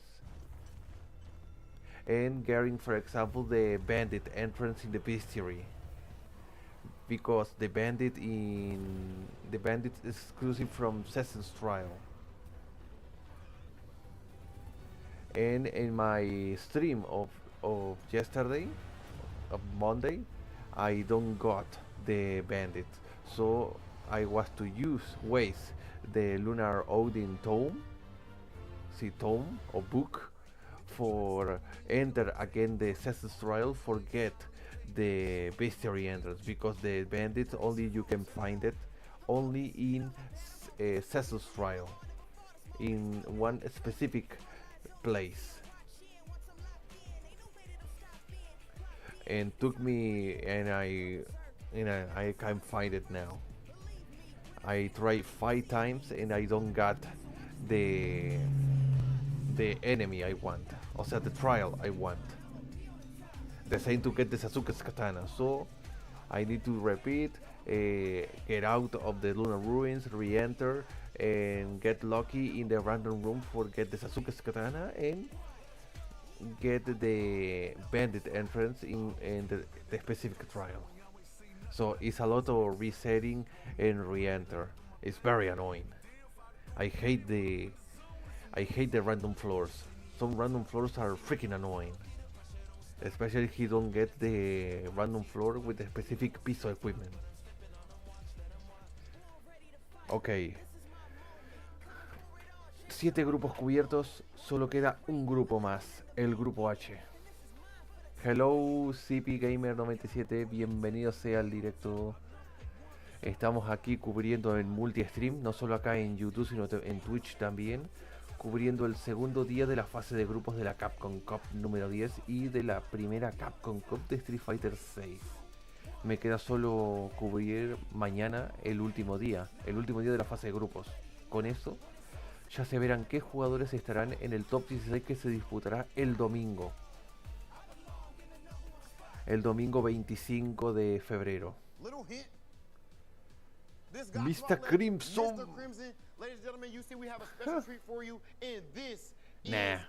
Nah, your English can be very good, Francis, but my English is not very good. I only try to speak the best I can in English, but some words in English are very hard to pronounce. So that there is a Dalsim one, so I have to try it. It's only right. I'll go with the Zangief. Uy, poor Crimson. I suppose that this one is pretty spicy. Yeah, since it's Dawson, you'd imagine, huh? Yeah, I can imagine. Let's see these pagoda. The mustasa. The condiments. Very nice. You like? Giving me Condiments very heat. Very heat. And it's a competition to not only eat that food with the condiments, but don't drink water. You need to resist the heat of that condiment. To build a community and stuff, and yeah, I'm really glad to see that friends, there is many players who Sí y no, porque estuvo help me to así, significa que Capcom Cup X, Mr. Crimson. Of course, you're qualifying for the first cup for this significa que se estaba quemando. What are you thinking as far as, you know, your group, your confidence level? How have you prepped for Capcom Cup, the whole 9? Yeah, so my group is really particular in terms of matchup. So I have El Crimson, aunque sea francés, controla muy bien el inglés, por lo que veo. O sea, controla muy fluido el inglés el señor Crimson, aunque hable más francés que inglés. Ma chérie. Ma chérie. Ma chérie. Ay, qué grande es el Crimson. It's the toughest things. It's the ri. This is fire. Ok, último grupo, que esto es desde Hollywood, California. And welcome back back to Capcom Cup Grupo 10 H. as we end out the day of group stage play of day 2. Let's see what it's doing. It's your boy St. Cole on the mic, and to my right, it is Ultra David, my G. How you feeling? I am excited to be here. Último grupo que queda, Grupo H, por hoy. Mañana se decidirán ya los grupos con el último set de matches. Cada uno son 5 matches de 1 hora. In part because it is super up in the air what's going to happen in this pool. You know, before the week started, we polled each other, who do you think is going to take this one? Everybody had the same 2 names who we asked. Problem X and Dual Kevin. The tool picks. Uf. Matches que tendremos hoy para el grupo H, día 2. Kusanagi Dual Kevin, Japhim vs Ren, Problema X vs Travis, Kusanagi Japhim y Ren Dual Kevin. Y hoy Problem solo juega un match. Mañana tendrá que jugar los 2 últimos, que serán contra Ren y Japhim. Porque Problem está en puntaje 0. Los que están hasta ahora en pasado son Kusanagi y Dual Kevin, porque Kusanagi solo peleó una vez. Hoy tiene que pelear 2 veces. Contra Dual Kevin y Japhim. Talked about Kusanagi taking that victory yesterday. He only had 1 game, but it was against Problem X. It really shifted a lot of people's brackets. Dual Kevin, unfortunately, had a horrible drop. Sorry, brother, to pull that up. Yeah, but no. You got to come back with greatness.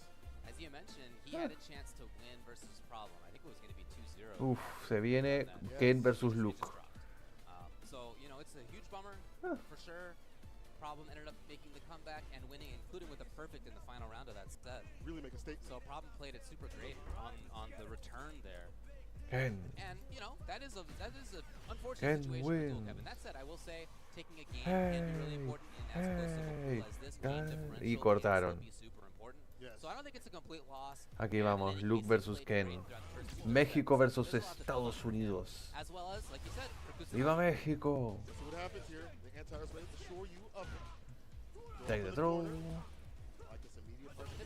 Tiene que tener cuidado con esa crouching medium punch del Luke. El incidente de la crouching medium punch que te pega y es súper cancelable. Es uno de los normals más rotos. Más rotos del Strifa. Tiger uppercut. Yeah, you were pretty sure that that's what people call him. Oh man, we mentioned Kusanagi is willing to take risks, and Dual Kevin's gonna make him pay big time with the round. Lo mata. With the reward, taking it. He's had a lot of practice with Ken. I mean, again, stateside, you have safe. That's one of the people that he played in the mid-best Canadian CPT online premiere. Yeah, man. Got DP, he's ready, puts him up in the corner. Kusanagi fights. Back to mid-screen and looking for the blue stuff. On a day, that corner play coming through. Maximum on Oki finds the overhead, but what a check. Thank you, CP Gamer, for the follow. Welcome. Next combo could be it. Oh! Throw. That's not it, but Perfect parry.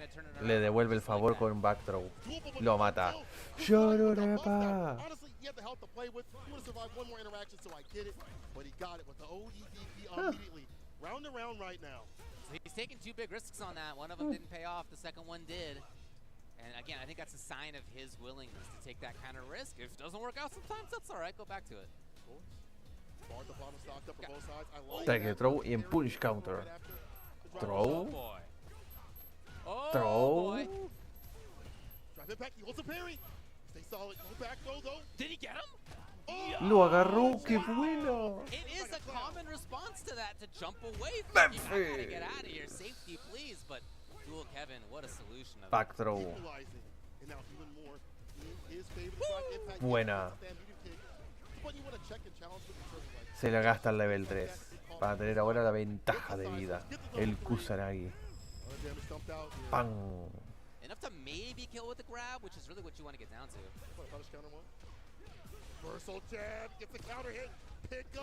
Pero se quedó en burnout el señor Dual Kevin. Kusanagi just needs to get some chip out. He'd love to evade that. Ambos en burnout.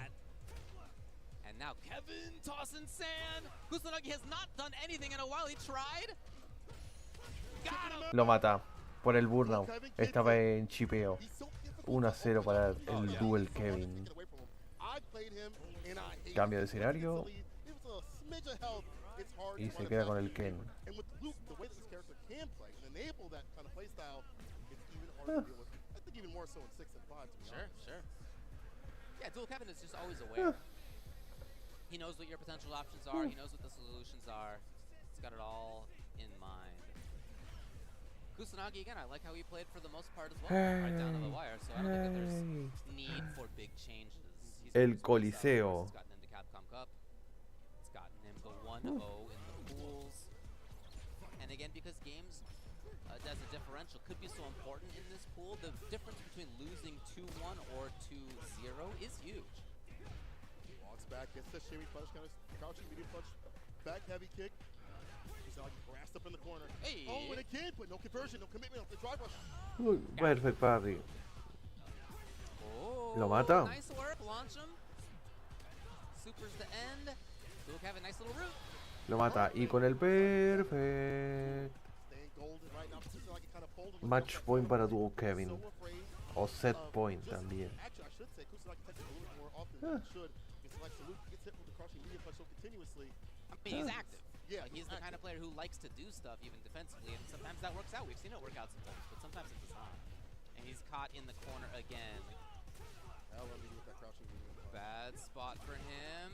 Hay uno por acá. Attacks on the way out. Yeah, Bien, that's totally bloqueó el overhead. Bien usado el drive reversal. Perfect parry. Burnout. ¿Lo mata? Lo mata. Baseball, baby. Y double perfect. 2-0. Con esto, Dual Kevin está más 3. That's the kind of play that it looked like he was doing versus Problem before it kind of fell apart. It's the kind of play that we saw versus Jobby as well. Right back to it in day number 2, recovering extremely well from a loss. 2-1 now is Dual Kevin. Felt like it was kind of hard for Kusanagi to find a way in the perfect parry. Más 3 está el Dual Kevin ahora. Y ahora tiene que después tiene que pelear contra Yapjim. Es el penúltimo match de la noche.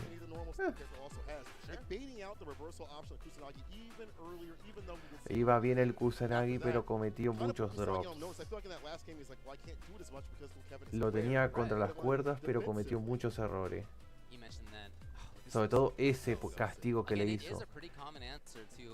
Y trató de hacer back jump, pero lo castigó con el level 3 el Dual Kevin. I feel like everybody should copy that now. A lot of level 3s are going to work just like that. Yeah. Not that, I don't know, it's probably not the first person I've done that.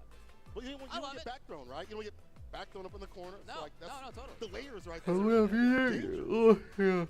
The perfect parry play. Sudáfrica Team Kill se viene. Se viene Yapjim contra Ren. Duelo de sudafricanos. A ver, debe estar un poco atrasado, así que lo voy a arreglar. Que está un poco atrasado. Ahí. Buah. That's the benefit of this. It's kind of sad to see trading partners. I mean, yes, it is what it is when it comes to competition. Yeah. But in the reverse, you get to see a deeper influence of the match beyond just South Africa Team Kill. And as Javier said, this dude is my training partner. DJ versus Luke. South Africa Team Kill. And he is at such a high level. Where else would we go? Now, DJ versus Luke on the screen. Javier versus Ren. He's 198 pounds, I've now learned. Steve was asking us from the stage how much Luke weighs. I weigh more than him. 198 pounds. No shot. No shot. Capcom, let me get a recount. A recount. Wow. Yeah. Oh, dude, it's just the forearms. It's the forearms. Yeah. In Africa. To be fair, I think they're just pumping air. Yeah, maybe it's that. In Africa. There's actually no muscle in that. Nice little start from Ren, but Hey. again, because they've played each other so many times, we're going to be seeing things that are a little funky, maybe a little bit unusual. Just like Yo, en mi parte, yo puse para el grupo A que pasaban Kawano y Phenom. Sí, Kawano y Phenom. En el grupo B que pasaban Disper King y Chris Wong, porque el Big Bear tiene 2 matches, y justo uno de esos matches que le toca es contra el Chris Wong. En el grupo C puse que pasaban DCQ y Crimson. En el grupo D que pasaban NL y Gachikun. En el E Fudo y Xian. En el F Lechar y Ending Walker. En el G que pasaban Uma y Rainpro. Y en el H que pasaban Problem X y Dual Kevin. por haber acertado en el grupo A. Que en el grupo A quedaron Kawano y Phenom. En el B, el Chris Wong está primero. Aunque también el Disper King está cerca en tercer puesto. Luego en el otro, en el C, que son DCQ y Crimson. Estoy bien con el de DCQ, pero el Crimson está... No, el Nuevo Duo está fuerte. En el D eran Enel y Gachikun. El Gachikun tiene 2 matches aunque juega porque hoy perdió contra el Valmaster 2-0. Y tiene que ganar 2-0 sus otros 2 matches, que son contra Mikex y Takamura. En el E, esto es más que obvio que van a pasar Xian y Fudo, se los ve. Y Xian solo tiene un match mañana, que es contra el Fudo. En el F son Lechar y Walker. Walker tiene 2 matches aún que jugar. Y Lechar solo tiene que jugar también 2 matches. Y justo uno de esos matches es que juega contra Angry Bird. Y Angry Bird ahora está en 0. Si pierde su match contra Lechar y encima en 2-0, queda menos 2. O sea, queda fuera. Y el grupo G, obviamente mi dirección fue Uma y Raimpro. Ahora Uma está ya en Winners, Raimpro en Losers. Y el último grupo son Problemx y Dual Kevin. Y Problem está ahora en... Está en -1. Tiene que ganar hoy 2-0 al Japjin al Travis para quedar en 1, en +1. Stay down, puño.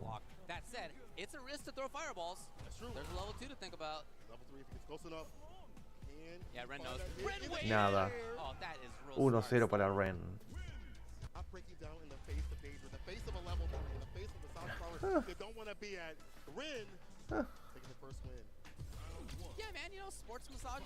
Esto ha sido la primera vez que Ren le pueda ganar al Japjin, porque en Sudáfrica el jugador supremo de esa región de Sudáfrica es Japjin, que gana todo ahí en su región. Y el segundo mejor jugador sudafricano es Ren. Ahí, Ren ya estuvo el año pasado en la Capcom Cup, lo mismo que Japjin. Pero todos los matches que tuvieron en sus grupos, o sea, Japjin y Ren, fueron matches de 2-1. No hubo ningún match de 2-0, fueron todos matches de 2-1.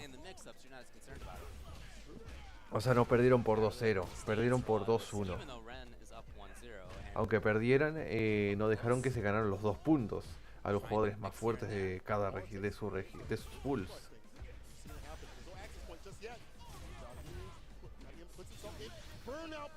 Hostia, qué buen confirm, ¿lo mata?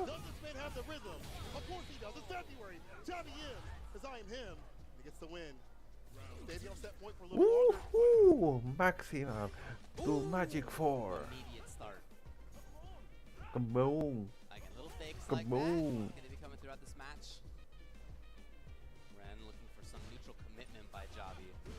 Again, he has been playing really well outside of that range. Oh, no anti-air. He has been consistent with the up kicks.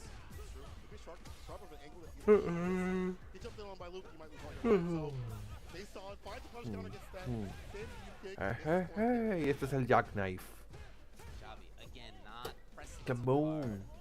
Kaboom. You can see he's trying to hold on to it with this range where he can anti-air, where he can harass. There's the No, anti-air, salte. there's the harass. Baseball, baby.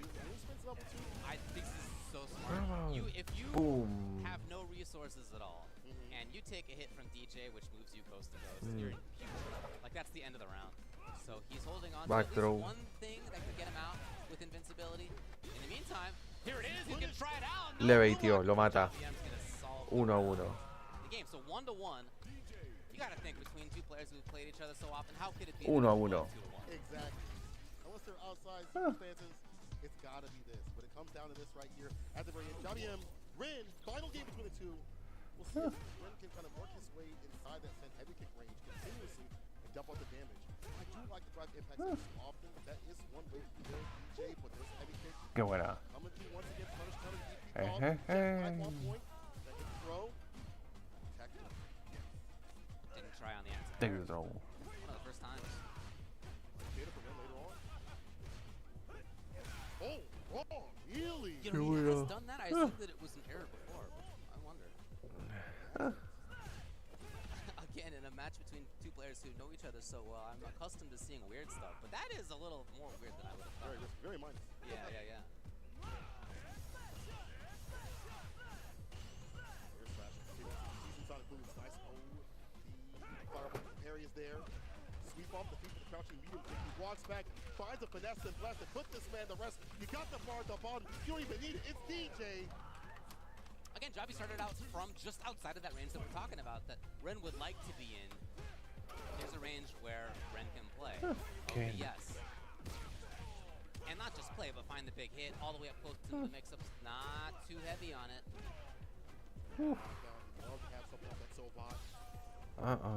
Match point para Capcom. Right there. Yeah, his jailing ability is so good. No matter where it's actually on the screen, as long as it goes to that corner. See ya. Worried about DP, nothing came. Smartly, Ren took advantage for a bit. Javi! Gonna get some nice damage. Safe on the drive meter. Alright, well, Ren, what do you got? Can he stave off? Oh, really bad situation. Nice sequence right there. Burn out the punish. Se mató. And that's real bad. Johnny M burns himself out too as well. He's within a grab. Oh my god! No! Ambos en burno. No dropió. Surely the CA would have done the trick. Needs to stay in. Now it's Chip. He's back with bar. With still one hit. Look at the threat, Javi. It's not just Uy, se salvó. Lo mata. The pickup. This time. Final round. Ren and Javi M. Final game. Final round. South Africa showing up big time, keeping it close. Maximum, yahoo! Escasha. Not there in time, he's gonna get punished. Mal usado. Range really is what I should say. Here's Javi now with the corner, setting it up. Reaction, I think. So much that's punishable. Javi M backing up to jail him in. And again, let me see that level 2. ¿Lo mata? Let me see that. Javi him. About to get the win. Just don't kill. One more touch, Will. He puts himself in burn up. He knows it's one touch. Oh, just like that, totally different story. No, lo mató back throw. Into the DI, and so the grab works. Javi. Duelo de sudafricanos. Trying out the throw. That's a very knowledgeable player. Somebody who knows exactly what he could expect, even if it's not likely, and he was absolutely right. Shout out to him for being prepared. Y Ren tiene dos matches hoy. Tiene contra Capcom, que ya peleó ahora, y después tiene contra Dual Kevin. Unfortunately, that's how it went. Here we are. That said, man, they had a great performance up there, and you love to see the South African scene showing up in that way. We know that they have strong players. These two are part of why we are focusing more on the South African scene. We're seeing more tournaments in that region. There are more eyes on it. These two are a big part of that. Exactly. Always keep your eyes blocked on these scenes that we don't get as much as others. Yeah. You see right here the play that Javi M has showcased with the DJ. Jailing pressure is really good with the back heavy kick and the anti-airs continuously. In a range with the stand heavy kick, I've seen more from him than many other DJ players at a range where it harasses Luke, where he can't just mash his favorable buttons that he'd like to, forcing Ren to have to try to get in. And then when he tries to get in with like Hook B Fireball for like a knockdown, it's very to disallow that. And Javi M also bring himself out when he knows it's like one touch, one hit to get that kill. He's willing to take that quote-unquote risk because he knows that Luke can bring it back, but he knows it's more in his favor. And I do like that, putting the pressure on them to make them panic a little bit, like they on the Titanic. Se viene el problema X contra el Travis, que va a ser posiblemente un Chun-Li versus Blanca, o incluso una Yuri, ya que el Travis tiene una Pocket Yuri.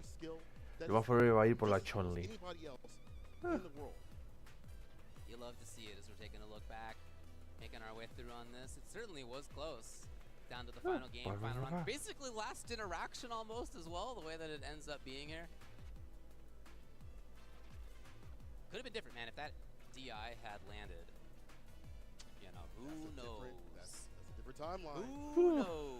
Not in that one. Even though it's a lot of life lead here, it looks like a big life victory for Javi M.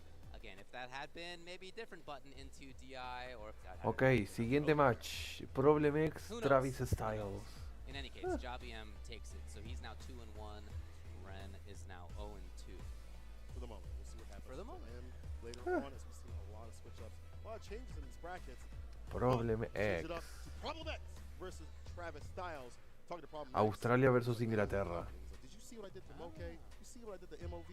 Okay. It's like I did see it. It was pretty devious of you. Problem X ready for Y ahí vamos, Blanca contra Chun-Li. As we kind of off the grid, talking to Aussie boys, they're like, yeah, this dude's been doing modeling. I'm like, he's been doing more than that. He's been mashing in the background, not letting his tech be leaked to the world. Yeah, I mean, clearly a good player, no doubt about that. Travis Styles is 1-1 coming into today. He took a 2-0 over Ren. He took a 1-2 over, or under Javi, I should say. But again, even taking a game can be super important in a group that looks as close as this. Right. Can be the difference. You know, if we have two players who are tied in match results, then the first tiebreaker is games differential. Y aquí vamos. Gotta keep that in mind in the group stages. Blanca versus Chun-Li. But right now, Problem X, alive by one interaction that happened yesterday. With Kevin. Well, you know, honestly, for Problem X, yes, is he lucky that his opponent dropped the combo? Of course. That's part of it. But then, he doesn't need to win the next game. Certainly he could have lost, right? Yeah. So, shout outs to Problem X for, okay, you got lucky. Everybody gets lucky sometimes. What do you do with it? Right. What do you do with Make the luck? something happen from that. That's it. That's it. Yeah. That's going to man that he is. I mean, Problem X, years upon years of match experience, years upon years of being a champion, an Evo champion. Ricardo Blanca. The path that he went through. We talked about Moke. We talked about MOV defeating Punk in the grand finals as well. One of the most dominant players, if not the most dominant player, Street Fighter 6. This is his 6th Capcom Cup. His 6th, yes. What a path to get here. Can he stay here, though? Problem sabe el Chun-Li matchup por pelear mucho contra Valmaster y TKR, que son las dos mejores Chun-Lis de Europa, y el Vega Patch también, aunque el Vega Patch, por lo que sé, dropeó ya a Chun-Li.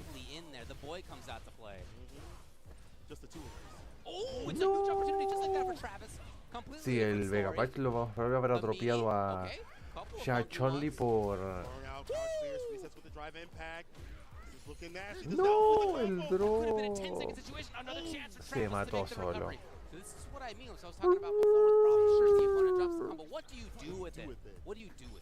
Ese drop.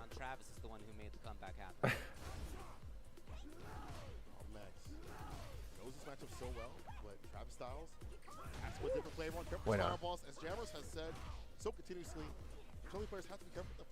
Quiso hacer Blanca Ball, pero no le salió.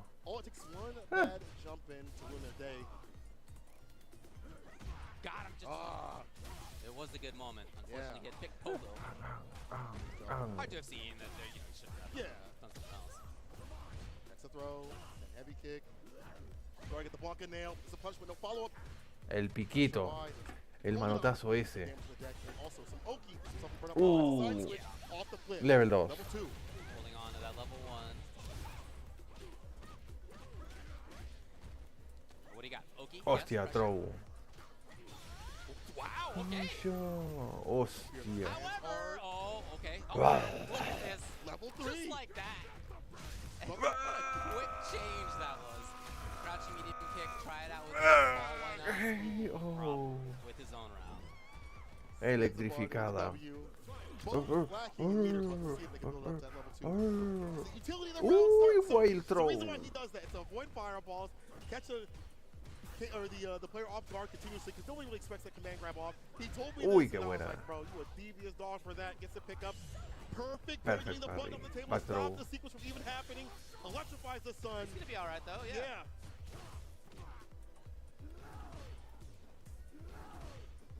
Yeah, I love that interaction for Blanca.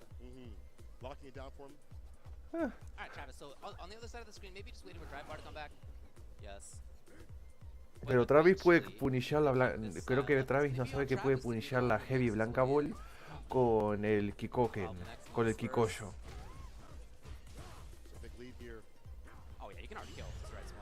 Perfecto. No, qué buena. Hizo el stomp.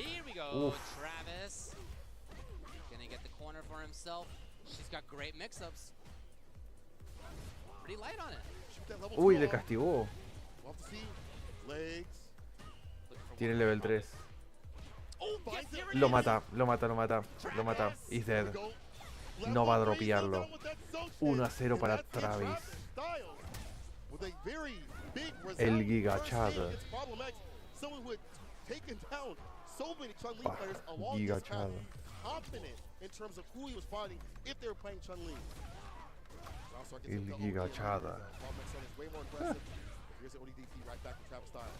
I think I had the same take, seeing that EX ball in the wake of air EX ball. It's definitely a problem trying to turn it up a little bit.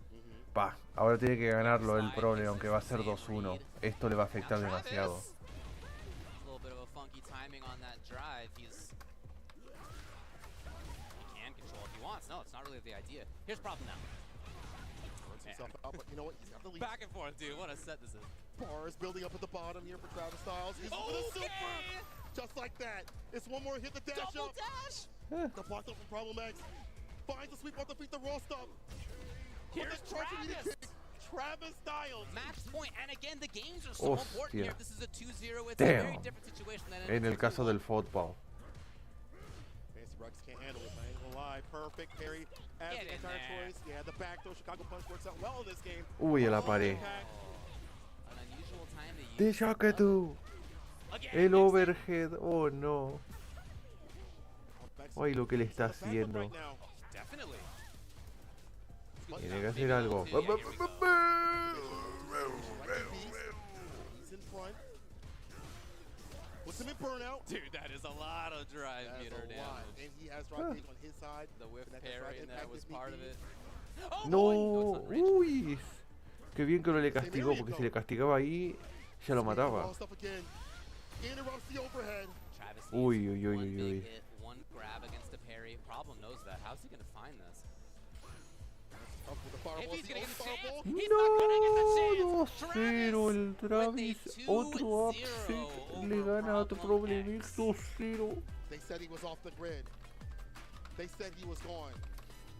But this man was in the mountains smashing, preparing, getting ready for Capcom Cup. Don't let him fool you. Buah.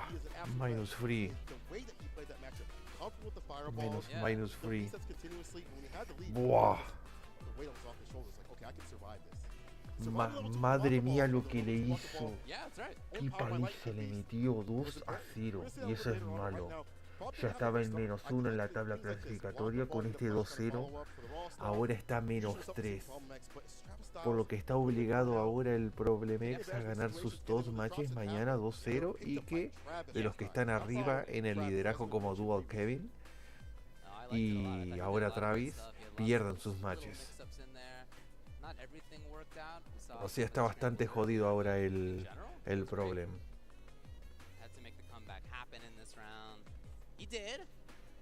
Wow. So yeah, I mean, just across the board, I like a lot of what we saw out of him. We saw in the second game, we'll see soon here, a little bit more commitment from Problem X. We saw more slides, for example. We saw him jumping in a little bit more. He was definitely giving a different look. And and Travis, that's part of his response too, right? On reaction, level 1, not just blocking the ball, dealing with whatever, but being ready for that. But always having something to be ready with. Bar at the bottom, as you mentioned. Level 2, he spent that to win. Level 1, ready. 2-0. OD fireball, drive rush follow up, caught him holding the parry, and there was the punish right there. Travis Styles over Problem X. After what had occurred yesterday, again, and after what I saw at the LCQ, and what y'all saw at the LCQ too, I thought it'd be different. But Travis Styles, wrench in the game plan right here for a lot of these players. So we have 3 players who are 2-1 right now. We're midday, it's probably not going to end up like that, but we have 3 players who are 2-1. Dual Kevin, Travis Styles. Vamos, hostia, Javhim contra Kusanagi se viene. DJ versus Ken. If he wins, he'll be 2-1, although at that point. Sí, el que gane ahora de esto entre Kusanagi y Javhim se va a estar en la tabla para el top 16. En la tabla para el top 16 para estar listo para el día 3. Si Javhim gana, pasa a top 16, pero por losers, pero tendrá que esperar a que pase mañana. Pero si Kusanagi gana, es el que estará ahí en top 16. You do see some of that?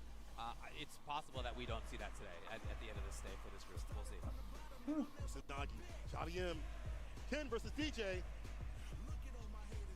Back up on the sticks. I want to see what he's going to do against like the fireball pressure of Kusanagi. So, like establish the pokes. Usually this match you get close up, like fireballs and pokes. Buen castigo. So bottom against the drive rush. Javi M with the reactions.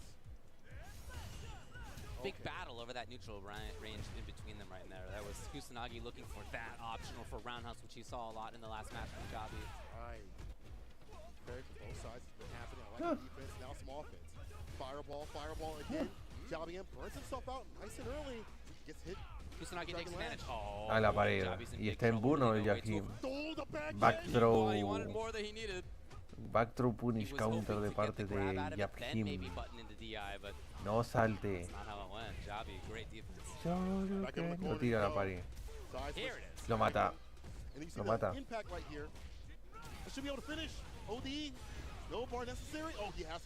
Lo mata. No sé si hubiera sido mejor haber gastado level 1, no level 2. There's somebody else who's on the mic earlier who was saying it was something totally different. I just stopped where I know. You know, Steve knows more than me. So yeah, I don't know. What was it, the government? I'm not sure, man. He knows that. Oh, Crown Spear starter, ultimate guns, gets the DP again, doubles down with it with a jackknife, knee drop. Waiting to see what he's doing on defense. I like the overextend. Great timing. Just like that, it's going to be Kusanagi with... No. Not going to be with the corner. Different route than I had expected. That said, he could, if he finds it, get the burnout pretty quickly against Jabi. Puts himself again in burnout. You know, that's like a happy accident or a bait. Either way, it works out. Jabi looking real ashy. Gets hit with a fireball. Has to care for the bar at the bottom. Lo mató. Lo mató. 1-0 a favor de Kusanagi, México. Alright, Kusanagi. Saw a little bit of his offense here. We saw some of that neutral game. We saw Jabi. He's a confident player, Jabi. Sometimes that confidence is great and it really works to his effect. Sometimes he puts himself in burnout. You never know. Meter management is important for DJ. That's where he's going to access all that damage. How he's going to come through. Okay, now it's Kusanagi and burnout. Stand medium kick, but nothing after it though. No commitment by Kusanagi that got caught by the DI. And now it's Jabi's turn. Yep. Get him all the way to the corner. But same idea. But Muerto. Find the conversion that he wanted to get out. Jumping, out fierce, OD fireball. El reset. But I totally understand him just getting away from that corner. No. He's in a bad spot. Okay, all right.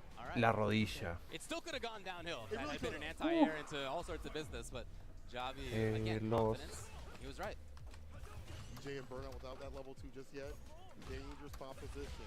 Interruptions that stand fierce. Los The corner carry once again. Double jackknife on Los point. 2-0 versus Gigachat Styles. Strange to see him get that back throw. Let him outside that corner. A less confident option, to be honest, but here's Kusanagi. Big one. Yes. Keep running it. He's Take the throw. The offense that we talked about earlier from Kusanagi. Very strong when it comes to up close pressure. Aggressive. Turns up like volume. Oh, he almost got that crouch fuse. See drive versus whip punish. Burnout. Lo mata. Cancel gets hit with a drive impact, and that'll be that. Jabi in. Evening things out. It's Kusanagi. Yeah, again, you can see the confidence on Jabi's side. That's a lot of what Muerto. he did there. 1-1. The battling out, I'm still thinking of the battling out from the previous game when he was caught in the corner and could have just been buttoned into the Cambio de escenario. No le gusta el escenario del Blanca al Kusanagi. You gotta scramble sometimes. Nature of fighting games in general, not even just Street Fighter 6. Absolutely. The nature of fighting games at this stage in the first or two, $1 million. The first Capcom Cup sitting in front of you for Street Fighter 6. You're bound to get a little shaky. El escenario del Zangief. You might think, but you know the way that they've played. Not that they've been right about everything, but I don't get the sense that either one's playing particularly nervous. Like all the way through. Jabi with the medium so far. Makes it with the button. Did not get the conversion. We'll still get the Gen Ride right after it though. Boy, no back throw though. OD Tatsu clips the spike play. What a smart option. You know, with that side switch, a little bit of damage right after it. The bust out. Yep, Jabi out. Maximum Yahoo! Right on the top of the dome. Kusanagi now. The text there still, he's over it! Over the Lo mata. Match point para Kusanagi.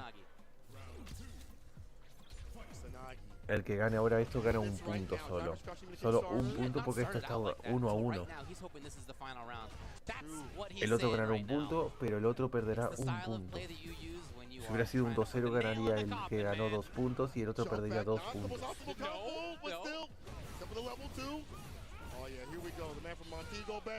Va, Side switch, yes, sir. Over the corner you go.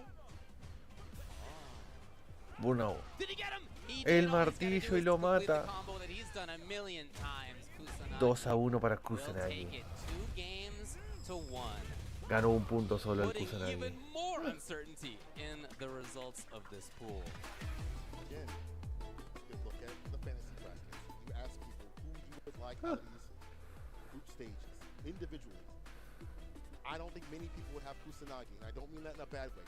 It's just the pedigree you see in terms of players that maybe been more out there on more main stages. But Kusanagi, Vamos con el último match que nos queda del grupo H. Y el último de hoy. Del día 2. Ren contra Dual Kevin. Sway play was super smart and recognizing what JBM was doing in terms of using like medium Sobot. I'll go for a jump fierce. Every so often, maybe we saw the drive impact too as well. And there were some moments where we saw JBM maybe go to burnout too often, but that's easier said than done in terms of meter management. He thought it was over. He's like, I'll get the kill. There are moments where it did happen where he's like, this was okay. But as the set went on, he was losing bar. What's first days of the game? He started losing life. It was very close at times. This is a nice conversion, right? Yeah. Write that down. He was like just at the very end of the crouching jab. Very close situation. And here we go, the final one. Kusanagi finding the jump in and the super. And he now is 2-1 in the pool. Like I said before, 2 other people are 2 and continue to be. Dual Kevin 2-1. 2-1, Kusanagi 2-1, Travis Styles 2-1, Jabi is now 2-2. It continues to be extremely close. Y problem está ahora It's tough as the player 1-2. be in the situation, of course, as the viewer. It's a lot easier, and you get to just sit Último back match and que enjoy queda, it, and it Ren is versus Dual fascinating Kevin. to watch. Moving Porque on to si the Ren next le one gana a now, Dual Ren Kevin, and Dual Kevin. Dual Kevin quedaría, como está en más 4, quedaría en más 2 si le gana 2-0. Y el Ren estaría creo que en menos 1. O en más 1. Maybe a tough way to still have a chance. I don't know that he will, in fact, have a chance to qualify if he loses here. But if he wins it and ends the day at 1-2, with Dual Kevin at 2-2, and 2 players at 2-1, still very liable to lose their 2 games they play tomorrow. It could still be completely up in the air. And the way this pool has gone, I wouldn't be surprised to see that at all. After what we saw for the past few games, you're absolutely right. Last game of the day, Ren versus Dual Kevin. Let's get it. It's going to be Rashid versus Luke. Wow, this one is a mirror match. He wants to run Luke versus Rashid. himself. Yeah, after he got second at Frosty Faustings, I talked with him a little bit, and he said that he was really happy, he played Rashid there in part, as well as Luke. He was really happy that he had a chance to bring out his Rashid in like high-level play before Cup, so that he could really get that experience and consider them co-mains, rather than one being the main and the backup. He said he was feeling confident enough with both. Unfortunately, the anti-stars are not there for this character. That jump heavy kick, blessing the no, christening the cranium, and up the corner you go. Jump fierce, jabs out, but no commitment off the jab into anything else. No drive rush right after. Dual Kevin. Oh boy. Can he piece No salte. Cage is set up. Yes, Ren. Throw. Overhead connects, and then Uy, qué fireball. buena de Sure, he just Ren. wanted Round para something else, Ren. fuck a button maybe, but in any How case, you he finds the good? kill. The suppressor was able to Bike. get the knockdown. Overhead lands and a throw right after. Has off the corner. And that bar's building up Perfect parry. parry. And this is good. Back throw. Don't give him the space to activate that level 2. Put him up in the corner and piece him up. Okay, it's gonna be different. Kevin. Oh, it's Ren again. Spending drive gauge. He's got very little left. Here he is up close. He's gonna dare to anti right there. You're right. That was a. However, a chance. I to go summon Kevin. He's you. got the burn. I Yeah, create might as this well. storm. Excellent read on what Dual Kevin was likely to do. We mentioned that Luke can survive in burnout. Kai Back Kai. the bottom, back him up. Interrupts the overhead with the jabs. No se usa el level 3. Wait for that kill shot. At the bar at the bottom to spin.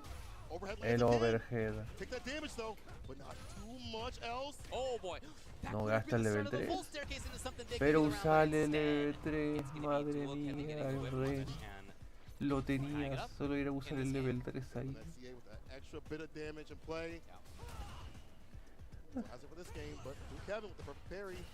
Put some pressure on, get a knockdown, so get that level 2 going and flowing. Oh. Sweep. Low. Side switch. Stand it up. base up at this place, but has to be careful. You want that best knockdown as possible so you don't get interrupted with the No. fireball. Bait it out, the reversal. Could have had a little more. Could have had a little more. Ren has the corner though. And if it's the right two combos, he's two combos away. No. Put himself in Se the corner. puso en la Unfortunately, the way pared that él. worked out for him. Very lucky for Dual Kevin, who backs off. He's gonna start level 2. The pressure begins. Oh, I think you put yourself in the blender. Yes. The follow-up, yep. Eagle Spike, OD. Look at him. He's gonna go another bar at the bottom. It's almost there for like a level 1 if need be. Ren and burnout. Drive reversal. I was hoping he would go for like a drive impact. Ooh, it was a too super. far. But it's one hit. It's one solid touch right here. It's about to be chip, no dip. An Eagle Spike would kill.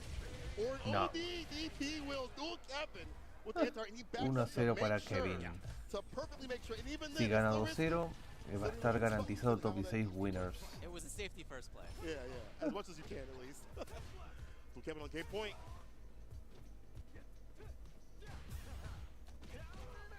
Starting it off with a little bit for himself. Feeling windy, but hit right out. El martillo. Was he yellow? He was turning yellow, right? El hostia dropió. Knock me out. Heavy mixer for the Le hizo el martillo. Bueno, el martillo no, le hizo el clavo. Con la jumping heavy kick. And some corner space. I like that for Ren. Not letting that Raven Cyclone mix up. Time blast. Happy with that perfect parry. Defensive options on display today. Cool. Very patient play by Ren in the neutral. No overcommitment. He's got a significant life lead. Maybe no reason to go overboard here. That's true. Here it is. Oh. Looking for there. Dash it. No. Okay. Throw. Dual Kevin has level 2 though. He is very dangerous if he finds a hit, if he finds a grab, if he even causes enough block stun, maybe it's time for level 2. Let's see what he goes for. Can you make it happen though? Actually, used to go in, he gets the 2-piece knockdown. Dash Throw. and throw, bars back though for Ren, but as soon as that happens, let's begin. Level 2, my win condition. The Asar is out. Is he close enough to get hit? No, not quite. The dash up. Lo mata. Match point para Dual Kevin. Match point now for Dual Kevin. Could be a huge one. He'd go up to be 3-1. Hunting a little bit more actively. Back though from the side of Ren. Wakes up with buttons. Wakes up with 5. Finds the side. Switch forward, medium punch. Raven Cyclone. Oh, we go for the throw. No high-low.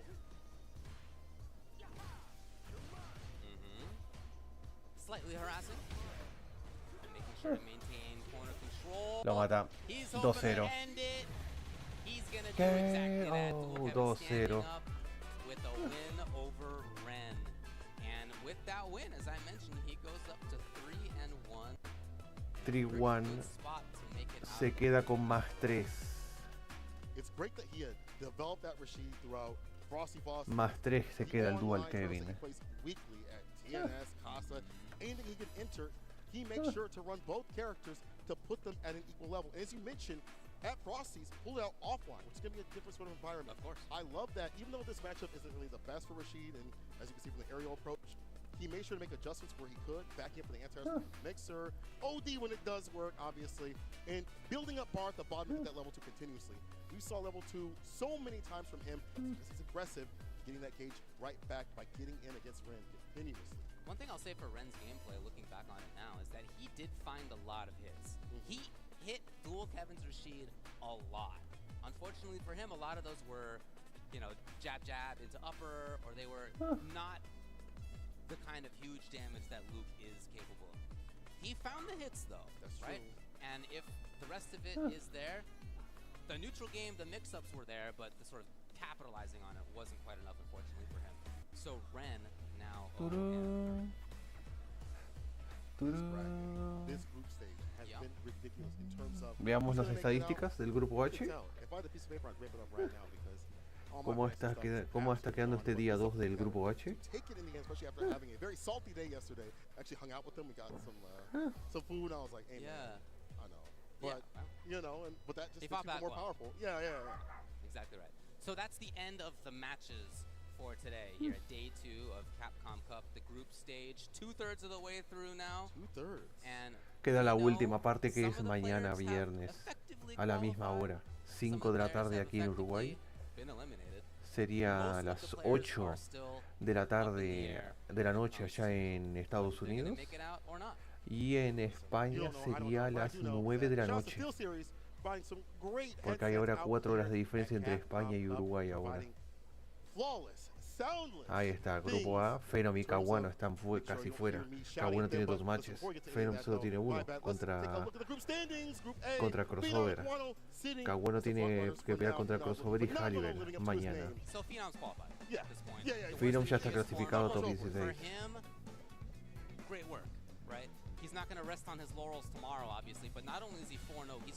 Nah, dudo que pase ya el Samuel porque ya perdió dos matches 2-0 contra el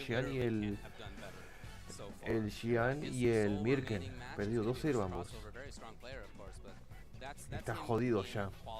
Ya no puede pasar. Ganó el primero 2-1 por lo que tenía +1, pero perdió 2 matches 2-0. -4. Ahora tiene -3. Ya no pasa. Aunque gane ahora sus 2 últimos matches, de milagro que pueda ganar, pero si pierde va a quedar con -7, porque no dudo que le pueda ganar a alguien como Fudo o Snake, que podrían ganarle 2-0. Ahí quedaría con -7.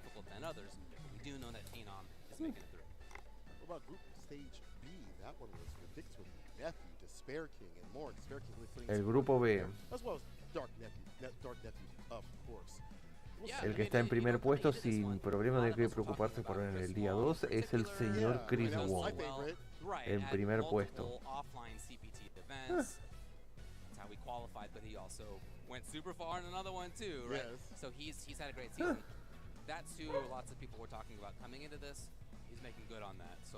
Grupo B. Chris Wong y Big Bear están casi fuera, pero está Nephew y Disper King también. Y Shaka solo tiene un match mañana y aunque gane ya está fuera. Y obviamente Destroy God ya está fuera, aunque gane sus 2 matches.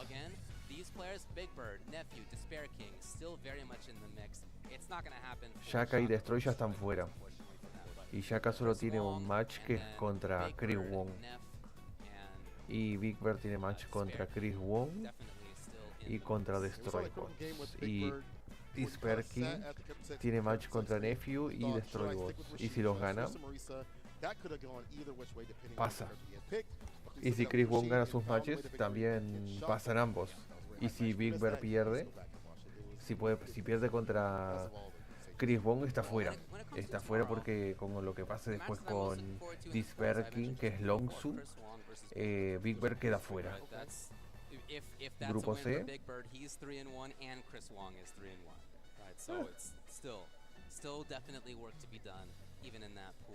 Grupo C.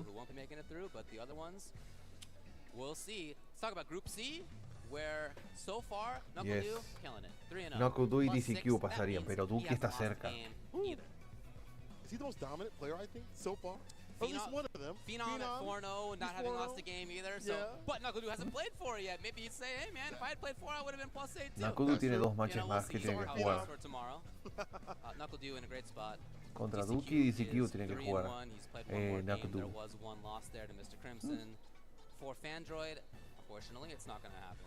Fandroid ya está fuera. 0 and 4. But there still is a little bit of work to be done in this pool in terms of who's going to make it out. Obviously, for Knuckledew, to be +6, if it comes down to things like the games differential, starting out the day at +6 is going to be a huge benefit to his chances to try to make it through, even if he does get 2 losses coming up in the final 2, which are versus DCQ and Dookie, which are 2 very hard players to make it through. Versus DCQ, it's going to be a fire match no matter what it is for points or otherwise. Absolutely. They're still going to be playing at their highest level. We're seeing that tomorrow. Man, I'm so excited for that. Grupo D. That is going to be sick. Looking forward to that. Let's talk about Group D, where Este es interesante. it has been fascinating to watch Mike X, NL, both tied on top, but by the slimmest of margins on top of Gachikun. 3 of them are 2-1.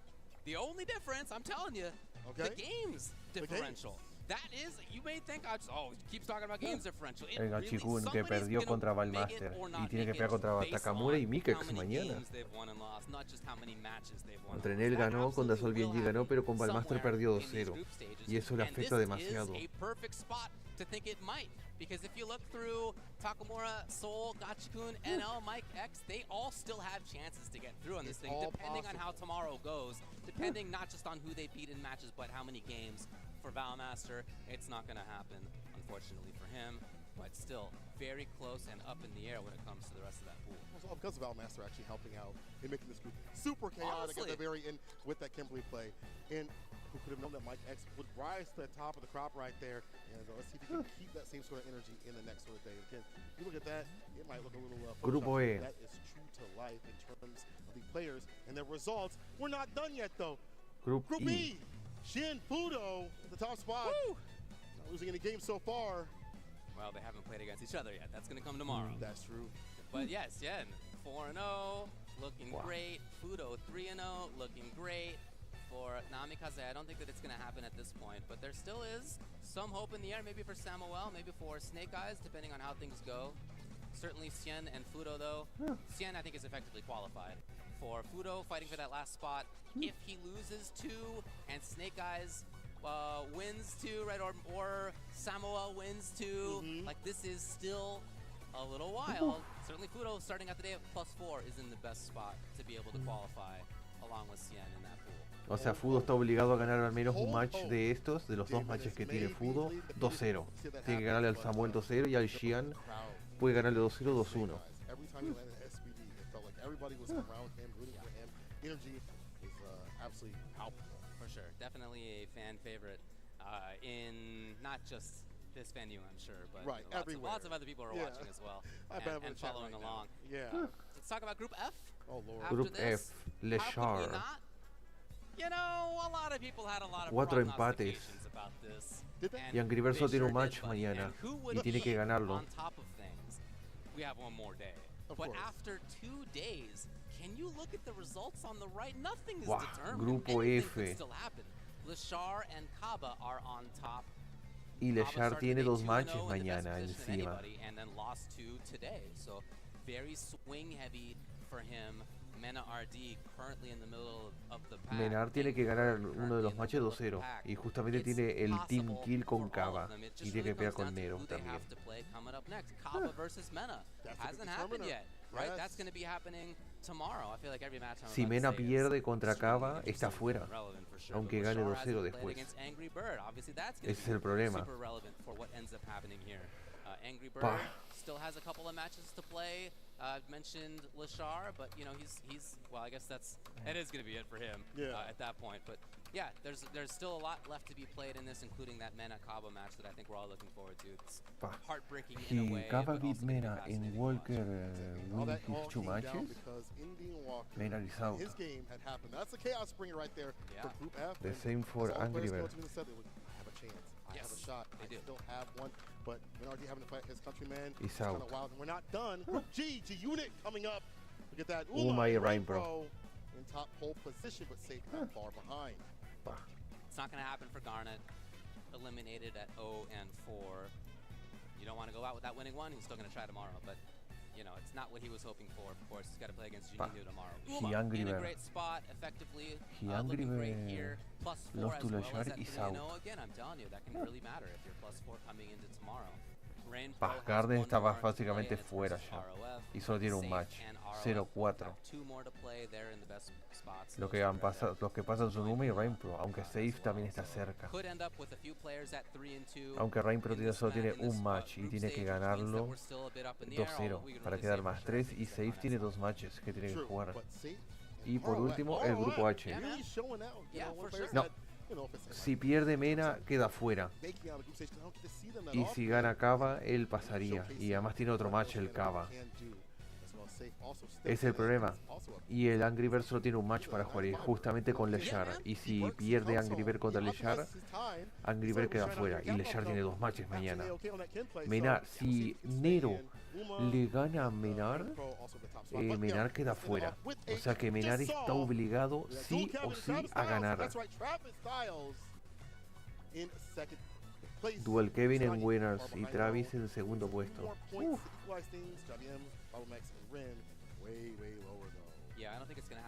Aún hay oportunidad para Proven, para Pasatien ganar sus otros 2 matches 2-0, para quedar más 2. Y que Travis y Dual pierdan sus matches. Justamente Dual tiene un match mañana. Travis tiene aún 2 matches. Y Proven también tiene 2 matches. Also, Travis Styles has a couple left. He could end up at 4-1, right? Plausibly. Kusanagi could plausibly end up at 4-1 still. Jabiem could end up at 3-2. There's still some stuff to be decided amongst those 4 right there. I guess Problem X could also win too still. He's got Jabi and he's got Ren coming up.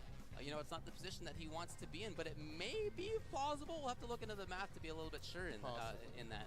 Definitely, Dual Kevin in the best spot, and then we got a few others who are in just outside of where they can feel a little bit confident. At least they're at a place where if they win out, they have their fate in their hands. Sí, ya lo vi.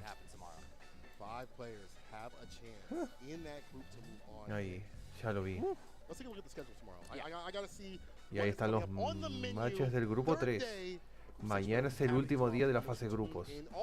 Luego el sábado es las finales de la Street Fighter League, los equipos ganadores de Europa, de América y de Japón. Y por último las finales el domingo. El domingo de las finales. Capcom Cup winner, not only that, 1 milli winner. That's right, man. That's what we're all leading up to in this group stage, 2/3 of the way through. I mentioned some players who are qualified for tomorrow. I mentioned some players who have not qualified, who have been eliminated. But most of the people we talked about are still in the mix for tomorrow. They have 1 to 2 games to play, depending on what their schedule looks like.